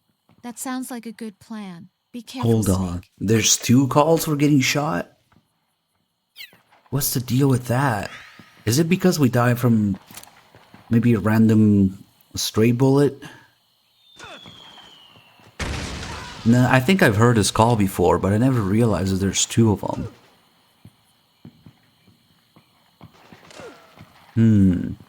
Because that's an active combat zone, and there's areas where just by standing in it, you will get hit randomly. So maybe when you die from those, it's different, it counts as a different one. Yeah, from behind. Because that dude was out of ammo. The dude who I was trying to get to stab me. So... Or maybe it's because it's the second time, yeah. No way, is there multiple calls for it? For each death? Let's... Fuck, now I don't know. We gotta do something.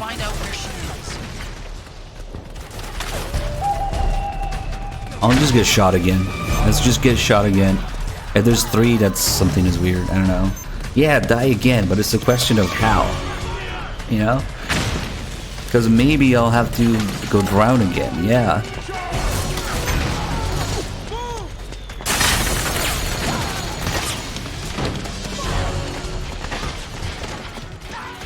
Something's fucky here. I don't remember there being 2 calls for getting shot. It could be the stray bullet thing, it could be that we died again from getting shot. Excuse me.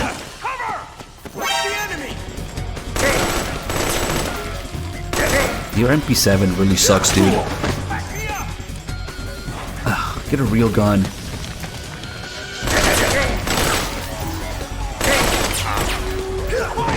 Oh my god. Please, come back. Oh, now he's... Now they fucking stabbed me when I'm trying to get shot. Snake! Okay. Whatever. We got the stab call now. Basically, just like in life, you get the opposite what you want. Just go for the opposite. And frick the system. Rose, I keep getting these visions of being stabbed to death whenever I see a knife. It's not quite deja vu, but Just seeing one of those things gives me a feeling like I'm being stabbed. I see. It's said that the shorter the physical distance between you and the enemy, the stronger your psychological resistance to violence becomes. It may be that the knife symbolizes close quarters combat, and it's evoking an image of your own death. So, my subconscious is warning me not to get gutted? Shan't. Shan't It's is only a the term. Wasn't real high on my to-do list anyway. I know, Snake. If you encounter an enemy with a knife, watch out. What could you do? Let's see. You could avoid standing directly in front of them, or roll to the side, or step back to avoid a close quarters attack. I know it must sound funny for me to be giving you this kind of advice. No, it's good advice. I think it's helping. Contact me anytime. Why did we get 2 different gunshot calls? Now we gotta try everything twice. Let's go drown again.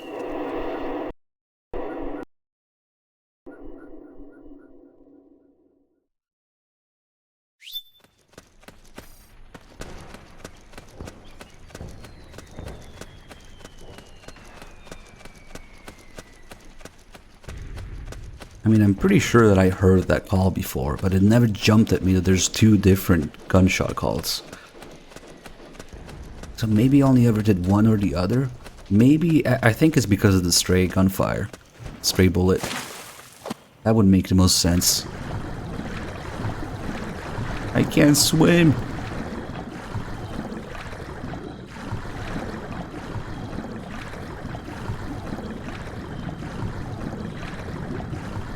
We've not managed to avoid drowning.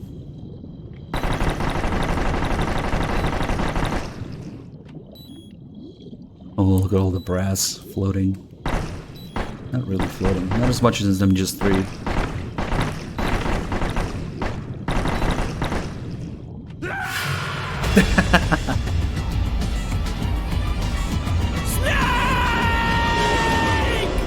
We've managed to drown.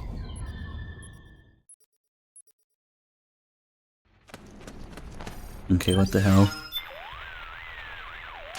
Rose, I know it sounds more like I have this gut feeling, like I died underwater at some point. Are you afraid of No, water? this is the same call. Not than ever. Okay, this is the same call. So it does repeat, but it's the same one. That must mean that it was the stray gunfire. Huh. Well, let's do the explosion now.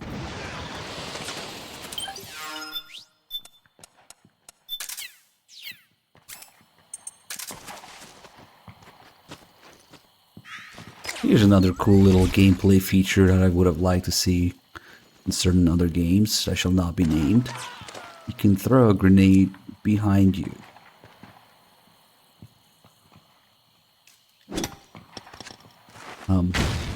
Wow, that was actually safe distance.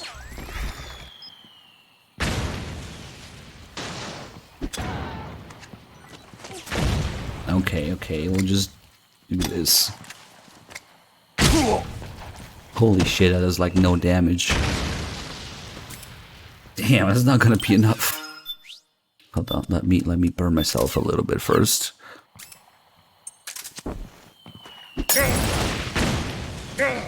There's no burning related call, by the way, it just gives you the generic one. I know, because it makes you want to try all the different ways of dying now. Snake, are you alright? Snake? Snake!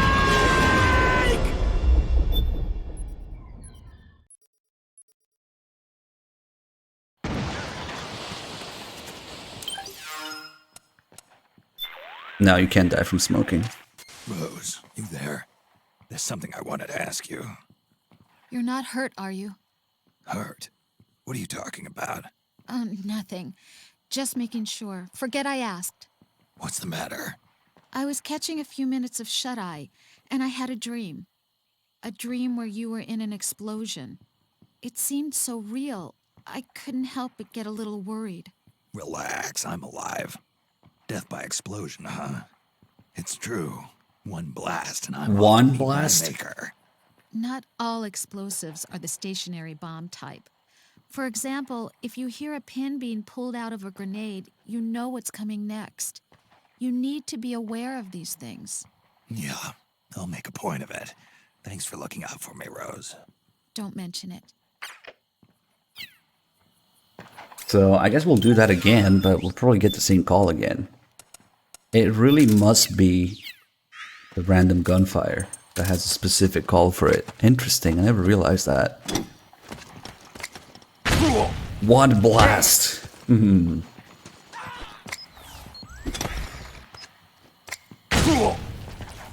Ooh, nice flip. Snake, what's wrong? Answer me, please! Snake? Snake!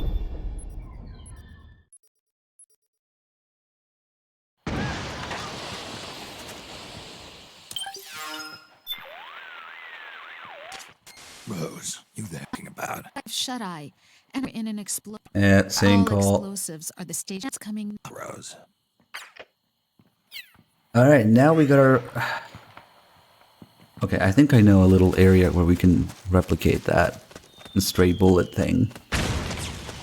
So we'll just sit there until we die from it. Like, even if there's nothing really going on around you, just by being in that area, they're like damage zones in these combat areas. So... These random explosions are just for looks. I've never seen one actually hit Snake. Infiltrate the place and find out where she is. Like, if we stay around here, we should get hit from time to time. Maybe not if I'm down, though. I don't know about that.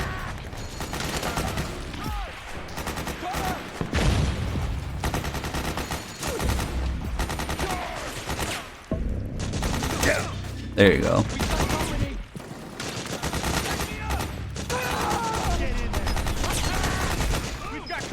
Maybe not if to stay down, which would make sense, I guess. God damn it. Not now. Oh fuck, no, I don't know if it's direct fire or straight fire. Damn it. Okay, it should be okay here. No, that guy's coming for my ass.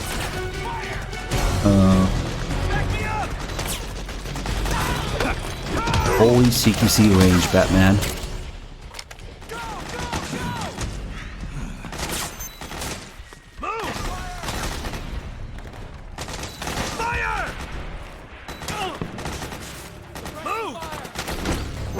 What the fuck? I didn't realize we were playing MGO. What the fuck was that? Okay, Kojima.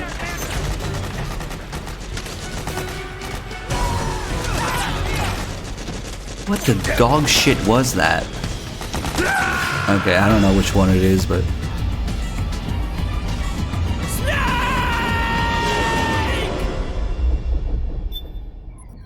Sometimes you're playing MGO, you don't even know it.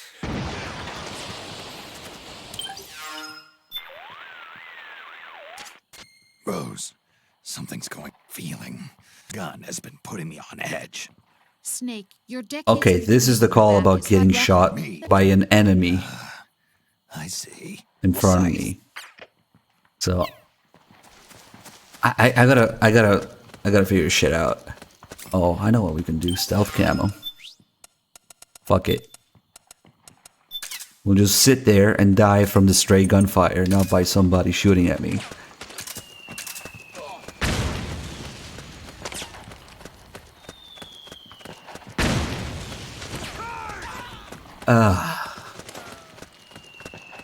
I can't even sometimes.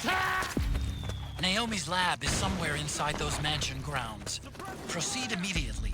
Infiltrate the place and find out where she is.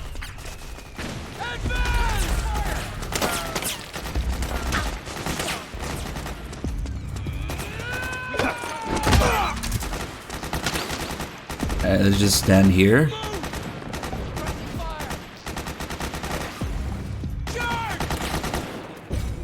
Hopefully it doesn't depend on camo index.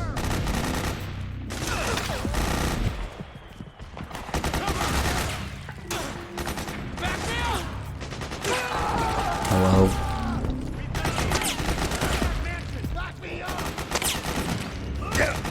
Alright, here we go.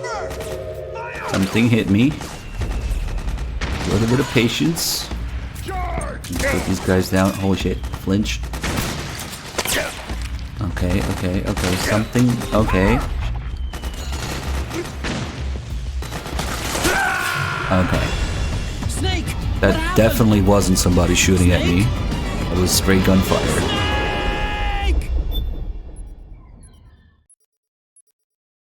Now you can't kill yourself with the Mark II, you can only stun yourself. So is this the call about getting shot from behind? Rose, where I get shot and die. Yep. I'm sneaking around and suddenly someone shoots Confirmed, me. pretty much. Or I'm in a gun battle and I get shot through the heart. So there's two different calls about getting shot. One from direct gunfire, one from stray gunfire in a combat zone. Nice. I never realized that before. How do you get a stealth cam in 4? Well, you either complete the game without getting alerts, or you buy it from Drebin on New Game Plus. Cool.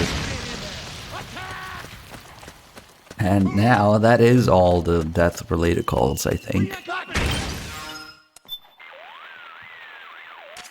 The battle is still raging. You can take advantage of the confusion or try and go around it. Either way. The battle is... That's it? Okay.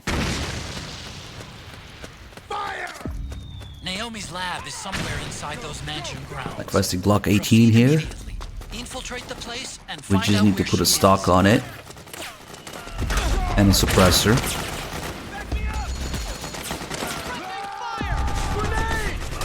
To make the ATF really mad.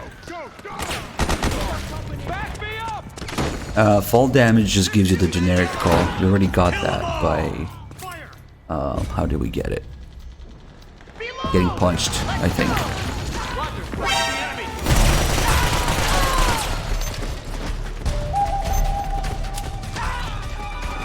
I'm gonna build up some stress here. And then we are going to need a machine gun to really convey the point.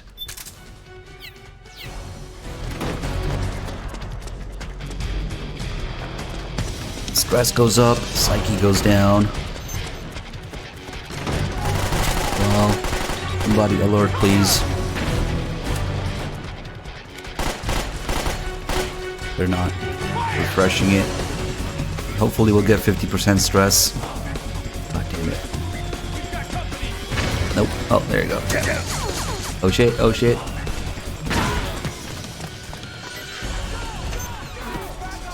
Okay, now we're really stressed. And the psyche's really going down. How can we fix this? Oh, then go all the way down. Alright, let me sleep, maybe. It's funny, in MGS3 sleeping is a way to recover health and stamina, and MGS4 just takes your stamina. Okay. Yep. Oh shit, the gas was still around. Alright, here we go.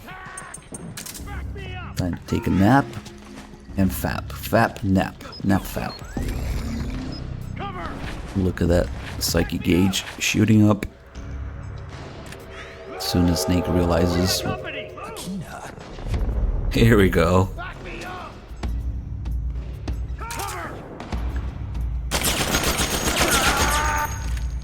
What is Snake doing?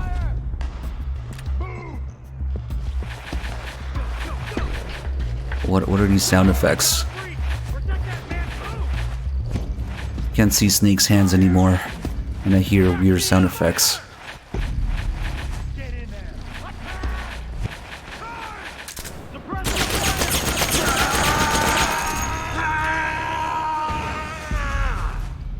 think Sneak is done. Alright, we good now. If you just trigger the scream, just shoot enough to trigger the scream and then unequip it. I think I can do better. Hold on.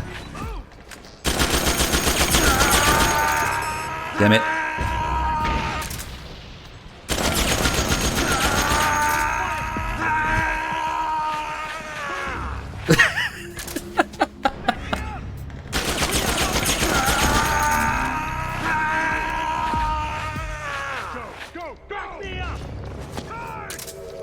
I think Snake is done multiple times. He can only do so much. He's an old man.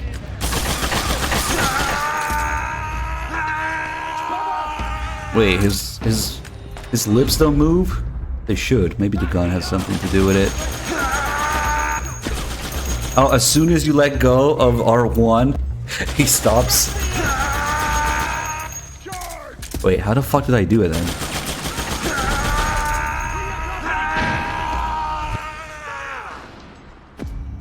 Obviously, this foreshadows Ocelot being a ventriloquist in MGS5.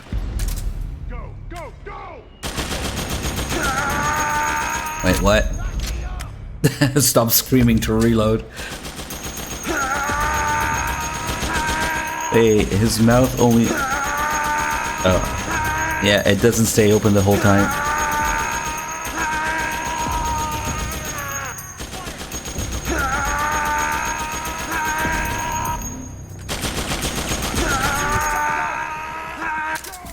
Of course, we can also... Hold on.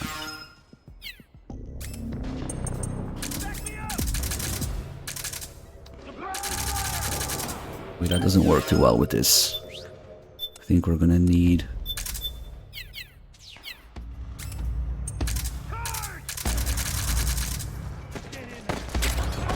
Hold on, we're doing science here.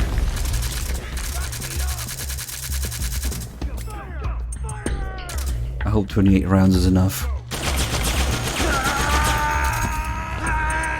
Ah, shit. It's like a real-time time attack to do that. Alright. We drained the snake.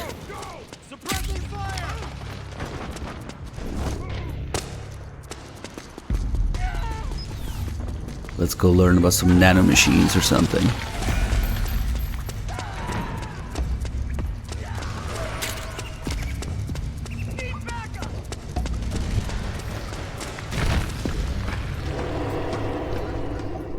You might think that's silly, but it gets worse, and it's intended in the game. So, sound effects like those for that purpose. We are nearing a certain boss fight that Kojima really envisioned to be done in a certain way, clearly.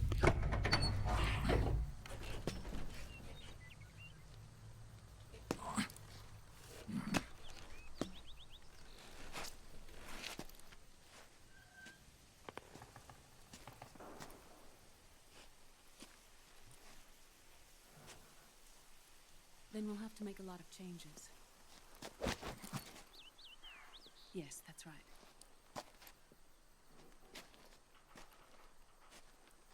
We'll need another go at it. That won't be a problem. Uh-huh. Yes. I've taken care of it.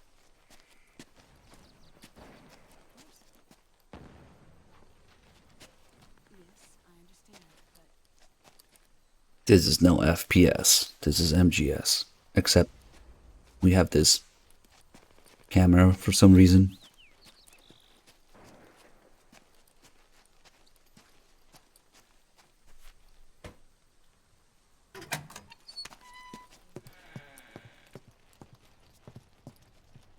We should really get a hold of all the trailers and show them. Maybe before each game. Maybe take a break and show some trailers. Because that was one of the crucial focal points of MGS4 trailers. You know? Picking on FPS games. Things on your end? I see. We're on schedule here as well. I know. Me too. Until then.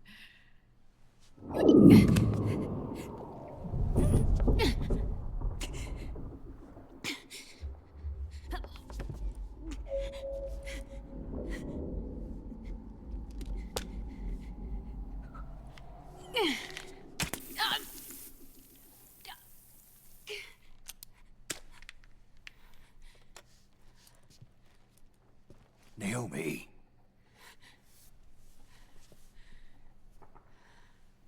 Snake.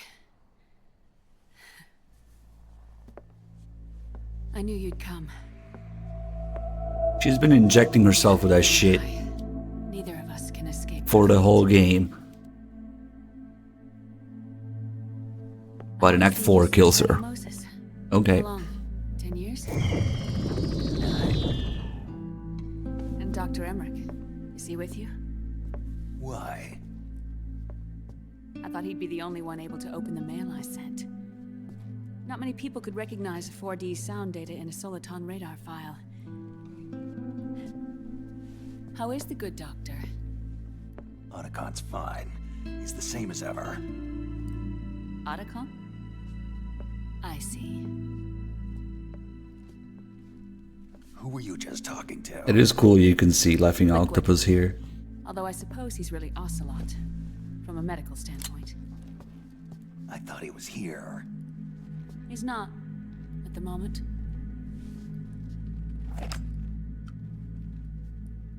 Where are all the guards? They know I won't escape. I'm powerless to resist. I have no choice but to cooperate.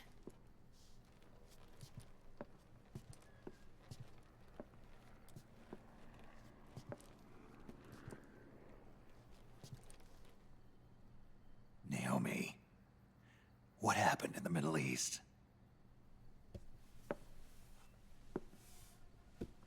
What you saw was the soldiers' emotions run amok. Another product of the system.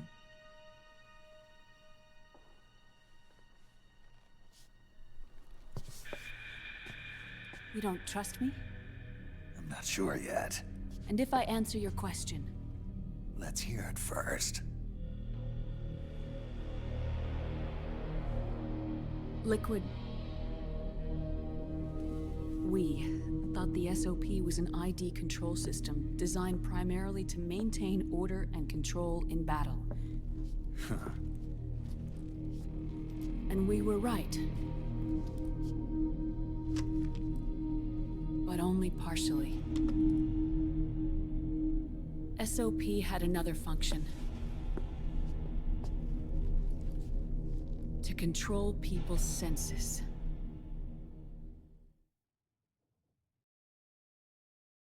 The nanomachines inside soldiers' bodies adapt to different conditions, promoting the release of neurotransmitters, hormones, and stimulants, giving them an edge in battle. They can create an artificial combat high by releasing endorphins at the same time a soldier kills an enemy. Or they can suppress hormones to neutralize the soldier's emotions, prevent them from panicking and engaging in friendly fire or needless massacres. It's all controlled by the system's core AI. It artificially controls the soldier's pain, emotion, senses, in other words, the essence of his being. The skyrocketing demands of the war economy have fueled the demand for more soldiers and more fighting. This in turn led to the development of technologies to rapidly improve their combat abilities and control their actions. The system ensures a steady supply of battle-optimized soldiers at a minimum of cost. But you, of all people, must understand, Snake, that unlike combat technique, a soldier's senses can't be taught. They must be earned through experience. Whatever! Does this have something to do with that test of yours? The goal was to release the soldiers' nanomachines from the system, but we didn't know about the mental control. And the nanomachines went berserk? No. Our test was a success. At least it confirmed our hypothesis at the time. Just as we predicted, the nanomachines stopped functioning, and the PMC soldiers were freed from the grips of the system.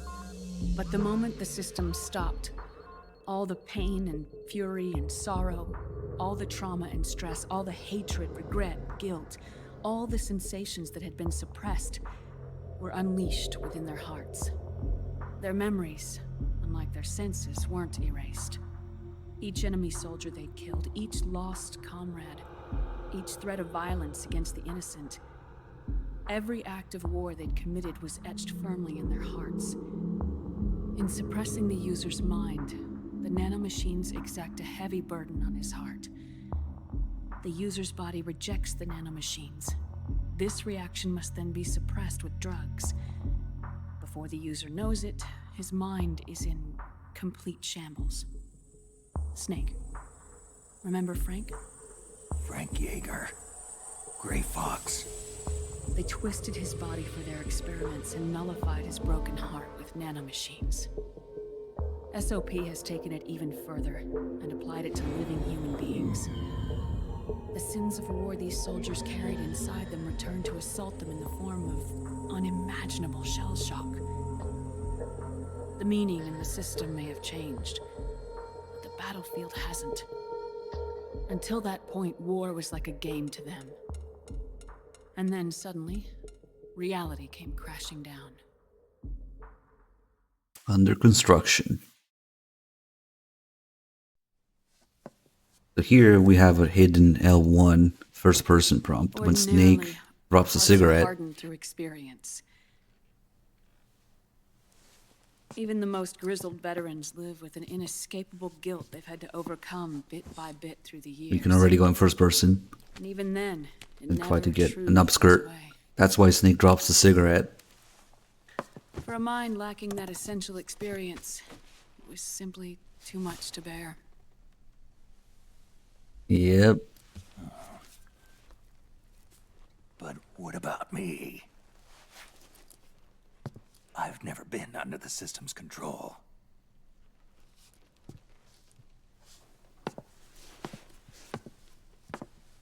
That's why I want to examine your body. You need to know too.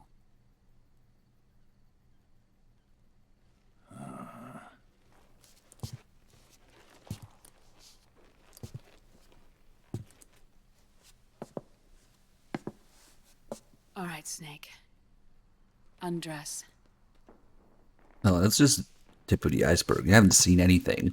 Snake, what's gotten into you? Hurry up.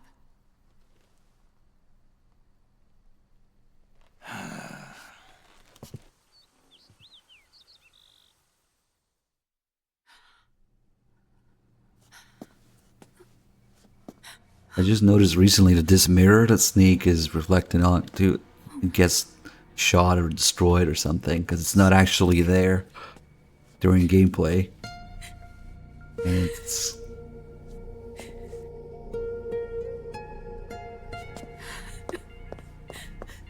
over the bed there. All right, let's just get this over with. Yes. Of course. I'm sorry.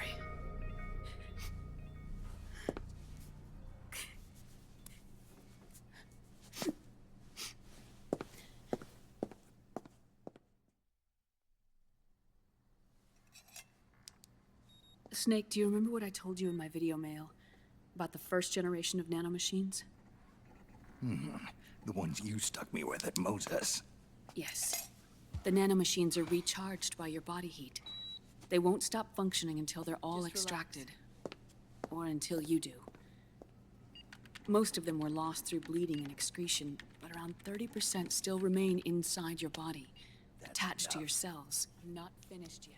The first generation were never ID registered, so they don't react in the same way as the SOP nanomachines. Ready? But they may be interfering with your body, and with your heart. So, does the aging have something to do with Fox Die too? No. Your telomeres were intentionally set up to be short, regardless of the age of the original. One of the genes that inhibit reproduction and aging, the Clotho gene, was intentionally mutated as well. But more importantly, your chromosomes, like liquids, were provided with Terminator genes to prevent them from making copies. Why? Your clones created for one purpose: war. And so, in order to prevent you from being abused by clients or stolen by the enemy, they shortened your lifespan and removed your ability to reproduce. It was a safety device to ensure that the seed of Big Boss didn't end up in the hands of others. The reason you're aging so rapidly isn't because of disease or faulty research or fox dye. It's how you were born. It's your natural lifespan.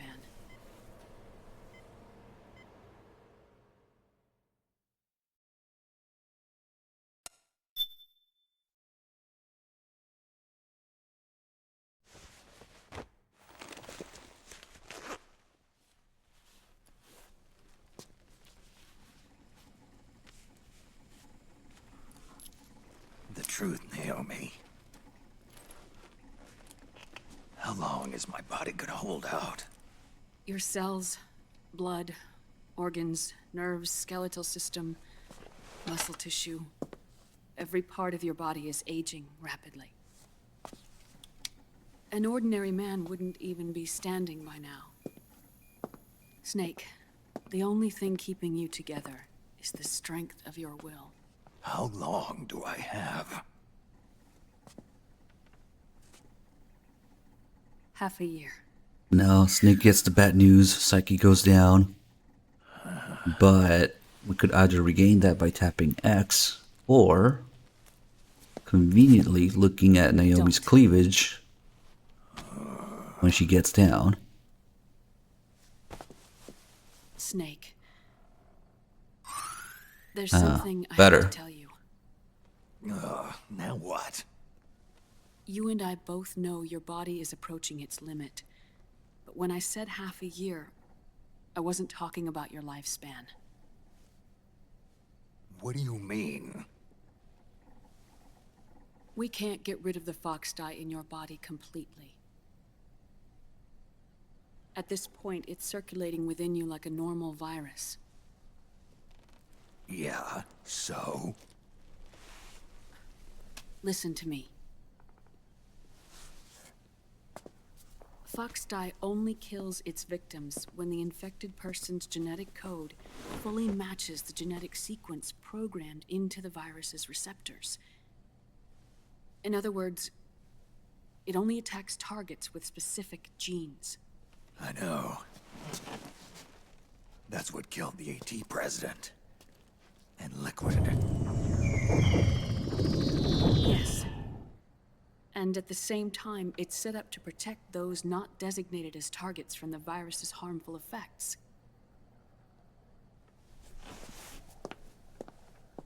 Here, I'll show you.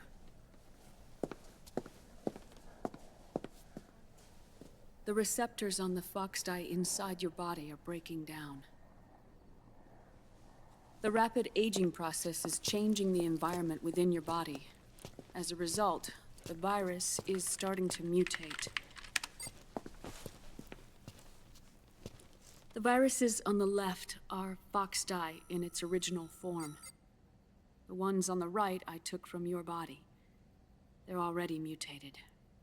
The receptors, they're wearing down. Meaning? This mutated version of fox dye could activate even if the infected person's genetic pattern doesn't perfectly match the receptors. Which means the virus is becoming indiscriminate about what type of target it kills.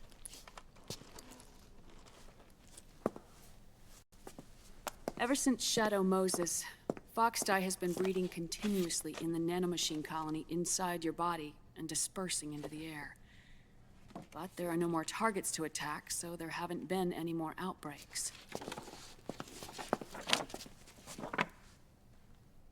However, if the receptors continue to wear down, it'll become a killer virus that attacks untold numbers of victims. What if we kill them all? Remove them from the body? There are no antibodies either. I don't know what percentage of the receptors have to break down, or how many people will be targeted when that happens.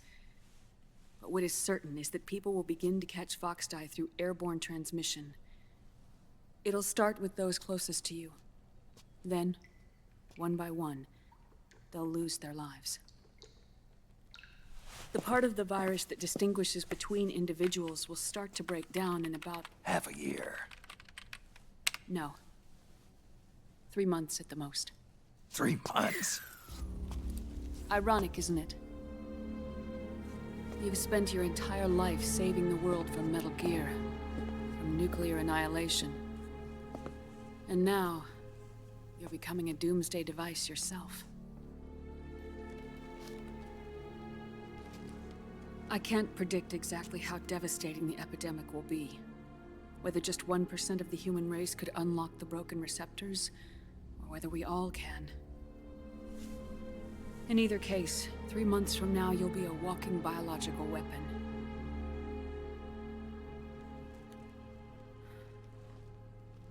If it were up to me, you'd be quarantined already.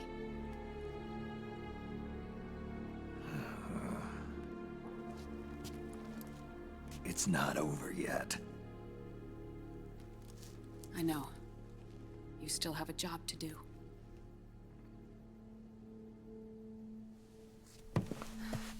You have 3 months. Still enough time to think once all of this is done with.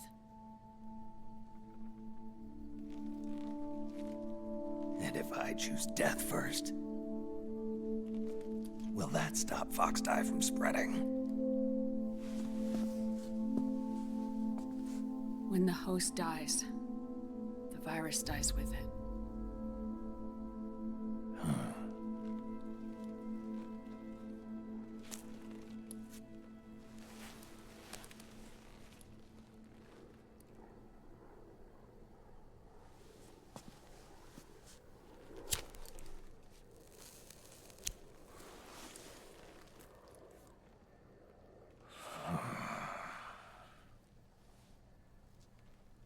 Snake, tell me one more thing. Have you been to a hospital lately? Yeah. While you were there, did they give you an injection? Don't they always? Take a look at this. These came out of your body as well. It's a new strain of Foxdie, one I've never seen. Someone must have put them in you recently. Do you have any idea who? Him. The new Foxdie strain is starting to multiply rapidly. What's in it? I can't say for sure. I'll need to do some more tests. Here, take this. It contains the same substance the soldiers' nanomachines secrete inside their bodies. It's a drug that inhibits the nanomachine's ability to regulate the senses.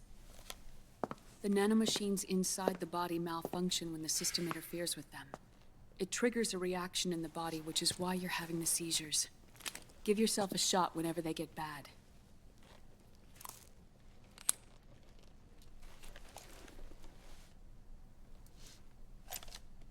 It's potent, so use it sparingly, unless you want to end up an invalid. It may restore your psyche for a short while, but use it too often and the amount restored will start to decrease.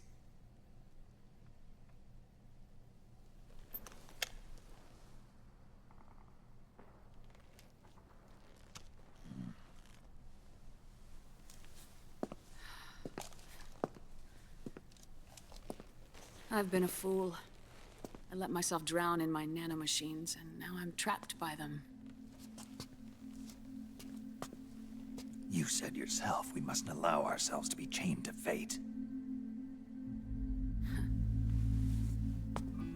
I can't slip free.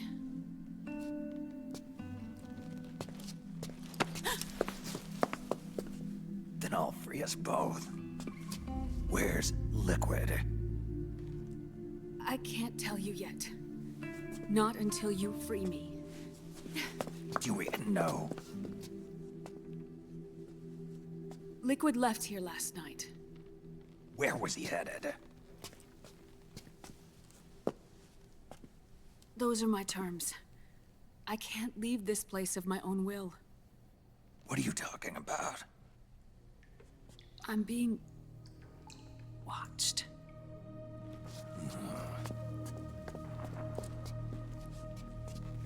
Liquid has altered his plan. Removing the system will only cause his army to collapse from within. So he's chosen to seize control instead. Liquid's objective is to hijack the SOP system. He'll use it to create the ultimate army of perfect soldiers and launch his insurrection against the Patriots. There's a name for his new plan. He calls it Guns of the Patriots. Guns of the Patriots.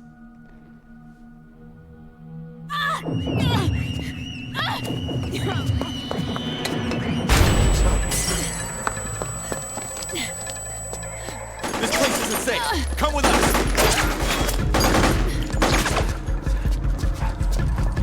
This way.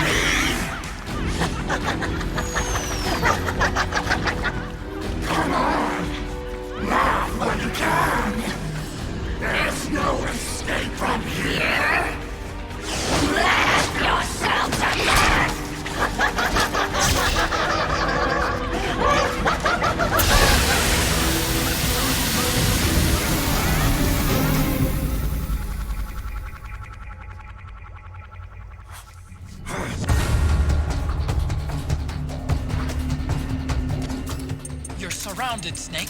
You'll have to break through to go after Naomi. Let's see. Take out those enemy soldiers and clear a path. Oh god, potato aim today. Could have easily gotten all four. This one's still here. God damn it.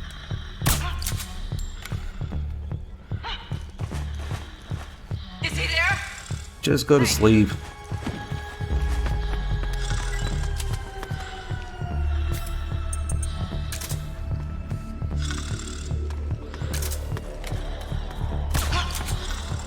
Okay, somehow got it.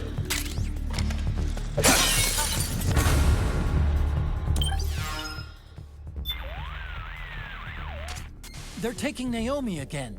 Don't Yay. let them stand in your way. Take them out and go after her. Naomi's lab is divided into multiple rooms and corridors. Make use of the lab's layout to give yourself cover. Nothing terribly The enemy seems to be using disturbance interesting here. They're trying to throw you off guard, create opportunities to strike. Watch for signs of attack and be on the lookout for incoming enemies. Your octo-camo can help hide you from enemy eyes. Really? Use it to blend in with the background when the enemy's lost sight of you. It'll give you a critical edge in battle. Naomi's lab is... Oh, The enemies... see what she has to say. I don't usually call people during Let this. a battle drag on too long, and it'll start to take its toll on your sight gauge. Yeah, that keep in talking. mind as you fight. Be sure to keep an eye on your sight gauge when engaged. Holy shit, okay, shut up.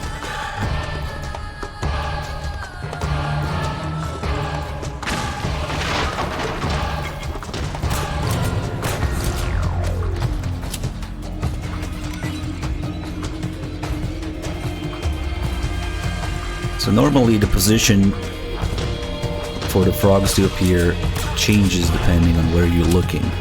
And you shouldn't be able to see exactly.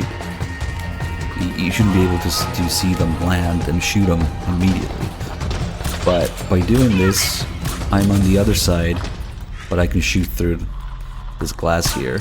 So I guess the game kind of thinks I can't see there.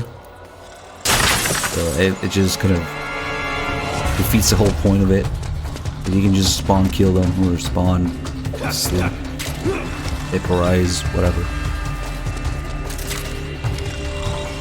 Okay.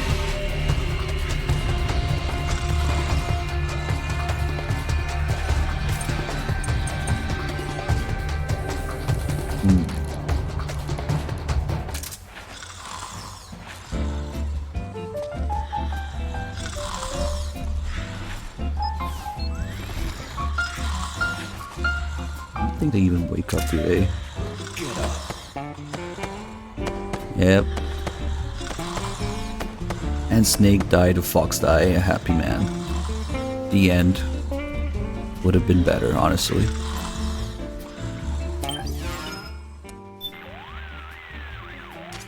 Your octo camo. Shut up. They don't even acknowledge that they're all down. Be sure to keep an. They're pretty useless. Okay. That's nothing. That's about to get way worse.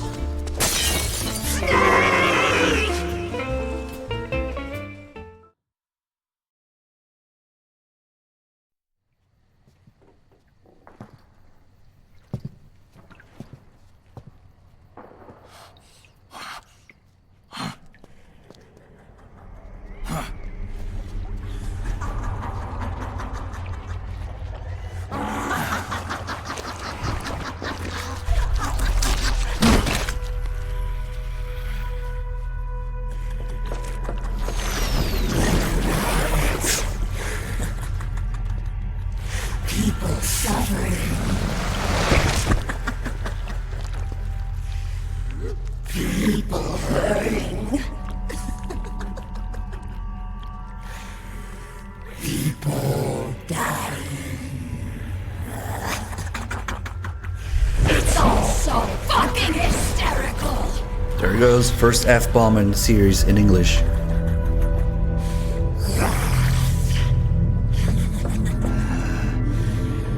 Laugh with me.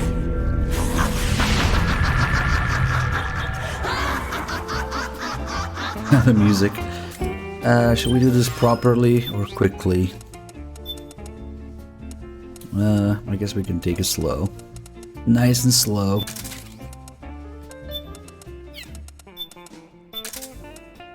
Tony Wayne with the 46 months resub. Hey, welcome back. Thank you. Let's just take it slow. What should we use? Too many guns in this game.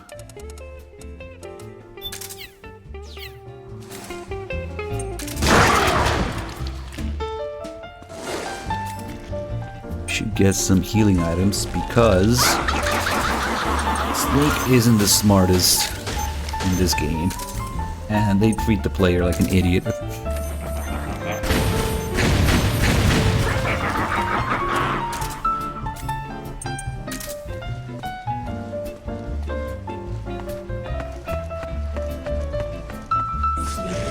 Jeez, where could she be?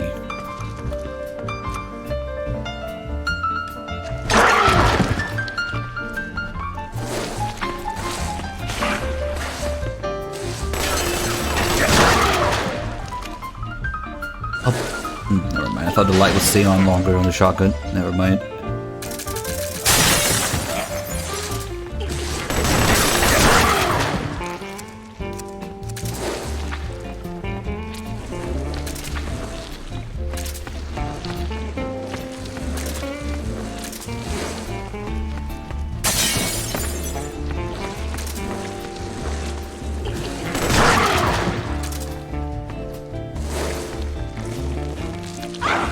We'll let her go through all of her faces. If you do too much damage, she skips some of her faces.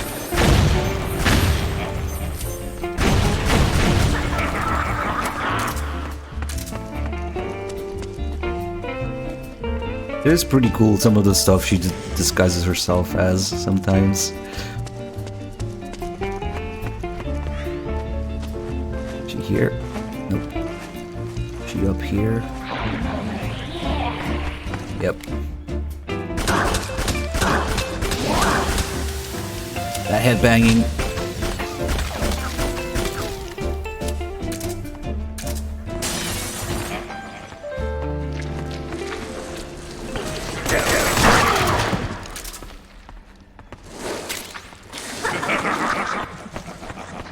That's annoying when she does that.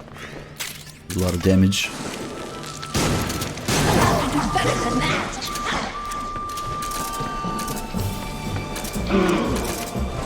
Oof, close.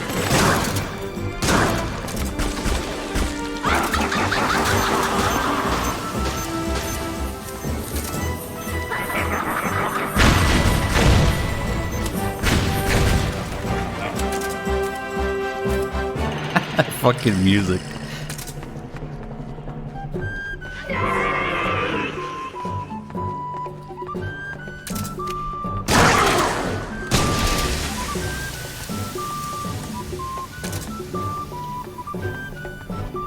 There's literally porn of her in the game, dude. Snake, come here. Oh, here it comes.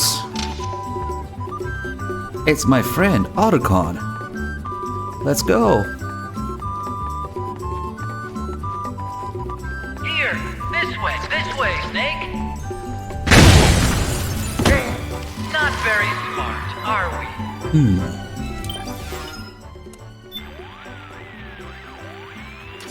Otacon, what the hell were you thinking sending me over there? Hold on a minute. I didn't tell you to go anywhere. Thanks a lot. I just got nailed by a trap. Are you trying to get me killed? Now, wait a second, Snake. Damn, Otacon's a traitor. Can never trust him again.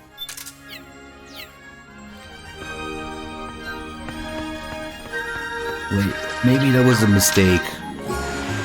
Everybody deserves a second chance. This way, Snake. Music. Oh, you should have been more careful. Oh, thank you, Otacon. You're always so caring. Something's fishy here. Something's Someone fishy. keeps calling you, but it's How not could it me. be? Octopus. Think about what she can do. It's a fake. It sure is possible. Watch out, Snake. But what if Octopus is on the codec and this is a real Otacon? No, he won't trick me again. This way, Snake. Not very smart, are we? Snake, you've got to be more careful. Those are traps laid by Octopus. Use your head, man. When it gets to the point that Otacon talks to you like that, use your head, man. You know, you fucked up. Okay.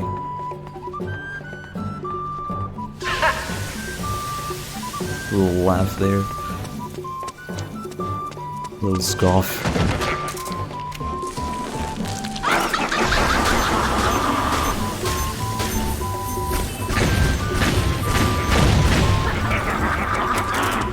Ooh, where could she be?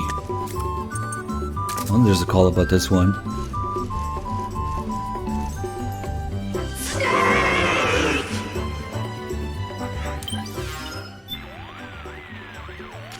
Snake, Octopus's suit seems to work the same way as your Octo Camo. It'll use mimicry and traps as weapons against you. Stay focused.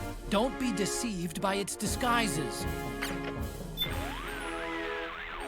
Snake, the radar Technically, your gear's about on par with the enemy's, so it won't be the deciding factor in this battle. Be aware of changes in your surroundings. Octopus may try and mimic things you'd never expect. Be particularly mindful of things you don't remember having seen before. Otacon, doesn't that enhancement suit remind you of anything?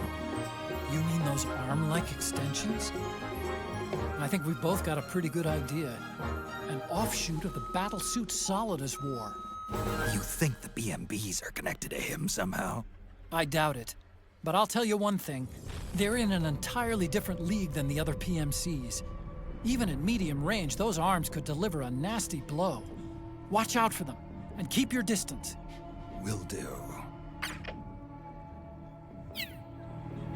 So of course, since they had to beat the dead horse to beyond death, all the BMBs have they're all a combination of things from the bosses from the previous games. So for Laughing Octopus, we have the tentacles and the P90.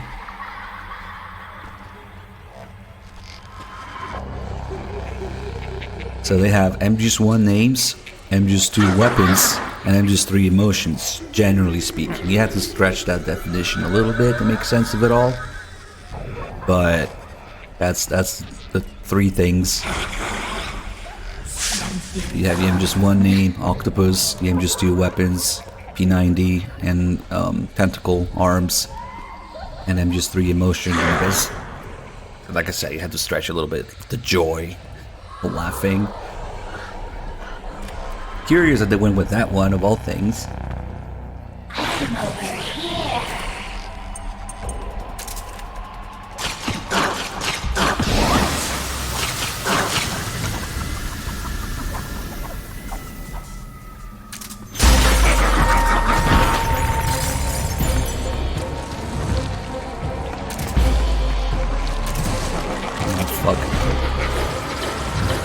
That's her deadliest move, I think. Snake. Naomi? Why? If only. If only. It hurts. Would have been a better twist. Fuck you, Naomi. I'm gonna leave you to die. What did she think was gonna happen? It's Naomi, shoot her even more or something. I don't know. Help me. It hurts.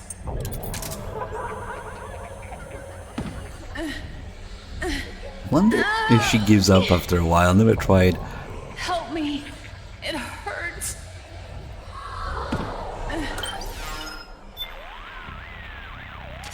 Snake, the rate.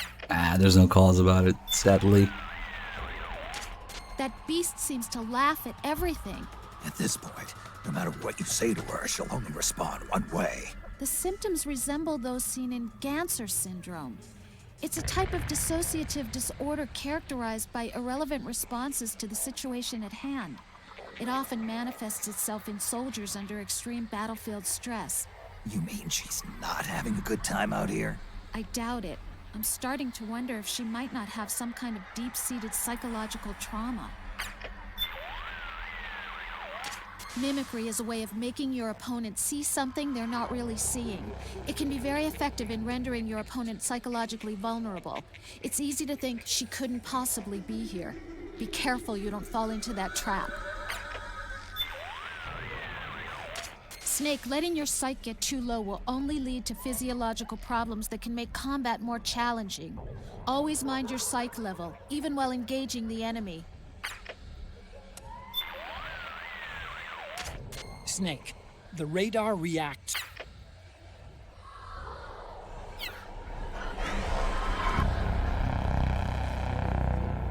Help me. It hurts. I guess she never stops doing this shit. Help me. It hurts. Usually she hits you when you get close to her, but oh. I was wondering what would happen on top here. Watch out, Snake! Nah, really? I was hoping I could miss somehow and lead to something funny.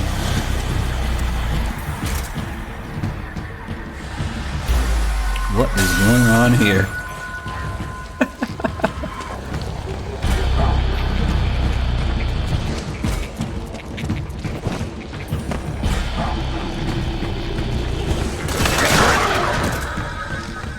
I should get the other regain here.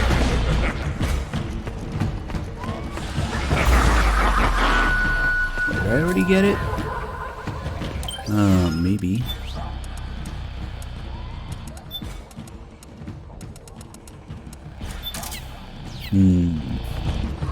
Oh, maybe we used it already.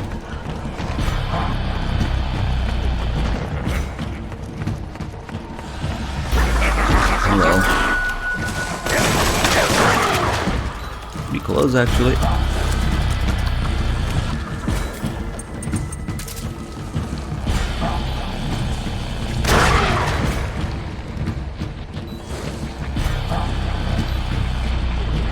Yeah, she has a bunch more things she can disguise herself as, but now, low health, she doesn't do that anymore. Oh, fuck. That shit's actually annoying.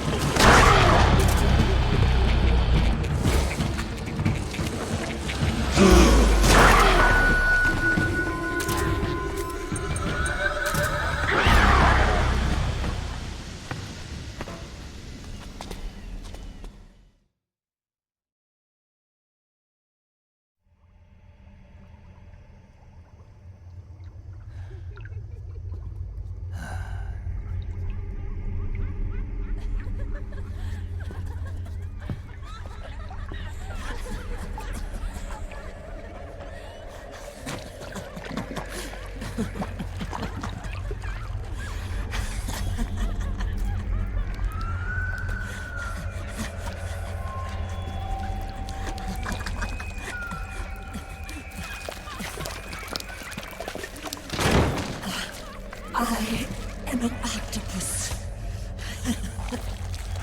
An 8-legged beast. These tentacles are beyond my control. Their will is the will of the battlefield. Thanks to these excellent camera angles, you can appreciate the graphics and model design. And remember, Kojima wanted them to be naked originally, not be in this suit. Of course, they didn't let him do that because the rating would have been affected. But Kojima's vision is that they should have been naked. So funny. With these camera angles. Ooh. It's all so funny. No. It's not funny.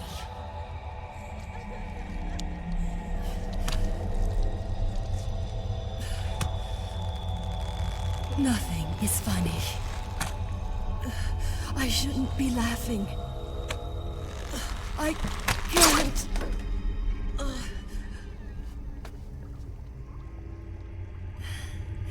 The truth is, I'm not laughing. Not laughing at all.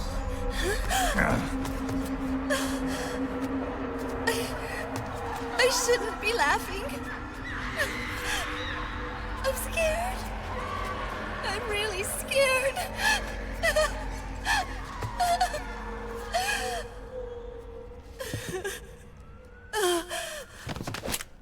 I'm sorry. I'm sorry. So sorry I laughed. I'm sorry. I won't laugh anymore. I can't. I don't want to.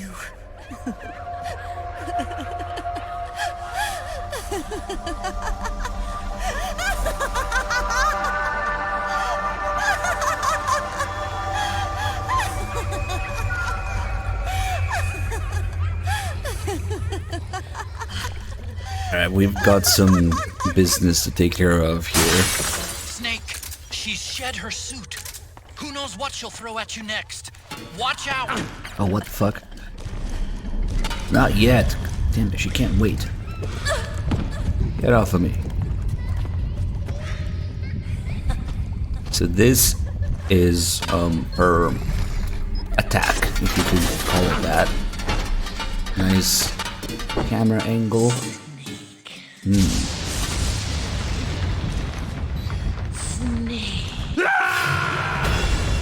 Old man can't take it anymore.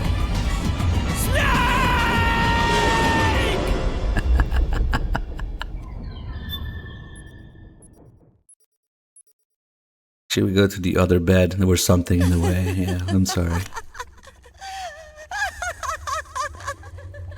Maybe this one's better. She's shed her suit. Who knows what she'll throw at you next? Watch out! Fuck you, Autogon. I'm dying a happy old man.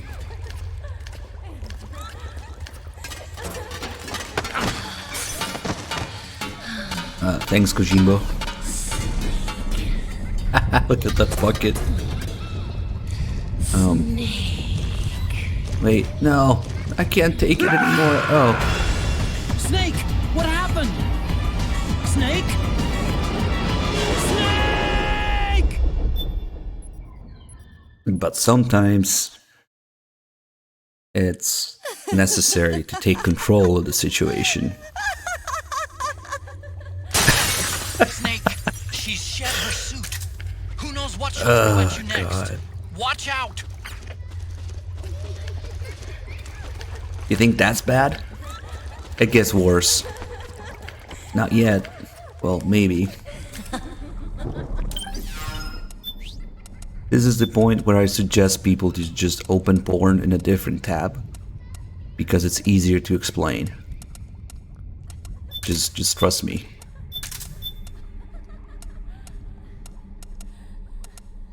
Do you have the Patriot? Perfect.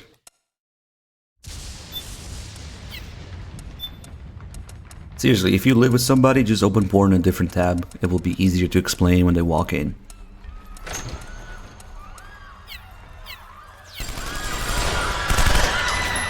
Alright.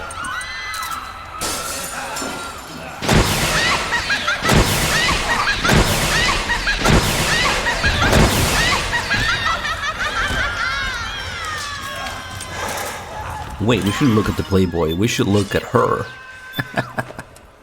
We should look at the models. For maximum immersion. Oh. Maybe we should take a picture like this. Hold on. Oh god. Do I have the camera? I do. Hold on. Second controller required for this.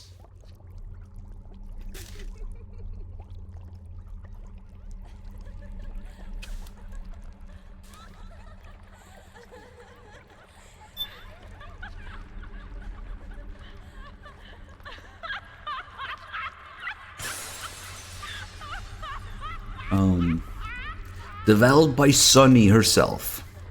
Damn. Nice. Unique ultra high compression system developed by Sunny. So that Snake can do this.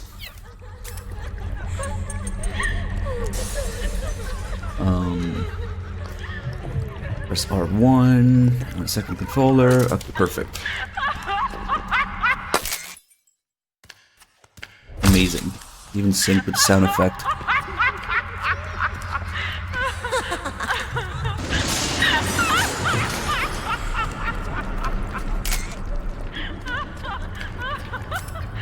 Oh, the best feature is you don't have to have the camera equipped once in second player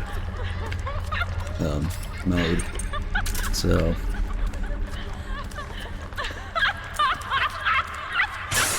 wait, one model. Yeah, there she is.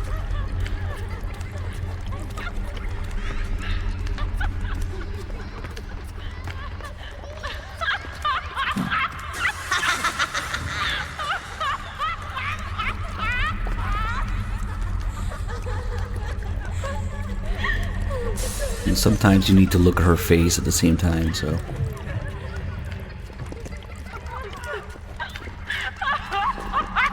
We're just waiting here, because if you spend enough time, something else happens. If you think this is bad, no, it gets worse.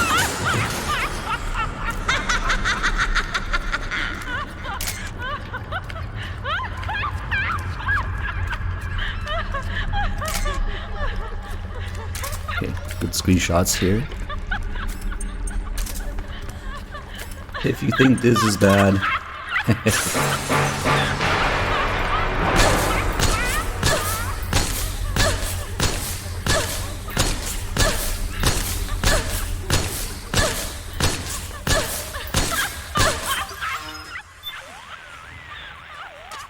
From the looks of it, she's unarmed. And yet, she's coming closer. I don't know what she's up to, but watch out, Snake! You wouldn't get it, Otacon. You remember your stepmom? Well... From the looks of it, she's... Watch out for her when she comes at you, Snake. She's deadly at close range, just like those enhanced soldiers. Watch out for her.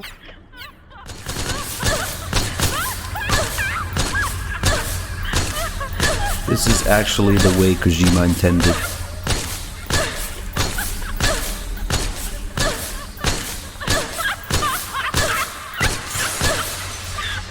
See how the colors are slowly fading away? Laugh with me. Once enough time passes. Again, if you think this is bad, it's about to get worse. And it's actually intended within the game.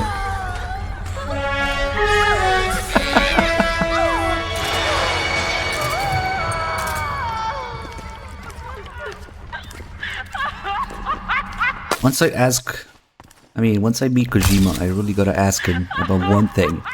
The sound effects in this area.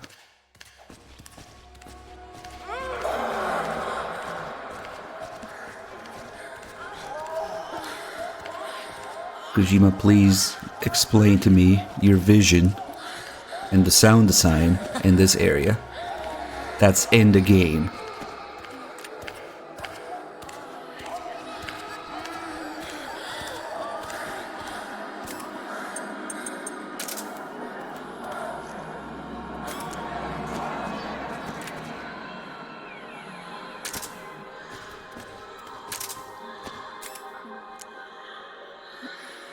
Yeah, that's not creepy at all.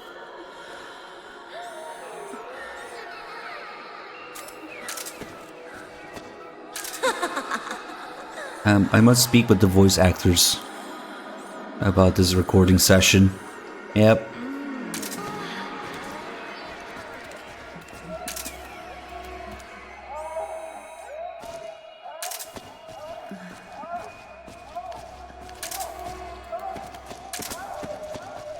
Hold on, I need to get down.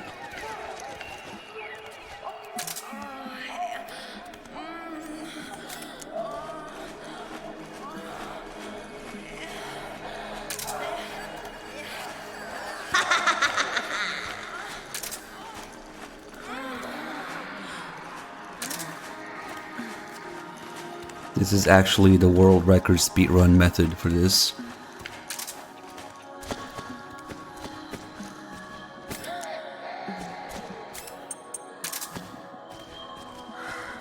Alright, time to get to work.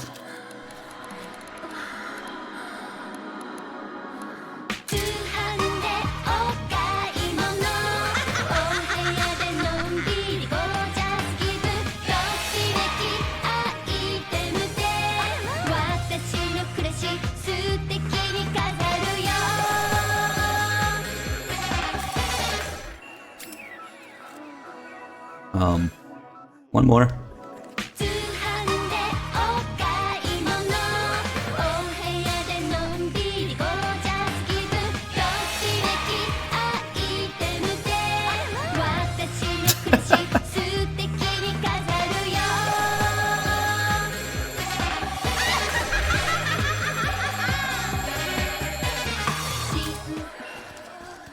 Now it's time to really get to work.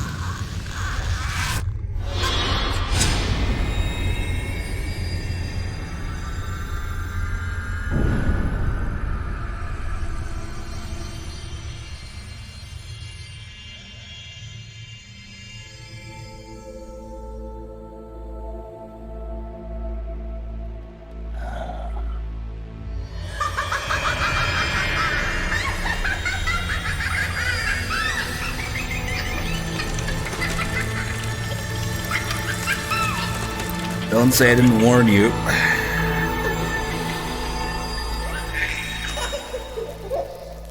Maybe more people need to realize that Kojima did not give a fuck by the time MGS4 was being made. So, yeah.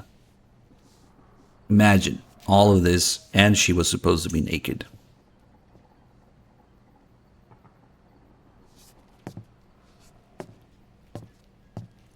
I wonder, do we get the extra little baby laugh? Like infant laughing in the background now? Usually you only get that when she doesn't die, when you put her down non-lethally. But the thing is, if you let the timer run out, it also doesn't count as a kill, even though she dies, because I wasn't the one who killed her, the time ran out. So I'm actually curious Oh god, first we have to endure through this shit. Yo, Snake, looking good today. Drebin, what do you want? That's cold, man. And here I was about to tell my very best customer about face camo. Face camo? That camo skull cap you just picked up from Tentacle's shell. It utilizes the same kind of technology as your Octo camo suit. Using the two together can get you even better results. I'd hang on to it if I was you. Doesn't fit. It's not my size or shape. Yeah, looks like it could use a bit of tailoring before you can sport it. Not my line of work, but... Ain't you got a buddy who specializes in that kind of thing? Somebody's done their homework. Hey, it's my job. Is that the real reason you injected me with those nanomachines? To spy on me? I prefer the term customer data management myself. Drebin. Relax. It's strictly confidential. I ain't gonna share it with anybody. Then what did you mix a virus in with the nanomachines for? Virus? A certain virus was detected in my body. Are you saying it wasn't in the nanomachines you injected? Look, you do know there are other folks who could have done this to you. And besides, what would I gain from infecting you? Better for me that you're out there kicking ass on the battlefield. I was watching you, Snake. You're a real piece of work.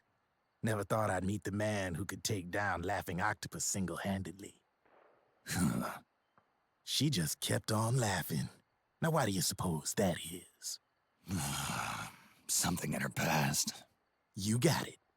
She's from a village in Scandinavia. Little seaside hamlet known to all the locals as the Devil's Village. Place wasn't known for devils, though. It was known for octopus. See, this was one of the few places in Europe where they ate octopus customarily.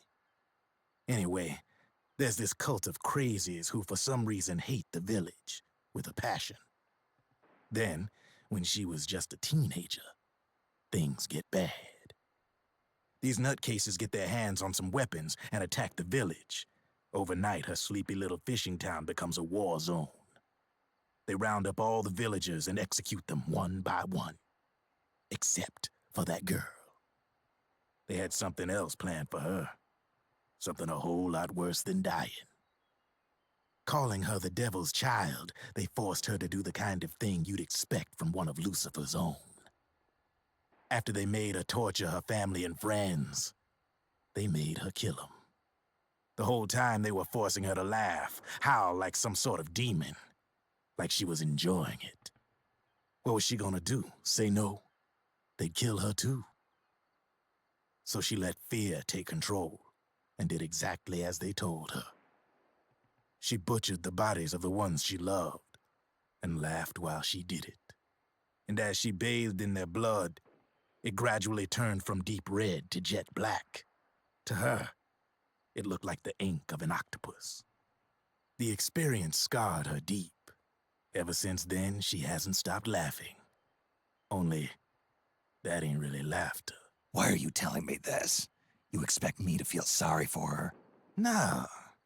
I know you got no room for that stuff in your world. And besides, this is war. Right? In a way, though, I guess it was the right thing to do. What was? Fighting you cleansed her mind. All right, enough chit-chat. There's other beasts out there in them woods. Watch your back. Jesus, what the fuck? Imagine writing something as follows. I can't even do this, man. It's just quoting it as like, there's this cult of crazies who for some reason hate the village. Then they get some weapons and things get bad. Anyway, what? These people who for some reason hate the village. Anyway, they get some weapons and things get bad. Okay, great backstory. Amazing. Well, it feels like Kojima was trying to maybe recreate or imitate what Fukushima was writing for like the boss's backgrounds and origin stories and shit, and just completely and utterly miserably failed at it. God, whatever.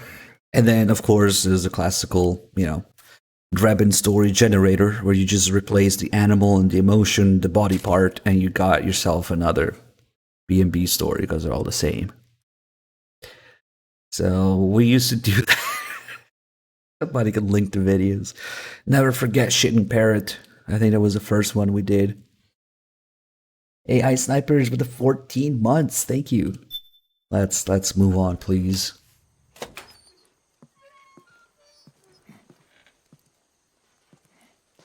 There's this cult of crazy who for some reason hate the village.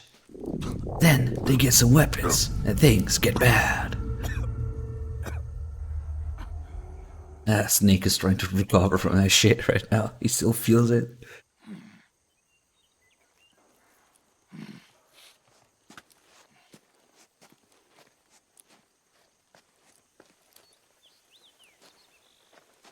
I am way too tired to do the Drebin story generator right now. I would fucking lose it.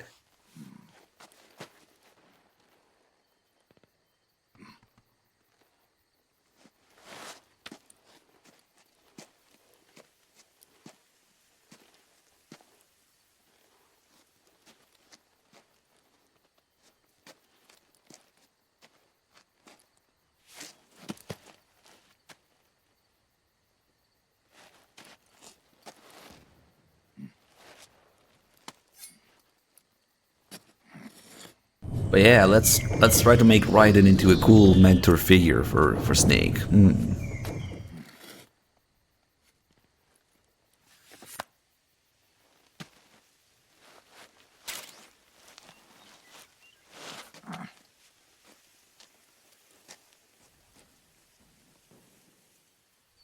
Hey, our snipers with the gift of sub to Naughty Uri. Nice. Thank you.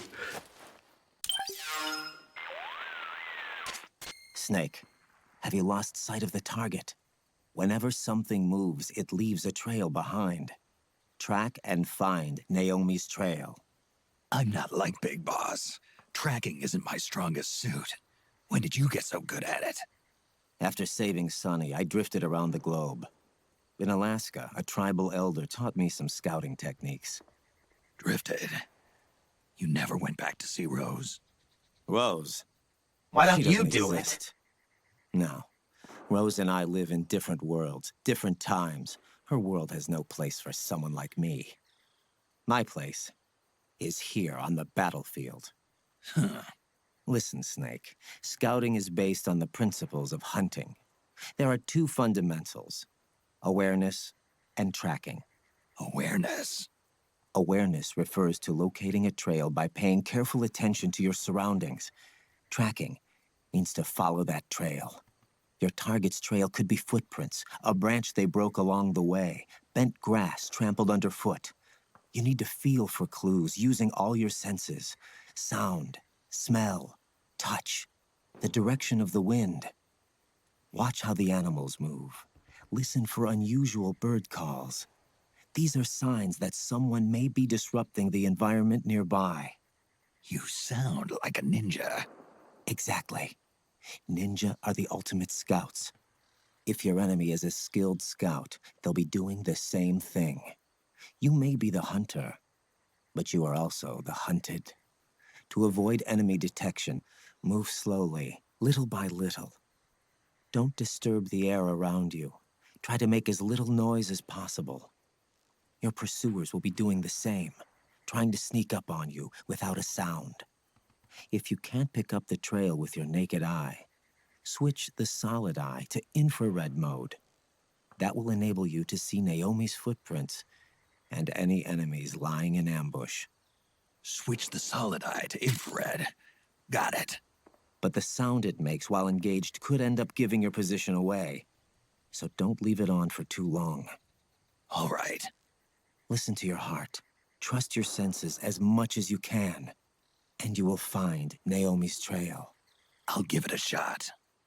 Don't worry, guys. Raiden's cool now.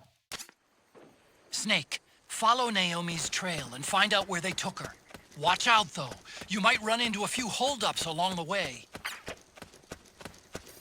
Hi, Snipers, with the other gift sub to Energy 9. Thank you.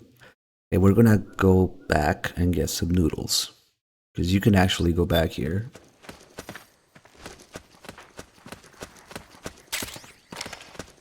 But the door's locked. Be cool if we could go back in, maybe. I don't know.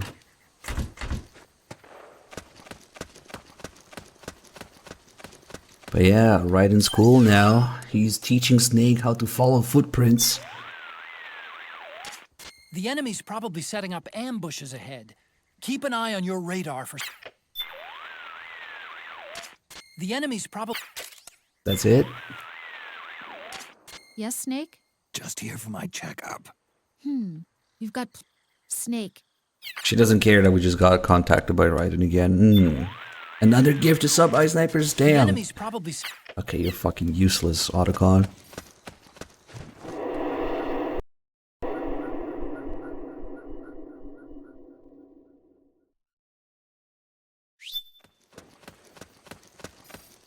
There's actually quite a bit of extra little content, things we can look at in here, because they kind of had fun creating all the different paths you can take and get lost and find random shit along the way.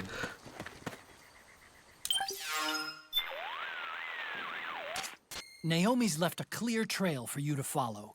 Use Raiden's advice to help figure out where she was taken. Use Raiden's advice. Snake, these enhanced soldiers... Oh, seem to we be can using still some get sort of this. device to cling Perfect. to the This is the walls. tape call. Doesn't look like they have spikes or suction cups. Ah, This is only perfect. a guess, but I think their gloves and boots might have some mechanism that employs van der Waals force. It's a type of mutual interaction that occurs between two electrically neutral particles. Geckos use it to crawl up walls and across ceilings. Oh, that kind of gecko. But those things are a hell of a lot lighter than a human. Well, around 10 years ago, I read about an experiment where they reportedly suspended an object weighing 100 grams Here it using comes. a 5mm square piece of adhesive tape. Oh my god. Assuming the technology's advanced since then, I don't see why these guys couldn't be climbing all over the walls. Otacon, what about Vamp? How he ran up that support pillar in the big shell. You think that's how he did it? You mean, did he have this technology? He could have, yeah. So it wasn't that he had some freak supernatural powers. Hey, when technology starts to test the limits of our That would imagination, explain what's the everything. difference? Come on.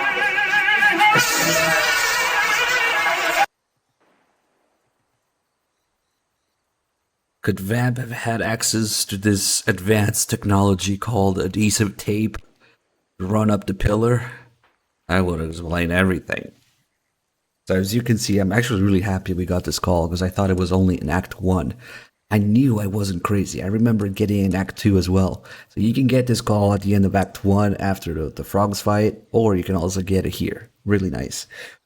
I think it's better here because Vamp actually shows up in Act 2, so I don't know. As you can see, not only they conveniently ignore the fact that Vamp also run on fucking water, it was tape. Not even nanomachines, tape. So this might be an optional call, but it heavily shows the main purpose of one of the main purposes of MGS4 being undoing, you know, all the things from MGS2 that shouldn't have had any explanation. So even though it's an optional call, it's heavily relevant for that. Let's bring Vamp back just to fucking explain his powers in ways that were never intended when MGS2 was made. So the biggest mistake you can make in the series is playing MGS2 and thinking about MGS4's explanations and think that you understand MGS2 now. No, it's quite the opposite. These explanations were made up on the spot to answer bitching from people who didn't really understand the purpose of MGS2. And the entirety of, god damn it, the entirety of the fucking characters in MGS4 show that they did not understand MGS2 or, you know, the purpose of their character arcs and character developments. Every single one of them. MGS4 is the undoing of all that the characters and their character development set out to do. So, Vamp had tape in his shoes. Why not? The enemy's probably setting up ambushes. The enemy's probably... There should be a call about The enemy's... Raiden's nonsense The enemy's probably that he setting up... talked about, but maybe we need to get lost and get called by Raiden again. The enemy's The enemy? The enemy... Okay, fuck you, Arca. Let's go. Put on some music. Let's see.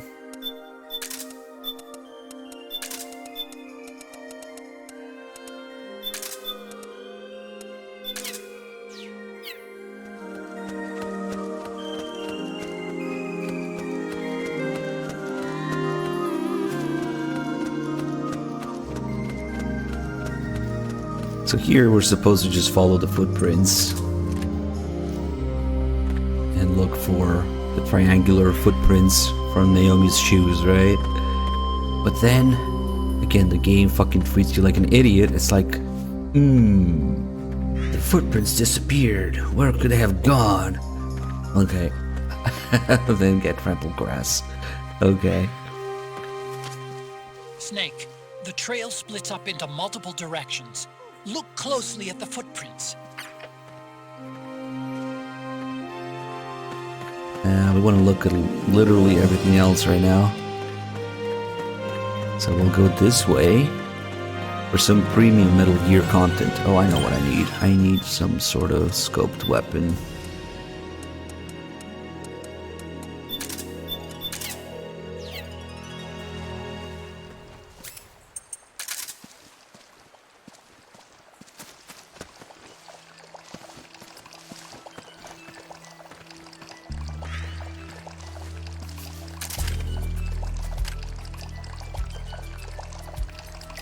Look how fucking thick, with 3 C's, that stream of piss is.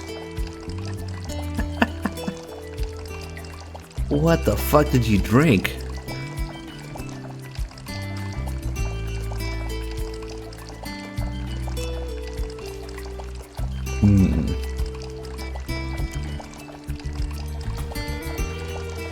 Can even suppress this thing. Don't tell the ATF.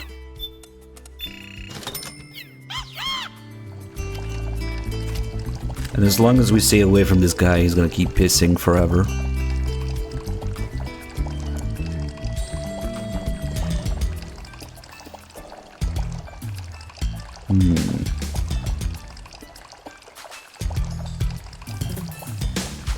This advanced... Hold on, we gotta pause the music for this. Advanced sound design.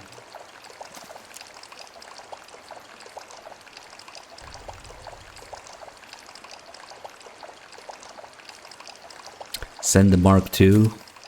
Oh boy. I keep forgetting about that. It wouldn't be the first time that we can get close to something that we can't get close to otherwise. But the Mark II, yeah, it's pretty close. Pretty good camera angle and everything. I don't know. Hold on, just in case this guy turns around, let me hide here. So if I get close with Snake, he will stop pissing. But... Huh.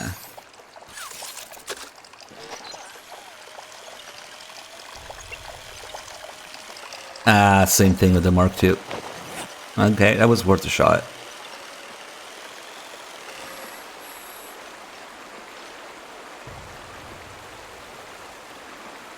Even has a little ID on his hip. Nice.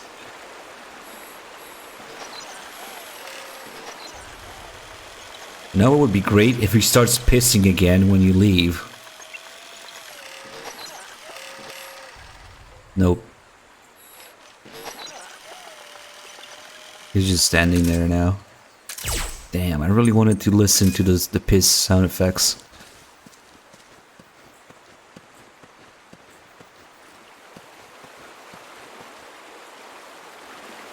He just never turns around, huh?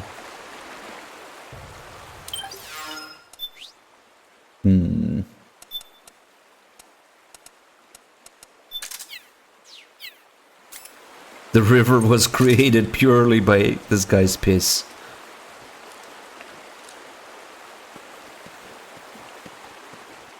Okay, bye.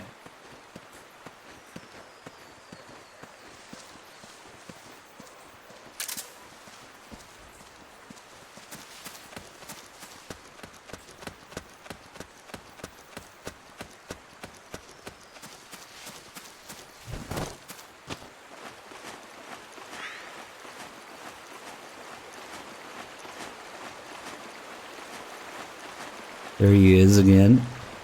He also stops pissing if you go this way, so that you can't look in front, you know?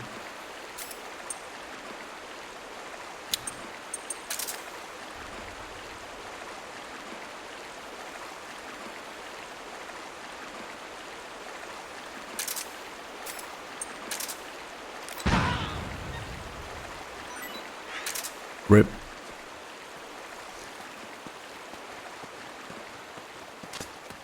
Looks like they split up here.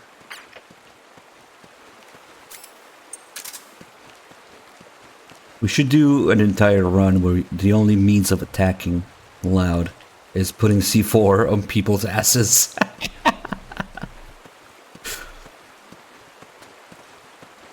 Ugh.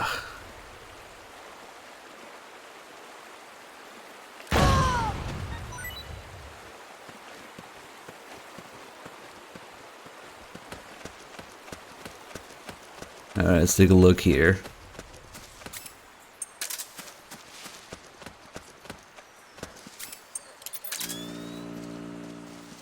There's a pretty good developer commentary about this area and all the little things you can find. And here they have this is what apparently they use in Japan to test eyesight. Instead of letters, you have these little circles, and you're supposed to be able to tell where the circle is cut. Except in the middle, it actually says Metal Gear Solid 4 in Japanese. And you can see these footprints here. It's where you're supposed to stand at the correct distance to test your eyesight. But yeah, that's what this thing is. Also, there's a guy in here who thinks is smart.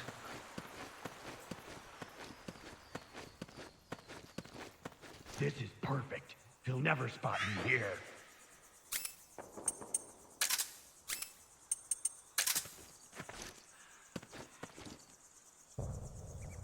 Ah! What was that? Oh fuck. Well, close enough.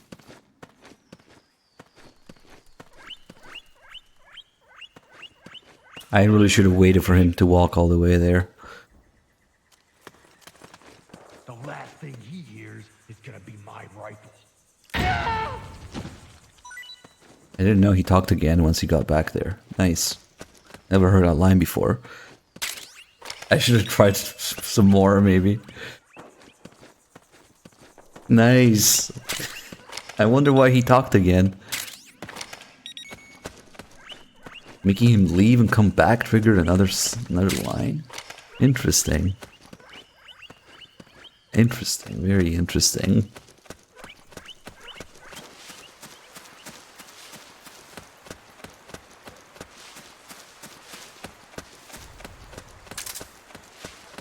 I don't think we can get the sniper with a C4. Maybe from the bottom.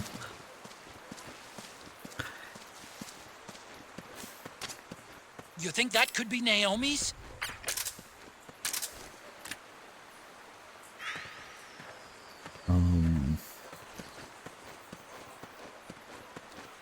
Yeah, I don't think we can C4 this guy.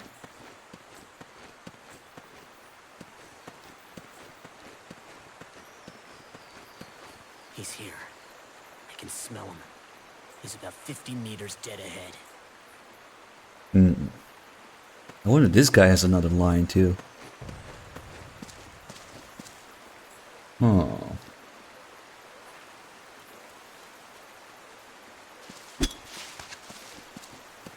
What? What was that sound? swear I saw something. Oh boy, I did play the PS1, I mean, the PC version of MGS1. On Outer Heaven, though. So, this isn't actually 3Dog. I mean, it is 3Dog. Go follow Outer Heaven. The VOD is still there, if you want to see how bad it is. Somebody can link it, maybe. Where is he? I'm ready to party. Holy shit, they do have multiple lines. Holy fuck, I never realized. I never heard that one before either. Nice. Is it because I made noise or because I walked away?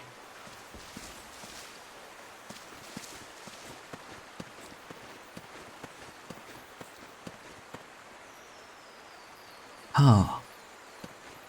He's here. Okay, he's just repeating it. Meters dead ahead. God damn it, Mei Ling. You know what you were doing?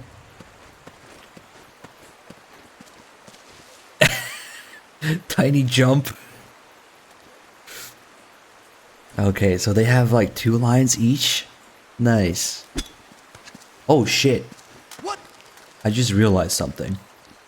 What was that sound?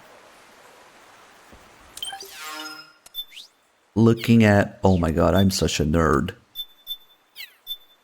Wait, I want to look at the fucking magazine. Ah, the follower. I just realized the... Never mind, forget it. The old type of follower. We're just looking at it when aiming and like, wait.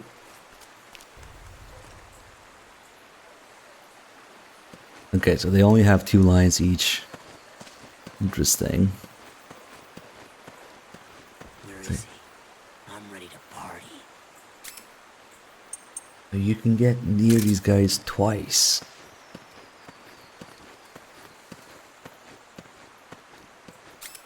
Is there any way we can...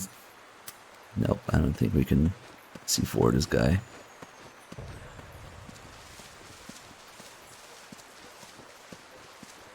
Oh. At least that means that the other guy I killed only had those 2 lines. What? Ah! I heard an explosion!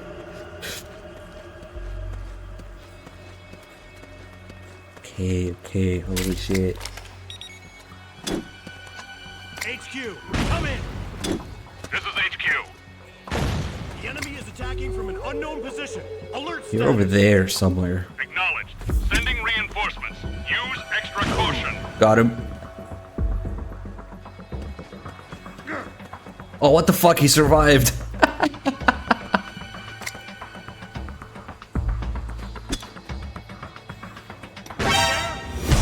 Oh, how the fuck did you alert? I guess they just alert because too much commotion. Okay, holy shit. I guess the explosion wasn't close enough to kill him. They do have more health on Extreme.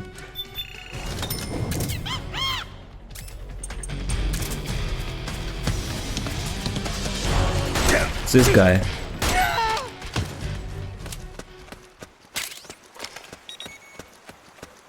Was this the guy who faps in the building?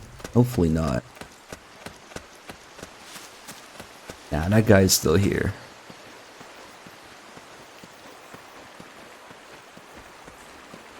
Oh, he's not fapping anymore though. Probably because of the alert. Damn it. Ruined.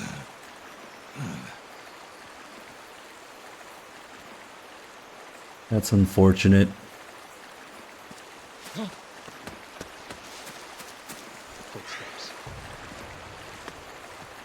There's an RPG back here.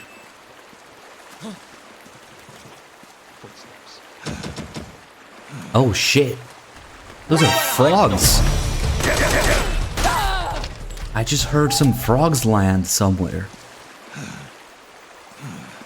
I guess that's what happens when you get an alert here. I totally heard... Yeah, these are frogs. Can we still get the call here? Wait, there's like a presence on the radar. Well, what's this doing here? Naomi. Except Naomi wasn't wearing any bra. This was actually supposed to be the sniper over there. Was supposed to like see the player. Once you go investigate this fine piece of equipment. It was Vamps, bruh. Wait, what the fuck? Wait, the items are presence on the radar? I never noticed that. I guess they are, because whatever this is also on the radar. Okay. And there's a whole bunch of... I definitely heard a bunch of frogs jump down from somewhere. And we kind of ruined the little fapping guy scene there, but that's okay. There's more ahead. Snake, you already went that way. I want the fucking ration. Oh, those are guinea pigs. If we pretend to be lost long enough, we'll also get a call from Raiden. Let's see. The enemy's probably set. You really are useless right now. The enemy's Yes, Snake? Your psych is immediate action to... Are you familiar with the term? She's just repeating her stuff. Do some drugs. Easy.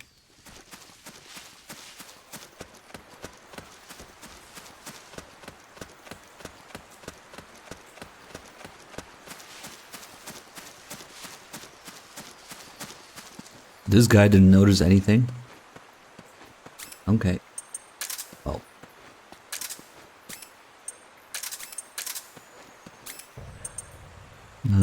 If I smoke now, he's gonna smell it.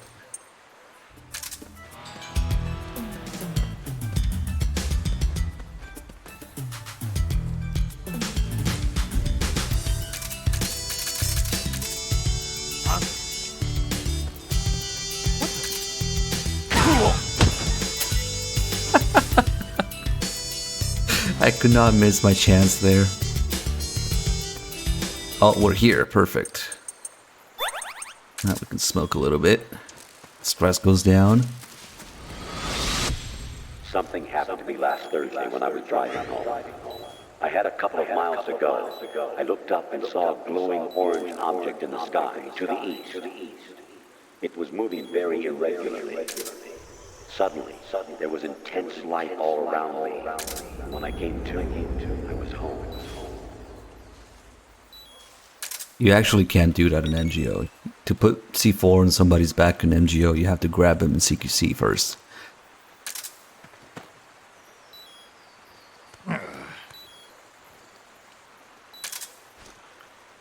High stress, well, once it reaches 50%, it will start dropping the sight gauge. That's bad.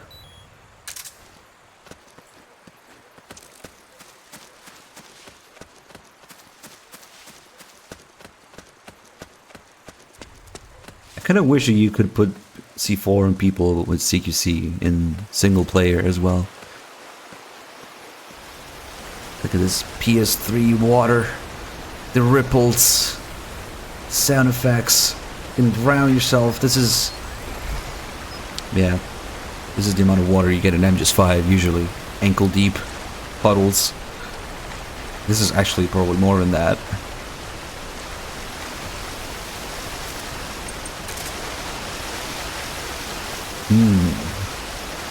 New breed of water.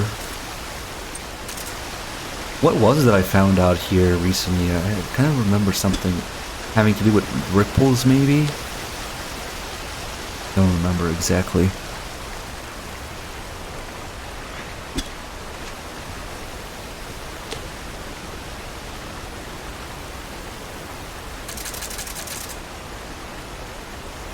I remember it being something weird, like in first person you don't get ripples or something, maybe? Let me see. Oh, that's what it was. Look how fucking pixelated the water is in first person. Yeah, right. That's what it was. What the fuck, dude?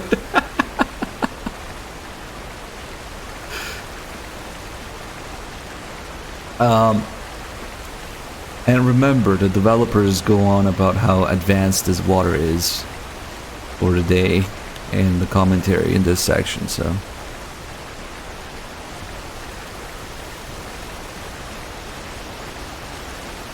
Yeah, don't look at the water in first person.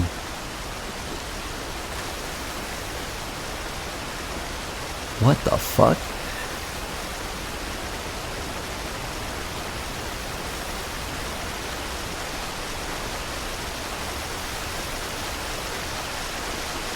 That's what it was that we found out recently.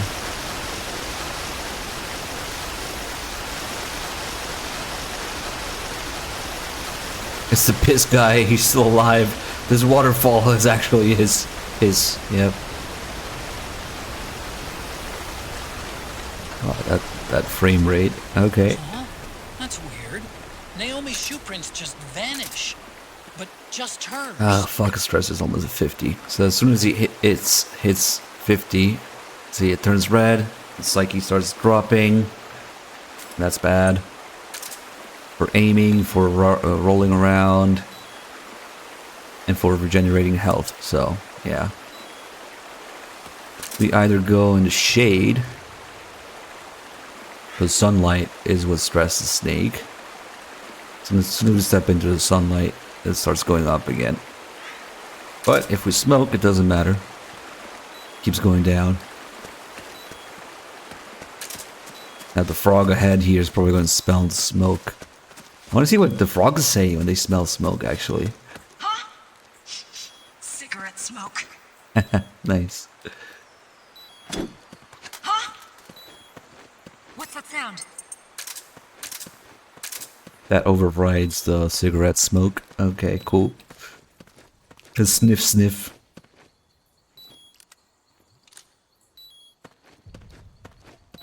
Just my imagination.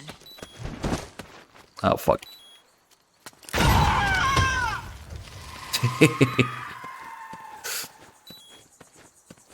Look who's smoke now.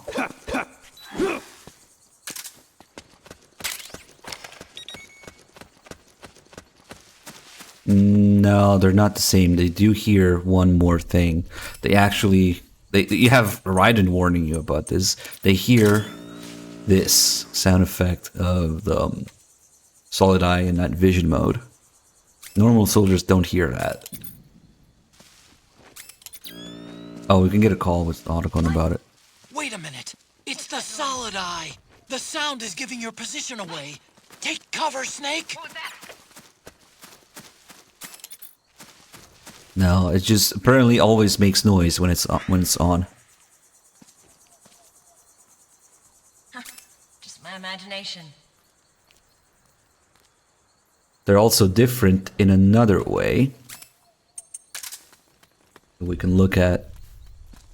They're different when you search them. Because obviously, Snake's body search ends in what? Squeezing the balls to stun the guy, right?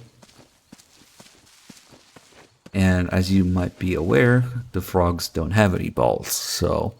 Hands up. Wait, I need you to get up, though.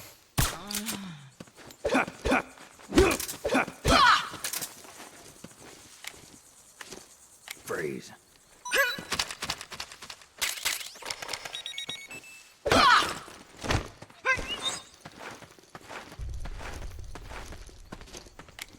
If we try to search a frog, it'll go a little differently. I don't have... Damn you! I don't have... If you don't cut that out, I'll... Hands up. Instead of getting stunned, they kick you. And if you don't know about it, you'll probably get an alert. I don't have... I don't have any... I don't have any... You men are all the same! If you don't cancel the animation by switching weapons and get the fuck out of the way, you'll get an alert. I don't have anything. I don't have any. I don't have any. I don't have. You men are all the same.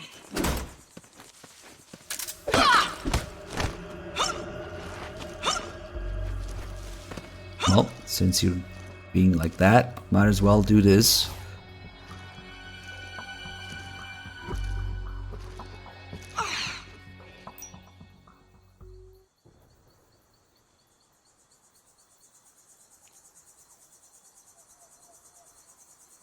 Just a little more. Rip. Let's get to the other one. Where is she? Behind one of these trees. There she is.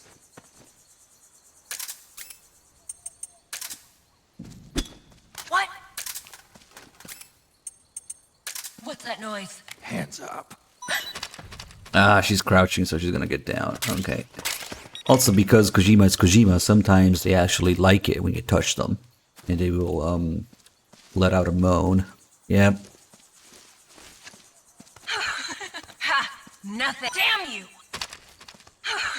Damn you! It depends on which kind of like set of voice lines, voice acting you get. Ha! Nothing. Ha! Ha! Nothing. Ha! Ha! Nothing. I don't think she has it. Ha! Nothing. Ha! Nothing. Ha! Ha! Nothing. Alright, hold this for me, will you? Wait, no, I want to see what she says when we try to squeeze her balls. You know, her balls.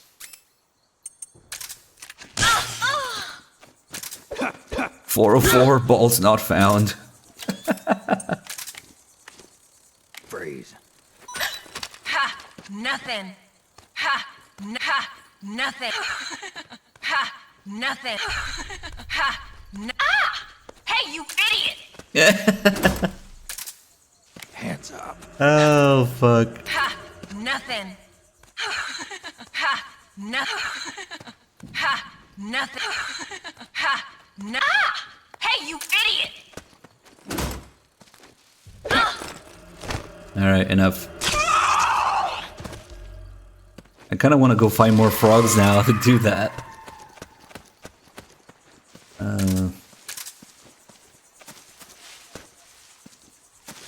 Did we just go in a circle? There's some presence. Is it a rat or something? These are tiny, tiny presences on the radar. Oh, it's this part. That's right. Where they troll you. Yep. Here. I'm over here.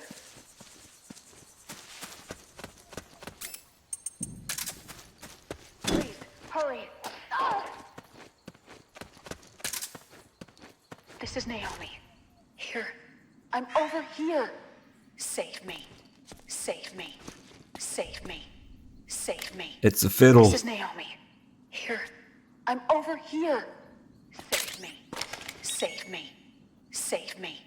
Save me. Cool little effect if you shoot this. Here. I'm over here. Save me.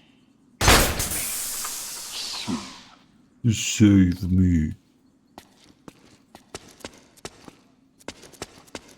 There should be a frog here, but I think it's weird. Like, she's only there on lower difficulties or something.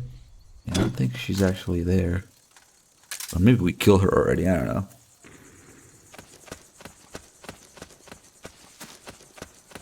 I'm looking forward to the Claymore guy, actually.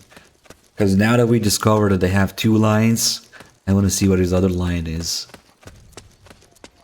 Because all these guys are like super confident, right? We really gotta be careful with the camo index though. He will see this way, usually. And I don't want to distract him because that messes with his line, I think.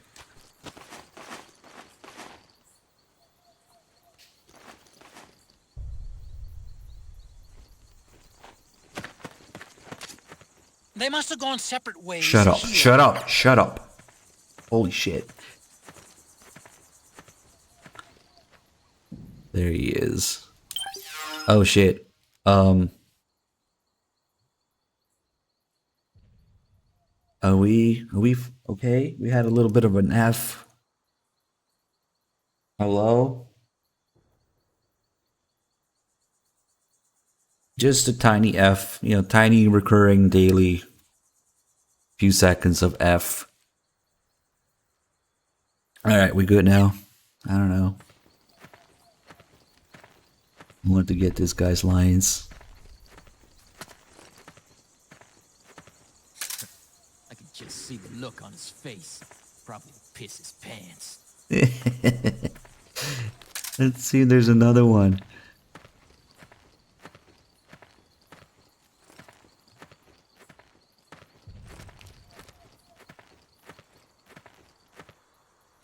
Please have another line. 6 seconds, it'll all be over. Wow, they do have another line. 6 seconds, that's oddly specific. 1, 2, 3, 4, 5, 6. I never knew they had 2 lines each. Never heard that before. Cool. Alright, another thing that's going on here. Something's different about these footprints. These are deeper. These are not. These are too deep to be Naomi's. These are even deeper. And something's going on here. Hey, mysterious fish. Thanks for the 46 months. Why can't 46 be a sex number? It can be. If you try hard enough.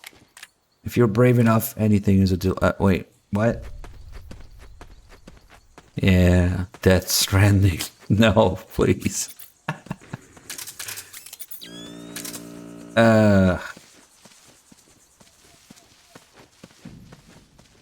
That's what's going on.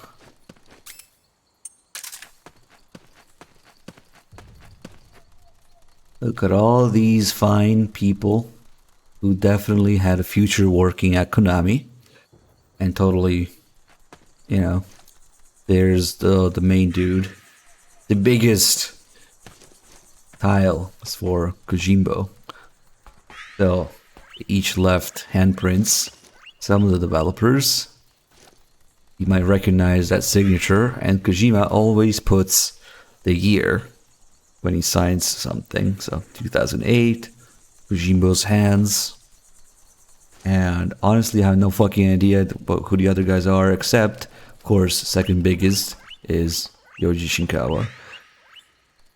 Never really cared to look about what the fuck the others are.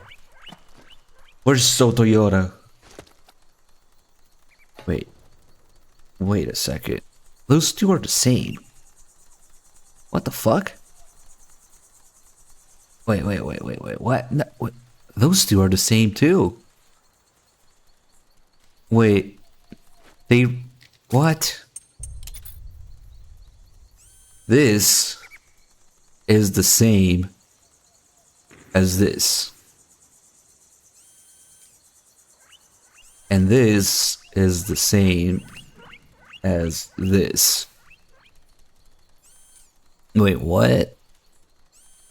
I never noticed that they're repeated because I'm always just looking at Kojima's.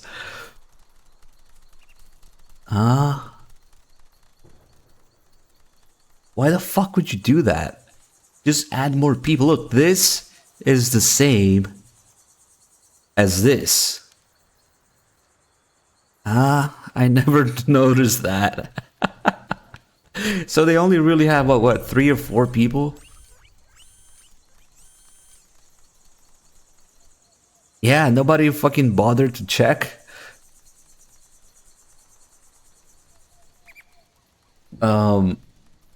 Wow. Or they cloned the developers, naturally. Let's get the hand camo.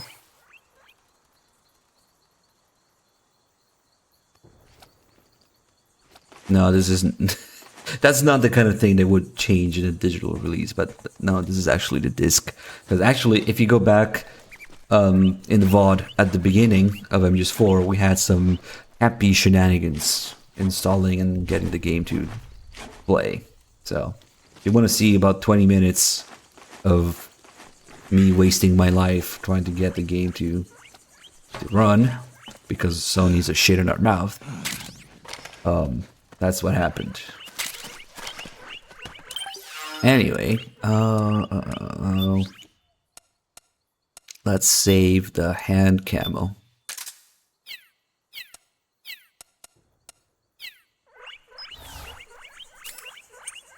Guinea pigs.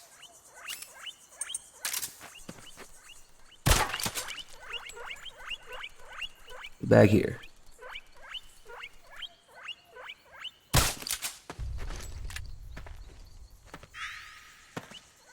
Oh, it's so cute. Holy shit, stop moving him around. He's gonna disappear, isn't he? Yep.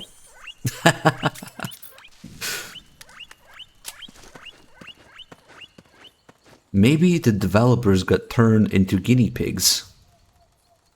Oh my god, that's why there's so many guinea pigs here. The symbolism. I'm telling you. It's not a coincidence.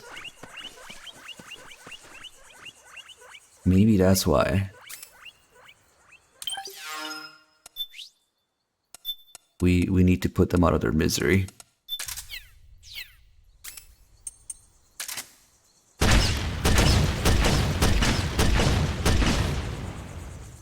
Ah, much better.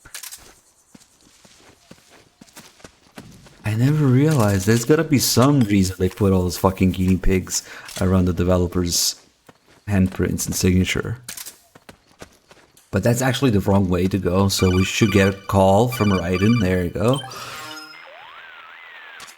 You need to look at more than just the shape of the footprints. Don't assume you're on the right track just because the print matches the target's shoes. Take a closer look. Imagine the target actually on top of the print. Think. Is the depth of the print consistent with Naomi's weight? Does the stride, straddle, and pitch match her walk? Pay attention. Don't let the hunted fool the hunter. Thanks, Raiden. You're so cool now. Don't panic if you lose track of Naomi's footprints. Remember what Raiden told you. When a man walks through the woods, he leaves all kinds of traces behind him without even knowing it. Keep your eyes peeled for those traces, and you're sure to find them. Wait. Not only we have Raiden, we have Otacon also. Trying to repeat and teach Snake. You remember what Raiden was saying about scouting? This is an interesting call, actually. Well, I did a little research of my own. The scouting he was talking about has a slightly different nuance than the reconnaissance scouting commonly referred to in the military. Makes sense. I kinda got that feeling from the way he was talking. The word scout, as he used it, originally referred to Native American warriors. I, on the other hand, prefer to see the concept as being rooted in their attitudes towards nature. To know nature, study it, fear it, love it, to be one with it.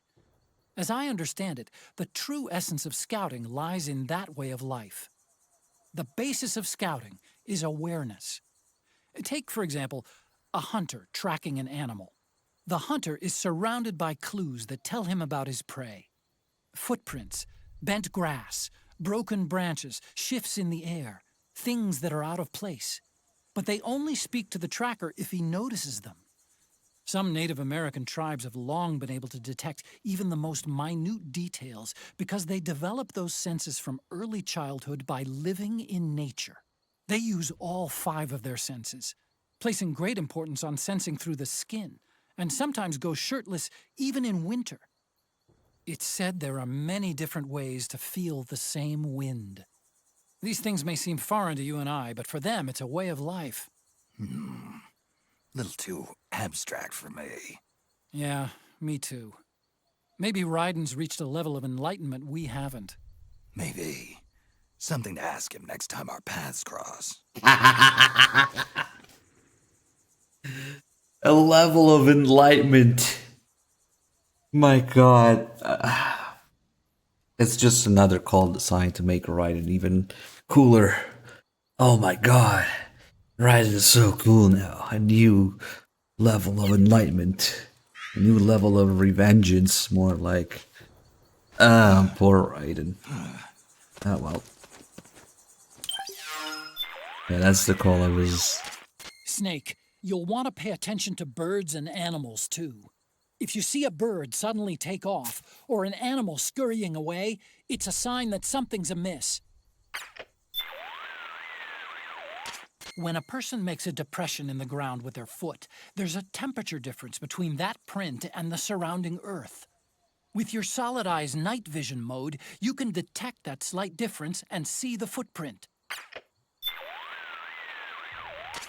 When a person makes a depression in the ground with their foot, there's a temperature difference.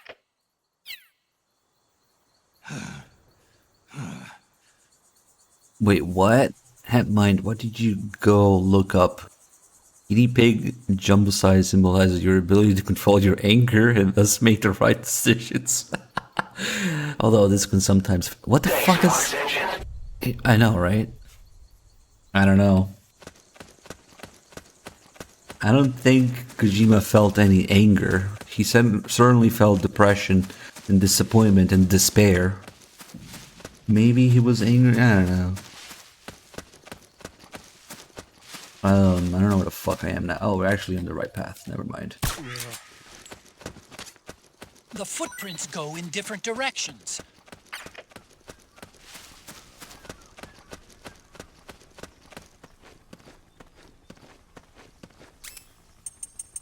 Oh shit, I put my C4 away.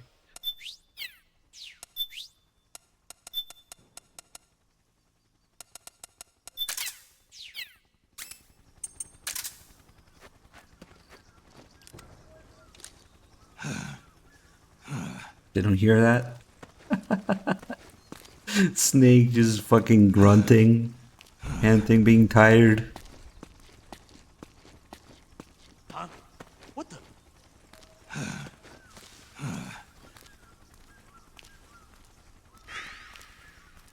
Just breathing down his neck. Just my imagination.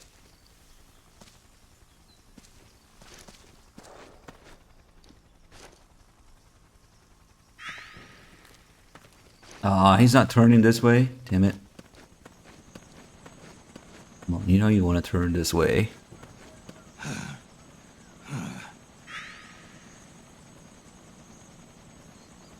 Hmm.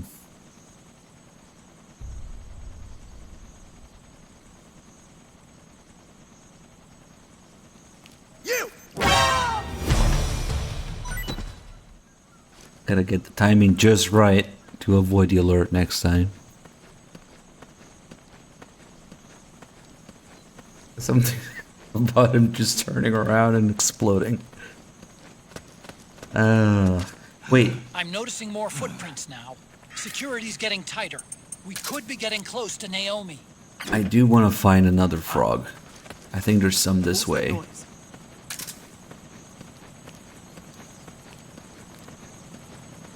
This is the ultimate sneaking technique.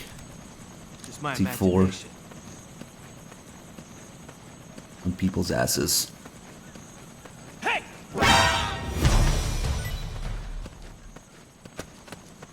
Wait, I think there's some frogs around here. What the fuck? Somebody's asleep?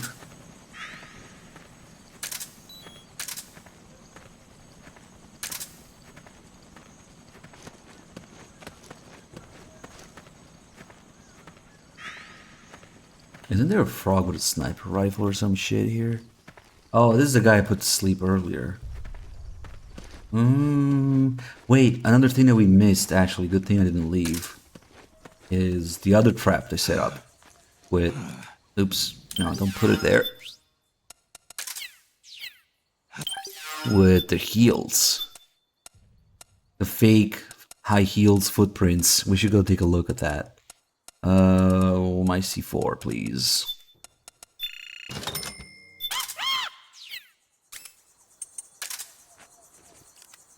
Here we go. All good.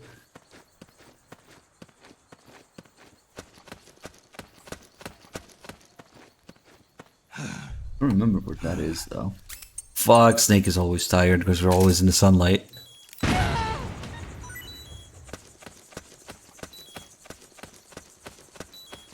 It's somewhere where the handprints, maybe here. I'm pretty sure there's a frog there.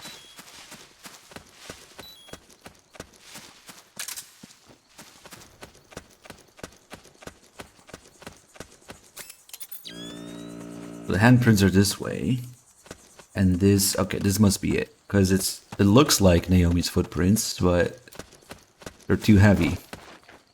And there's a pair of shoes at the end here.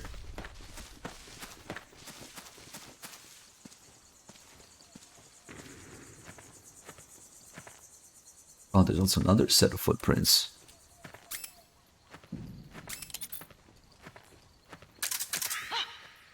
Yep. Who's there? Perfect. Frog and high heels somewhere here. Yeah, she's a frog with the sniper rifle. Perfect.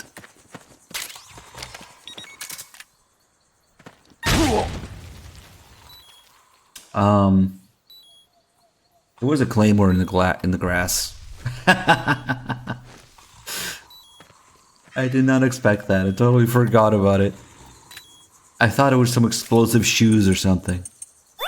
I don't know. It was definitely a claymore in the grass. Probably here. We couldn't see. Nice. I was just waiting for Otacon to say something about the shoes.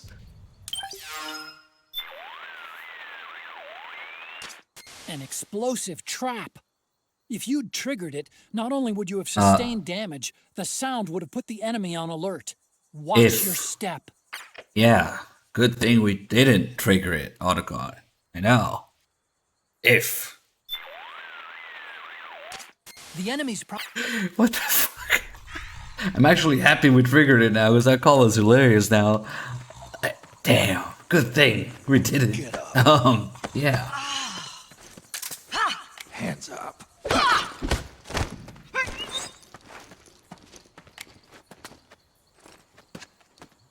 Damn you! I don't have any. I don't have. You men are all the same! Ah, she has the same voice. Hands up. As the other frog, so she says the same thing. Well. I don't have any. I don't have any. I don't have any. I don't have anything.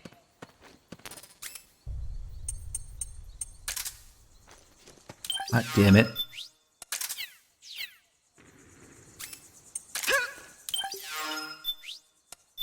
How does she even know that I aimed a gun at her again?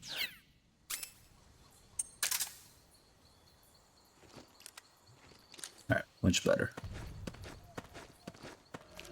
I think this is a little last little bit of rolling they do here.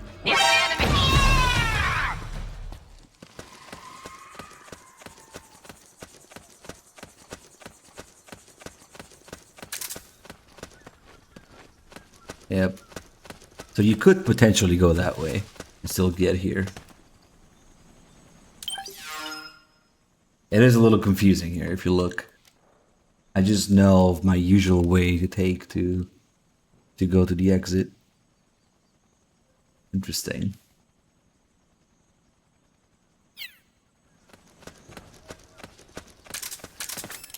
Alright, finally. It was a fun little exploration run.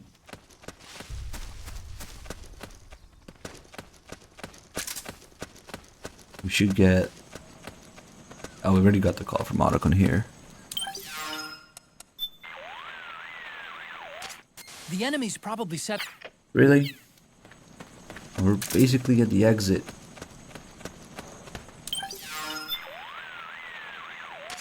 Snake, the Mark II's microphone is picking something up. It sounds like a helicopter rotor. Maybe there's a heliport nearby. Maybe. I'm pretty sure you've reached the forest's edge, Snake.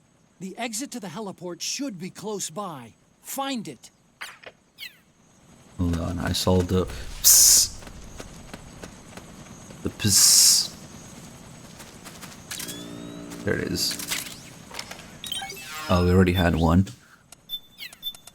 It's funny because this is an integrally suppressed pistol. Actually, the suppressor itself is the bullet, the round, the cartridge. Piston is located within the cartridge, trapping the firing gas inside. This makes the ammo virtually silent, eliminates the need for a suppressor. So it's a suppressed weapon, and it's called a PS. The irony of that. This is actually Olga's original gun that Snake asks her to drop in the ocean. And then she switches to the USB. Except the Ninja 2 looks fucking huge because of the model, I guess. But this is actually Olga's gun first. Really, really weird and unique and weak bullet. Really interesting though.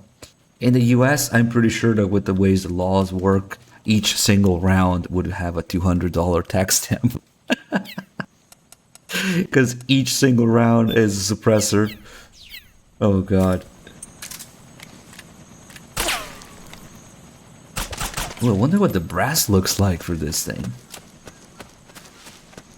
Let's take a look.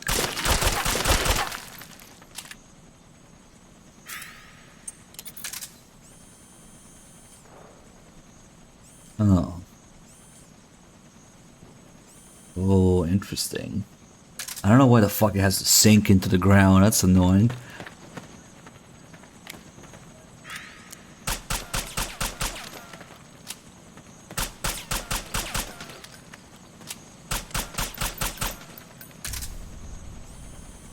Yeah, there's definitely some extra stuff going on in there. That's probably the piston that you see there. Nice. Hey, Stein Vanguard, thank you for 6 months. You can actually fucking see the piston that they're talking about. Nice. Holy shit.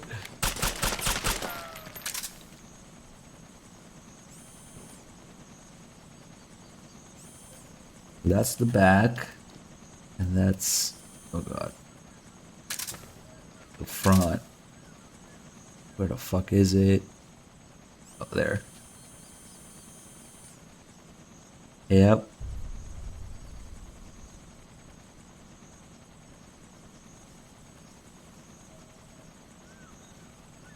Yeah, going by the real life model, that's pretty close, and you can see the little piston poking out there, just like in the picture.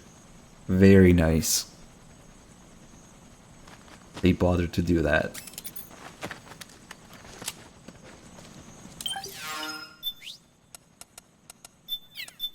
But you know what's better? The solar gun. Oh fuck, I almost regret killing everybody now. We should have messed around with it a little bit. Because it's so sunny in here. Speaking of sunny, that just reminded me of something. Go! Sunlight! That's how you reload. You have to be in sunlight to reload. In the shade. Sunlight! Doesn't work. Sunlight! Sunlight! Okay, come on. Sunlight!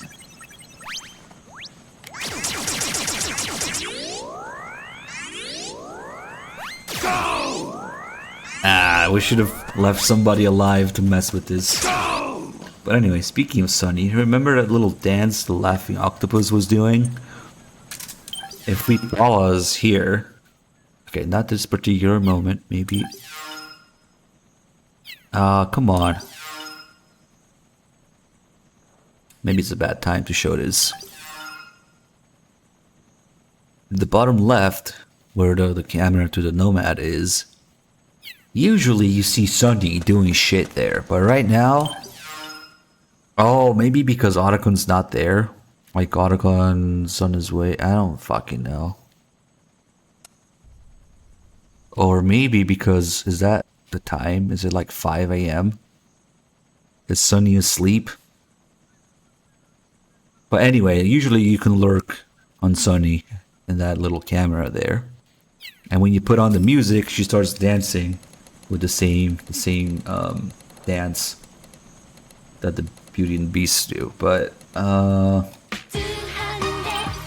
at this particular time, oh, never mind. There she is.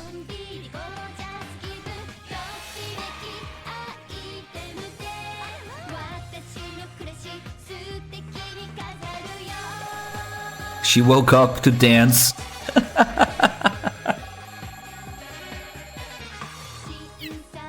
I think doing that just changes the camera to that version. Yep, back to bed, back to sleep. There's nothing going on. It looks like the lights are out. If that's the time and it's like 5, then it makes sense. But then suddenly, if they put the music on, fuck you, Sonny, get up and start dancing.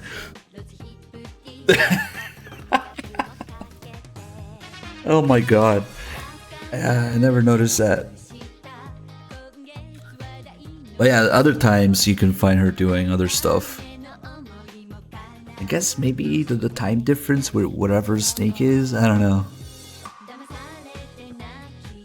She just keeps repeating the same dance over and over. It's not even sing to the song anymore. Is it? Let's see.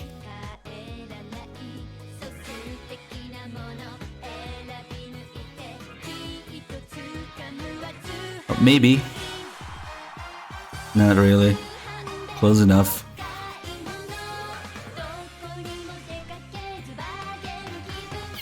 Alright, Sonny, you can go back to sleep. That's funny. Sunlight! Not now. Actually, let's use it in the next coming thing. The beautiful, scripted, on rails shooting sequence. So beautiful that there's 2 of them in this game. You know?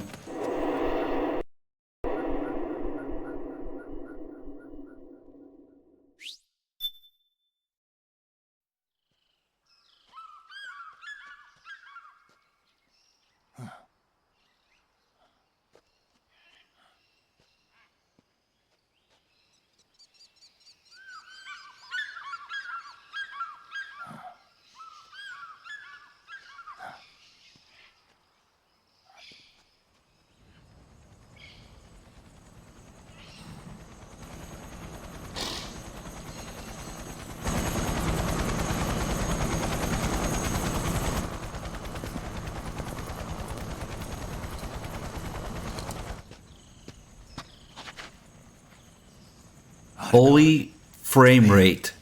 I'm sure of it. Yeah. And they're taking Naomi. Something's wrong here. My PS3 is reaching its limit. It's always pretty bad in this scene here. But you know what's kind of cool? You can, since Snake is kind of trying to shoot accurately here. Right now the selector wasn't full auto. Next time, now he flips it to semi-auto.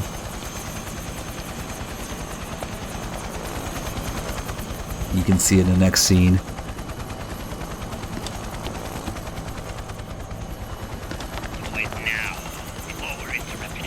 We don't know what will happen. Remember the last time.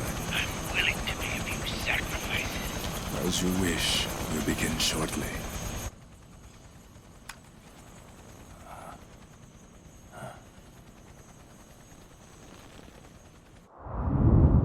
Behold, frames of the Patriots. Yeah. They did fuck up one big thing about the M4. God, the frames.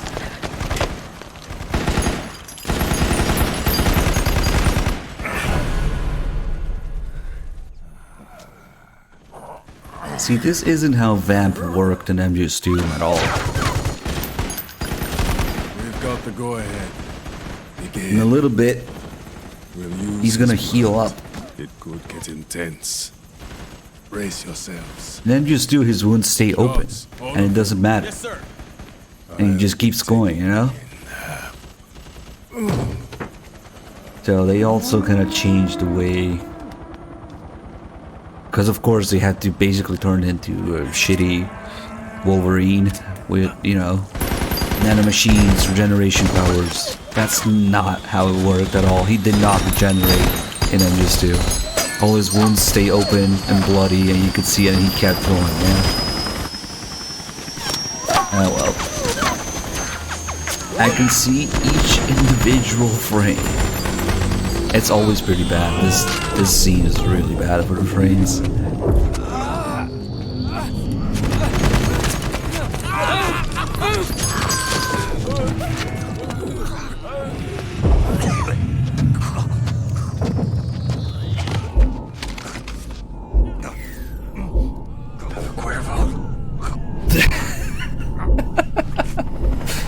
We should make. I'm thinking of making that into a Kiefer emote.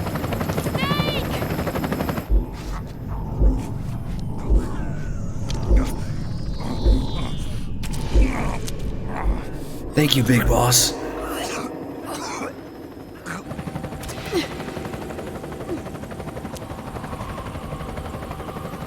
Yeah, I haven't built a computer in like 7 years, 6 years.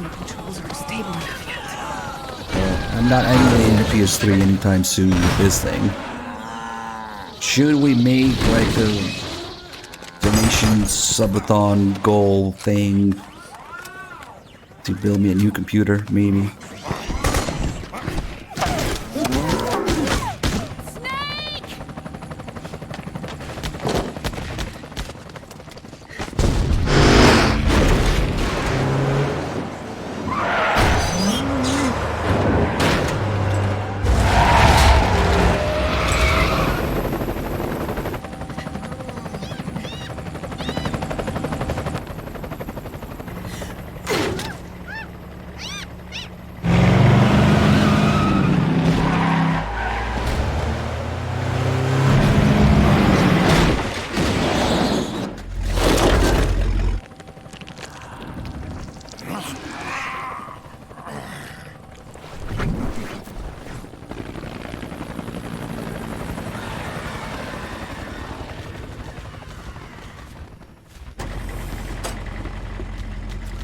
Need a lift? Revan. Get in already.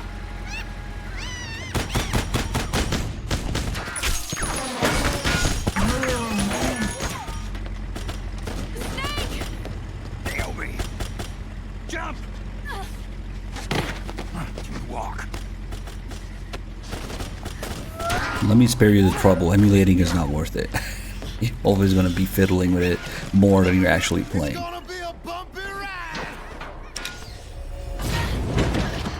And especially emulating as a first experience for any game that you want to play, especially Metal Gear games. God no. If it's a game you already know well, you can fuck around with it just for fun, but it is not a proper way to experience Metal Gear games in particular. Thanks.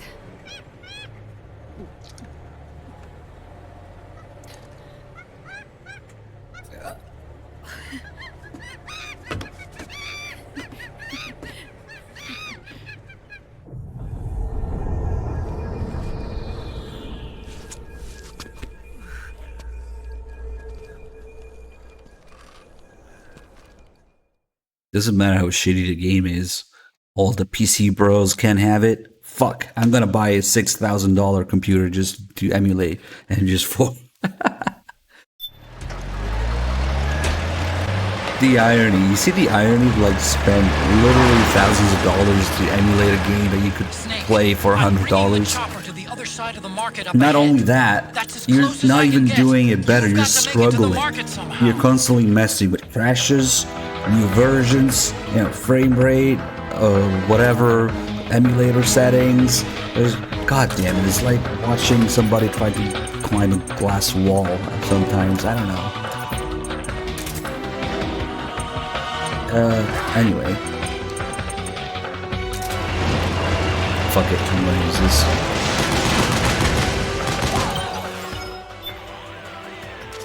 Snake, you've got to get to the plaza. See, he's not there now. I'll Right. be waiting there with the chopper. All you have to do is get there in one piece. So now Otacon's on the way there. What's Sonny doing? Still sleeping. But what if...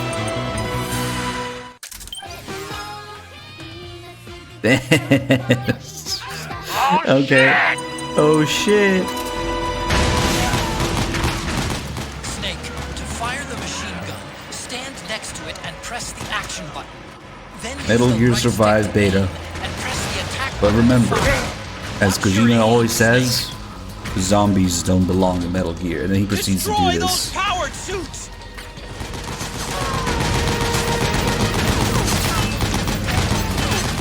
Damn it, Snake! PMC soldiers are in our way! Do something, Snake!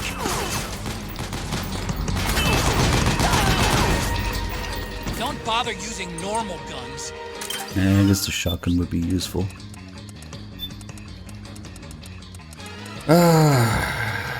It's kind of dangerous right now because I'm just tired enough that I might get into some conversation.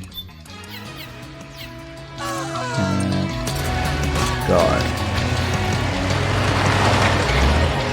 Might go on some rant or maybe single somebody out about some bullshit that's going on in the chat right now.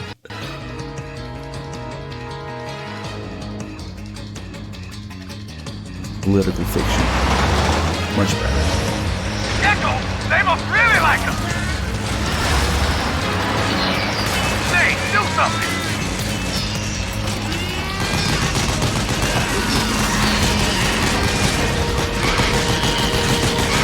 Oh, hello. That's the annoying guy who likes to jump in front of the machine gun. And they're trying to get new kills. It's really fun. Really. Pretty nice when you shoot him in the face now. Those Gecko will try to ram... Snake, you've been...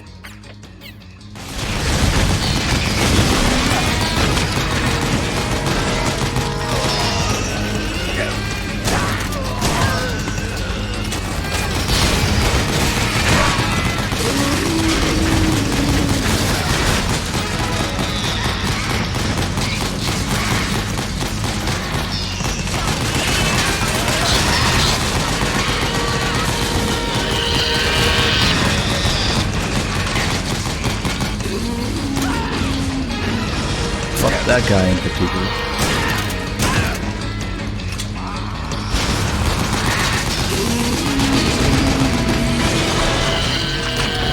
You the man, Snake! That's it.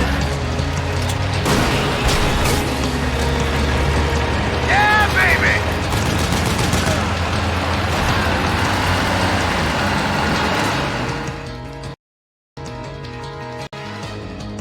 Alright.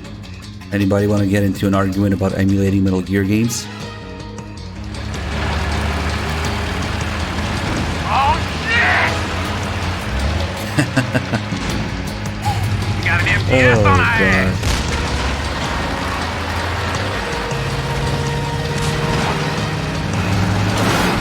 I think the only one I could excuse is MGS1 and Duck Station. That might be viable.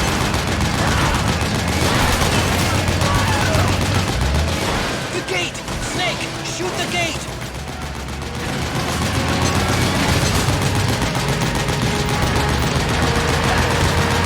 Gate boss. Do something about that MGS!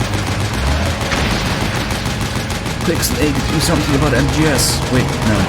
Too late. It's fucked.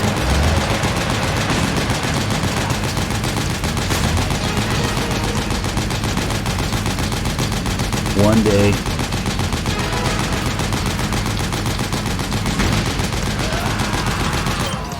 Otacon, what the fuck is this gate? Is there a call about the gate? It'd be funny if there was a call about the gate. Snake, the chopper is almost ready for takeoff. We're waiting for you in the plaza beyond the market. Make sure Naomi gets here safely. Those soldiers chasing you. The emotional patterns they're displaying are definitely not normal. Intense anger, fear, sadness. All clear off the charts. What in the world happened to them? You're almost to the plaza, Snake. It's political fiction.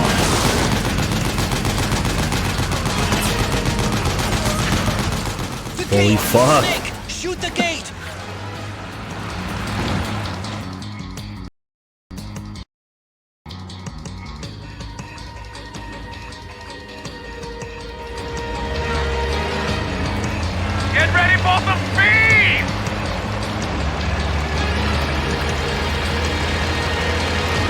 that driving speed is good.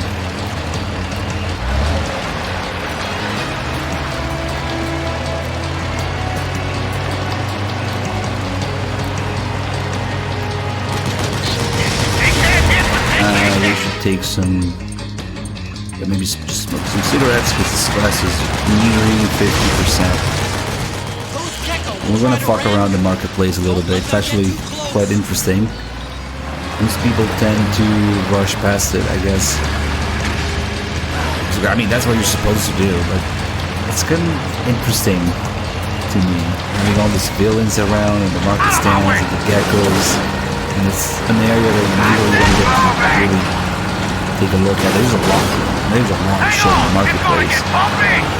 And more importantly, we can gun down some civilians. The last time Snake got to do that was in Zanzibar, when he killed those kids in Metal Gear 2. So...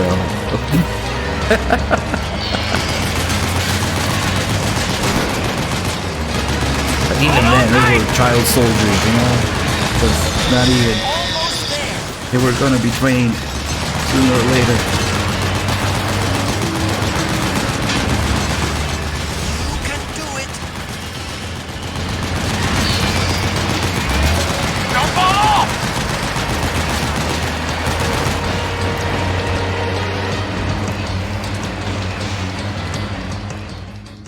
Of course, about an hour or so ago, we had somebody complain that the game volume is too quiet. And now, this. And people can't hear shit.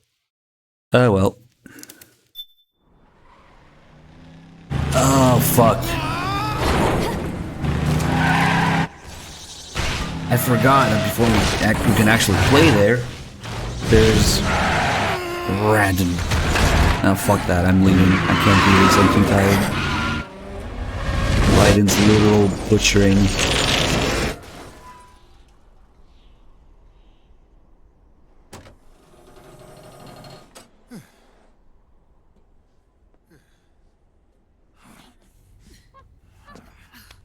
Come on, Naomi. Stay with me.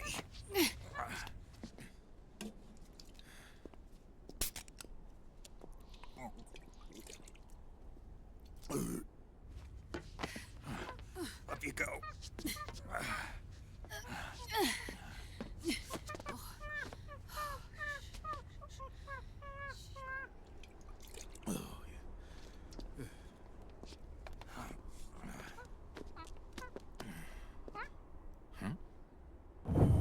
What the fuck is up with that picture anyway? Is it like some famous alien sighting picture thing?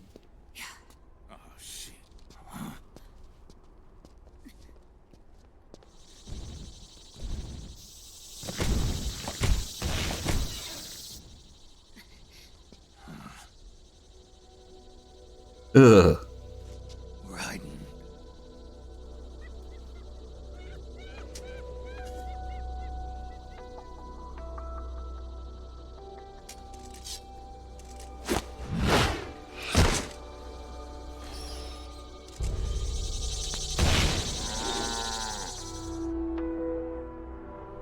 Go on, get out of here. Can you move? Yes.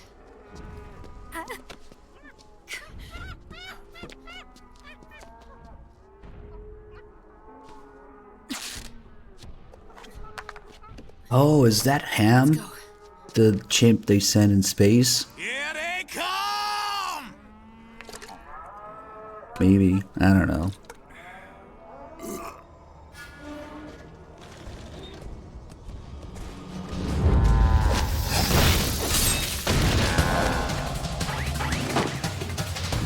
All I know is that Raiden is cool now. Oh yeah.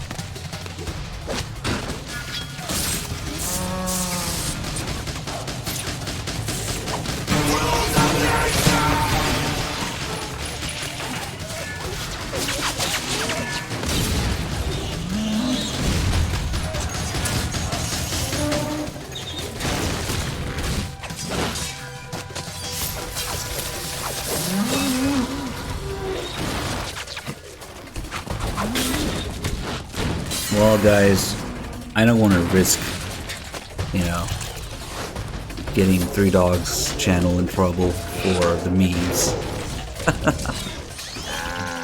you can sing it in your head. We'll do it next month. We'll do it next month on my channel. I'll take responsibility. I do think that Twitch has calmed down with the MCA bullshit.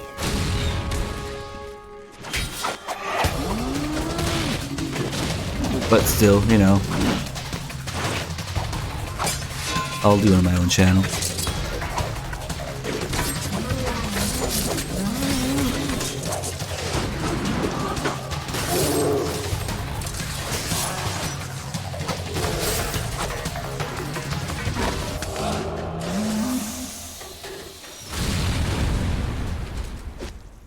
Whatever.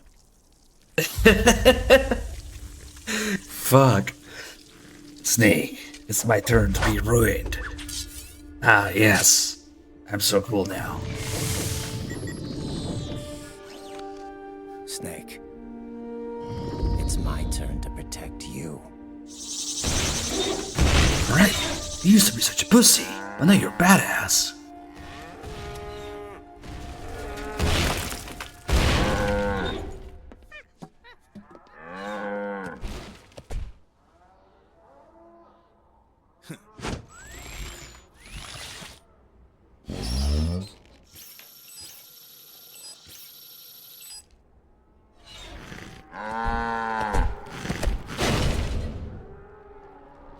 Snake, I'm setting the chopper down at the market square. Hurry!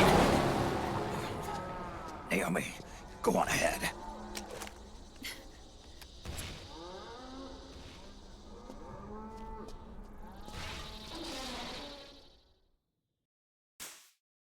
Alright, this is kind of similar to the very beginning where there's chaos and geckos everywhere, the gecko theme is playing, you can't do anything to stop it, even after they kill everybody. Okay, hold on. I might regret using that. Do we seriously not have anything else? Oh, we have some noodles. Raiden's keeping them. I mean, you can just fucking kill him with the 50 cal, but we need to gun down some civilians. Where else do you get to do that in Metal Gear? You mean I'm 60?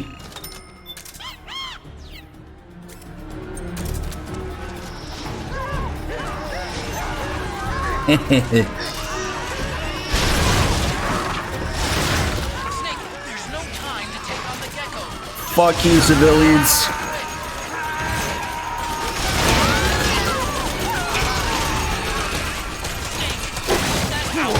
Oh.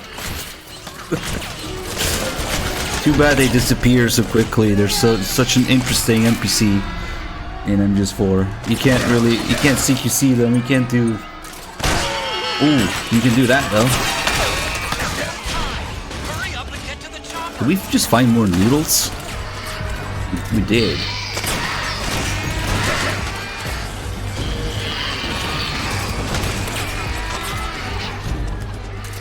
War's changed. Oh shit.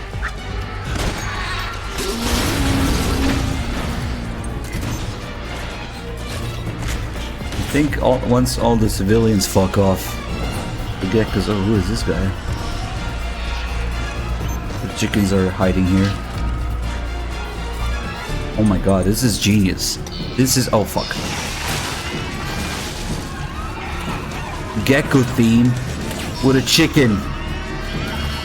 Dramatic chicken.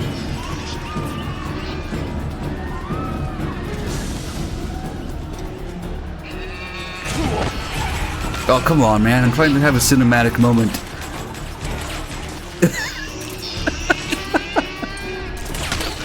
They can grenade me all the way here? Shit. Okay. The guinea pig.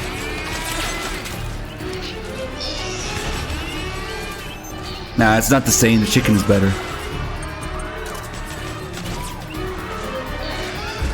They don't give a fuck. They're eating. I think these grenades are just coming from fucking nowhere.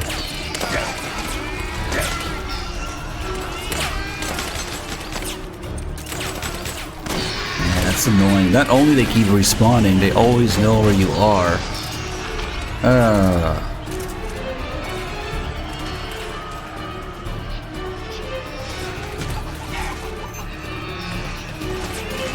Okay.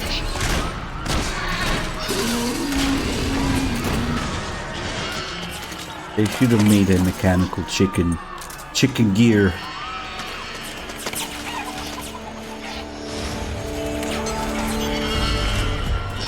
Yeah, that's annoying. Never mind.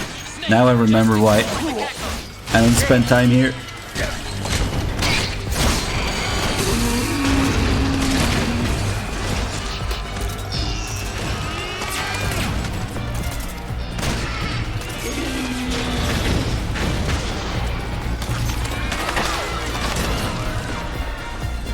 Yeah, they just keep coming.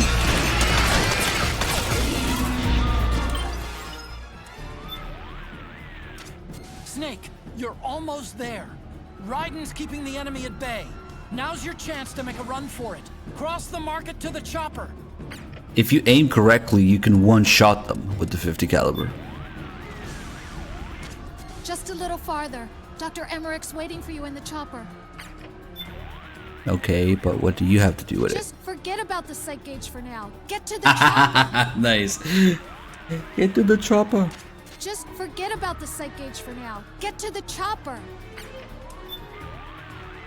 Or doesn't want to do her job. Hurry and get across the market. The chopper's waiting. Run! Snake. Okay, holy shit.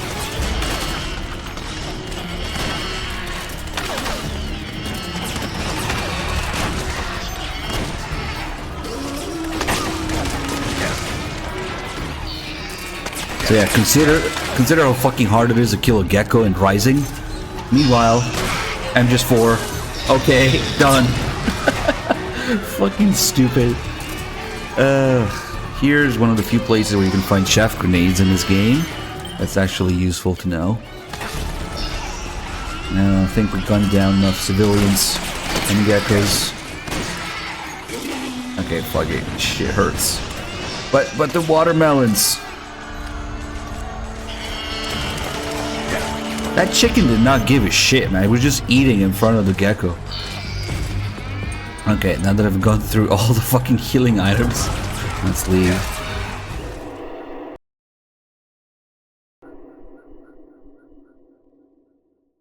No, you can't talk to Raiden. What do you think this is? A game with frequencies you can call? I wanted more dramatic gecko music, chicken action, but they wouldn't leave me alone. I'm sorry. I'm a little busy right now. Thank you.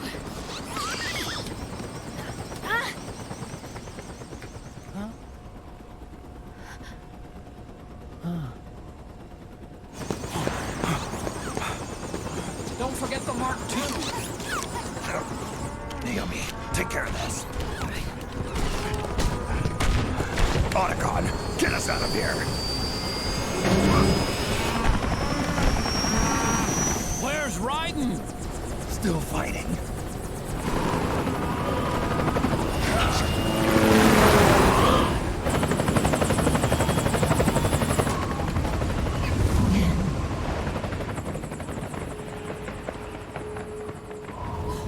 Vamp!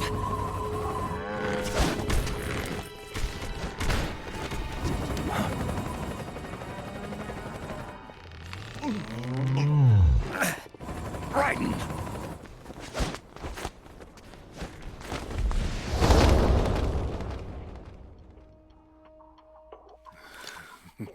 Dick knife. Yet again, our paths cross.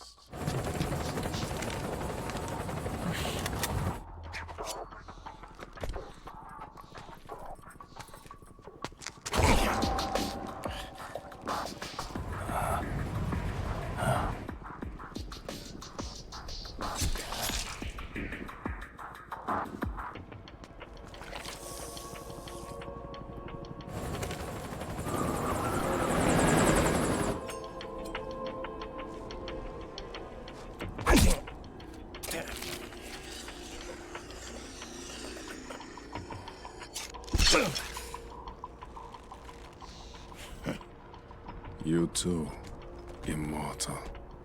No. I just don't fear death.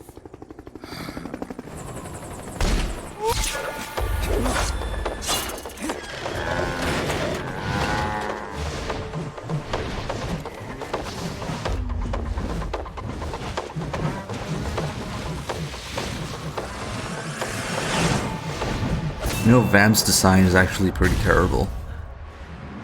All I can think of when I see him is like those two buckles on his chest and all that hair.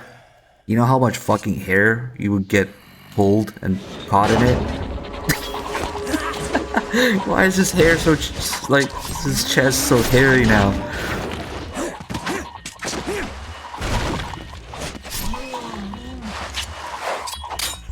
He probably doesn't care.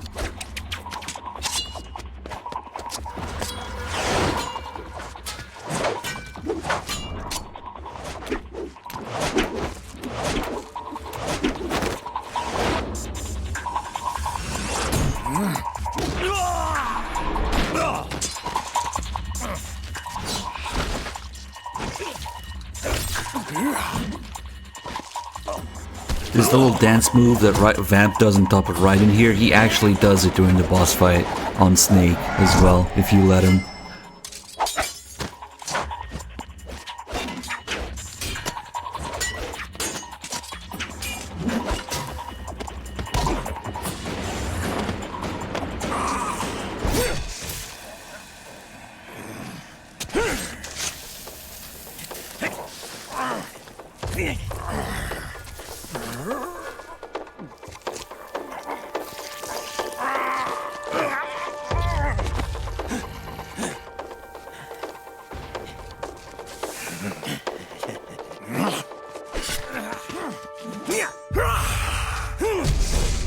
The sword is hot because it's a high frequency blade.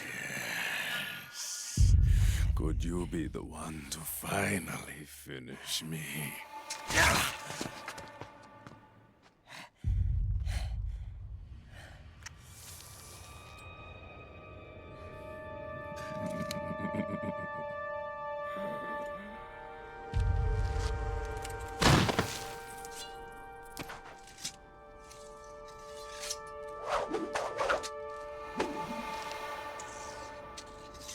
Now you act all cool, and then in 10 minutes, it's gonna be like vomiting and dying and throwing up bird shit all over the place. 10 minutes, not even, like 1 minute.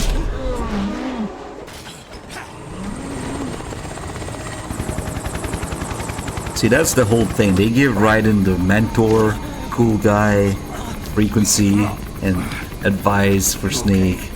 And then acting all cool with Vamp, and as soon as he steps in the helicopter, he starts throwing up bird shit. It's all those pigeons. Or seagulls. You know? All those seagulls in the big shell replace his blood with bird shit.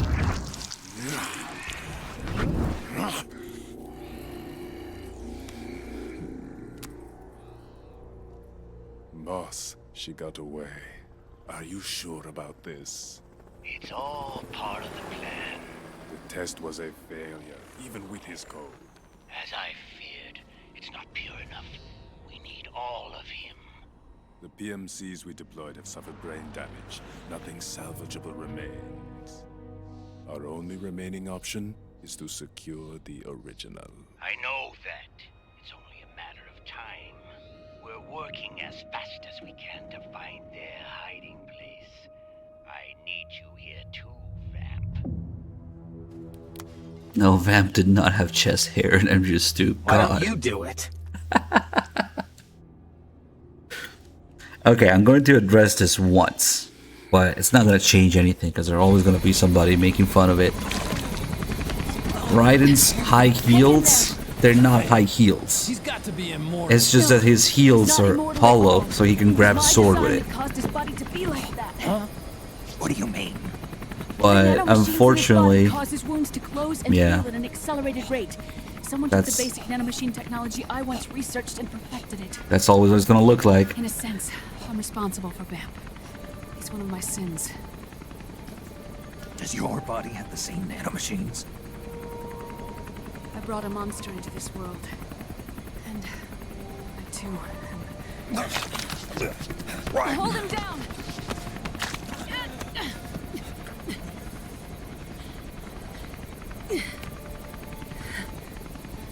He's losing too much blood. Can you save him? I don't know. He needs a blood transfusion. No, an infusion of artificial blood. Snake. Raiden. Europe.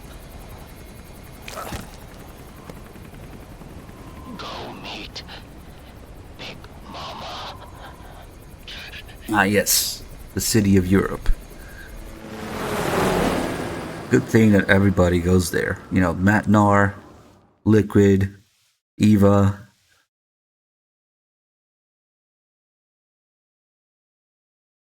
Just within a few blocks in the little city of Eastern Europe. The world according to MGS4.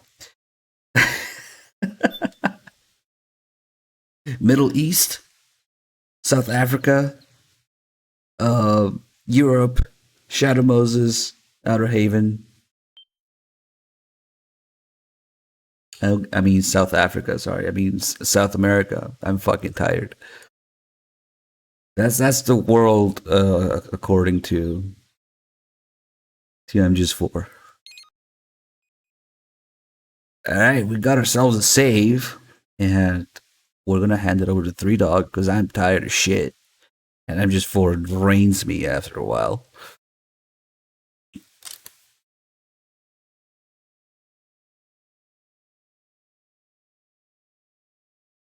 I did take my time. I think, okay, I did a little bit of fucking around, but I do like to show all the little things at the beginning of Act 1. And I haven't done that in a while, so I kind of went wild with it. Save. And I will hand it over to 3Dog at the best possible. This one. The best possible time you can pick up MGS4 Act 3. Oh yeah, I'm so happy that I don't have to talk about Act 3 because it is the biggest bullshit in the game for so many reasons. Maybe only second or close second to it would be Big Boss's appearance later. So I'm so glad I don't have to talk about it. Let's put this on the USB drive. Wait. Which is still plugged into my computer. The memes.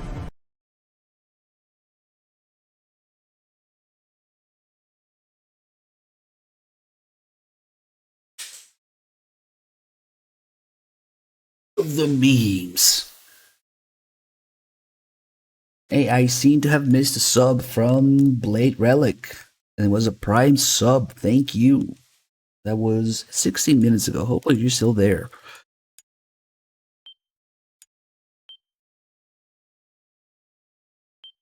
Okay, let's see what else we have in this USB drive before 3Dog gets confused with it. And let's delete this. Alright guys, we're going to take a minute here to ship the USB drive to 3Dog internationally. I know, I make that joke all the time. I'm going to send him the file on Discord, and then he's going to switch and put it on his PS3, and he's going to continue MGS4 for you guys. I'm really tired. The whole process is going to take maybe a couple minutes, and the stream will go down for a few seconds. So do bear with us as we switch streamers. Thanks for watching, guys. And yeah, we still have lots of stuff to do.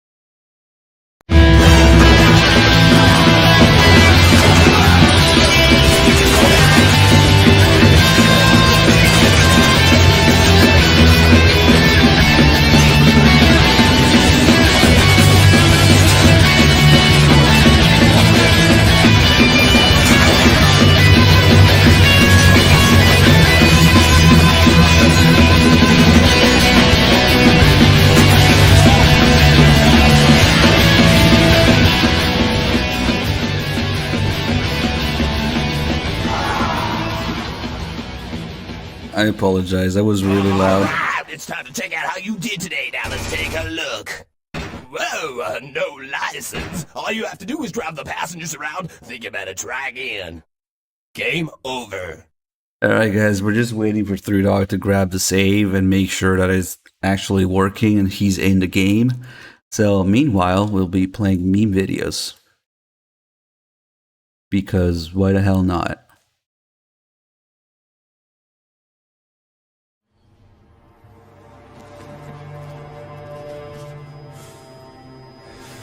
The inspection was nothing but a smokescreen. I heard explosions, then... They played us like a damn fiddle! Give it back! This isn't right, that was ours! We built it, damn it! You spying fiddle! Come on, start talking, fiddle! Come on, get up and start talking!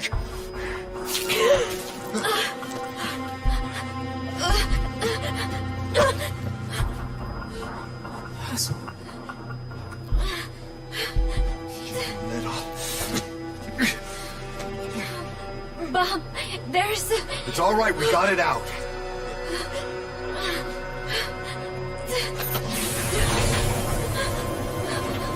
There's another in my...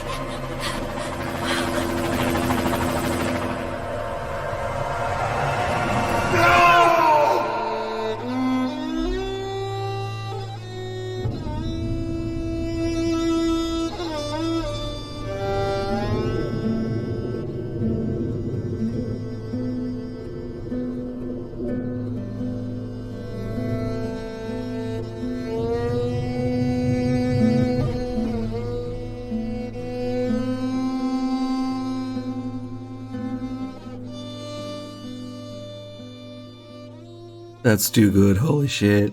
I forgot it. I forgot it was like, you spying fiddle. Let's see what else we have. This is a simple yet effective overview of the physics of this game.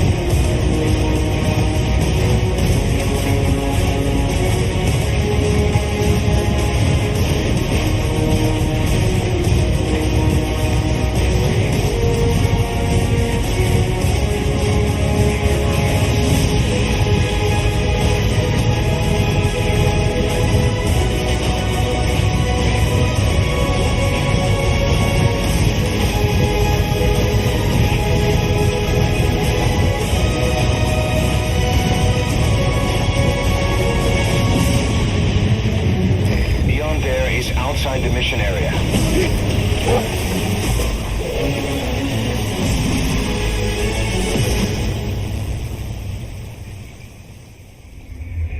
Abandoning the mission? Maybe you're not the big boss we hoped for after all.